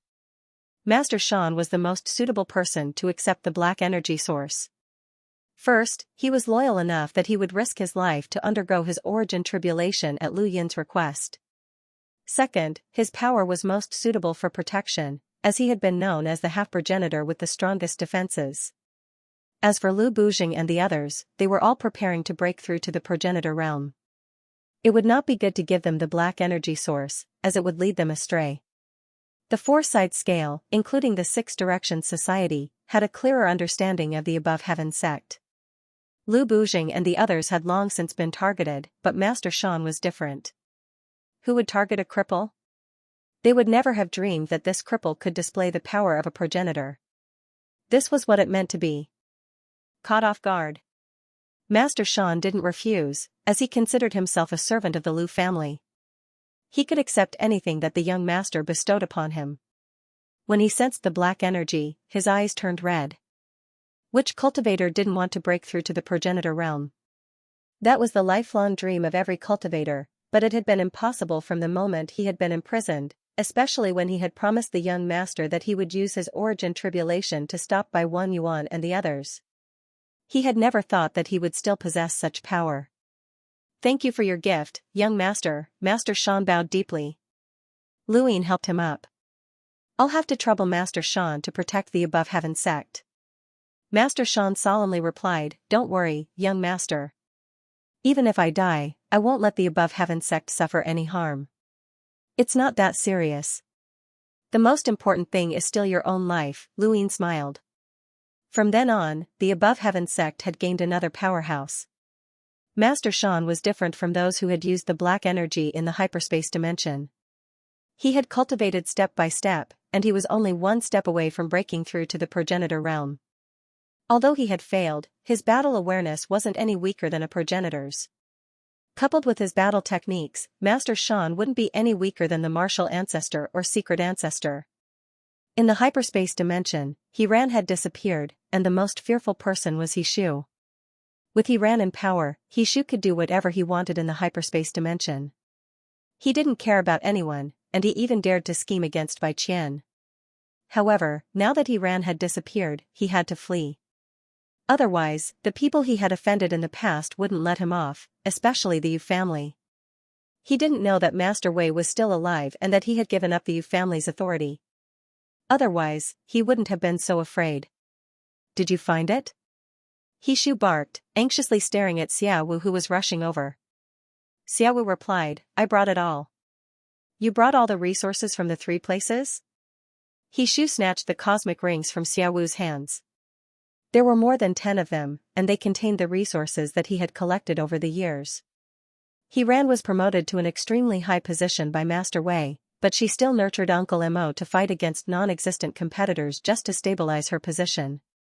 He-Shu was very similar to He-Ran in this aspect. They were good at preparing for a rainy day. Under He-Ran's care for so many years, he had forcibly hidden away a large amount of resources, including a white energy source. This white energy source belonged to the Mu Duo family. Back then, the Mu family had been swindled by a person surnamed Bai, and that person had been instructed by He-Shu. He-Shu relied on He-Ran's influence to do many things. Some were discovered by others, while some were not. Looking at the resources in the cosmic ring, He-Shu's breathing quickened. With these, he could live well even if his sister wasn't around. The first step was to find Xiao Zun. It was a pity that Xiao Qingfeng was dead. Otherwise, it would have been the best choice. He-Shu tore through the void and was about to leave. As for Xiao Wu, he was already about to leave, so there was no point in bringing this dog along. Suddenly, he felt a wave of dizziness, and his vision blurred. An intense pain spread through his heart, as if insects were biting him.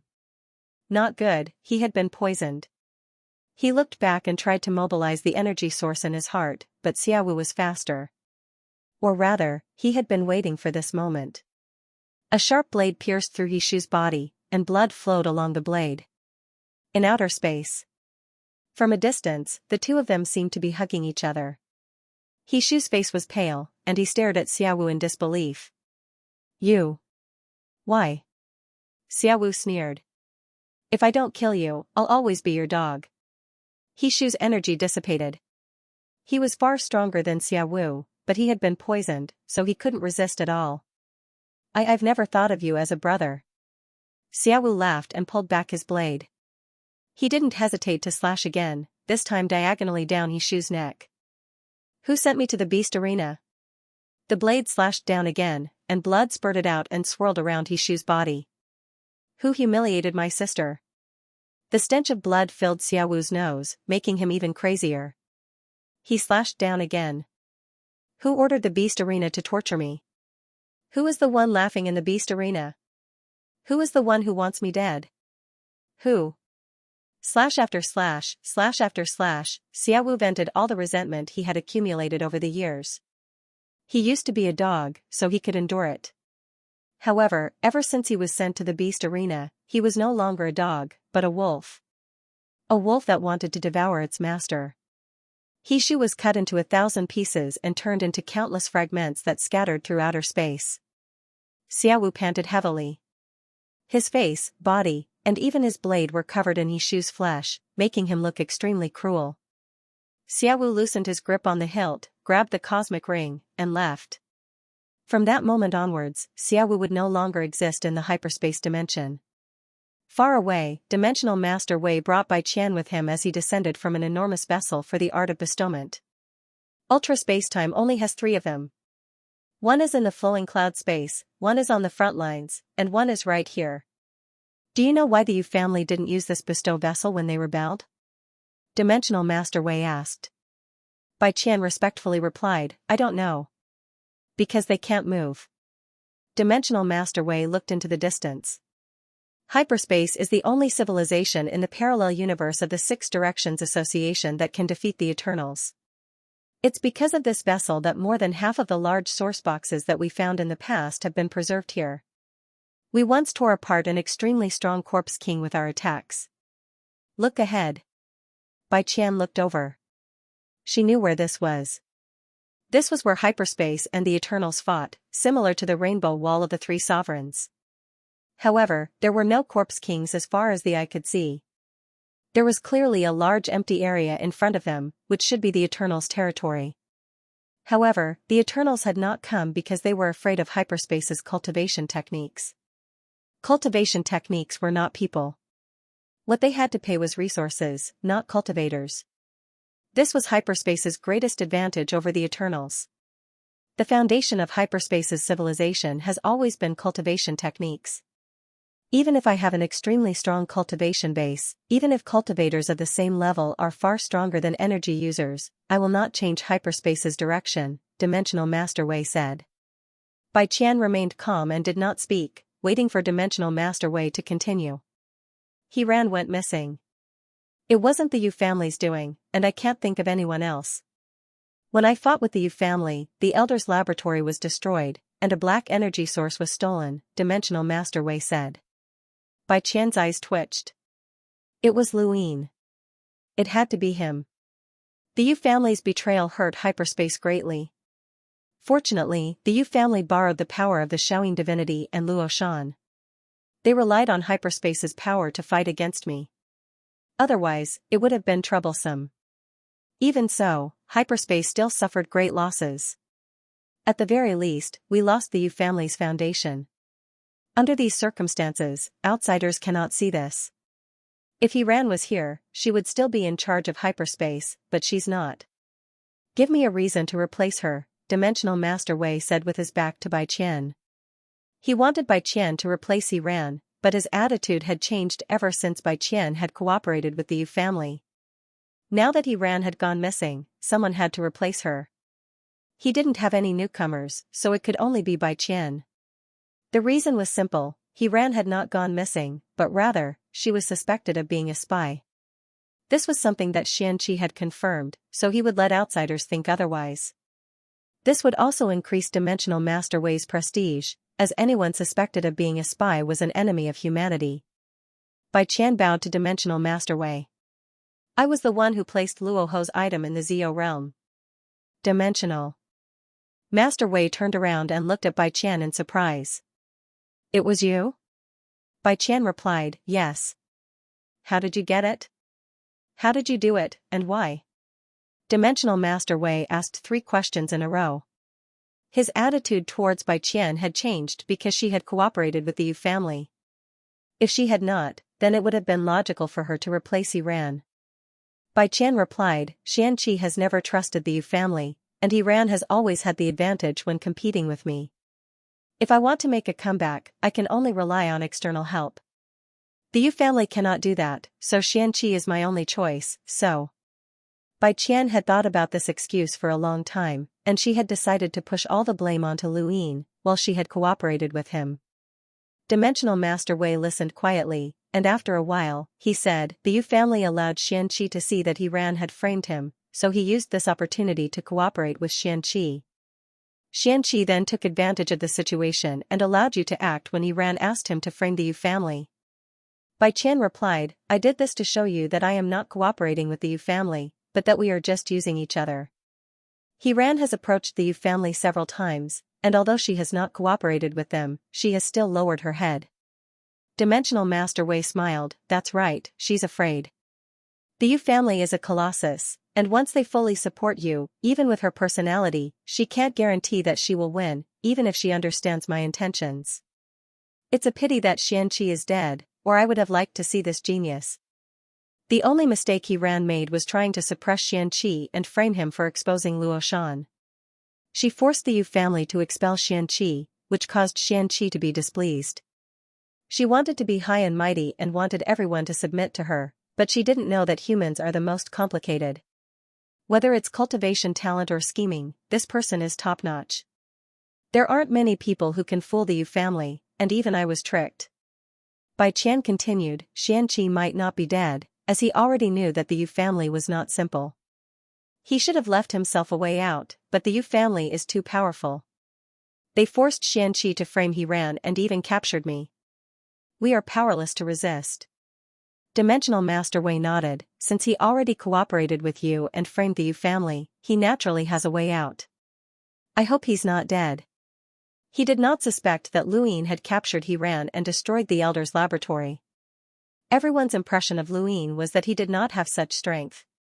Ku Jian had been easily killed, and the Elder's gift technique had been destroyed as well. Only an extreme powerhouse could have done such a thing, and it was impossible for Xianxia to have such strength. Dimensional Master Wei was not Yu Feng, and he did not make inferences based on the results. Yu Feng had been able to deduce many things from Lu Yin's abnormal actions and origins without any evidence. This was something that most people would not be able to do. Dimensional Master Wei was now suspicious of Chu Jian.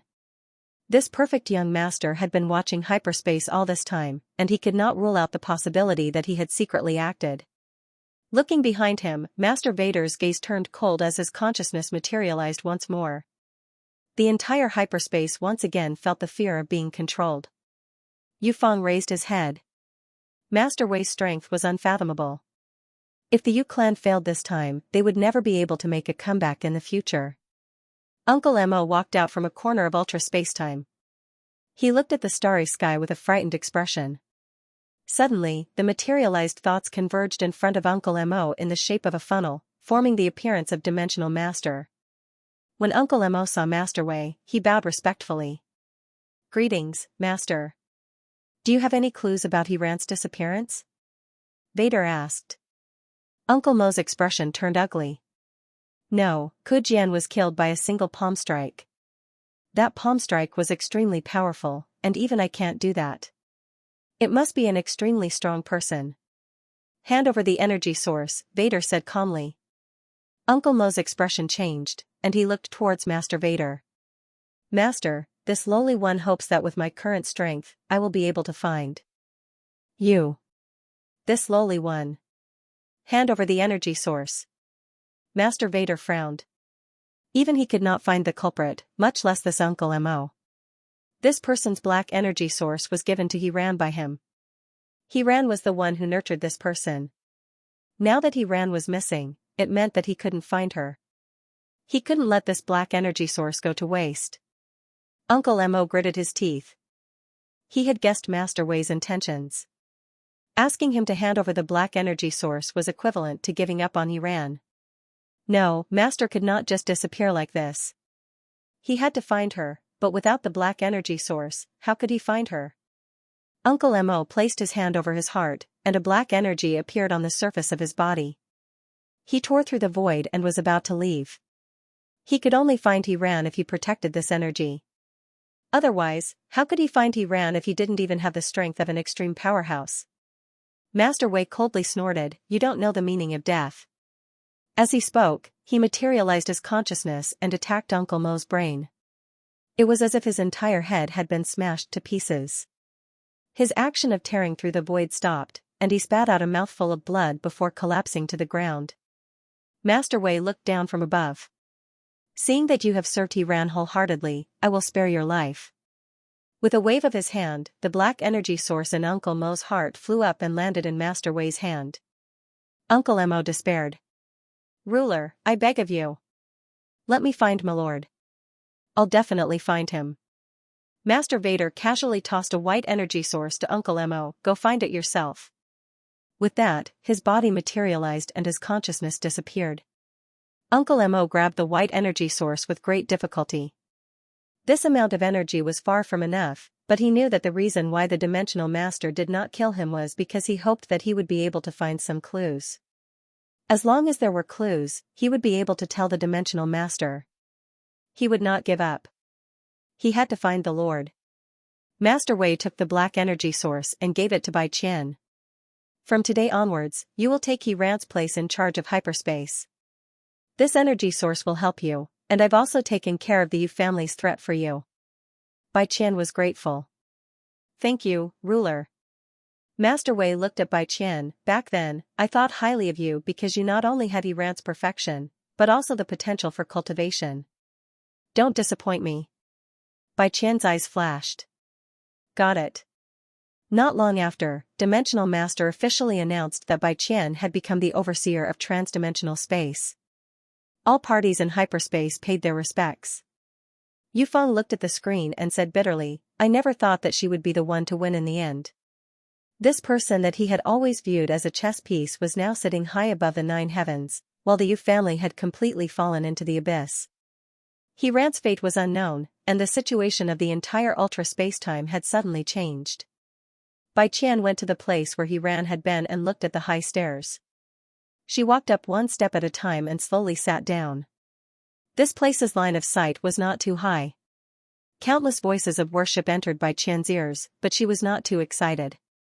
Back on Earth, she had been the most elite, and she had been the first to reach Neptune. Everyone on Earth had looked up to her, and after leaving Earth, she had increased her cultivation with Starsabil's help and joined Astral One of the Astral Combat Academy. Even the challengers from the cosmic ocean were no match for her. Although it seemed like Luyin had stepped onto the path of a legend, she had not lagged behind by much.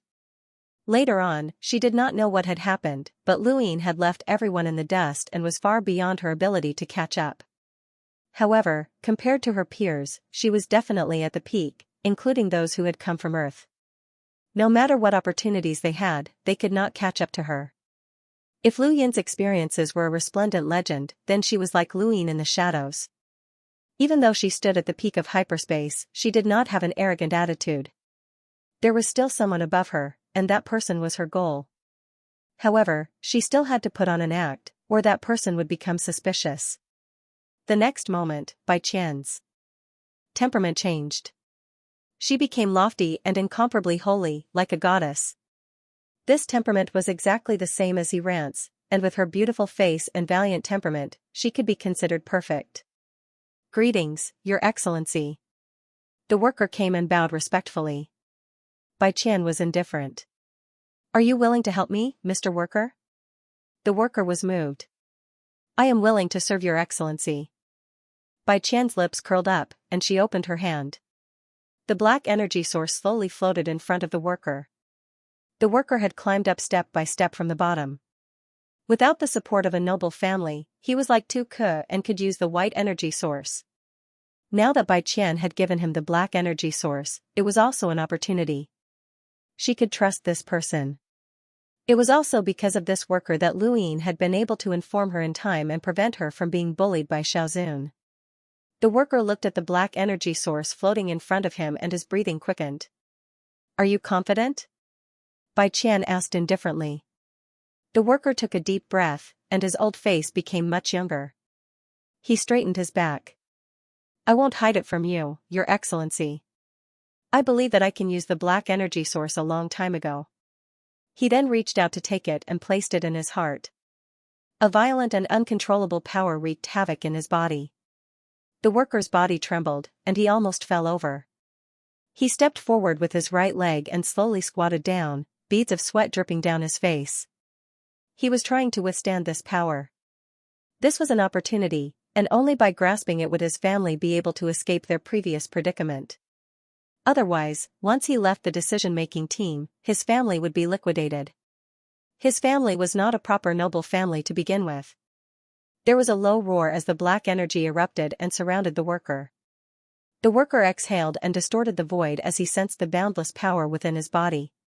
Was this the black energy? Was this the power of an extreme powerhouse? He bowed excitedly to Bai Qian. "Your subordinate is willing to serve Your Excellency to the death." Bai Qian nodded.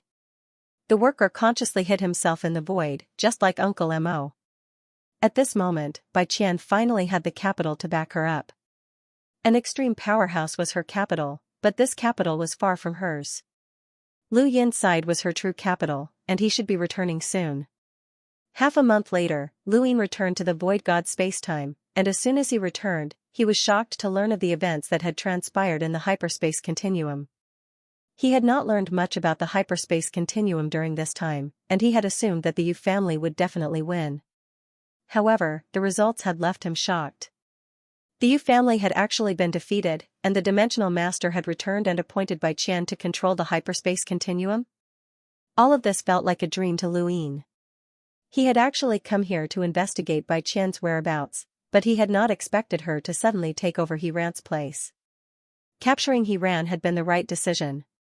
However, the Yu family's schemes had actually been defeated. The Dimensional Master had concealed himself even more deeply than the Yu family.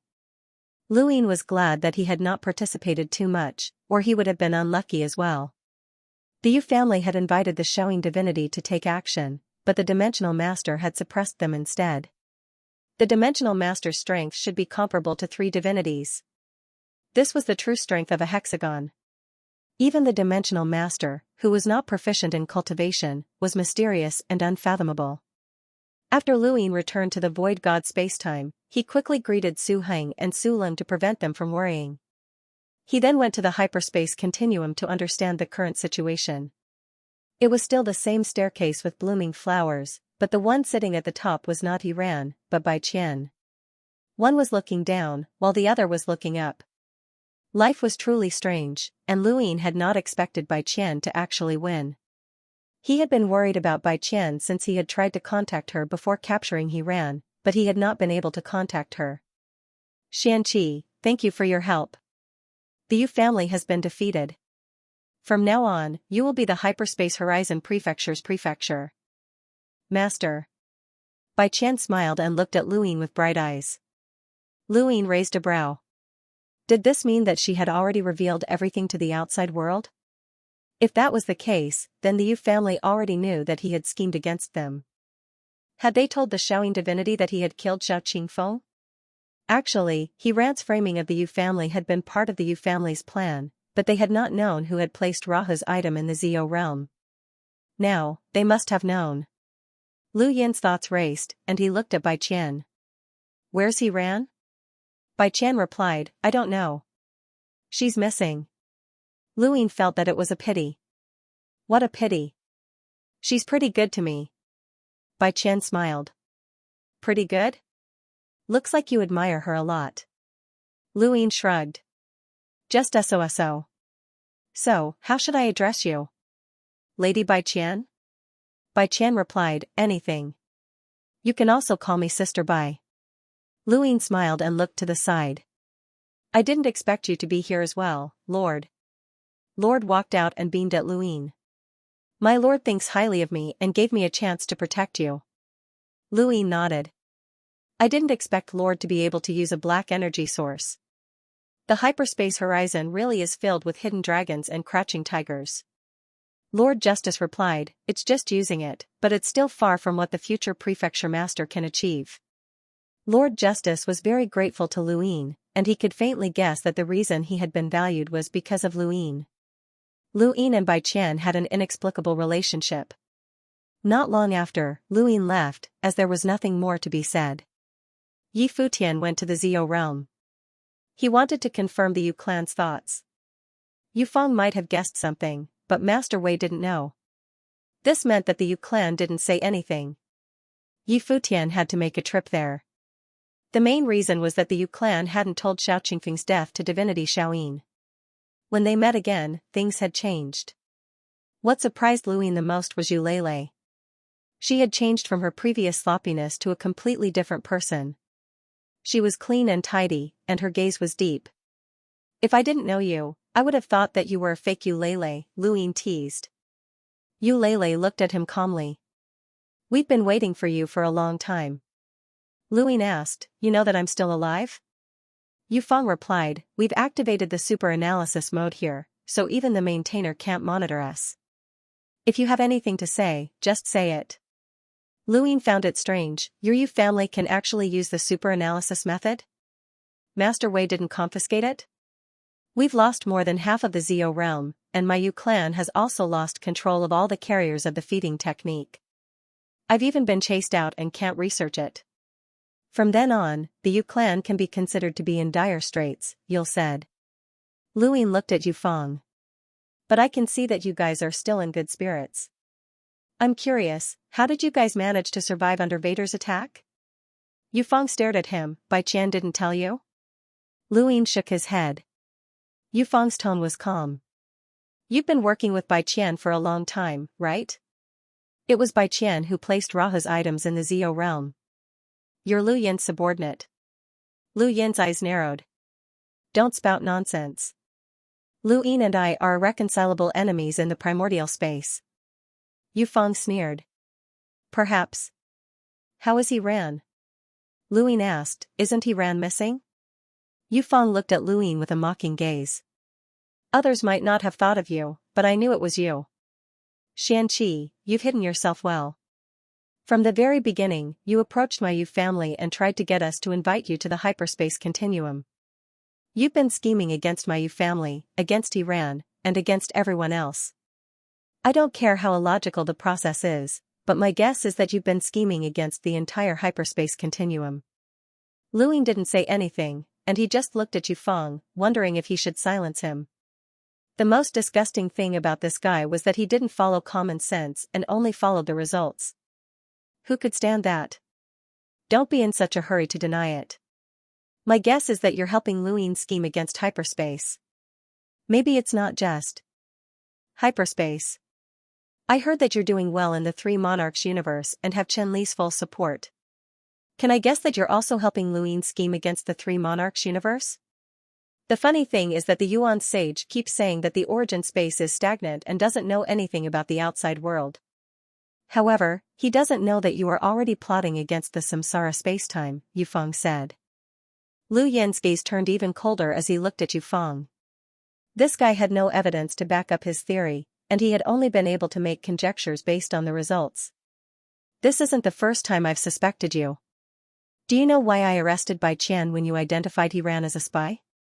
It was to guard against you, Yu Feng said with a solemn expression. To be honest, if you're really as I've guessed, there really isn't anyone in the entire hyperspace who can stop you from doing things. Master Wei and Divine Sovereign Xiaoyin can, but I can't tell them. I can only hide Bai Qian, and when Bai Qian is gone, you'll capture he ran. I'm sure it was you. Lu Ying stood up and slowly walked towards the place where the Yu family had been monitoring the entire spacetime continuum. He did not say anything, but from the looks of it, Yu Feng had indeed not told deity Xiaoyin that Lu Ying had killed Xiao Qingfeng. Yufeng continued to speak. His speculations were close to the truth, but some of them were wrong. For example, he had speculated that Su Heng and Su Lung knew the truth and were his helpers in the void god spacetime. Both sides had reached an agreement. He had also speculated that every civilization in the six-party society had sent people to help Luin, and he had even boldly speculated that a Yuan sage was helping Luin. Yufeng made many speculations, and he continued to observe Luin as he spoke. However, he was disappointed, as Luin didn't show any reaction at all. After Yufeng finished speaking, Luin simply said, "There's no evidence." In the past, the Yu family did not need evidence to speak, but now, they couldn't even leave the spacetime continuum. They were completely isolated by the dimensional guardian. After all, who would be able to hear them? Luin was even considering whether or not to silence them. "Xianxia, we're in a cooperative relationship. We were in the past, and we are now," Yufeng suddenly said. Luin looked at him. "What qualifications does the current Yu family have to cooperate with me? What do we have to do if we cooperate? Do you still want to scheme against the dimensional guardian?" Yufeng seriously replied, "In the past, the Yu family could do some things, but there were also some things that they could not do because they were too obvious. Now, however, there are some things that they can do. No one cares about the current Yu family, but the Yu family still controls some things." "For example?" Luin was curious. "For example, Xiao Qingfeng's death. For example, you're from the primordial space, but I'm not sure about the other spacetime continuums of the six-party society. For example, this." Yufeng took out Celestial Champion Star's weapon. Luin looked at it, puzzled. "Have you heard of Celestial Champion Star?" Yufeng asked. Lu Yin's expression changed. The publicly acknowledged leader of the three sovereigns? How could he not have heard of Celestial Champion Star? That was the leader of the three sovereigns and 9 sages of the reincarnation spacetime. Although he was nameless, he was known as the Lesser Sovereign. There were only greater sovereigns and lesser sovereigns, and Celestial Champion Star was a lesser sovereign. This is the promise that Celestial Champion Star gave. No matter what it is, as long as it doesn't go against principles or the interests of humanity, it can be done. Celestial Champion Star values promises the most, and one of his promises is worth 10 powerhouses combined, Yufeng said solemnly. Luin was shocked. 10 powerhouses was an exaggeration, but if the legends of Celestial Champion Star were true, then this person was definitely comparable to the 3 realms and 6 daos. The promise of such a person was invaluable. "You used this to force the dimensional guardian away?" Luin asked. Yufeng replied, "Not just the dimensional guardian, but also First Encounter and Sovereign Xiaoyin." "First Encounter?" Luin raised his brows. Why did this name sound so similar to Chu Yuan's? Yu Lele was disgusted. That Xiao sovereign from the reincarnation spacetime is said to have an absolutely perfect cultivation talent. Even extreme powerhouses are shocked by his cultivation talent, but he's actually a despicable person. I don't know why the greater sovereign accepted him as a disciple. Luin didn't care about the greater sovereign's disciple, he only cared about the name First Encounter. Why was it called that? Did it have any meaning? Chu Yuan was the primogenitor's disciple, and First Encounter was the greater sovereign's disciple. What was the relationship between the greater sovereign and the primogenitor? Why were all their disciples surnamed Chu? What did the word first represent? Was it the beginning of the world? This surname was not ordinary, and the greater sovereign's status was even more so. Xianxia, even though my Yu clan has been defeated and lost everything, our understanding of ultra space and time is incomparable to Bai Qian's. Besides, Victor the Celestial's promise isn't something that just anyone can obtain. Victor the Celestial's promise can't be changed. He only promised my Yu clan once. That's enough for me to cooperate with you, right? Luin looked at Yufeng. There's nothing to cooperate with. What your Yu family wants to do has nothing to do with me. I'm just here to hand over the heavens reflection matters. I need the Yu family's cooperation in capturing the spies. There's no need to say anything else. Luin quickly left the Zio realm and returned to the Void God spacetime continuum. Although he hadn't explicitly said it, Yufeng knew that he hadn't rejected the offer. Luin hadn't thought that the Yu family would still be useful to him. Elsewhere, Eulele was worried. Father, we promised the Dimensional Guardian that we would use this promise to benefit the hyperspace continuum. Bai Qian heard it too. Yufan looked at Eulele. I know. He then turned and left without waiting for Eulele's reply. Sometimes, it was better to shoulder some things on one's own.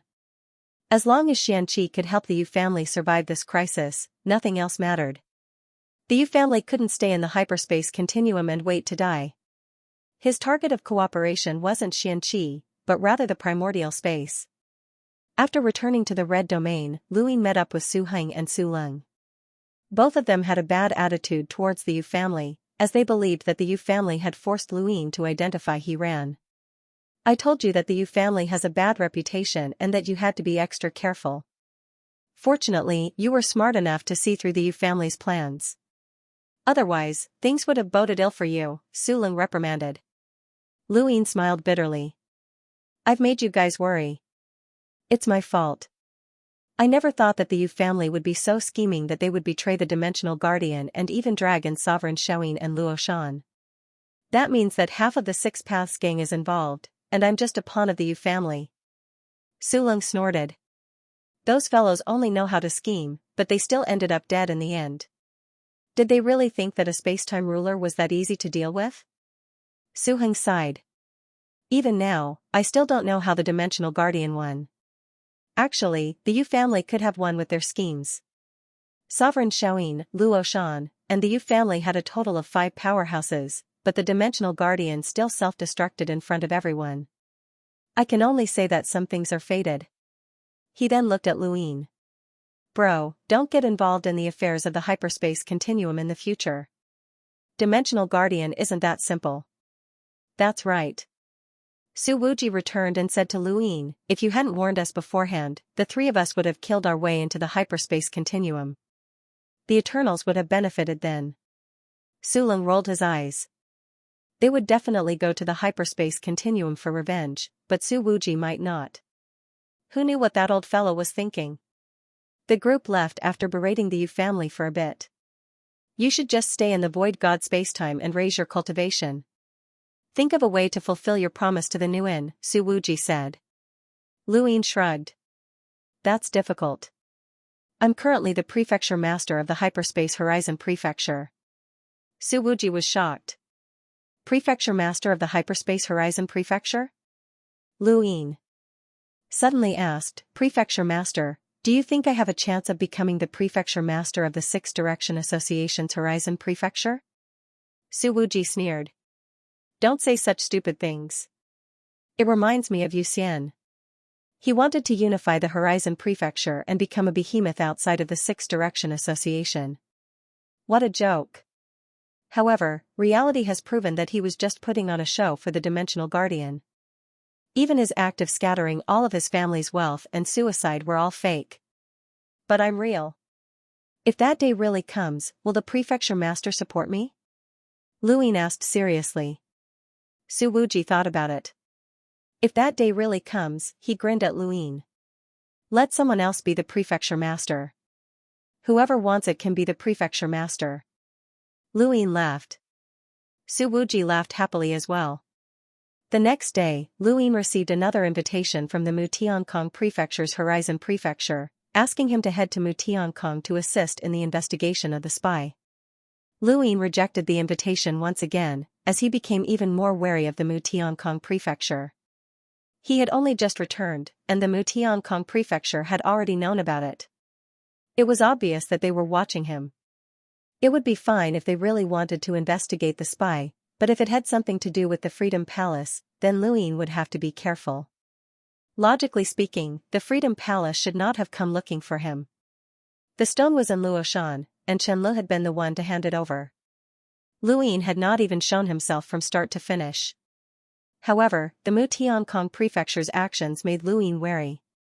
Perhaps that Mr. Daheng had the ability to manipulate fate, but what could he do? Thinking about destiny, Luin returned to the Eternal Kingdom and then to the Fifth Mainland. He and Bai Qian had agreed to meet on Earth. On Earth, it was still the same beach. Under the setting sun, the waves rose and fell, and there were many people playing around. Luin reclined on a chair and leisurely sipped on his drink. The second, third, and fourth days were the same, and Bai Qian only arrived on the fifth day. "You can come here as you please?" Luin asked. Bai Qian replied, "Master Dimensional doesn't have time to keep an eye on me. One of his bodies was destroyed, and he's urgently looking for a replacement." Luin took a sip of his drink. "Once you reach a certain level, you'll also be his body. He wants both men and women, right?" Bai Qian nodded and reclined as well. "A woman's body changes very quickly, and she'll get a new one every 10,000 years. A man's body is different and can be used for a long time. The Yu family used this habit of Master Dimensional's to scheme against him. Back then, a man that Master Dimensional favored escaped and left a flaw in Master Dimensional's plan. Otherwise, if that body was still around, even the Shaoyin divinity wouldn't have been able to do anything to Master Dimensional." Luin was curious. "You were able to escape? If you stayed behind, wouldn't that be the same as escaping as well?" Bai Qian shook his head. "We all have Master Dimensional's methods in our bodies. As long as he confirms that we've escaped, we'll definitely die." "That makes sense," Luin said. Bai Qian looked at Luin. "You've also left control methods in many people's bodies, right?" Luin did not deny it. "Don't worry. Low-level methods," Bai Qian bluntly answered. Luin raised a brow. "Other than that, how do you control your enemies?" Bai Qian replied, "It's simple. I just need to create stronger enemies for him." "Troublesome. Maybe." Luin retracted his gaze. The two of them had different thoughts, and there was nothing to discuss in this regard. "For now, Master Dimensional doesn't trust me. I can't find Zijing's location, and I don't dare to. I'll try my best to understand Transcendence as soon as possible, so there's no rush." Luin replied, "I didn't call you here for Zijing. You left Earth with Starsibyl's invitation, right?" Bai Qian replied, "Yes." "Where's the invitation?" Luin Qian. Bai Qian did not understand why Luin was asking for it. With his current Starsibyl, he had long since disregarded of course. "You want it?" Luin. Bai Qian touched his cosmic ring. If even Bai Qian's invitation letter was gone, then it would be very difficult to find Starsibyl and Mr. Zhu. Fate was always a thorn in his side. Not only was he afraid of fate, but he was also uneasy about the future. If Starsibyl and Mr. Zhu saw his future through fate and spread the news, then he would lose his foundation in the Genesis space. Everything would vanish into thin air, and he would become the target of the Hexagon Society. When he saw Bai Qian retrieve the invitation from her cosmic ring, Luin heaved a sigh of relief and accepted it. Bai Qian was puzzled. "Many people in this space-time have received invitations, but you value them so much?" Luin replied, "I have my reasons. You can go back first." Bai Qian didn't ask much. She really couldn't leave hyperspace for too long. After Bai Qian left, Luin hurriedly headed to the Neoverse, where he saw Xianxia, who was currently cultivating the fate laws with Skymender. He did not have much time to chat with them, so he quickly brought them back to the Above Heavens sect. At the same time, he had his fate daughter arrive. At the same time, he tried to contact Xianxia, but he couldn't reach him no matter how hard he tried. Hiding from him. Forget it, it was fine even if he couldn't find Xianxia. Perhaps Xianxia was with Starsibyl and Mr. Zhu. "Xiaoshi, how's your progress?" Luin asked from the back mountains of the Above Heavens sect. Xiaoshi had a mushroom head, and she looked blankly at Skymender. Skymender bitterly replied, "Pathmaster, do you think that fate is a mushroom head? Impudent." Fate daughter arrived and sent a thread at Skymender, but Luin intercepted it. He flicked his finger, causing the void to distort as the thread mysteriously disappeared. When it reappeared, it had already been severed. Fate daughter was shocked. This was impossible. Although Luin had always had the strength to fight against progenitors, that had been with the help of various external forces. Against her, it would not be so easy for him to suppress her with his own strength. If the two of them really fought, she did not believe that she would lose.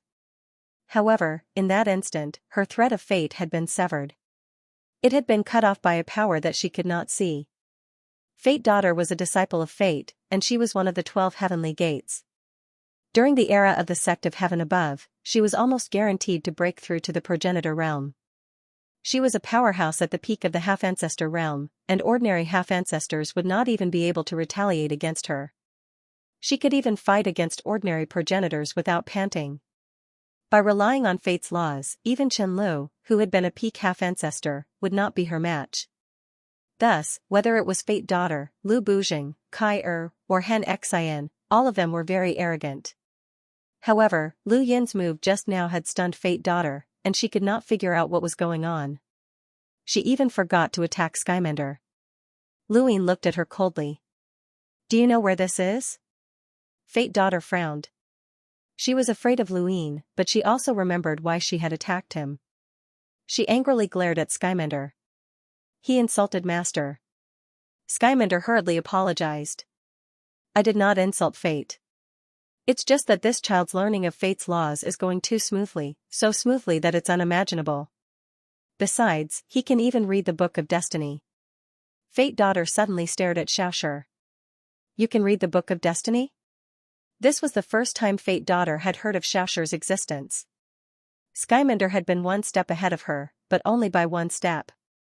Xiaoxia was afraid of Fate Daughter and hid behind Lu Yin. Fate Daughter did not understand. "You've only just started cultivating Fate's laws? How old are you? How could you possibly understand the Book of Destiny?"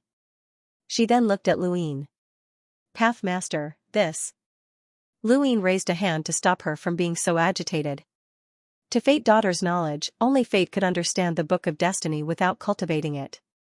Skymender had thought the same back then, but now, Xiaoxia's image had completely overturned her understanding, and she could not accept it. Lu Yin gave a simple explanation of Xiaoxia's situation, and Fate Daughter was stunned. Could this brat really understand the Book of Destiny? "I don't believe you." "Show him," Fate Daughter said. Lu Yin's eyelids twitched. "Show? How could that be possible?" The Book of Destiny had been burned, and Fate Daughter would definitely be furious if she found out. He hurriedly gave Skymender a look, but Skymender was not stupid. "Path. Master, what instructions do you have for us? Could it be that you found Starsibel?" Starsibel successfully diverted Fate Daughter's attention, and she looked at Lu Yin. Lu Yin took out Starsibel's invitation under everyone's gazes. Fate Daughter's gaze trembled. "I've seen that slut's power." She then took the invitation and used Fate's laws to search for Starsibel, not daring to waste any time. Skymender acted at the same time. Lu Yin had brought Xiaoxia along because it was convenient. One more person meant one more source of strength. After all, Fate's laws were mystical, but now it seemed that there was no need for Xiaoxia to act. Lu Yin had never understood what Fate's laws were or where it came from. It was only after this trip to the Six Direction Society that he seemed to understand a little. The so-called Fate's laws allowed one to see through the past and present. It was a power that could affect the universe's laws. The universe's normal operation had given birth to humans, and humans had not adapted to the universe. This normal operation had countless laws, and Fate's laws could pry into these laws and see through the past and present. However, this only allowed one to see through the past and present. How could one see the future? If Fate's laws could really see the future, then it meant that the future had long been predetermined. Was it just as Saruzin had said, that the trajectory and karma had all been predetermined? What kind of power was needed to arrange the entire universe's history and karma? As she thought of this, the Lady of Fate suddenly opened her eyes. The end of the thread flew out and extended endlessly. Found it. At the same time, on a very ordinary planet in the solar system that had not even developed an ancient civilization, a pair of eyes suddenly opened, filled with panic and unease. Not good. The next moment, an indescribable pressure descended, as if coming from this planet. Lu Yin borrowed progenitor Chen's power to scan the entire fifth mainland. When Fate Daughter found it, Lu Yin also saw it. It was Mr. Zhu. Mr. Zhu wanted to tear through the void and escape, but the pressure from this planet was difficult for him to resist. This was the power of a progenitor. "Mr. Zhu, where do you want to go?" Lu Yin descended and appeared in front of Mr. Zhu. Starsibel was in the distance. The next moment, Fate Daughter and Butian arrived as well. This planet was actually right next to the Heavens sect, which was located at the edge of the solar system. This meant that Mr. Zhu and Starsabil were right under their noses. This result made Fate Daughter furious, as she had never been able to find them. "Slut, where else can you run to?" Fate Daughter was furious and did not care about her image as she cursed. This was the first time she had been forced into a corner like this. Starsabil did not care and looked at Luin. "Brother Lu, you still managed to find us." Mr. Zhu sighed. "I can't avoid what's coming." Mr. Zhu and Starsabil were brought back to the mountain behind the Heavens sect by Luin. Since he had found them, Luin was relieved. "How dare you trick me?" Fate Daughter hated Starsabil and Mr. Zhu. When she had first appeared and found Starsabil, she had been told that Mr. Zhu was dead. She had not thought much of it, but she had never expected that she had been tricked from the very beginning. She could accept being threatened and berated, but she could not accept being tricked. She was Fate Daughter, the successor of Fate. She should have seen the past and present, but she had been tricked. "Fate Daughter, get out," Luin said. Fate Daughter frowned. "Me?" Luin looked at her and waved his hand. "All of you, get out. She's someone related to my fate, so why should I leave? I want to know why she's hiding and the truth about the bead. That involves my master." Fate Daughter was unwilling to leave. At this moment, Master Shan arrived and slowly walked in front of Fate Daughter. "The young master has asked you to leave." Fate Daughter's face turned cold. "Master Lu, there's no reason for you to ask me to leave when it involves my fate. The young master does not need to reason with you." An illusory mountain appeared in front of Master Shan. This was his inner world. Although he could not become a progenitor and had failed his tribulation, which had resulted in irreversible consequences, he had still managed to cultivate his inner world back. Fate Daughter did not care about Master Shan at all. She did not fear anyone at the half-ancestor level. The current Master Shan was different. As the black energy spread out, the illusory mountain became solid, and the mountain rumbled as it crashed towards Life Maiden. Luin was curious as to what kind of power Master Shan could display. Life Maiden attacked and stabbed her destiny line into the mountain, but it was stopped. She was shocked. How could this be? She could actually feel the power of a progenitor. "You're a progenitor?" Master Shan took a step forward and pushed his Lady Ming away. "Don't spout nonsense, or you'll never know anything about destiny." Lu Yin's voice rang out the moment Life Maiden was pushed away. Life Maiden's emotions were complicated, as she could not understand Luin at all. He had been able to break her destiny line without the help of a progenitor, and now, he was hiding another progenitor. Where had he gotten all this information from? Regardless of whether she was willing to admit it or not, the current above heaven sect was becoming more and more powerful. Unless Life Maiden wanted to betray the Genesis space, she could not reveal anything about Luin. Butian was much simpler. Luin had sent him away with a single glance, and Xiaoxia had been dragged away as well. "Senior Butian, that little girl's personality is really bad," Xiaoxia whispered to Butian. Butian hurriedly told him to keep quiet. Life Maiden heard this and stared at Xiaoxia. "Where's the Book of Destiny?" Xiaoxia was about to speak when Butian covered his mouth. "It's with the Pathmaster." Life Maiden's eyes narrowed. At this moment, Zhao Ran arrived and excitedly brewed a few cups of tea for someone. Xiaoxia looked at Zhao Ran and was bewildered. His eyes widened as he followed her. Life Maiden frowned. "Who's that mushroom head?" Butian smiled bitterly. "I really don't know, but his talent in cultivating destiny is extraordinary." Life Maiden looked away and towards the back of the mountain. She wanted to know what the Starsabil sect was planning. Luin clasped his hands behind his back. "At this point, there's no need to beat around the bush. Tell me, what's going on with the Starsabil sect? Why is Mr. Zhu pretending to be dead? Who's behind the massacre at the Astral Combat Academy? What's the deal with the beads? How much do you know about destiny?" Mr. Zhu sighed. "From the moment you found me, I was destined to tell you the answer. Actually, I'm the bead." Luin was not surprised, as he had already guessed it. "There are 13 pearls of destiny, and you are one of them?" Mr. Zhu nodded. Starsabil is my host. Luine looked at Starsabil, but she remained calm. The Starsabil sect was founded by Mr. Zhu in order to select Starsabil as its host. We've long known of fate's existence, and it's not just a legend. Fate will return, Mr. Zhu suddenly said. Lu Yin's eyes narrowed. Will fate really return? Mr. Zhu took a deep breath. Destiny is not dead, or I would not exist. My existence is based on destiny's laws. If destiny is dead, then I cannot exist. Luine asked, the symbol ancestor's power is also on the fifth mainland. Are you sure that he's still alive? Mr. Zhu shook his head. It's not the same. The symbol ancestor changed the heavens and the earth, while destiny. He looked at Luine. Steal the heavens and change the earth. What do you mean? Luine didn't understand. Mr. Zhu smiled bitterly. If I knew what it meant, I wouldn't have been found by you. I would have reached the ancestor realm long ago. I don't want to become the pearl of fate and be manipulated by her. I want to become an ancestor, I want freedom, and I want to find those three. Something. A thought flashed through Lu Yin's mind. The three things that Undying Yushan is looking for? Mr. Zhu replied, to be precise, the demonic scripture, or rather, the three things that the netherworld ancestor is looking for, a sword, a pearl, and a tree branch. Lu Yin's eyes twinkled as he recalled Undying Yushan's dying words.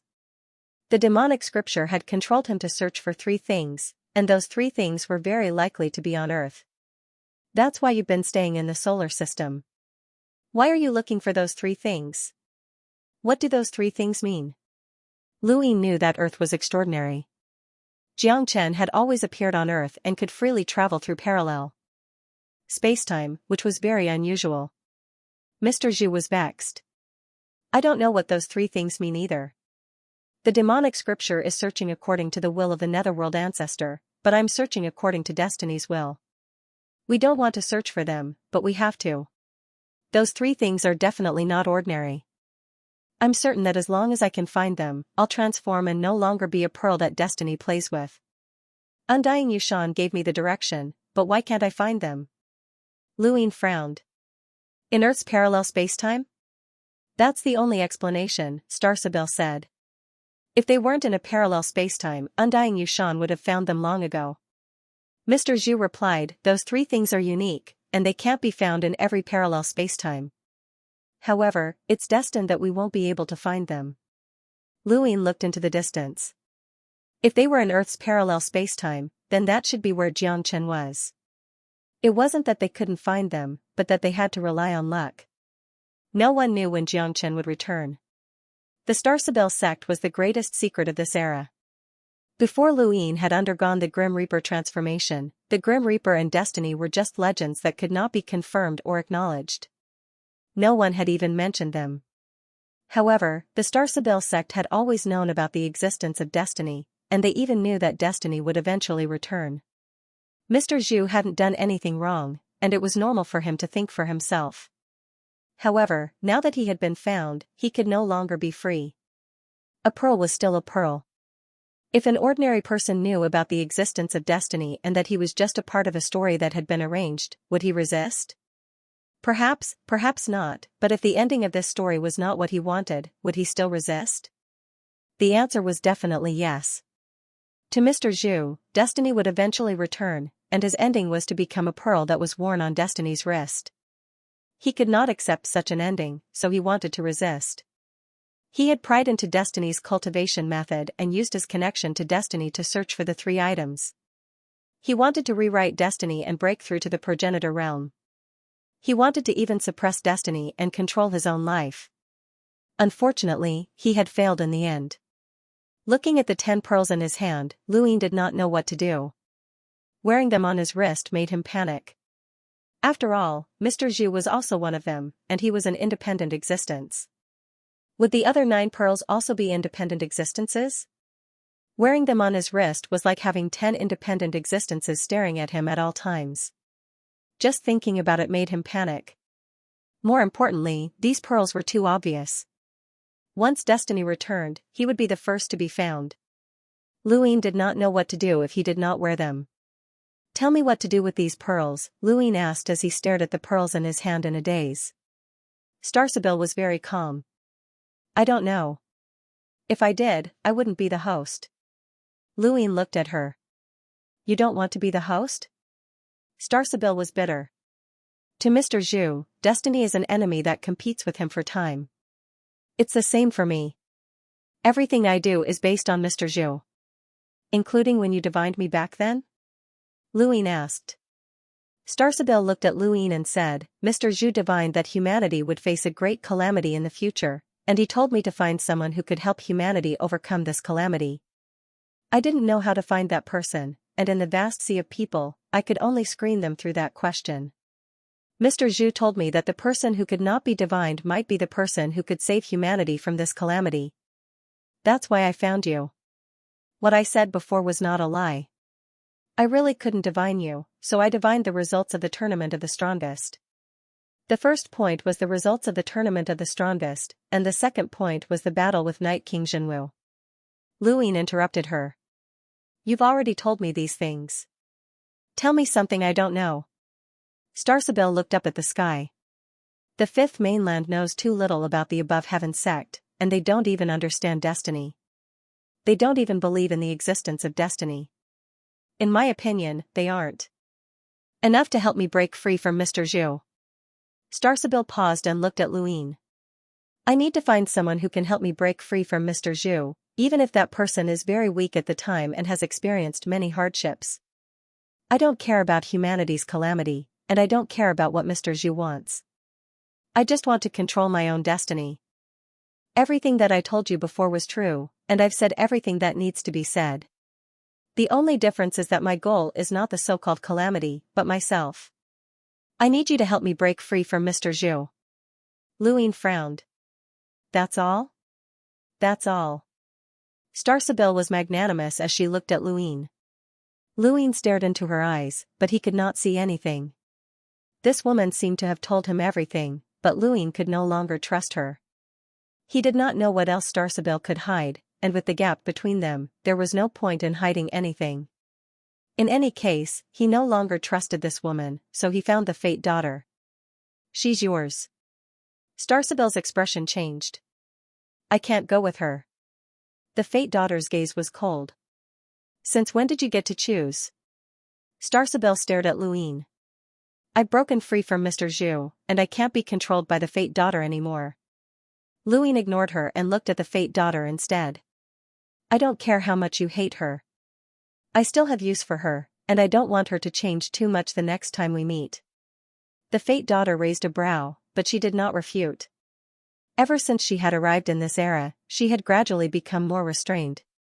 She had once been a genius who had dared to kill Lu Bujing during the Above Heaven sect era, but now, she did not dare to go against Lu Yin's words. She could only sullenly accept Lu Yin's reprimands, and this anger was destined to be vented on Starsabil. Who's that mushroom head? The Fate Daughter asked. Luin was puzzled. Where's Little Shur? Skyminder answered, he chased after Zhao Ran. Zhao? Luin was flabbergasted. Why was Little Shur chasing after Zhao Ran?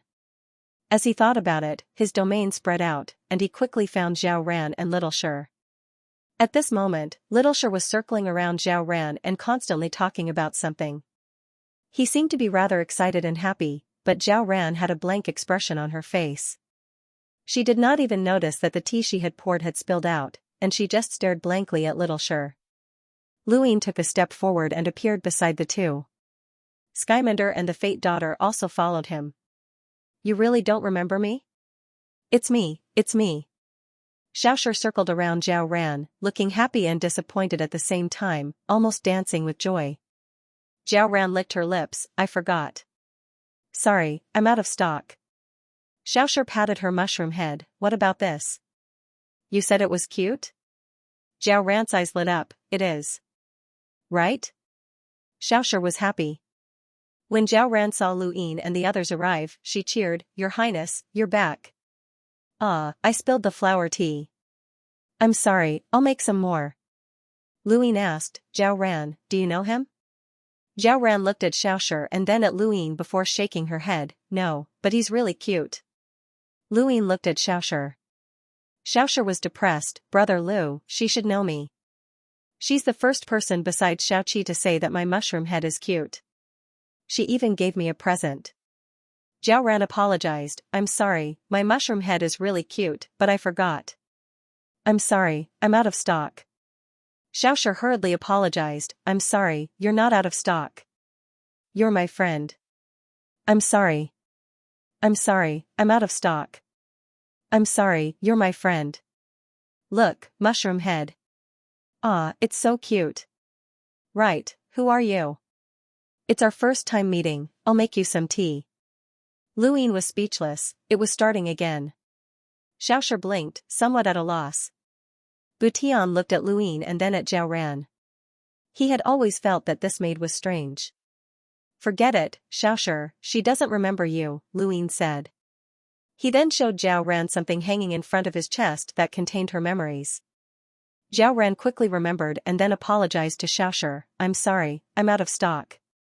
I don't remember. Your mushroom head is really cute. Xiaoxia couldn't answer and was disappointed. You really don't remember? I'm sorry, I'm sorry. Forget it, no matter what, you're still my friend. I'll take good care of your present. Xiaoxia then took out a bead from her cosmic ring. When they saw the bead, Luin was stunned. Destiny, Butian, and even Starsabil were stunned. A bead? An identical bead? What? Another bead? Never in their wildest dreams would they have thought that another bead would appear out of nowhere. Xiaoxia waved the bead in front of Zhao Ran. Do you still remember? This is your gift to me. Zhao Ran blinked blankly. Luin accepted the pearl and took out another 10, all of them identical. They were one of Destiny's 13 pearls. He looked at Xiaoxia and asked in surprise, Zhao Ran gave you this pearl? Little Xiao nodded blankly. That's right. When? Luin hurriedly asked. Xiaoxia thought for a moment. It's been many years. Right, when I was very, very young, when I just started to remember things. How long has it been since you obtained the bead and found the big book? Butian when? Xiaoxia calculated. It's been many years. Luin looked at the bead in his hand and then at Zhao Ran in a daze. Zhao Ran still had a blank look on her face, as if she couldn't remember anything. Your Highness, would you like some tea? I understand now. This child was able to read the Book of Destiny because he was wearing this pearl. Although he didn't train in Destiny, the pearl itself belonged to the Book of Destiny. As for fate, the wearer will definitely be tainted by fate's aura. Over time, one will naturally be able to see it, Butian answered. Luin understood as well and relaxed. Xiaoxia wasn't Destiny, but why had Zhao Ran given him this pearl? Where had Zhao Ran gotten this pearl from? Life's daughter stepped forward and stared at Zhao Ran as if trying to see through her. Zhao Ran and Life's daughter looked at each other in confusion. Would you like some tea? Why do you have this pearl? Life's daughter asked. Zhao Ran looked at the pearl in Lu Yin's hand. I don't have it. You gave it to this kid, Life's daughter continued. Zhao Ran blinked. Is that so? I don't know him. Sorry, I'm out of stock. Life's daughter raised a brow. Butian Wen was helpless. She forgets things and doesn't remember what happened. Luin waved his hand. Zhao Ran, go make some tea. Zhao Ran nodded and quickly ran off. She didn't like Life's daughter and her gaze was uncomfortable, but it was fine as long as she drank her tea. Life's daughter looked at Luin. Are you sure she really forgot? She's not faking it? Luin replied, I met her when I first stepped into the cultivation world. She had been like this since then, and it's been a few decades now. Life's daughter turned around and looked in the direction that Zhao Ran had left. You said that Destiny gave this pearl to a child. What's the situation with that child? Luin asked. Life's daughter replied, I told you, I've never seen that child. Is it a boy or a girl? I don't know. Do you suspect it's her? Impossible, how could she have lived from Master's era until now? Life's daughter asked. Luin looked in Zhao Ran's direction. Impossible? He would never forget that Zhao Ran had once been with the desolate ancestor. The desolate ancestor had even said that he wasn't the person that Zhao Ran was waiting for. Zhao Ran had lived for a very long time, so how long had she lived before meeting the desolate ancestor? Lu Ying thought back to everything related to Zhao Ran. She was always able to find Xianxia and force him to scold her. She was naive and only liked to study flower tea, as if everything had nothing to do with her. Who was she? She couldn't be Destiny, could she? Brother Lu, my pearl, Xiaoshi said shyly. Lu Ying was serious. Give it to me as a gift. Xiaoshi was stunned. Huh? Lu Ying smiled. Can I? Xiaoshi didn't want to give it to him. That's the gift she gave me. I wanted to borrow money from you, but you didn't, Lu Ying said. Xiaoshi pursed his lips. You said I didn't have enough money. In the end, you didn't lend it to me, Lu Ying repeated. Xiaoshi looked at the pearl reluctantly and gritted his teeth. Then I'll give it to you. Thank you. Lu Ying smiled. He felt like he was stealing a child's gift. Don't worry, I'll get someone to promote Mushroom Head and fulfill your lifelong wish. Do you want me to find you an ambassador? That he ran isn't bad, you can talk to her yourself. She's with the cauldron. Xiaoshi became excited at the mention of promoting Mushroom Head. Really? Lu Ying nodded. Countless people in the above heaven sect like he ran.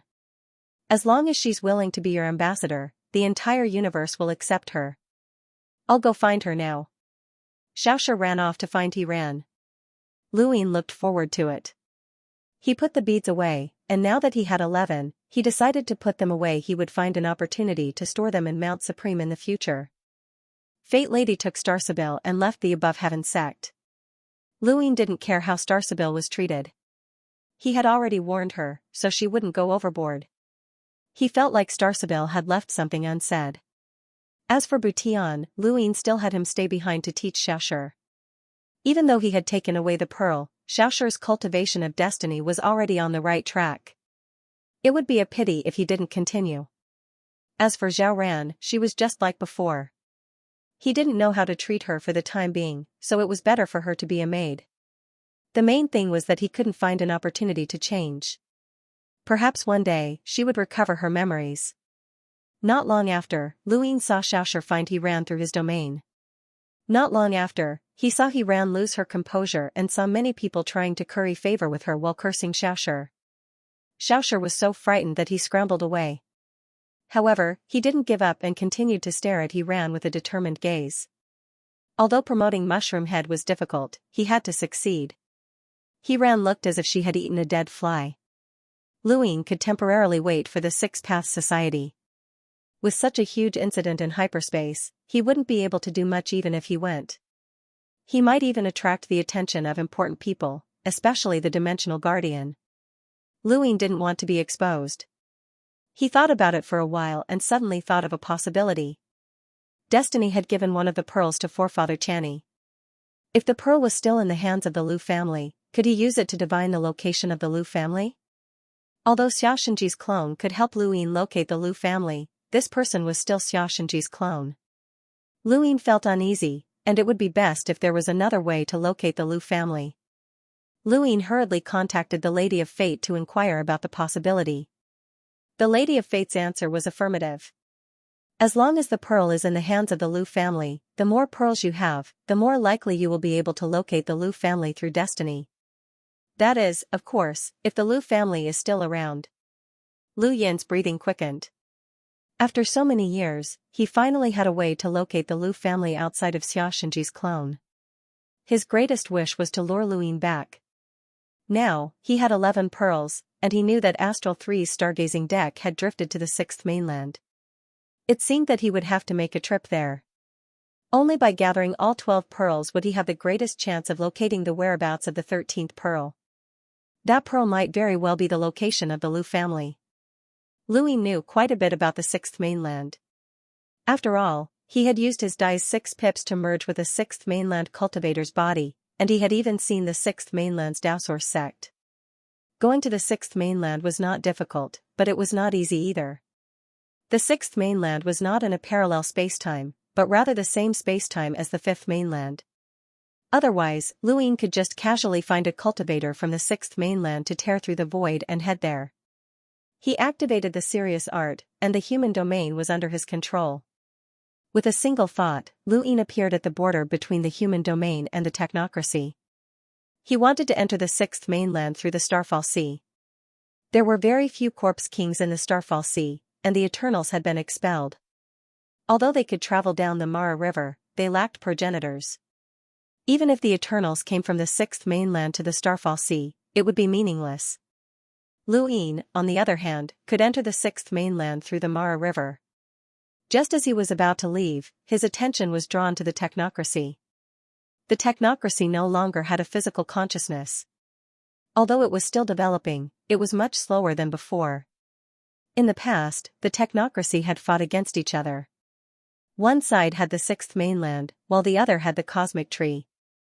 Both sides had frantically gathered resources to create mechanical ants to deal with the Eternals.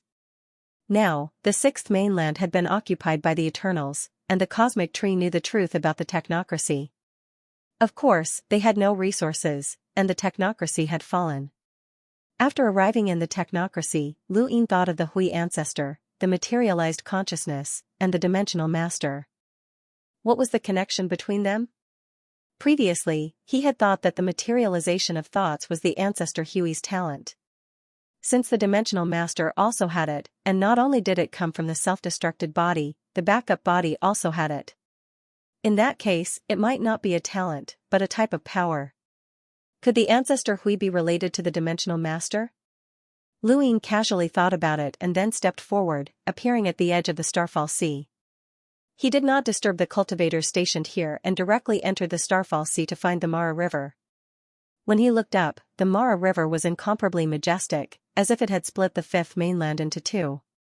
He was not unfamiliar with this place, as he had seen the symbol ancestor go against the flow when he had traveled through spacetime.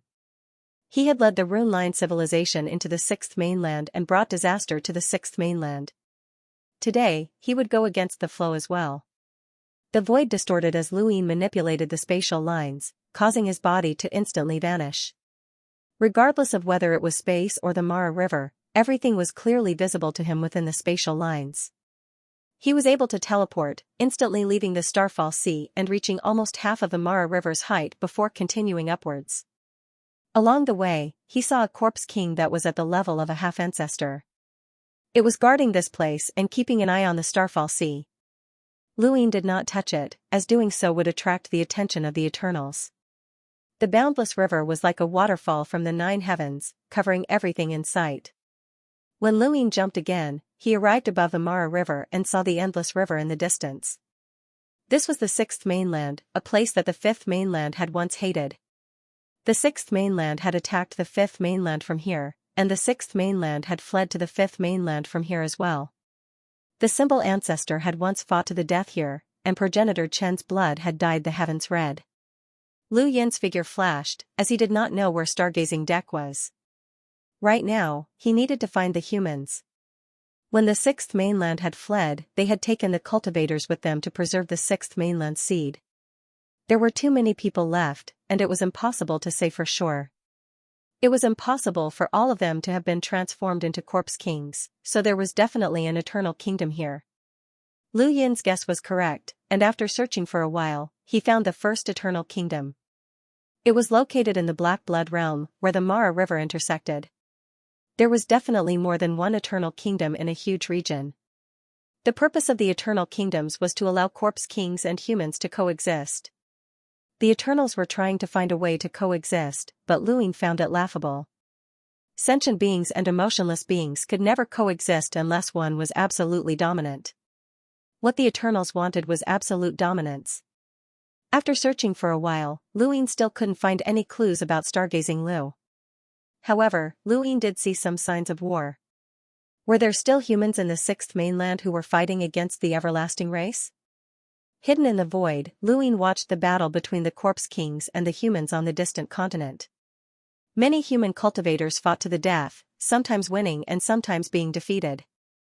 The sixth mainland already belonged to the everlasting race, and there were too many everlasting experts here.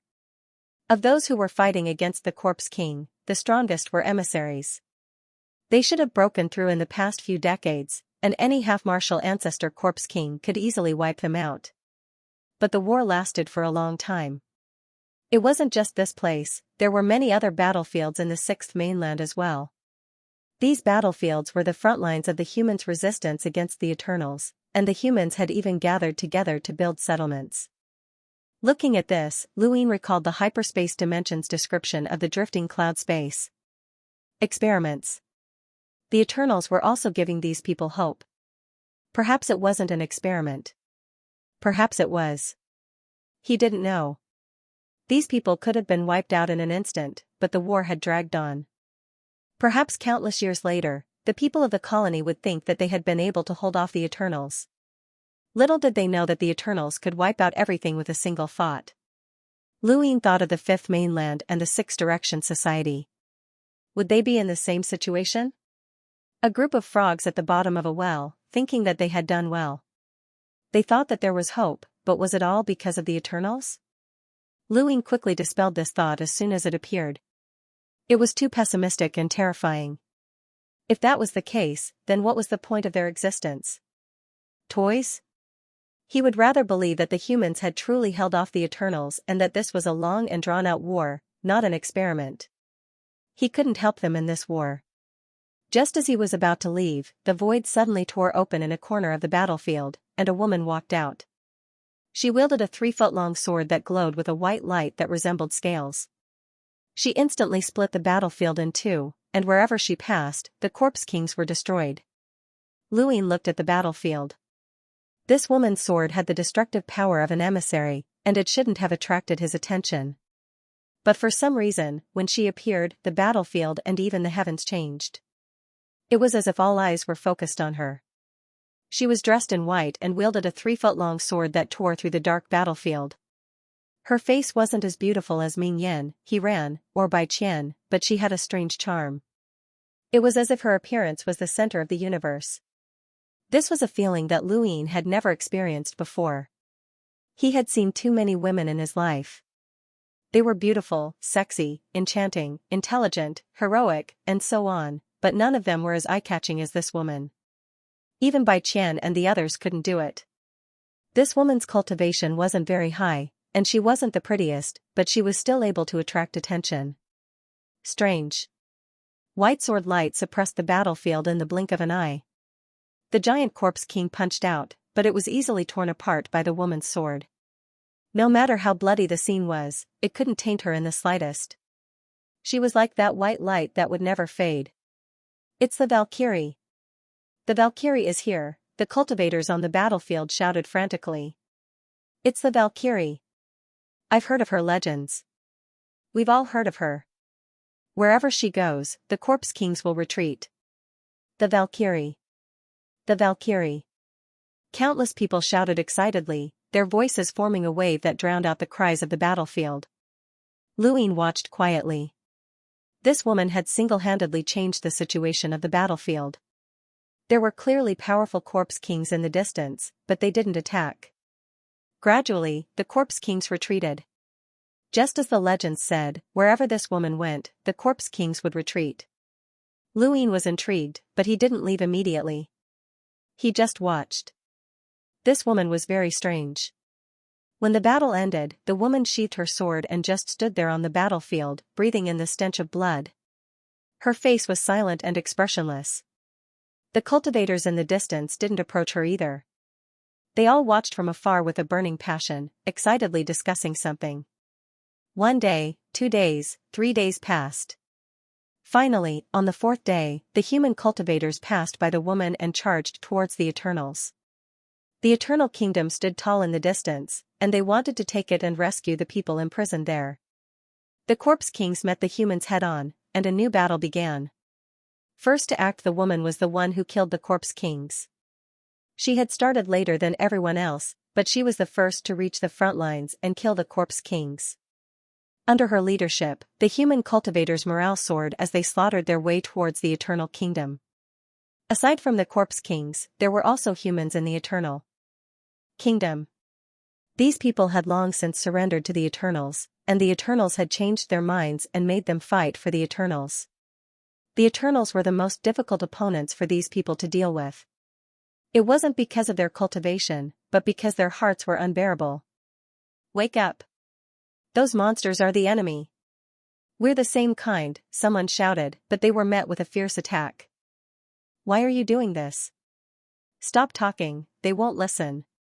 This is why we destroyed the Eternal Kingdom in the first place. On the battlefield, the bloody slaughter continued. The woman attacked without hesitation, but she only killed the Corpse Kings and avoided the humans in the Eternal Kingdom. The Eternals' Corpse Kings weren't weak, but regardless of whether they were at the same level or stronger, they were all weak in front of the woman. It was so weak that Luing found it strange. It was as if these Corpse Kings didn't resist at all. Luing had experienced countless battles, and even with his current strength, the battlefield was always dangerous. There were always stronger opponents waiting for him. However, this woman was too casual, and her expression was too calm. It wasn't that she was numb, but rather that she was indifferent. The more Luing watched, the stranger he felt. Finally, he realized that the strange thing was that this woman rarely faced the Corpse Kings head-on. Her every attack, every movement, and every attack were all aimed at the Corpse King's weak points. It could be said that she had grasped the enemy's fatal weakness in an instant, and it was as if these Corpse Kings were just there for her to kill. It seemed simple, but it was definitely not easy to completely see through an enemy's weakness on the battlefield. Luing had received the Sword Steel's inheritance and learned how to break through various weapons. Even so, it was difficult for him to instantly find a fatal weakness when fighting against an opponent of the same level. At most, he could break through the opponent's weapon techniques, but he couldn't do it as easily as this woman. To her, the battlefield was like a stroll. Her sword was 3 feet long, and there wasn't a single drop of blood on it. This was abnormal. It was as if she had a combat ability that didn't belong to this realm. The humans were getting closer and closer to the Eternal Kingdom, and with this woman here, the Eternal Kingdom was on the verge of collapse. Just as Luing was looking forward to it, the Corpse King overseeing the Eternal Kingdom finally attacked. The Half-Ancestor level was a qualitative change. As soon as the Half-Ancestor Corpse King attacked, the woman suddenly stopped and swung her sword horizontally, stopping all of the people who were charging toward the country of eternity. Retreat! No one dared to hesitate, and they slowly retreated according to the woman's words. Within the Eternal Kingdom, the Corpse King walked out and stared at the woman with scarlet eyes. It walked forward step by step, leaving behind traces of gold on the ground. This was an innate gift. Everyone stared at the Corpse King in fear. They had fought fiercely with the Eternal Kingdom for a long time, and they had some understanding of the situation inside. However, they didn't know that there was such a powerful Corpse King inside. If this Corpse King had appeared from the beginning, they wouldn't have been able to kill it no matter how many of them there were. Why didn't such a powerful Corpse King attack? All of you must die. The Corpse King spoke in a hoarse voice. As it spoke, it raised its hand and waved it. The sky was dyed in gold, and it looked extremely beautiful. However, this beauty was fatal. Luing looked at the golden light that covered the sky. This was poison, but it could also be considered a strange energy. In any case, it wasn't something that these people could withstand. The woman's eyes turned cold. She suddenly rushed towards the Corpse King. Her speed was much faster than before. There seemed to be lightning flickering on the surface of her body. She raised her sword and thrust it forward. It was as if she was a floating insect trying to shake a tree. With her cultivation, it was impossible for her to be a match for the Corpse King. The Corpse King could kill her with a casual flick of its finger. The woman clearly wasn't stupid. She wouldn't court death. Many human cultivators looked on expectantly. According to the legends, the Valkyrie was everyone's belief in resisting the Eternals. As long as she was around, the war would not be lost, no matter how powerful the Corpse King was. This was the Valkyrie. Many people said that she was the condensation of the Sixth Mainland's will, and that it was the Sixth Mainland that resisted the Eternals. They had been abandoned by the Dowsor sect, but they had not been abandoned by the Sixth Mainland. In the blink of an eye, the half-martial ancestor Corpse King struck out with a palm strike. This palm strike was powerful enough to shatter the void and kill the woman. The sword tip and the corpse king's palm were getting closer and closer. The moment they got closer, a layer of dark purple substance spread out and covered the sword tip. The sword tip pierced through the corpse king's arm without any hindrance, piercing through half of the corpse king's body along his arm. The corpse king roared and reached out his other hand to grab the woman. The woman also raised her hand and covered it with the dark purple substance, clashing with the corpse king. With a bang, the woman was sent flying. Her sword fell off and stabbed into the ground far away. In outer space, Luin was shocked. That was the imperishable Palm Realm, the pinnacle of battle force. How could this girl know it? She must have used battle chi of the Undying Realm. There was no mistaking it.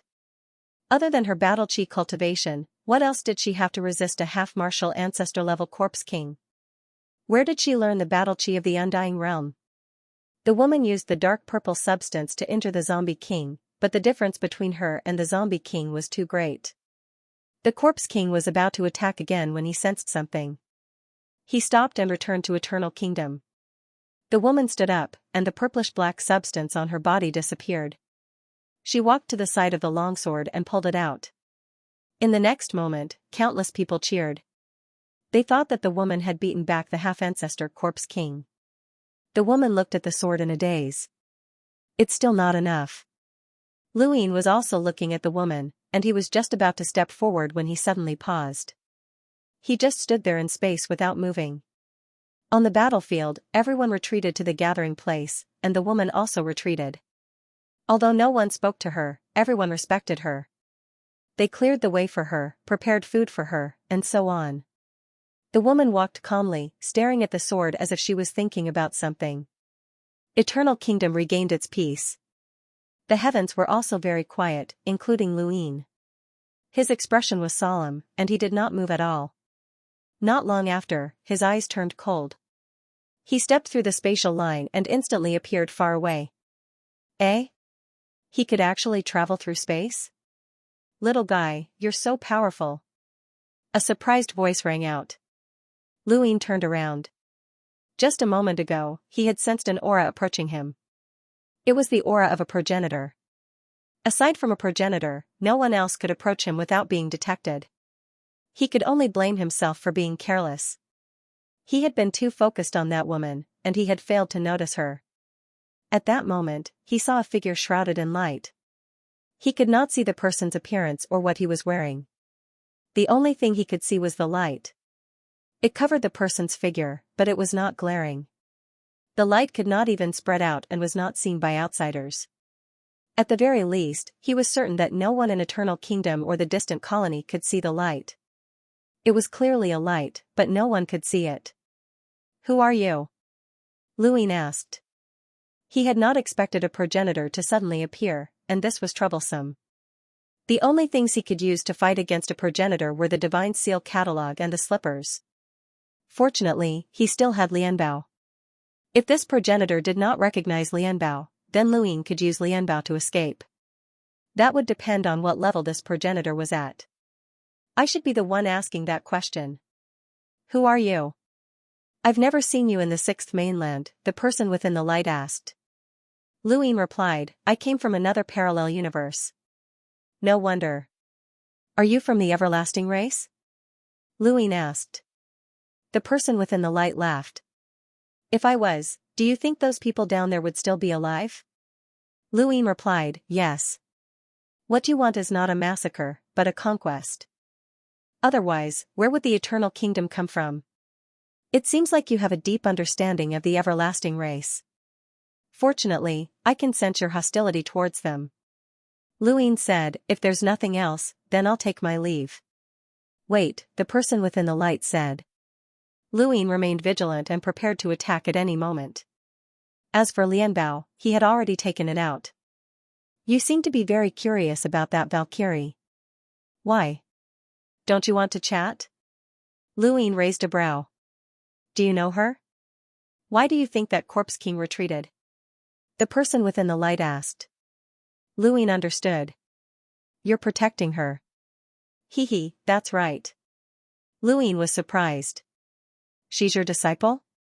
More accurately, she's the little mistress, the person within the light replied. Lu Yin's pupils shrank. Little mistress? How is that possible? You're a progenitor. The person within the light continued, it has nothing to do with cultivation. The little mistress is the little mistress. If you're willing, you can chat with her. Lu Yin was puzzled. Why should I? Young men and women who meet each other are interested in each other. Isn't it normal for them to chat? Not interested. Kid, you have to be optimistic and be good at making friends. No need. You have a strange temper. Lu Yin stared at the light. Who are you people? Why don't you go down and chat with the little mistress? I don't have any ill intentions towards you, or else I would have attacked earlier.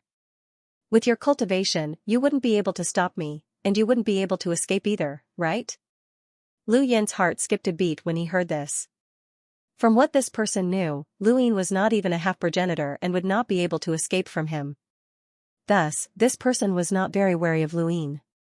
However, if Lu Yin forced himself to leave, then the person would be much more vigilant. Lu Yin might as well do as he was told and chat with the girl. He could find out more about her and also take the opportunity to leave. With that in mind, Lu Yin said, alright, I'll go and chat with her, but you can't follow. That won't do. The little mistress might not be able to defeat you. What if you have evil intentions? Don't worry, I won't get too close, the person within the light said. Lu Yin's eyes flickered. He knew that the blackish-purple substance could be used by Xianxia, Madman Lu, and the ancient Pathmaster. Who was this girl related to? If she was the ancient Pathmaster, then her origins were worth pondering. The ancient Pathmaster was one of the 7 sky gods, and if this girl was related to him, then she should be on the everlasting tribe side. However, she was fighting against the everlasting tribe. That half-progenitor corpse king had truly wanted to kill her. Lu Yin was indeed curious about this girl. Soon after, Lu Yin secretly entered the gathering place. The so-called gathering place was just a city that had once been in ruins. The city had been slightly renovated by these people, and there were only some basic resources left. The girl was currently in a corner of the gathering place, and because of her existence, many people were stationed there as if they were on a pilgrimage. Lu Yin directly entered the girl's residence without attracting anyone's attention. After he entered, the girl looked up, and the two of them exchanged glances. The person within the light had gone in to greet Lu Yin. Otherwise, this girl would not have been so calm when Lu Yin suddenly appeared. Name, the girl immediately said in a cold voice. Lu Yin did not approach her and instead sat in another corner. It's not convenient to reveal. The girl did not pursue the matter and instead stared at her sword in a daze. What about you? Is it convenient for you to reveal it? Lu Yin asked. The girl was indifferent. Xianxia. Lu Yin nodded. Good name. Xianxia did not reply and continued to stare at her sword. I saw you attack, so I'm curious. When you fought with the half-progenitor corpse king, what was that layer of black and purple that covered your sword? Of course, if it's inconvenient, you don't have to say. Xianxia looked at Lu Yin. That was only for an instant. You were able to see it clearly. What cultivation level was it? Lu Yin replied, 6th origin tribulation. Xianxia looked deeply at Lu Yin. No wonder the dragon turtle sent you. You are indeed qualified, but I won't consider it for the time being. Lu Yin did not understand. What do you mean you won't consider it? Wait, dragon turtle? You're saying that person is a dragon turtle? What dragon turtle? The person within the light walked out and stood behind Xianxia. Little Yaya, don't reveal my identity in front of outsiders. You have to keep some trump cards hidden. Lu Yin looked at the person within the light. What dragon turtle? Don't worry about that. What do you think? My little mistress is pretty, right? Think about it and try to woo her. Old mistress is worried about her marriage, but no one is worthy of her. I think you're not bad, kid. Do you want to meet old mistress? The old master is very powerful. He can make you fly with just a few words of advice, the figure in the light said. Xianxia was indifferent. We don't have the same cultivation system, so father can't give him pointers. He doesn't need father's pointers. Little Yaya, don't be so cold. You're just too arrogant and don't like anyone. The person within the light was helpless. Jiang Qingyue did not say anything else and continued to stare at her sword. Luyin understood. No wonder this person had asked him to come and chat with Jiang Qingyue. It was probably a blind date. Luyin had not expected to encounter such a situation when he came to the 6th mainland to look for Stargazing Tower. This person had been forced by Jiang Qingyue's father, and his tone was filled with helplessness. The dragon turtle made things difficult for you. Sorry, Jiang Qingyue suddenly said. Luyin coughed. It's nothing. Jiang Qingyue looked at him. You're not from this mainland. Neither are you, Luyin replied. There used to be a sect called the Daosor sect on this mainland, but because of the Eternals' invasion, they abandoned this place and left many people to fend for themselves. Luyin was curious. You're from a parallel universe? Why did you stay here? Jiang Qingyue looked outside. To help them. Also, to gain experience. The training that your father gave you? Luyin was very curious about Jiang Qingyue's father. Could it be the ancient Dao master, but his surname was not Jiang. Wait, Jiang? Jiang Qingyue, Jiang Chen? For some reason, Luyin suddenly thought of Jiang Chen. There were many people with the surname Jiang, but at this moment, a parallel universe and a powerful father made Luyin connect the two. Jiang Qingyue replied, my own training has nothing to do with father. After a moment of silence, Jiang Qingyue said, if there's nothing else, you can leave. The dragon turtle won't stop you. Luyin grunted, but after some thought, he decided to ask, I have a friend with the same surname as you. His surname is Jiang. Jiang Qingyue remained calm and did not reply. His name is Jiang Chen. Do you know him? Luyin asked. Jiang Qingyue suddenly opened her eyes and looked at Luyin in surprise. The dragon turtle appeared from the shadows once again. Young Master Chen? You know young Master Chen? Luyin smiled and exhaled. I do know him. Jiang Qingyue stared at Luyin. You're Luyin? Luyin was puzzled. How did you recognize me? Does Jiang Chen only have one friend? After confirming that it was Luyin, Jiang Qingyue's expression softened. This is the 6th mainland, and the neighboring one is the 5th mainland. He only has one friend from the 5th mainland, and that's you. Luyin nodded. Let me formally introduce myself. I'm Luyin. So we're family. Ha ha ha. Fortunately, I didn't attack, or else I wouldn't be able to explain myself to young Master Chen. The dragon turtle laughed. Jiang Qingyue sized Luyin up. You're even more amazing than he introduced you to. You actually managed to come from the 5th mainland to the 6th mainland. Luyin shrugged. You guys aren't bad either. In his words, find a parallel universe with a different flow of time, and you'll be able to catch up no matter how big the gap is. Jiang Qingyue shook her head. It's not that easy. A person's aptitude is limited, so what if you can live forever? But you guys have great aptitudes, Luyin said. Jiang Qingyue raised her sword. If we had great aptitudes, then that half-ancestor corpse king would have died. Little Yaya, little Luyin, we're all family. Let's not talk about this anymore. We'll get to know each other better, and we might even get closer, the dragon turtle urged. Jiang Qingyue glanced at him. I have my own plans. The dragon turtle smiled, and at that moment, the light around his body disappeared. His humanoid form began to change until his true form was finally revealed. Luyin was stunned. It really is a dragon turtle. It was a palm-sized creature with a dragon's head and a tortoise's body. It quietly landed on Jiang Qingyue's shoulder and grinned at Luyin. Jiang Qingyue replied, it's called the dragon turtle, and it once fought alongside my father. In our parallel universe, very few people from my father's generation have survived to this day. The dragon turtle has a long lifespan and a good aptitude, so it was brought to the parallel universe by my father. When it returned, it was already a progenitor.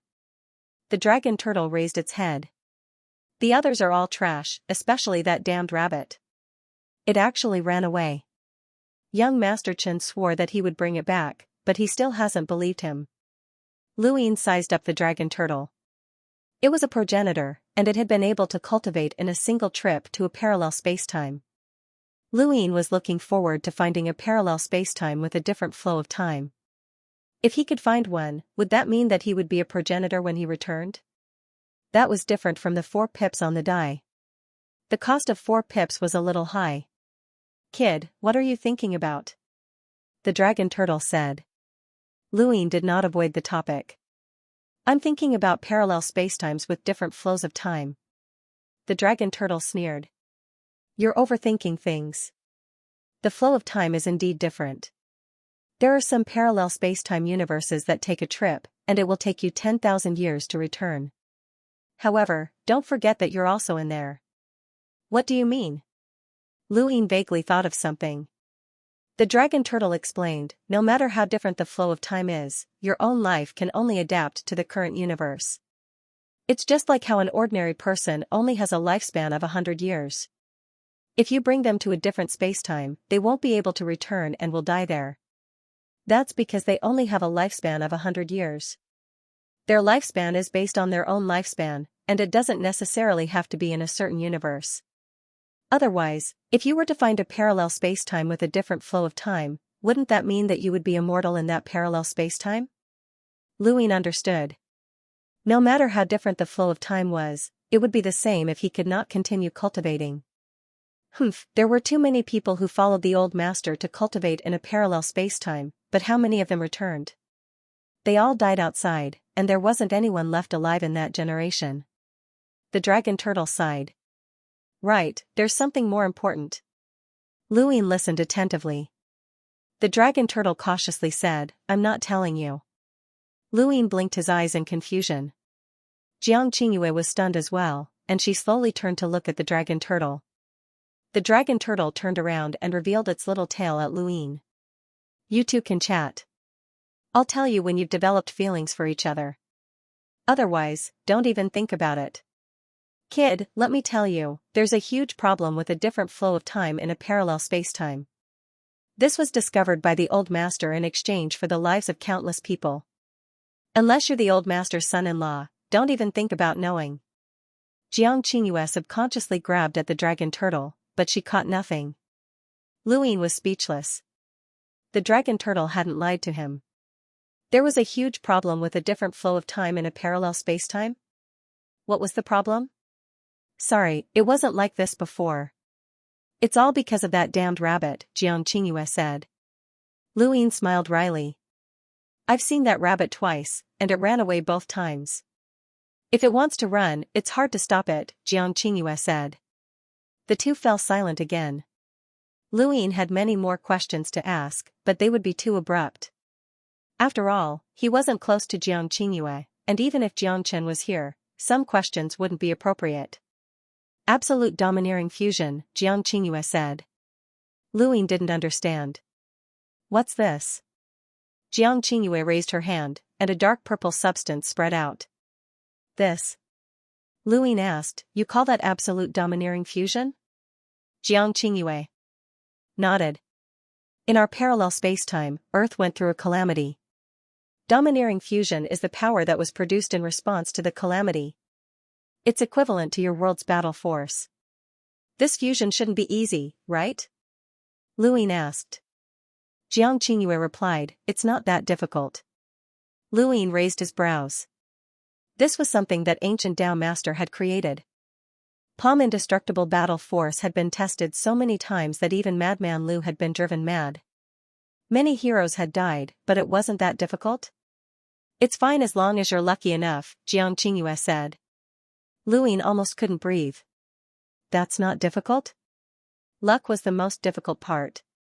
Henshin had said that luck was very important in order to cultivate the Palm indestructible realm, and he could only rely on luck. If he hadn't continuously tried things in the opposite direction, he wouldn't have succeeded. Even now, Luin was still afraid of the pain he had gone through to cultivate the indestructible palm. Xianxia was calm. There's someone with a luck ability back where we came from. It's what you call an innate gift. Father succeeded because of that person's luck. Luin was stunned. There's such an innate gift? Why not? Xianxia retorted. Luin was stunned. That's right, why not? His innate gift with the die was more mysterious than anything else. Saruzan's innate gifts were karma, so it shouldn't be strange for him to have a luck innate gift. A luck innate gift, no wonder. If one could control luck, then they could cultivate it. The palm indestructible realm was just that simple. Luin mourned for ancient Tao master. After experimenting so many times, he might as well have spent his time looking for someone with a luck innate gift. Without luck innate gifts, it's impossible to cultivate this power. That's what father said. It was exactly as ancient Tao master had said. Luin was grateful. Thank you for telling me. Xianxia replied, it's nothing. She then remembered something. Thank you for your gift. Luin was confused. Gift? That mantis, Xianxia said. Luin was puzzled, but then he remembered that during the war with the Astral Beast Domain, the Astral Beast Domain had sent a giant mantis to kill him. Coincidentally, Jiangchen had appeared and taken the mantis away, saying that he was going to be a gardener for his father. You mean that mantis? Xianxia replied, it works very hard. It's suitable to be a gardener. Luin was speechless. He really was going to be a gardener. The two chatted casually for the rest of the time. Luin was curious about Xianxia's parallel universe, and she was curious about the fifth mainland. They talked about many things, and before he knew it, Luin had spent a few days in the colony. It was mainly because he had no clue where to find Zhai Xinglu. Xianxia's temperament was cold, but she was still quite talkative and had a good conversation with Luin. Luin didn't ask about Jiangchen and Xianxia's father, nor did he ask about other people's family matters. However, he guessed that the man was definitely someone incredible. Even a progenitor would call him master, and the dragon turtle wasn't like his crazy hellworm that could arrange a blind date. Luin suddenly felt uncomfortable at the thought of a blind date, so he decided to leave. What are you doing in the sixth mainland? Xianxia asked as she returned from the battlefield. Luin replied, I'm looking for Stargazing Tower. Stargazing Tower? She was puzzled. Lu Yin's heart skipped a beat. Right, have you been in the sixth mainland for a long time? They all call you the Valkyrie. Xianxia raised her sword and looked at the patterns on the snow-white blade. I've been here quite a few times. Then have you seen this before? Luin drew out a drawing of Stargazing Tower. Xianxia looked at it. Yes, in an eternal kingdom. Luin was pleasantly surprised. Which eternal kingdom? I'm here to find it. I'll take you there. Luin asked, then what about this battlefield? You should understand the situation in the sixth mainland. Does it matter if I'm here or not? Xianxia asked. These battlefields and the people who had resisted had been deliberately set free by the Eternals. They didn't know what their goal was, but as long as the Eternals willed it, these battlefields could disappear at any time. To the Eternals, this was just a game, and they had the power to pause and end the game. The Valkyrie was just an accident. Xianxia had never believed that she could change the sixth mainland. She had only wanted to gain experience and help these people along the way. Not long after, the two of them headed north with Xianxia leading the way. According to Xianxia, the Eternal Kingdom should be within the Grand Martial Realm. The sixth mainland wasn't as large as the fifth mainland because the fifth mainland had absorbed the remnants of the other four mainlands. For example, the Astral Beast Domain had come from the fourth mainland. The Technocracy, Starfall Sea, Innerverse, Outerverse, and so on all had traces of the other four mainlands. The Astral Tree Domain, which had broken away, had originally belonged to the fifth mainland. There's a kingdom of eternity there. I trained there for half a year until the people on that battlefield lost all hope and retreated to another battlefield. The Eternals didn't stop me, Xianxia said. Not long after, Xianxia pointed to another place. There used to be a kingdom of eternity there as well. There were too many people from the sixth mainland, but the people from that kingdom of eternity were all transferred away. I don't know where they went, but that was one of the few battles where they actually broke into the kingdom of eternity. The kingdom of eternity that you're looking for was once invaded as well. If not for that, I wouldn't have been able to find it. Luin asked, since you know the situation here, Would you have continued fighting if it weren't for training? Xianxia thought about it. Yes. Why? Luyin was curious. Xianxia looked ahead. Father once said that what humans cannot afford to lose the most is not their lives, but their hope. Once upon a time, our space-time homeland also suffered a calamity, and Father was on the verge of death, but he did not give up hope. He knew how much hope and faith a person could bring to others. Even if it was just a spark, it could start a prairie fire. It doesn't matter if the war here is a game or not. Those who fight to the death on the battlefield are serious, and the lives they give are also real. Luyin looked at Xianxia. Her words were simple, but for some reason, they gave him an impulse to kill his way into the sixth mainland. He had the ability to do so, but he had never thought about it before. He had only wanted to protect his own territory. Countless people from the fifth mainland worshipped him and viewed him as their faith. He had defeated the Eternals and removed the poison of time, and he had created one legend after another over the years. To those people, he was like Xianxia to the people of the sixth mainland. Your father must have been a great person, Luyin sighed. The dragon turtle popped out. Kid, try calling him father-in-law. The beautiful atmosphere instantly vanished. Xianxia glared at the dragon turtle, scaring it so much that it quickly shrank back, leaving only its shell outside. We're almost there, Xianxia said after some time had passed and identified the direction. Luyin looked in a certain direction. Is it there? No. Luyin frowned and stared in that direction. There was an aura of death there, and a boundless one at that. Did the sixth mainland also have a death god's force field? Was it similar to Kuan's swamp? It was not impossible. The Grim Reaper wasn't from the fifth mainland, but rather the first mainland. The three realms were actually part of the first mainland, so it wouldn't be surprising for him to leave behind the Grim Reaper force field on any of the mainlands. It was the same for the sixth mainland. With the Death God's force field, Luyin felt strangely at ease. At the very least, he didn't have to rely on Lu Jiandan's command platform or Hellworm. Aside from the slippers and the God of Sealing catalog, he still had a trump card. The Death God's left arm combined with the Death God's force field's attack had severely injured Xianxia. Why are you looking there? There's also an eternal kingdom there, but that eternal kingdom is very dangerous. It's filled with a terrifying black energy, and there's no battlefield. No one dares to approach that power, Xianxia said. The dragon turtle revealed its head as well. There's a progenitor. There. Don't get too close. Luyin looked at Xianxia. How many progenitor corpse kings are there in the sixth mainland? The dragon turtle said, I sense 2, but there are so many eternal kingdoms here. The eternal race's power here is definitely not that simple. Old Master has repeatedly warned little Yaya. Don't go overboard. It's fine if it's just a trial.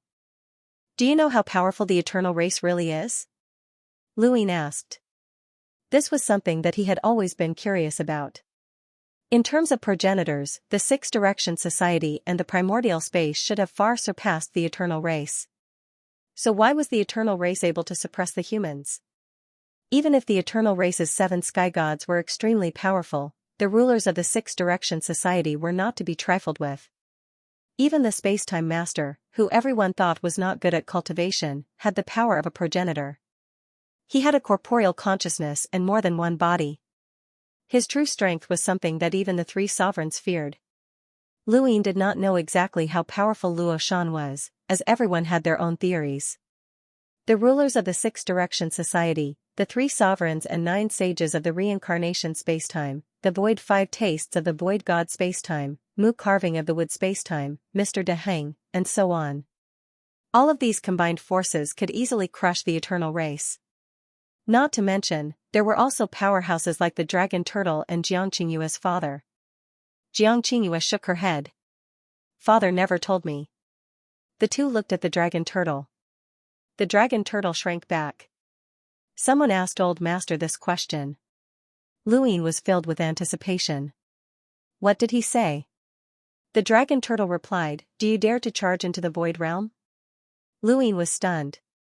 What does the eternal race have to do with the void realm? It's just an analogy.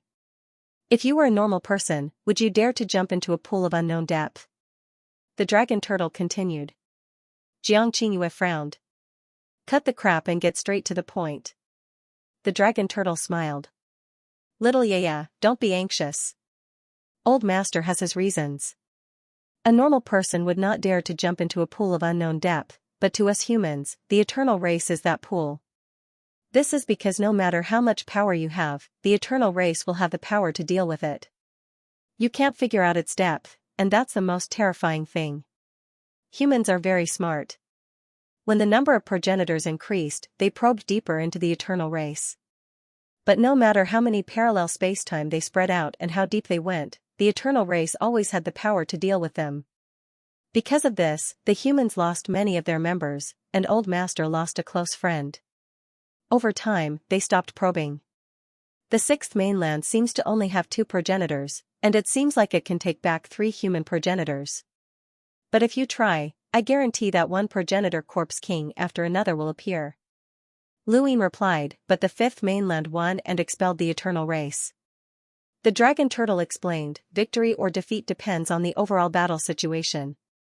Looking at all of the eternal race's battlefields, the 5th mainland is just a corner. Even the humans know not to fight over a single city, and the eternal race understands this principle even more. They are not stupid, and although they have no emotions, they have lived for many years, and there are many old monsters among them. Don't underestimate the eternal race, or else Old Master would have already taken back the 6th mainland. Louis nodded. He naturally did not know as much about the 6th mainland as the older powerhouses. The Six Direction Society was not stupid. The Yu family and Wei Zhu had schemed against each other, which had left countless people dumbfounded. How could such a scheme be foolishness? It could only be said that the eternal race's strength had made it impossible for them to plot against them. Back when Ancestor Hui had schemed against the eternal race, he had merely diverted the 5th mainland to the 6th mainland, which should have been occupied. He had not caused any harm to the eternal race. Sometimes, the truth was just that cruel. Luin recalled the scene that he had witnessed on the battlefield a few days ago. Could it be that he and the others were just like those people on the 6th mainland? That their so-called hope was something that the eternal race was willing to give? Kid, don't be discouraged. Your father-in-law, Old Master, also said that humans are very strange creatures. They look weak, but their hearts are incomparably strong, no matter how dark they are. In dark times, there will always be someone who will take the lead, and there will always be someone at the front. You just have to push hard. What's there to be afraid of? If you're afraid, then lower your head and don't look, the dragon turtle said. Xianxia scolded, don't speak nonsense. Old Master is right, the dragon turtle said naturally. Xianxia's eyes widened. Of course, she did not mean that there was a problem with his words. What did he mean by your father-in-law, Old Master? He was becoming more and more ridiculous. Luin pursed his lips. This dragon turtle's words were not sarcastic, but they were very sarcastic. After a while, the two arrived outside an eternal kingdom and looked at the battlefield in front of them that shook the heavens. This is the place. Let's go straight in, Xianxia said. The dragon turtle also confirmed that there were no progenitor realm corpse kings here. As long as there were no progenitors, they could walk through any place as if it were flat ground. The eternal kingdom was just as Luin remembered. He had been to more than one eternal kingdom, and just as its name suggested, it could give people eternal life and bring them happiness. However, that was just an illusion. The Eternals had deliberately created an illusion of harmony, but the truth was that humans were constantly facing life-threatening dangers. Sigh, these people's smiles are too forced. They don't even know how to pretend, the dragon turtle sighed. Luin looked at the people on the streets. Compared to the first time he had been to the Eternal Kingdom, this one seemed even more harmonious. The people on the streets were all smiling and greeting each other. They were happier than when they saw their loved ones. Even the Corpse Kings walking on the streets were greeted by people. The Corpse King's scarlet eyes did not seem to scare them at all. However, it was all fake. This was the true Eternal Kingdom that the Eternals had created, where humans and Corpse Kings coexisted. The first Eternal Kingdom that Luin had visited was still in its early stages, and it was difficult to truly build it on the fifth mainland. It was more like the residence of the seven gods' avatars, and the people there were constantly facing the fate of being slaughtered. The second eternal kingdom that he had visited had been the Sea King's Dome. There, the Eternals had divided the Eternal Kingdom into the east and west to create harmony, separating humans from corpse kings. In this Eternal Kingdom, humans and corpse kings coexisted. This was exactly the same as the first 3 steps of the Eternal Kingdom, and Luin had seen them all. The people of this Eternal Kingdom had probably experienced the first and second steps as well. They had experienced fear, despair, and temporary peace before becoming numb. At this moment, they had put on a mask of hypocrisy. This was their greatest sorrow. Losing their freedom was a tragedy, but now, they had even lost their own expressions. This place made him want to vomit. Soon, Luin saw Stargazing Tower. It was located in the Eternal Kingdom's garden, and it looked like an ordinary tower. I want to retrieve something from Stargazing Tower. Are you guys going back first or what? Luin asked. Xianxia replied, destroy this city. The dragon turtle was apprehensive. Don't. Master told you to be careful. Don't go overboard. Xianxia replied, it's just one city, not a few. The dragon turtle looked at Luin for help. Luin replied, if there's an opportunity in the future, I'll bring the fifth mainland over. That will be the best time to destroy the Eternal Kingdom. That's right. Young Master Chen said that this kid has a high position in the fifth mainland and has many experts under his command. When the time comes, we can just attack. There's no need to show off now, the dragon turtle hurriedly advised. Xianxia looked at Luin. You'll attack the sixth mainland? Before today, Luin had never thought that he would one day attack the sixth mainland, but Xianxia's words, the dragon turtle's words, and her father's words made him think of something. I will. I'm not afraid of looking forward, and there's no need to lower my head. Being at the front isn't bad either. Perhaps a single spark can start a prairie fire. The dragon turtle praised, kid, I admire you. The old master must have liked you as well. Think about it, one day, the two of you will charge forward, followed by little Yaya, young Master Chen, and your sons and daughters. How hot-blooded. I'll even lend you my turtle shell when the time comes. Xianxia's face flushed red. Shut up. You're getting more and more out of hand from that damned rabbit. Luin smiled and looked at Stargazing Deck again. This was a park, but there was no one here, and no one would come here. The people living in this city all wore fake smiles, and they would rather hide in their homes than come out. Why would anyone come here? Luin walked over, and Xianxia followed him out of curiosity. The dragon turtle was about to follow, but Xianxia glared at it. Stay away from me. The dragon turtle smiled. The more it looked at Luin and Xianxia, the more it felt like they were a good match. The two of them walked over to Stargazing Deck. Xianxia was curious. What's so special about it? Luin smiled and squatted down. He grabbed the deck and lifted it up, finding the pearl at the bottom. Xiaoxia had obtained a pearl that allowed him to read the words in the Book of Destiny. His talent in the Tao of Destiny was excellent, and this pearl was tainted with the aura of destiny. As long as he could obtain this pearl, he might be able to find the location of the Lu family. After lifting up Stargazing Deck, Luin looked down and narrowed his eyes. Nothing? How could it not be? Had he lost it when he was stranded in the sixth mainland? Suddenly, there was a suction force, and Luin and Xianxia disappeared without any reaction. The dragon turtle was shocked when it saw this. Little Yaya. It slammed into Stargazing Deck, and a card floated in the air before it disappeared. A lost clan card? At the same time, Luin and Xianxia exclaimed from within the card, a lost clan card. The two looked at each other and attacked, wanting to break out of the card.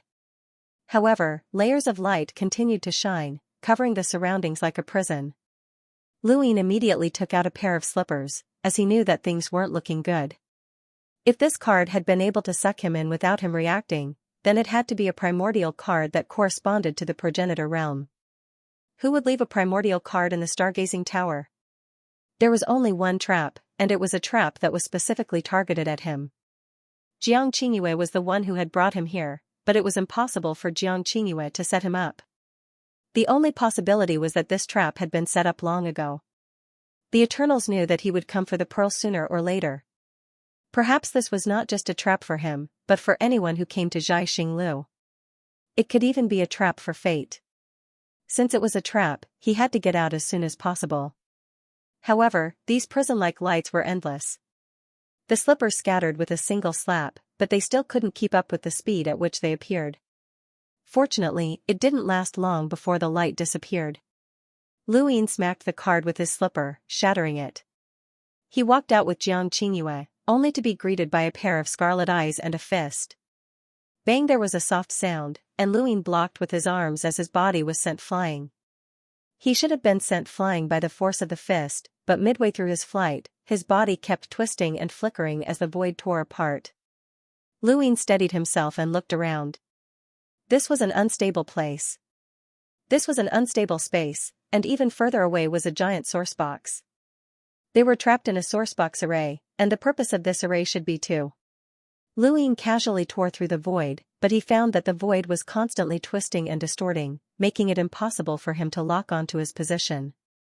Sure enough, they couldn't tear through the void and head to a parallel spacetime. This place was a trap. The one that had sent Lu Yin flying was a progenitor realm corpse king, and it quietly stood in front of him. Its scarlet eyes stared at Lu Yin as it slowly lowered its arm. Intruders shall die. Lu Yin took a deep breath. Qingyue, come here. Jiang Qingyue gripped her sword tightly and looked at the corpse king fearfully. She could feel a mountainous pressure. She had faced a progenitor realm creature before, but it had not been a life or death situation. With her current cultivation, how could she face a progenitor realm corpse king? It could crush her to death with a single finger. Lu Yin clenched his fists and felt a burst of pain in his arm. He had blocked that attack, but his bones had cracked. This corpse king had a terrifying physical strength, so where had this monster come from? When fighting at the same realm, eternal corpse kings were indeed stronger than humans, but that did not apply to Lu Yin. Lu Yin's physical strength was enough to crush a red-eyed corpse king at the same realm as him, and he could even fight against an ordinary progenitor realm corpse king. However, this corpse king's physical strength was definitely abnormal even among the eternal corpse kings. One punch, just one punch. He could not fight this corpse king head-on. Progenitors had their own fighting styles, battle techniques, and progenitor worlds. They were all extremely difficult to deal with, but what was truly difficult to deal with was still the most fundamental strength. Just as the ancient Pathmaster had said, the physical body was the true path that humans should take, and they should not rely on some kind of world-changing strength. Eternal corpse kings were proficient in physical combat, which was simple and pure. However, once one's physical body reached a certain level of strength, there would be no way to deal with it. Think of a way to leave on your own, Lu Yin said to Jiang Qingyue. The scarlet eye closed in on him. It did not seem to be very fast, but in this narrow and distorted space, this speed was enough.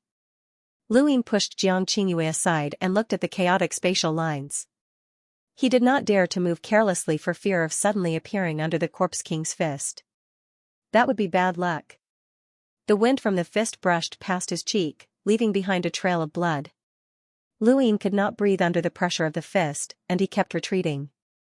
The corpse king turned around and kicked out, its movements simple and pure. Lu Yin's body was covered in a blackish-purple substance, and he tried to kick out and meet the corpse king's attack head-on. There was another collision, and the blackish-purple substance covering Lu Yin's foot actually cracked open. The corpse king did not even slow down and immediately followed up with a second kick. Lu Yin took out his slipper and slapped it down, but the corpse king retracted its leg at the critical moment and spread its arms wide. There was still some distance between them before it struck out with a palm. The pure wind from the palm caused the void to disperse, and Lu Yin's expression changed as he slapped the slipper down. The slipper dispersed the palm wind, but the force contained within it almost caused Lu Yin to lose his grip on the slipper. The corpse king struck out again and again, and Lu Yin could only retreat. He could not afford to waste time with the progenitor corpse king, or he would definitely die. With the slipper in hand, the corpse king did not engage in close combat, which made Lu Yin even more certain that this was a trap. The fact that the Corpse King was so afraid of the slipper proved that it had already been prepared. Suddenly, the Corpse King's eyes changed to gray. Not good, its physical strength had increased tenfold. Lu Yin did not hesitate to use the Divine Seal Catalog, and Nong Yi and Lu Yun's shadows appeared together. The Corpse King's palm strike was several times stronger than before, and the pressure caused space to shatter as a world of nothingness appeared. Xianxia was shocked. Even though it was not targeted at her, the pressure of this power was still unbearable, and her heart felt like it was about to explode. Lu Yin felt the same way. Nong Yi raised his hoe and swung it down, using Nong Yi's battle technique, planting. Countless shadows overlapped with each other, and the momentum was boundless. Lu Yun used his own strength to form a blade, flowing cloud slash. The wind from the palm whistled past, forcing both Nong Yi and Lu Yun back. Neither planting nor flowing cloud slash could suppress a mere palm wind. The Corpse King took a step forward and raised a hand to press down on Nong Yi. A leaf appeared above Nong Yi's head, but the Corpse King's palm struck down and shattered the leaf. Nong Yi's figure became somewhat blurry, and streaks of flowing cloud-like energy formed solid attacks that frantically bombarded the Corpse King. Flowing Cloud's ancestral world, thousand streams break. Each attack contained the power of a progenitor, enough to instantly kill a half-step progenitor. However, these attacks were useless against the Corpse King, who was like an unshakable mountain. With a casual wave of his hand, the attacks dispersed. Lu Yun was not weak, and he had killed a powerhouse who had transcended spacetime with a black energy source before. However, he was actually so weak against this Corpse King. The Eternals had prepared a killing move for Lu Yin, and Lu Yin felt that this Corpse King was not any weaker than Xianxia. In terms of physical strength, the Corpse King far surpassed Xianxia. Lu Yin used his slippers and stirred up spatial threads, appearing behind the Corpse King and slamming down. At the same time, within the Eternal Kingdom, the Dragon Turtle was enraged and directly attacked the city. The Corpse Kings charged forward one after another, but they were all casually killed by the Dragon Turtle. It had not expected that a moment of carelessness would cause Xianxia to disappear. How would it explain this to its old master? This was the Eternal Kingdom, so this had to be the work of the Eternals. When it thought of the Eternals' methods, its heart sank. What are you trying to do? That's the Lightning Lord's daughter. If you dare touch her, the Lightning Lord will not let you off, the Dragon Turtle bellowed as a blinding light swept out, causing the Eternal Kingdom to continuously melt. In the distance, a figure hurried over. It was the Otherworlder, and he was on the 6th mainland. When he saw the Dragon Turtle frantically destroying the Eternal Kingdom, the Otherworlder took action. Dragon Turtle, you want to fight to the death with the Eternals? The Dragon Turtle glared at the Otherworlder. You've captured the Lightning Lord's daughter. Hand her over. The Otherworlder was startled. The Lightning Lord's daughter? When the Otherworlder had been on the 6th mainland, he had not known much about the Six Paths Society or the Eternals. Now that he had joined the Eternals, he had seen the outer space and knew how large it was and how many powerhouses there were. Among them, the Lightning Lord was definitely at the top. He was an existence that even the 7 sky gods did not want to fight to the death with. Who captured the Lightning Lord's daughter? Even though the Eternals and the Lightning Lord were enemies, the Otherworlder did not want to attract the Lightning Lord's attention. Thus, the Otherworlder had known that the Dragon Turtle had brought the Lightning Lord's daughter to the 6th mainland, but he had not stopped it. Now that something had happened to the Lightning Lord's daughter, the Otherworlder would definitely die if the Lightning Lord was attracted. The Dragon Turtle pointed at Stargazing Lu. What's going on over there? The Otherworlder looked at Stargazing Lu, and his eyes lit up. Lu Yin is here too? The Dragon Turtle's expression changed. Is this a trap for that brat Lu Yin? The Otherworlder's expression turned ugly. Why is the Lightning Lord's daughter with Lu Yin? No one could answer him. The Dragon Turtle bellowed and ordered the Otherworlder to release the girl. The Otherworlder naturally did not want the Lightning Lord's daughter to die, but this was no longer something he could control. Within the distorted sourcebox array, Lu Yin was sent flying, and the slipper in his hand almost fell to the ground. He had used the slipper to launch a sneak attack, but the Corpse King had dodged it and sent him flying with a palm wind. The Corpse King instantly appeared in front of Lu Yin. Lu Yin stepped on the stars, and it was as if the continent formed from fate's end in his heart had appeared, causing the surrounding void to break away. At that moment, Luin could sense a parallel spacetime that allowed him to leave. This was a power that even Mr. Mu found strange, and even the sourcebox array could not distort it. But if he left, what would happen to Xianxia? She would definitely die. Luin could not abandon Xianxia and flee. The power from his heart had only given him a brief moment of life, and that brief moment of hesitation had already passed. The Corpse King's palm invaded Lu Yin's surroundings, causing the stable space around him to crack. No matter how strange this power was, it could not make up for the difference between him and the Corpse King. As the Corpse King's palm approached, Luin used the reverse step to reverse time and retreat. He maintained a certain distance from the Corpse King, but he could not maintain the reverse step for long. In the distance, Xianxia was shocked. She had not expected Luin to be able to tangle with such a terrifying Corpse King for so long.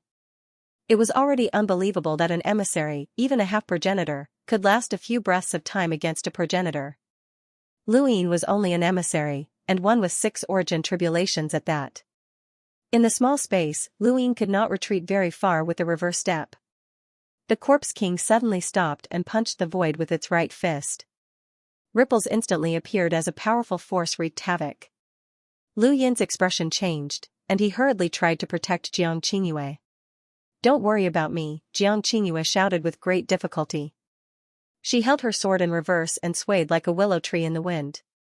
Luin was stunned. She had actually survived the Corpse King's strength? He did not have time to worry about her, and he was relieved that she could protect herself. However, he still tossed her a lotus treasure. "Take it." Xianxia took it. On the other side, the Corpse King punched the air again. Punch after punch, the power of each punch was increasing. Lu Yin's divine seal catalog shone with golden light as Lu Yun and Nongyi attacked again. He could not allow the Corpse King to attack indiscriminately, or else Xianxia would not be able to hold on. Nongyi and Lu Yun could only be considered average within the progenitor realm, and they were far from being able to contend against 9 mountains and 8 seas. This Corpse King, on the other hand, had the power to contend against 9 mountains and 8 seas, and it was especially adept at physical strength. When Luin unleashed his full power, the Divine Seal Catalog's power could only barely allow Luin to pull some distance away from the Corpse King and protect himself. However, he definitely would not be able to last for long. He had many treasures on him, but aside from the slippers, none of them were able to harm the Corpse King. He also had many powers, such as visualization, breaking through 3 stages to restore himself, and the Aeon Evolution True Scripture. However, none of these powers were effective against the Corpse King. This was a hopeless situation that the Eternals believed to be hopeless, but that was not necessarily the case for Luin.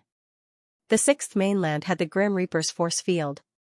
Cloud-like attacks appeared in the air and crazily pressed down on the Corpse King. Nongyi's leaves also covered the void. Taking advantage of this opportunity, he went to Xianxingyue's side and took out the Grim Reaper's left arm. "Stay close to me later," he said to Go Lian. At the same time, in a faraway eternal kingdom, countless people watched as the death energy tore through the ground and transformed into a black streak that shot into the distance. An ancestor realm Corpse King opened its eyes and walked out. The dragon tortoise and the mutant also saw it. "It really is Luin." The mutant's gaze was fierce. He hated Luin, as if it weren't for this brat, he would not have been punished by the Eternals and forced to listen to Qin Kong's orders. He had to kill this brat. The streak of death energy traversed the Grand Martial Realm and descended when the Corpse King broke through Nongyi and Lu Yun's blockade. It was guided by Go Lian, and Luin faced the Corpse King with Go Lian's horizontal slash. This slash had suppressed Madman Lu to the point that he could not even lift his head. If not for Madman Lu activating his Corpse King transformation, he would not have been able to escape. This slash had severely injured Xiaxinji and forced Bai Wangyuan to sign an alliance. Luin was confident that this slash could heavily injure the Corpse King. Go Lian slashed, and a giant black shadow appeared behind Luin. Its dignified gaze descended. It was the Grim Reaper. The Corpse King bellowed, and its pupils changed again to green. Its physical strength continued to increase, and the void around it exploded like thunder. Even the void was unable to withstand the pressure. Lu Ying gritted his teeth and slashed at the Corpse King. This attack sent the Corpse King flying out of the sourcebox array and directly broke through it. "Let's go," Lu Ying growled as he tore through the void, intending to take Jiang Qingyue away. Suddenly, Jiang Qingyue stabbed her sword at Lu Ying, but due to the difference in power, she was unable to truly injure him. However, this attack stunned him. Was Jiang Qingyue trying to kill him? Lu Ying looked at her in shock and saw that her eyes were lifeless. At the same time, he also saw that bubbles had appeared around him at some point. Was this Chun Kong? Jiang Qingyue stabbed out again, but Lu Ying grabbed the sword and struck out with a palm. He wanted to knock her out and take her away since she was under Chun Kong's control. However, a lotus treasure appeared around her body, and Lu Yin's palm landed on it. A grade 4 lotus flower bloomed, rendering Lu Yin's attack ineffective. A grade 4 lotus flower was enough to block a progenitor's strength. Lu Ying could not use progenitor's strength to knock Jiang Qingyue out, and the lotus treasure continued to exist even after blocking the attack. This lotus treasure was not from the 6 direction training rites, so it did not have the ability to directly take Jiang Qingyue there. Lu Ying regretted giving her this lotus treasure out of all the other lotus treasures he had. If he had known earlier, he would have given her another lotus treasure. That one attack would have been enough to take her away. Now, he still had to break through the lotus treasure's defenses to take Jiang Qingyue away. Helpless, Lu Ying took out the slipper again. "Lu Ying, what are you doing?" The dragon turtle shouted when it saw Lu Ying use the slipper to hit Jiang Qingyue. Before Lu Ying could explain, the black attack disappeared from behind him. A huge wound had appeared on the Corpse King's body, and half of its neck had been severed. The 6th mainland's death god's force field was no less deadly than the Ghost Abyss, but the seemingly injured Corpse King still possessed terrifying strength. Unless it was destroyed, the threat it posed would not be reduced. It was no longer just a Corpse King, and Lu Ying could sense that there was another progenitor Corpse King in the direction of the death aura. Not only had the dragon turtle arrived, but the mutant had also arrived. Lu Ying saw the mutant, and the mutant saw Lu Ying as well. "Kid, you're dead." Jiang Qingyue stabbed her sword towards Lu Yin's neck. The dragon turtle arrived and looked on in confusion. The Corpse King charged forward and struck out with a palm. The dragon turtle subconsciously expanded its body and used its shell to block the attack. The Corpse King's palm struck the shell, but it only managed to push the dragon turtle back a few steps. The dragon turtle was shocked. "Where did this monster come from? How can it force me back?" The Corpse King was just as astonished, as there were not many Eternals who could take a palm strike from him without suffering any injuries. Lu Ying dodged Jiang Qingyue's sword. "She's being controlled by Chun Kong. Lotus, take her away." The dragon turtle was enraged. "Chun Kong? That despicable and shameless bastard." He looked around and saw the bubble. It was indeed empty. "Bastard. Little Yaya, wake up. Die, kid." The mutant attacked, and the disc whistled through the air. On the other side, a progenitor Corpse King attacked. It opened its arms, and a brick-like object appeared in space and extended outwards. It was as if a roof had covered the sky. Although he couldn't understand the Corpse King's actions, he still felt a sense of danger. He swatted out with his slipper once more, shattering the lotus treasure's defenses. With a bang, the lotus blossom stage 4 shattered. The fragments scattered in front of Jiang Qingyue's eyes like mirrors that reflected her own appearance. The dragon turtle's body expanded again, and its shell enveloped both Lu Ying and Jiang Qingyue. "Wake up, little Yaya." This was the dragon turtle's holy light, and its original name was the Holy Light Dragon Turtle. The moment it enveloped Lu Ying, he felt a warmth spread through his body, and both his injuries and energy were completely healed. He was astonished by the dragon turtle's strength. If he brought this fellow to the battlefield, it would not be easy for him to die. Jiang Qingyue raised her sword again, and Lu Ying helplessly said, "Knock it out." A gust of wind blew past, and Lu Yin's hair stood on end. For some reason, he felt like he was being watched, and a bubble appeared behind his head. The dragon turtle roared, "Despicable." Just as it was about to attack, Jiang Qingyue stabbed her sword in a different direction. She had stabbed in a strange direction, towards a deserted area. However, the bubble was pierced through by the sword. Jiang Qingyue's eyes lit up. I can feel Chen Kong's breathing. Lu Yin was stunned. She's awake? How is that possible? He could not find Chen Kong. The dragon turtle was delighted. Little Yaya, is your force complete? Jiang Qingyue replied, let's think of a way to leave first. Outside, the mutant and the two progenitor corpse kings continuously attacked the dragon turtle's shell, trying to force Lu Yin out. However, the dragon turtle's shell was indeed tough. Dragon turtle, take the lightning lord's daughter and leave. Leave Lu Yin behind, and we won't stop you, one of the mutants said. Lu Yin heard him. The lightning lord's daughter? The dragon turtle was tempted. Something could happen to him or anyone else, but not Jiang Qingyue. Jiang Qingyue looked up. If we're leaving, we'll leave together. The dragon turtle looked at Lu Yin helplessly. Lu Yin tried to tear through the void, but at some point, the sourcebox array had enveloped him once more, and he could not locate a parallel spacetime. Little Yaya, why don't you call old master over? The dragon turtle asked. Lu Yin replied, neither she nor I can locate a parallel spacetime. The dragon turtle felt a headache coming on. They had followed the lightning lord, and they did not need to leave behind a spacetime coordinate imprint to travel through parallel spacetime. However, they still needed to find a parallel spacetime first. Otherwise, it would be easy for something to happen to them if they suddenly traveled through a parallel spacetime.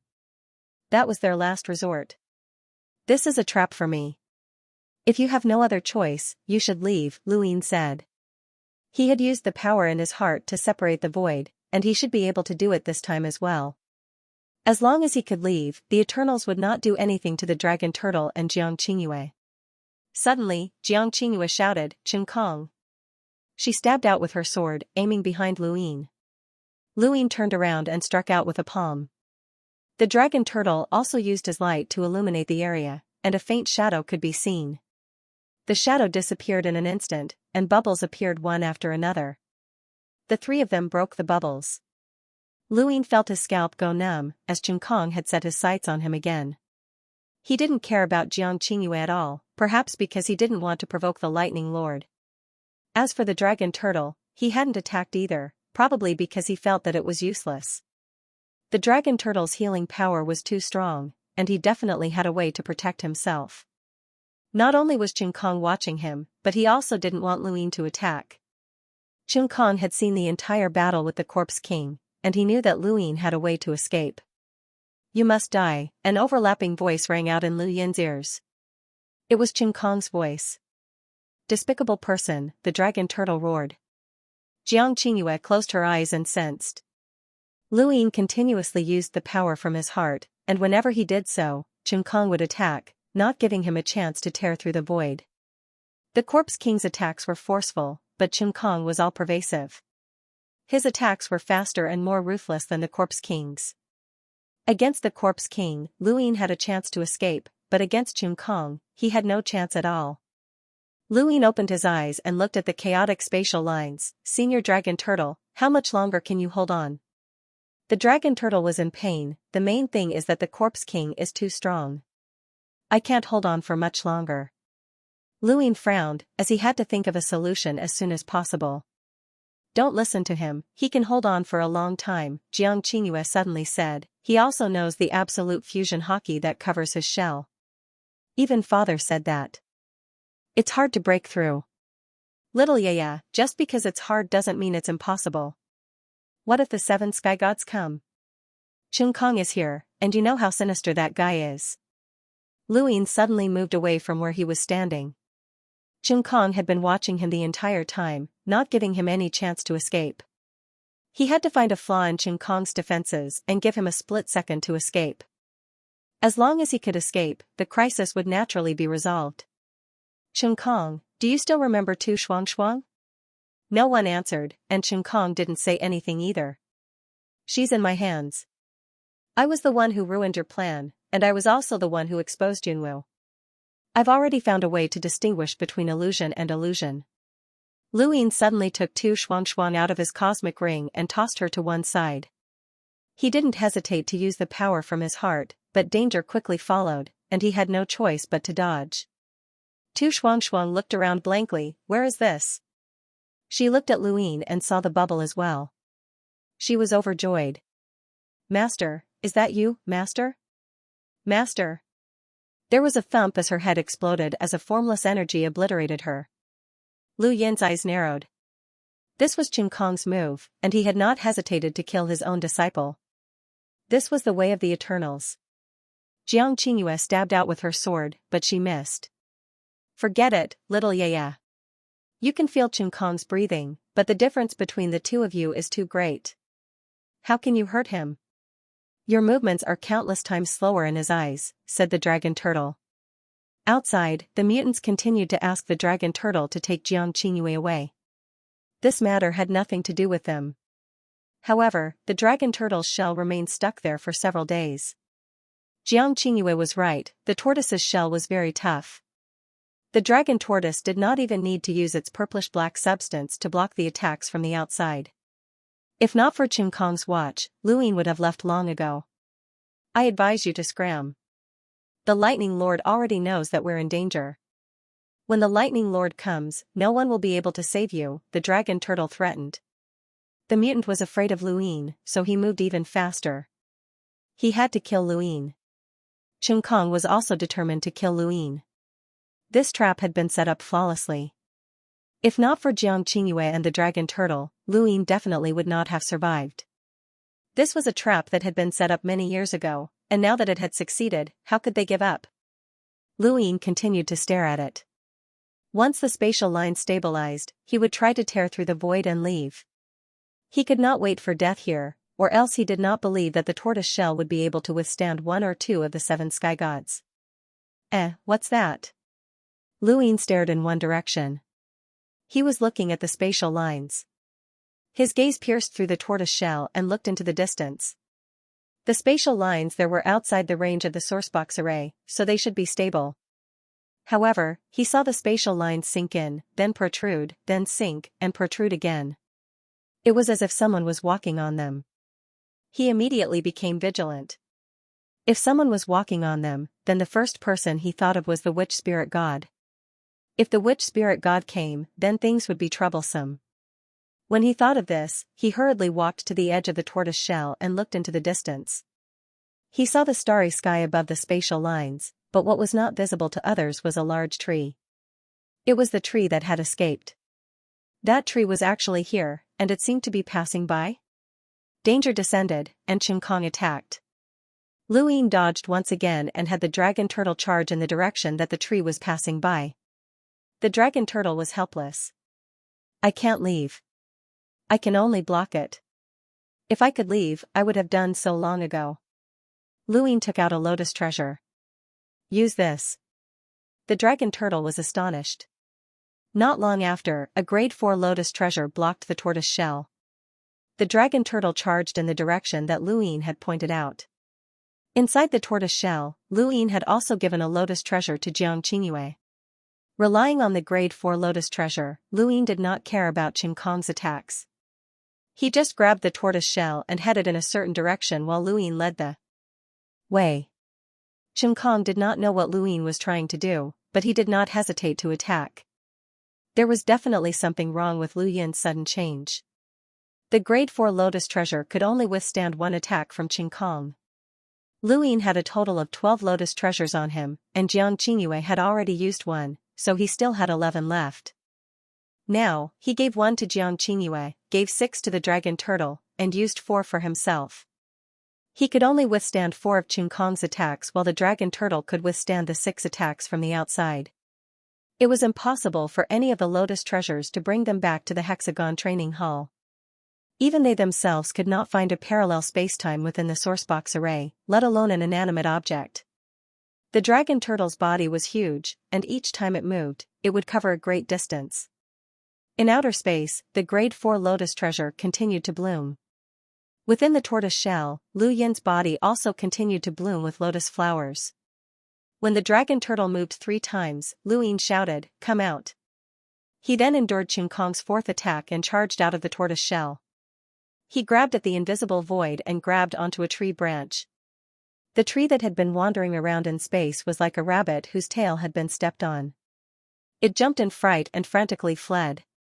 Lu Ying grabbed Xianxia, and the dragon turtle shrank and landed on Xianxia's shoulder. It was then dragged away by the tree. The tree was also exposed, and the mutants and the Eternals saw it. "That's the tree?" one of the mutants cried out. The tree shook its branches and fled in a certain direction. Its branches frantically whipped around, trying to throw Lu Ying and the others off. The mutants roared after it. Just as they were about to give chase, the tree disappeared again. Lu Ying did not dare to move about recklessly in the void, but the tree was different. This thing was constantly moving through space and was adept at escaping. It had been fine for so many years, so it should be fine if they were dragged along by it. He was also curious as to where the people that had been taken away by the tree had gone. The sourcebox array could not stop the tree, and the mutants and the Corpse King's attacks were also deflected by the tree's branches. The tree was fearless in all sorts of battlefields, and it had even been able to take away a few people in a battle where the 7 sky gods had participated. In the blink of an eye, the tree was gone. The mutants stared blankly. Why did that tree appear? Not too far away, the 2 Corpse Kings stood in place. They could not catch up, and they could not even see where the tree was. Even if they did, it would be useless. "It's fine to be taken away by the tree," Chun Kong's voice rang out, and it sounded like several voices overlapping each other. The mutants heard this, but they could not see where Chun Kong was either. Their eyes flickered. How could Chun Kong not be able to kill Lu Ying after staying in the tortoise shell for a few days? They did not believe it. At the same time, in the void, Lu Ying clung tightly to the tree branch. He did not know if Chun Kong and the rest of the Eternals had caught up, but he did not have the time to check. At the very least, he could not be shaken off by the tree. However, the tree seemed to have gone mad and wanted to shake them off. "This is the tree that the old master was looking for," the dragon turtle was shocked. Lu Ying was astonished. "The lightning master is looking for it? Capture it and give it to the old master," the dragon turtle said excitedly. When the tree heard this, it became even more frenzied and waved its branches around. At the same time, flames blossomed from the branches like a blooming flower, beautiful yet dangerous. Lu Ying looked at the slowly blooming flames. "What's this?" "Let go," the dragon turtle grabbed Lu Ying and quickly retreated. The 3 of them left the tree, and the tree branch that Lu Ying had just grabbed also blossomed with flames. If he had been one step slower, he would have been touched by the flames. The burning tree quickly disappeared as it ran away in a rather pathetic manner. Lu Ying and the other 2 also fell down and landed on a meteorite. Lu Ying stared into the distance, but the tree had already disappeared. "Fortunately, we were one step faster, or else you would have been finished. The old master warned you not to touch those flames." The dragon turtle felt a lingering fear. "It's a pity that we couldn't catch it." "You scared it," Jiang Qingyue understood. The dragon turtle was helpless. "How would I have known that it would be so cowardly? It could have crossed the battlefield and feared no one, but it was abnormally cowardly." "What a strange tree." Lu Ying looked at his hand. Those flames should have been the flames that had burned the Book of Destiny. The book had burned because he had wanted to investigate Immemorial City.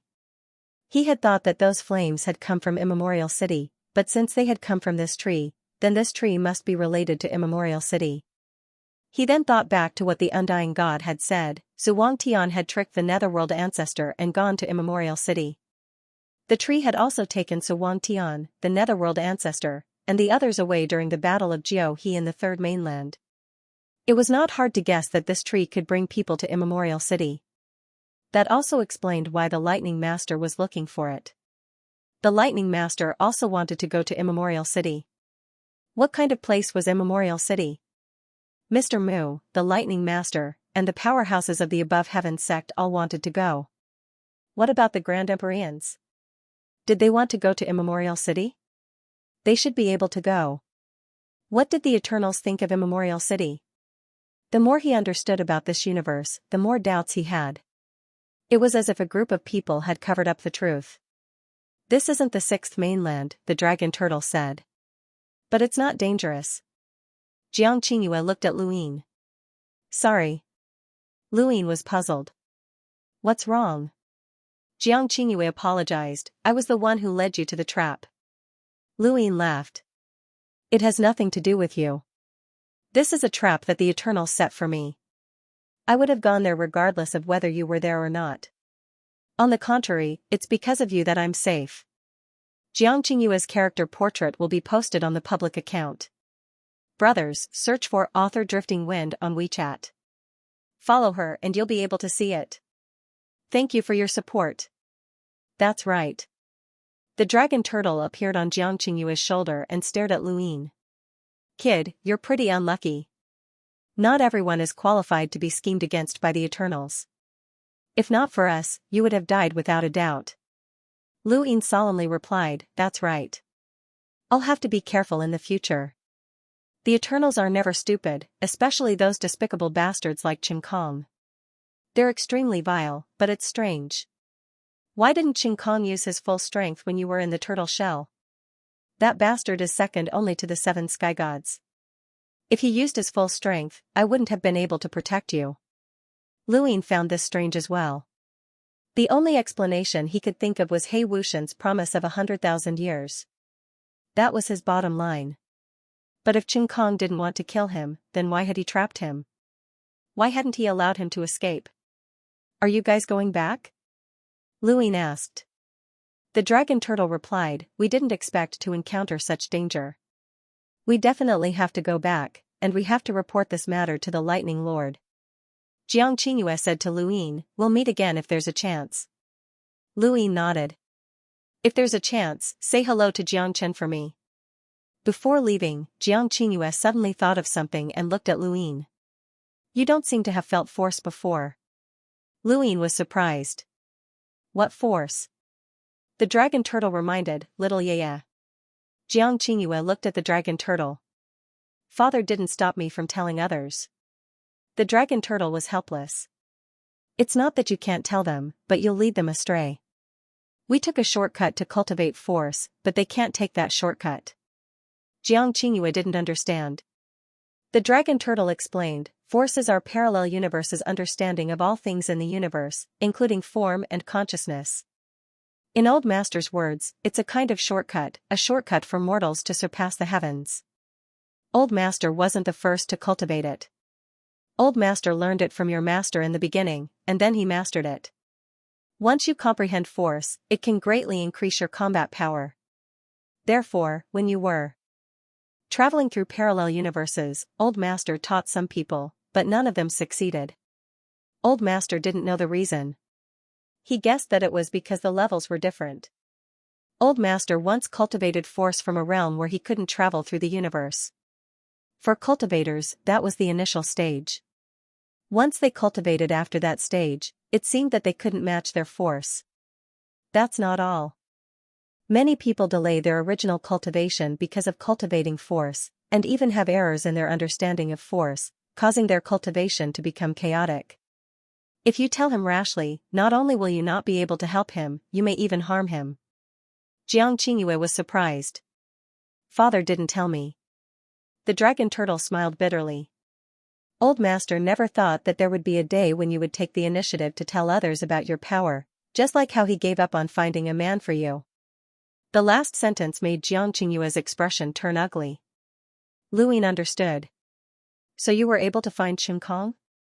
Yes. Luin was surprised, as this force sounded different from a domain and spiritual force. He believed that his own domain, spiritual force, and spiritual force were all at an extremely high level, but he still couldn't find Xianxia. Xianxia wasn't traveling through space, or else he wouldn't have been unable to find him. He couldn't do anything to Xianxia, but Xianxia could feel his breathing. Was this what force was? Look, the kid's interested. If he's not careful, he'll be led astray. The dragon turtle shook his head and sighed, as if he had seen many people like this. Luin smiled. It's fine, I'm not afraid of being led astray. The power in his heart was already very mixed, and even Mr. Mu was surprised. What could he do with another type of force? The dragon turtle said, you don't understand the consequences of going astray. Luin looked at Xianxia. How do I cultivate this force? Xianxia seriously replied, you should listen to the dragon turtle.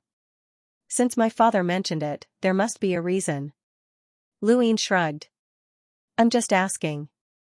I might not cultivate it. Xianxia shook her head. I'll go back and ask my father. I can find you. Luine was helpless. All right. The dragon turtle tore through the void, and the moment before Xianxia stepped in, she looked back at Luine. This so-called force is to comprehend the life and breathing of the universe. If you can cultivate this force based on this sentence, then you'll have succeeded. Otherwise, you'll have to give up on cultivating this force. Kid, our cultivation time is actually much shorter than your fifth mainland's. This force is a shortcut, so you should walk your own path. With that, the dragon turtle and Xianxia disappeared. Luine looked at the empty meteorite and sighed as he fell into deep thought. The universe was life? Breathing? How could he cultivate this force based on this sentence alone? But it didn't matter. Just as the dragon turtle had said, every space-time zone had its own cultivation method, and there was no need to learn this force. He looked into the distance, but he could no longer find Stargazing Deck. Luine had originally thought that this trip would only cause trouble for Stargazing Deck, and that he would be able to bring it back as long as he could find it. He had never expected that it would be a trap. The Eternals had already used Stargazing Deck to set up a trap for him, which meant that they already knew about Stargazing Deck. Finding it would be as difficult as ascending to the heavens. The frigid immortal sect had attacked Stargazing Deck at the same time in an attempt to destroy Lu Yin's trump card to threaten by Xianxia. This incident had caused a huge commotion, and it wasn't strange that the Eternals knew about it. Luine had been too careless to believe that the Eternals had been banished from the fifth mainland. In reality, the Eternals had hidden themselves very well, and there were too many spies and redbacks among the humans. Luine had no choice but to tear through the void and return to the Eternal Kingdom before returning to the fifth mainlands above heaven. After returning, he had Fate's daughter, Butian, and Xiaoxia search. Even if they couldn't find the 12th bead, he still wanted to try and see if he could use the 11 beads to find traces of the other 2 beads. Path Master Lu Bujing arrived. Luine was curious. Third uncle, why are you here? Lu Bujing's expression was solemn. You've been getting closer to destiny recently, and that's not a good thing. Everyone in our era is afraid of destiny. Luine nodded. I know, but I have no choice. I want to use destiny to find my family. Lu Bujing was shocked. You want to use destiny to find your family? Luine told Lu Bujing about the beads, and Lu Bujing grew excited. No wonder. If that's the case, then it's worth the risk to get closer to destiny. Luine knew that Lu Bujing was afraid of destiny, and he himself was as well. However, Lu Bujing's fear was a little too much. Lu Bujing was someone from the above heaven era and had experienced destiny before, so he should know that destiny was just a cultivator. Although destiny is feared, he's still an expert of the 3 realms and 6 daos on the same level as the Grim Reaper and Wu Tian. Third uncle, aren't you being too afraid? Lu Bujing sighed. Destiny is different from the Grim Reaper and Wu Tian. In our era, the Grim Reaper suppressed the astral beast domain and watched over the 4th mainland. To the 4th mainland, he was truly the Grim Reaper and had nothing to do with us. However, destiny was an exception. He paused for a moment before continuing seriously, destiny can see through the river of time. It's mysterious and unfathomable, and it's difficult for ordinary people to see it. The legends about destiny aren't very good, and no one wants others to see their future, including our Lu family's ancestors. Do you know why one of my 3 ancestral chi is destiny? It's because destiny wants to see through my Lu family's future. The ancestor wanted to find a way to counter it, so he tried his best to turn my ancestral chi into destiny. He hoped that when I became an ancestor, my ancestral chi would be able to resist destiny. So, third uncle, your attitude towards destiny comes from my Lu family's ancestor? Lu Bujing nodded. I'm only a half-step ancestor, and I can't see through destiny. I can only follow the ancestor's footsteps. In short, don't provoke destiny. Luine understood. Destiny's daughter had caused the deaths of many people by arranging karma, and Luine had understood what kind of person Destiny was. If possible, he would not want to provoke such a person. Right, third uncle, have you heard of influence? Lu Bujing was confused. Influence? What does that mean? Luin was not surprised. If you don't know, then forget it. Tell me, I might have heard of it. The ancestor was willing to talk to me about it back then. Lu Bujing was interested. Luin said, some people say that the universe is alive and breathing. That's influence. Lu Bujing exclaimed, the ancestor said that as well. Luin was shocked. My Lu family's ancestor? Lu Bujing nodded and stroked his chin as he tried to recall. I remember the ancestor saying that, but I was stunned at the time. The universe is a space that we live in, and it's infinitely large and includes everything. No matter what, it can't be alive. Who said that to you? Luin replied, a stranger. Lu Bujing grunted in acknowledgement. Right, what else did the ancestor say? Luin asked. Lu Bujing shook his head. Nothing else. The ancestor only sighed a little. Maybe he drank too much, and I didn't understand. If Daoist Channy was here, he might know more. The ancestor told him many things, and it seemed like he was spoiling things through excessive enthusiasm. Luin was envious, and he wished that someone like the ancestor could give him pointers. Mr. Mu was clearly his master, but he had never told him these things. He would definitely ask Mr. Mu the next time he saw him. Actually, when he thought about it carefully, it was not the first time Luin had heard this. He felt like someone had said this to him before, but who was it? He could not remember. When Xianxia said this, he felt a sense of déjà vu. Not long after, Destiny's daughter and the others arrived. Luin brought them to the back mountains of the Above the Sky sect and asked them to search for the whereabouts of the other two pearls. Starsabil followed them with a calm expression. Luin was not in the mood to deal with her. Destiny's daughter and Butian did not waste any time, and they began to use their divination techniques on the 11 pearls. Luin had not cultivated Destiny's techniques, so he could not see what they were doing. Now that he thought about it, Destiny's techniques were not that mystical, and they were probably similar to rune lines and Void God's power. Only those who had cultivated them could see this kind of power, and only those who had not cultivated them would find it mystical. However, this kind of power was definitely not that easy to cultivate, and not many people had cultivated it during the Above the Sky Sex era. Luin had never thought of cultivating Destiny's techniques, as he had already been tainted by Destiny enough. If he cultivated Destiny's techniques, he was afraid that Destiny would directly descend upon him. He calmly watched. The 11 beads suddenly moved and formed a straight line that pointed in one direction. That was the 6th mainland. The beads then fell to the ground in a mess. How is it? Luin asked. Butian wiped the sweat off his forehead and looked at Fate Maiden. She waved her hand, and the beads flew into her palm. There's a bead in that direction. That's the 6th mainland. I know. Luin stared at her. I'm asking where the last bead is. She shook her head. We can't find it. Using fate, we can only find the closest bead. We either have to find it or destroy it. Otherwise, our divination will always find it. Lu Yin's head hurt, and he looked at the 6th mainland. He also wanted to find that bead, but it was temporarily impossible. Unless he gathered a few progenitors and forcefully attacked the 6th mainland to snatch it, that was under the premise that he knew where the bead was. Help me calculate the exact location of that bead, Luin instructed. Fate Maiden replied, we can only calculate the direction. If you want to find it, you have to bring either me or him along. Luin put the beads away. Things were not going well, but there was nothing he could do about it. After all, this involved the everlasting race, which was humanity's greatest enemy. Luin had them all stay in the Above the Sky sect, as he might have to go to the 6th mainland with them at any time. It was time for him to go to the Void God spacetime, as he could not stay out forever. Before leaving, he made a trip to Shenwu continent to confirm that the passage was unobstructed. He also chatted with Xia about Shi. Xia had never heard of this before, so he told Luin to look for Mr. Mu. Luin was helpless, as he would have done so long ago if he could.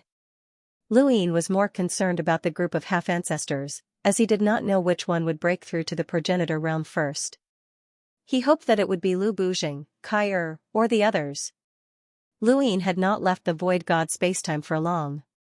For cultivators, it was normal for them to go into seclusion for thousands of years. However, Lu Yin felt that it was too long, as he only went into seclusion for a few days each time.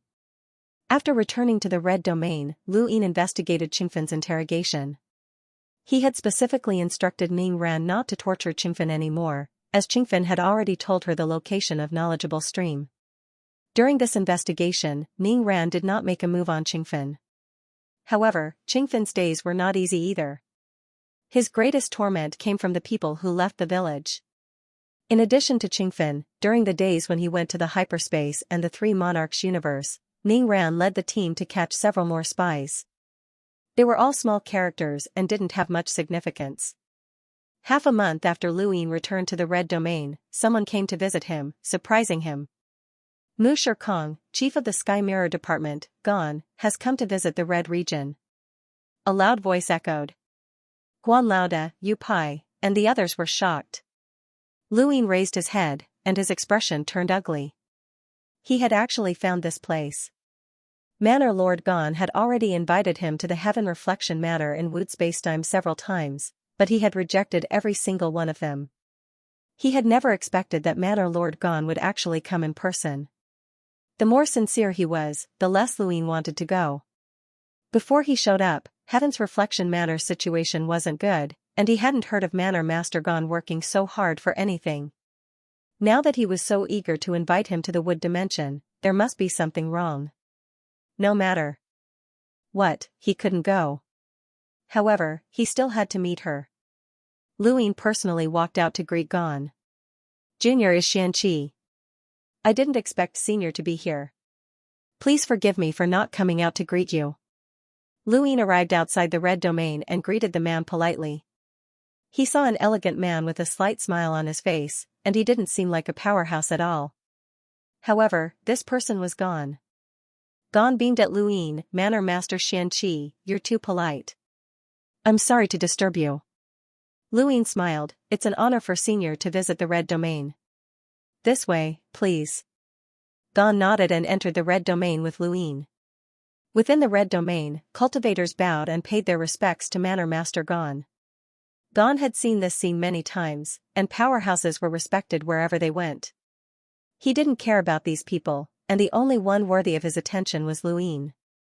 The two exchanged some pleasantries before Lu Yin led Gon into the Red Domain. The cities in the Red Domain were dilapidated, but the giants had once lived there. They had experienced the War of Extermination, and they had been attacked by Qinlu. For a cultivator like Gon, such a place was more comfortable than a scenic location. Heaven's Reflection Manor has been around for many years, and its history isn't much shorter than that of the Six Directions Association. However, there hasn't been much of an effect over the years. You should know why, brother Xianxia. Gon then looked at Lu Yin. Do you mind if I call you brother? It seems that Su Heng and the others call you that as well. Lu Yin smiled. It's my honor to be valued by Manor Master Gon. Haha, I'm already calling you brother, and you still call yourself junior? Gon laughed. Lu Yin looked at Gon and addressed him seriously, brother. Haha, that's more like it. Speaking of which, there should be quite a few people from the Six Directions Association who call you brother. Su Heng and I aren't the only powerhouses here. What does Qinlu call you? This question made Lu Yin's heart skip a beat, but he maintained a calm expression. Senior Qinlu is a serious person. He made me the acting manor master of the Three Sovereign Spacetime Manor, so he always calls me Xianxia. Gon nodded and didn't dwell on the topic. The two continued walking through the Red Domain. If there comes a day when the humans can't stop the everlasting tribe, then what happened to these cities today will be humanity's future. Brother, do you think that's possible? Lu Yin lowered his voice. Yes. That's why I came to find you. I hope that you can come to the Wood Spacetime to help. Spies can cause too much harm to the human race, and I'm curious why you keep refusing.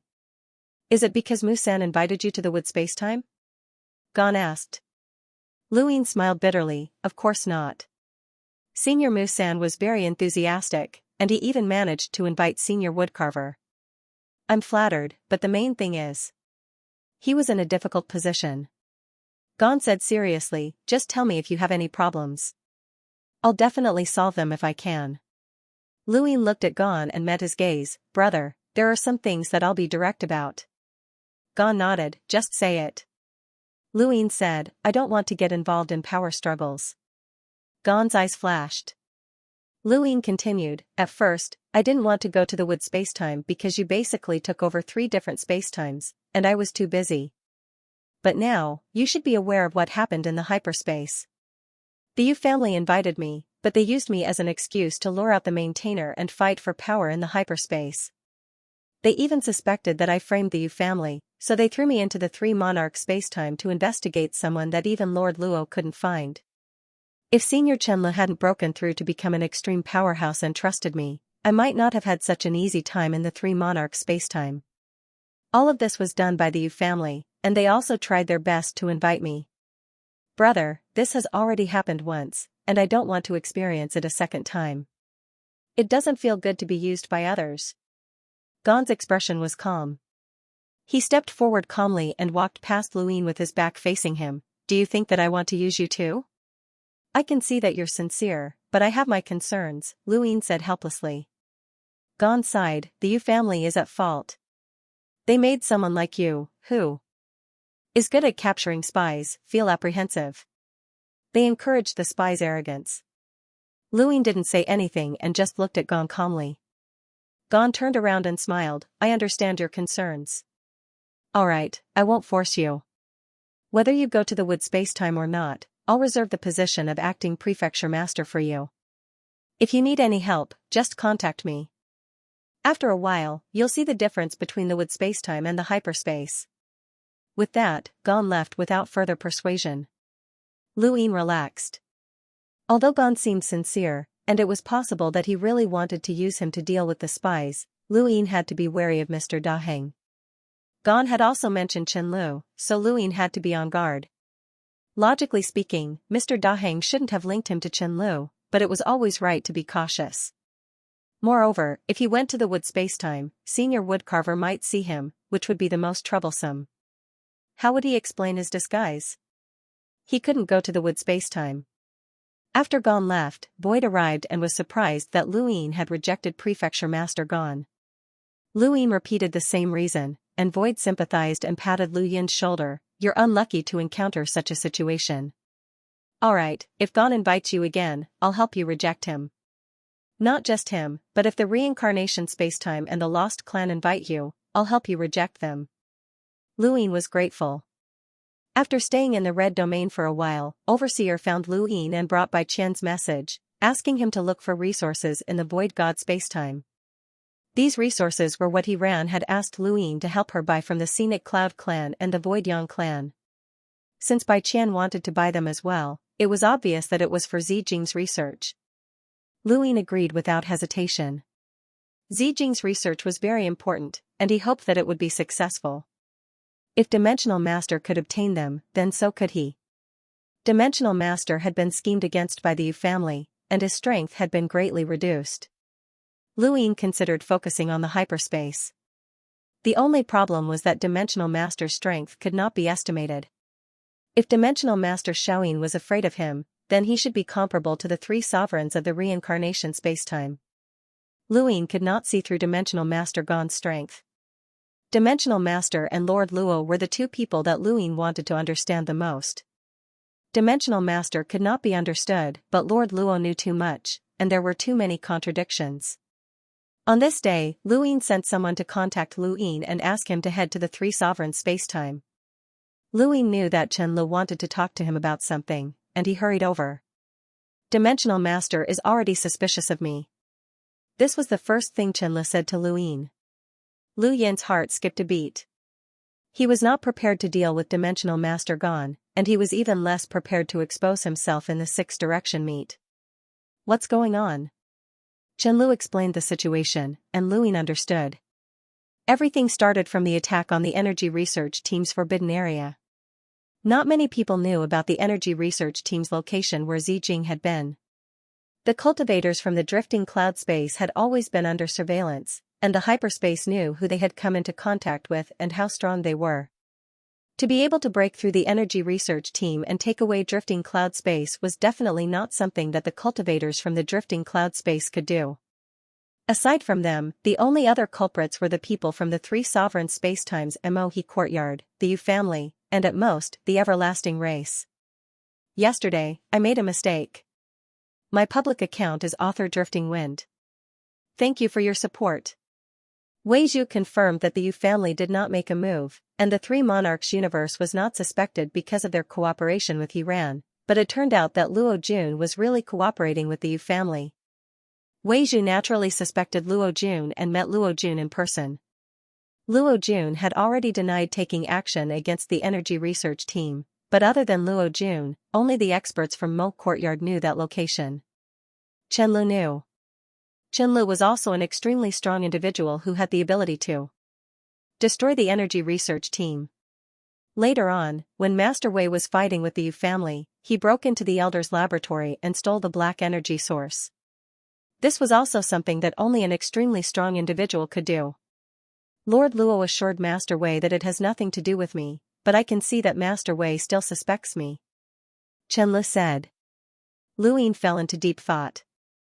The maintainer did not care about the attack on the energy research team, and he might not even care about Lu Yun or the black energy source. What he cared about was the entire process, especially Xiaohai's disappearance. The maintainer was not stupid, and he should be able to connect the dots. The Yu clan was very smart, but so was Master Wei. Being suspected by such a person, it was no wonder that Chen Lu was afraid.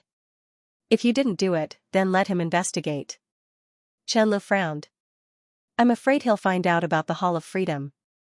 Lu Yin's heart sank. Right, although Chen Lu had not acted against hyperspace, his relationship with the Hall of Freedom could not be investigated. If Vader was determined to investigate Chen Lu, then he would definitely be able to find out about Chen Li's relationship with the Hall of Freedom, as well as the Bai clan's situation. Luo Jun did not investigate, but Wei Zhu was different. He did not trust Chen Lu. Once Chen Li's relationship with the Temple of Repose was discovered, he would no longer be able to stay in hyperspace. Lu Yin rubbed his head. Nothing was flawless, and there was no such thing as a perfect plan. Someone was bound to discover a flaw. He knew that his actions in the Six Paths Guild would be exposed sooner or later, but he didn't wish for it to happen so soon. At least wait until he solves the Three Monarch universe or Ultra universe. Chen Lu did not disturb Lu Yin. He had a headache as well. He had not expected to be targeted by Master Wei. He could only blame himself for breaking through at the wrong time. If he was still a demi-monarch, Master Wei would not have targeted him because he did not have the ability to do those things.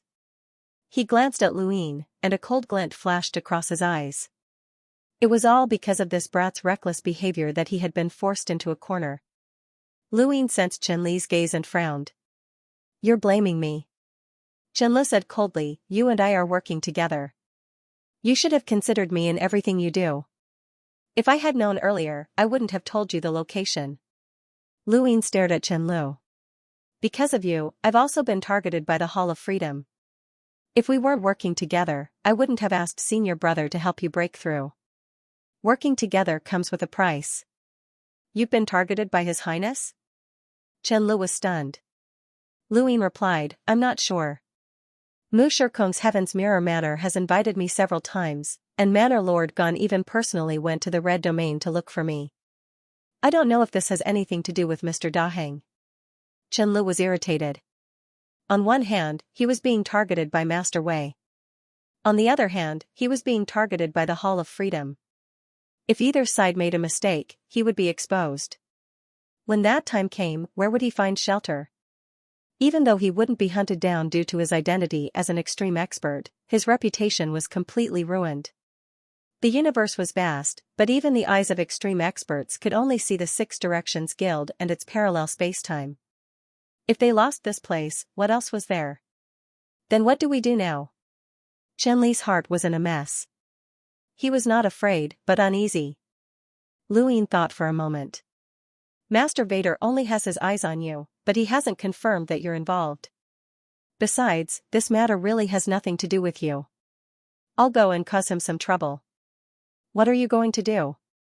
Chen Lu asked.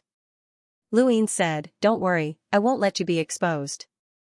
Your identity is useful for me to obtain the Three Monarchs spacetime. Have you forgotten that my goal is the three monarchs spacetime? Whether it's Lord Luo or Master Wei, they can't stop me. Chen Lu exhaled. I can't do anything. Lu Yi nodded. Yes, you can't do anything. Since Master Wei has his eyes on you, I believe that he has a way to track your whereabouts. Even Lord Luo might not be able to see through this method, so don't do anything. Lu Yun is out, and it's time for him to take revenge. Chen Lu looked at Lu Yin. He didn't know the relationship between Lu Yun and Lu Yin, but now it seemed that Lu Yun also belonged to this person. No matter what, Lu Yun was still an extreme expert. Even if he was crippled, even if he was the weakest extreme expert, he was still an extreme expert. This person's power was constantly rising, and the sect above heaven would definitely surpass the three monarchs spacetime. Thinking of this, Chen Li's mood improved. There are some things that I want to remind you of. It's up to you whether you want to listen or not. Chen Li suddenly looked at Lu Yin and said. Lu Yin looked back at him.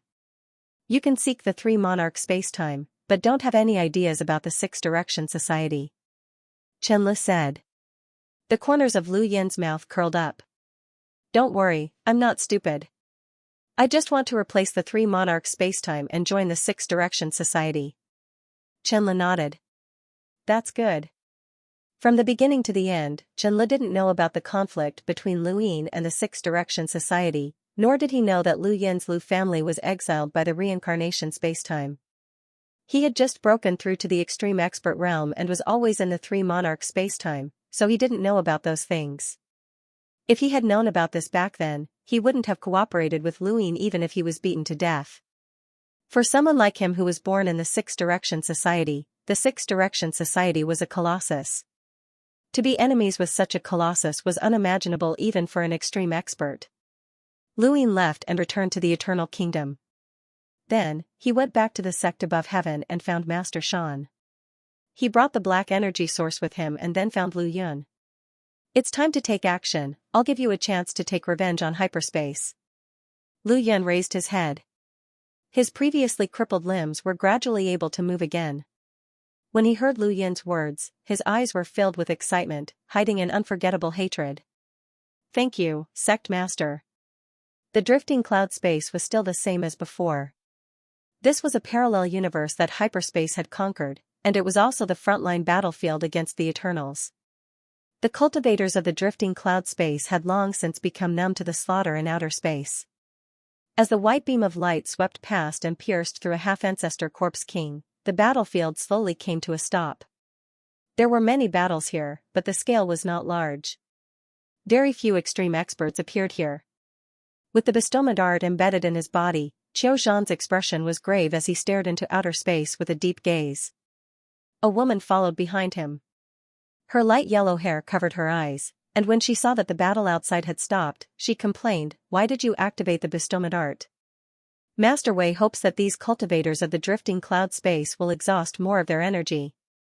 Qiu Zhan coldly replied, "I know what I'm doing."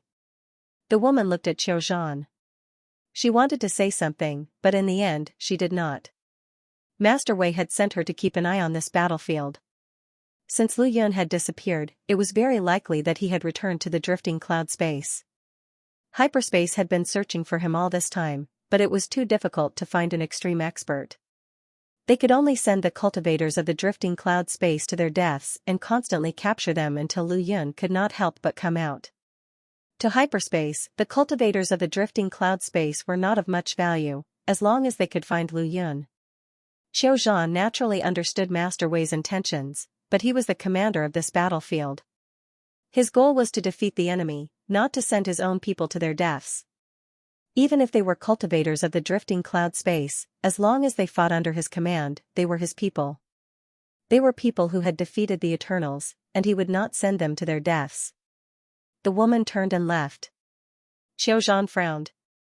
Was she going to report to Master Wei again? He did not know how much longer he could stay on this battlefield. Far away, Lu Yin and Lu Yun appeared. As he looked at the familiar drifting cloud space, Lu Yun became excited. This was his heavens, and he had dreamed of returning. This time, we're just causing trouble for Master Wei by letting you take away a group of cultivators from the drifting cloud space. This is far from enough to help you reclaim the drifting cloud space. You should know how powerful hyperspace is. With our current strength, we can't do it. If you don't want to be captured again, then listen to me. Lu Yun took a deep breath and suppressed his excitement. I know. Don't worry. Soon, the two of them saw the vessel for the art of gift. Here we go again. Lu Yun looked at the huge object in the distance. Last time, he had taken away Ame. This time, he wanted to take away all the cultivators from the drifting cloud space and cause trouble for Master Wei. This move would definitely anger Master Wei, but so what? Lu Yun's disappearance had already angered Master Wei, and the results would not be any worse than this. Soon enough, Lu Yun and Lu Yun infiltrated the vessel. With the Yu family's help, it was easy for Lu Yun to enter the vessel. Even though the Yu family had been stripped of their authority, their understanding of the vessel was unparalleled. Lu Yun did not want to attract Qiu Zhan's attention, as it would be troublesome if an extreme powerhouse made a move. Lu Yun had walked through the huge vessel more than once, and it was easy for him to find the location of the cultivators from the drifting cloud space. He had also taken Ame there. When Lu Yun brought Lu Yun there, he found that there was not a single cultivator from the drifting cloud space. They should have moved further in. Hyperspace is afraid that I'll save them, Lu Yun said with a gloomy expression. Lu Yun had no choice but to lead Lu Yun around the vessel. When they reached a certain location, Lu Yun stopped. We can't go any further. There's a hyperanalysis mode there. It should be there, Lu Yun said, as he also knew about the hyperanalysis mode. In this vessel, the hyperanalysis mode could only be used at the most important part of the vessel, and the other should be where the cultivators from the drifting cloud space were imprisoned. It was easy to break through the hyperanalysis mode, but Qiu Zhan would instantly detect it. If there's no other way, we'll take them away when the war starts, Lu Yun said. Lu Yun shook his head. Depending on the scale of the war, the number of cultivators from the drifting cloud space will be different. You can't guarantee that you'll take them all away. After thinking about it, Lu Yun decided that there was no need to rush. When the war started, he would think of a way to use the Corpse King to destroy the hyperanalysis mode. If that still did not work, then he would have to take them by force, but he had to confirm their location first. At this time, a group of people walked out of the hyperanalysis mode area. The leader was a woman with long, pale yellow hair that covered her eyes. Her expression was cold, and she exuded a sinister aura. Behind her were more than 10 cultivators from the drifting cloud space, all of them beautiful women. When Lu Yun saw this, he vaguely guessed what was going on. Lu Yun's eyes were filled with killing intent. There's no need to rush. Let's follow them and confirm their location. If it doesn't work, then we'll just take them by force, Lu Yun said.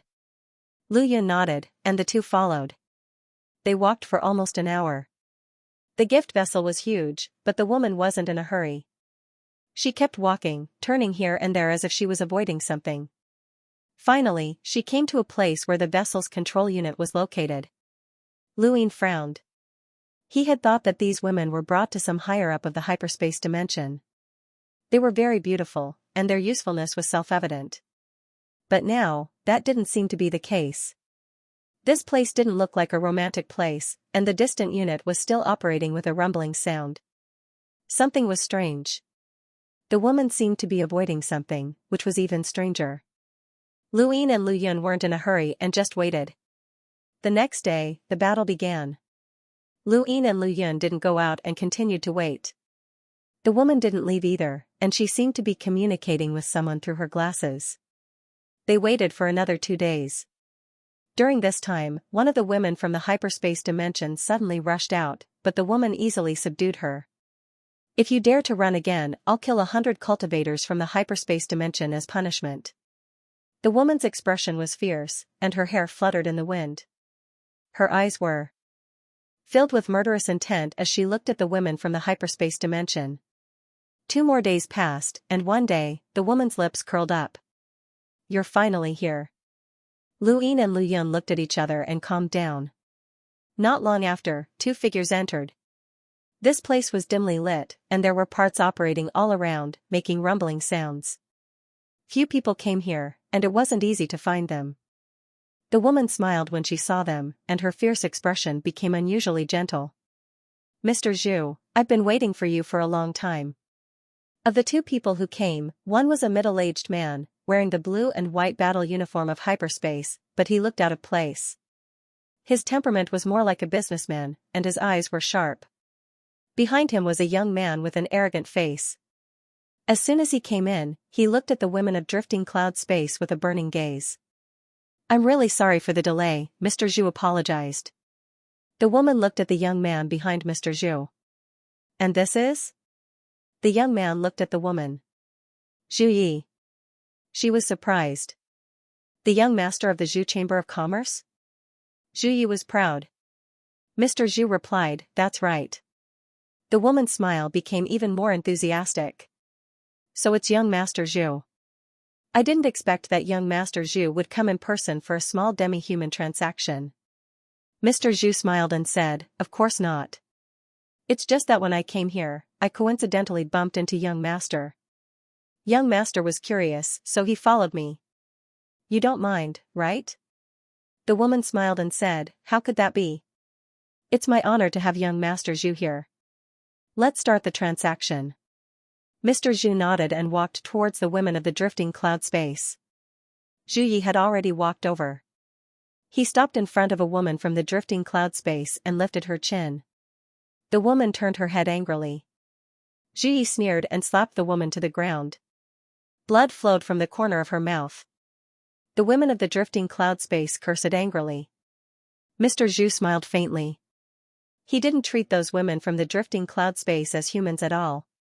The woman came to Mr. Zhu's side. Why is young Master Zhu here? Is it really on the way? Mr. Zhu said in a low voice, it is indeed on the way. However, this trip will be enough for the Zhu family to soar. The woman was puzzled. Mr. Zhu couldn't help but smile. He said proudly, young master, I got into Yixing. The lady's expression changed. She was shocked. Young Master Zhu entered the Yixing school? Is this for real? Zhu Yi heard this from the front, and his lips curled up into a smug smile. He grabbed another woman from the drifting cloud space and pulled her closer. The quality is not bad, especially the horn on her forehead. Interesting. Mr. Zhu laughed, if young master likes them, then take them back. Don't sell them, just take them as a gift. The woman quickly smiled, if young Master Zhu likes them, then I'll give them to young master as a gift. Mr. Zhu was surprised, being so generous isn't your style. The woman walked towards Zhu Yi, almost leaning on him. Not everyone has the chance to curry favor with someone from Yixing, don't you think so? Young Master Zhu. Mr. Zhu wasn't surprised. The young master had entered the Yixing school, which was the dream of many in the Six Paths Association. It was enough to make the Zhu family Chamber of Commerce soar. Once the news reached the family, the hostile chambers of commerce would definitely tremble in fear. Zhu Yi laughed and wrapped his arm around the woman's waist. Not only do I want them, you're not bad either. He lowered his head and kissed her. The woman pouted coquettishly, her previous coldness completely gone. Luyin couldn't stand it anymore and stepped forward. Gentlemen, there are others here. Please restrain yourselves. The three were shocked and looked at Luyin. Mr. Zhu looked at the woman. Who is he? The woman stared blankly at Luyin, her gaze fierce. Who are you? I've ordered that no one is allowed to enter. You're courting death. Zhu Yi didn't care and was only surprised for a moment before turning back to look at the woman from Luyun's space, as if Luyin was just an ant. However, another person appeared in front of him. It was Luyun. Zhu Yi raised a brow. Luyun had not revealed his progenitor's aura, so Zhu Yi wasn't clear about his strength. Another one. You didn't do your job well. Mr. Zhu glared at the woman. Who are they? The woman glared at Luyin, her eyes filled with bone-deep killing intent. She had just curried favor with young Master Zhu, but this person had ruined everything. Luyin looked at the woman and then at Mr. Zhu. I really didn't expect that there would be such a business at the front lines. They chose this place and deliberately avoided certain areas. Qiu Zhang probably didn't know. The woman's gaze turned cold as she raised her hand and shot out a beam of light at Luyin. Neither Luyin nor Luyun had revealed their strength at this moment, so the woman didn't know that she was facing an extreme powerhouse. If she had known, she wouldn't have dared to do so. The woman used red energy, which was quite powerful and second only to a half-progenitor's white energy. She thought that she could kill Luin in one strike. However, the red energy suddenly stopped, and a cloud-like energy appeared around it, accompanied by a terrifying progenitor's aura. The pressure was like the sky. The woman, Mr. Zhu, and Zhu Yi felt as if the sky was collapsing. The incomparable shock almost caused their minds to collapse. Zhu Yi looked at the infinitely tall Lu Yun in front of him and turned pale. An extreme powerhouse? The woman couldn't believe it. How could an extreme powerhouse appear out of nowhere? Wait, she stared at Lu Yun. You're Lu Yun. Lord Lu Yun, the woman from Lu Yun's space called out excitedly. Lord Lu Yun. Lu Yun took a deep breath and looked at the women. Sorry, I'm late. Lu Yun hadn't expected Lu Yun to apologize to these women. He was a progenitor. He had never seen a progenitor apologize to these ant-like weaklings. It had to be said that Lu Yun's apology had completely changed Lu Yun's impression of him. Lu Yun thought of the blood progenitor, the symbol progenitor, and the ancestors who had protected the human race and fought against the Eternals. In their hearts, they felt guilty for not being able to save anyone. This was their responsibility, the righteousness in their hearts. Lu Yun finally understood why the cultivators from Lu Yun's space were doing everything they could to save Lu Yun. Lu Yun's position in their hearts was no less than the blood progenitors in the sixth mainland. Lu Yun was their hope of survival. Mr. Zhu trembled and knelt on the ground. This was the only posture one could maintain when facing an extreme powerhouse. The Zhu clan's chamber of commerce was very large, but it wasn't large enough for Mr. Zhu to come into contact with an extreme powerhouse. The woman collapsed on the ground. She had never imagined that Lu Yun would appear here. Her goal had been to urge Qiu Zhan to send the people from Lu Yun's space to their deaths to force Lu Yun to appear. Now, Lu Yun had appeared at the most unexpected time. It's over, it's all over. Lu Yun looked at Zhu Yi. Whether it was Mr. Zhu or this malicious woman, both of them were in despair. Only Zhu Yi seemed to be panicking, but he seemed to have some sort of confidence, even if it was barely enough to keep him from kneeling. Lu Yun also looked at Zhu Yi. Kneel. Zhu Yi trembled, his entire body almost going limp from fear, but he stubbornly held on. You can't do anything to me. Lu Yun's gaze turned cold. Why? Zhu Ye's teeth chattered as he struggled to speak. I work for Yixing. Lu Yun looked at Lu Yun. Lu Yun's eyes narrowed. He had indeed seen Yixing when he had merged with the consciousness of some people from Six Direction Society, but it had only been for a brief moment. He didn't really understand the man. Yixing has the qualifications to make you fearless against extreme powerhouses? Zhu Ye's voice trembled. No one in Six Direction Society would act against Yixing's people. Yixing has never interfered with Six Direction Society's affairs, so you shouldn't kill me. Did Yixing ask you to sell the demi-humans? Lu Yun asked in a low voice. Zhu Yi gulped. No one would act against Yixing's people. I'll pretend that I didn't see you today. Your matters have nothing to do with me. Take care of him, Lu Yun said. Zhu Yi was shocked. You can't kill me. I work for Yixing. Lu Yun didn't care about this. Even if Zhu Yi was a Grand Emperor's subordinate, he still had to act. Zhu Yi's actions had already caused him to be killed. Mr. Zhu and the woman knelt on the ground, not daring to make a sound. This was the proper attitude when facing an extreme powerhouse. Lu Yun casually waved his hand, intending to erase Zhu Yi. However, this attack didn't harm Zhu Yi at all. A pagoda-like barrier appeared around Zhu Yi's body and enveloped him, allowing Lu Yun's power to pass through it. Lu Yun was flabbergasted and attacked again, but the result was the same. He didn't harm Zhu Yi at all. Zhu Yi's heart trembled. He had thought that he was going to die, but when he saw that Lu Yun's 2 attacks had missed, he recalled what his guide had told him when he had first joined Yixing. Yixing doesn't provoke enemies, but he doesn't fear them either. Even an extreme powerhouse would find it difficult to kill Yixing's people. At that time, Zhu Yi had thought that this was just a threat, using Yixing to threaten an extreme powerhouse. But now, it seemed that this symbol that Yixing had given him was a power vessel that could ignore extreme powerhouses. Zhu Yi grew excited when he thought about this. At this time, Lu Yun attacked for the 3rd time. This time, he was completely focused on dealing with a powerhouse of the same level, but he still couldn't touch Zhu Yi. End of chapter 2707. Don't forget to subscribe, like, and share the video to support the channel.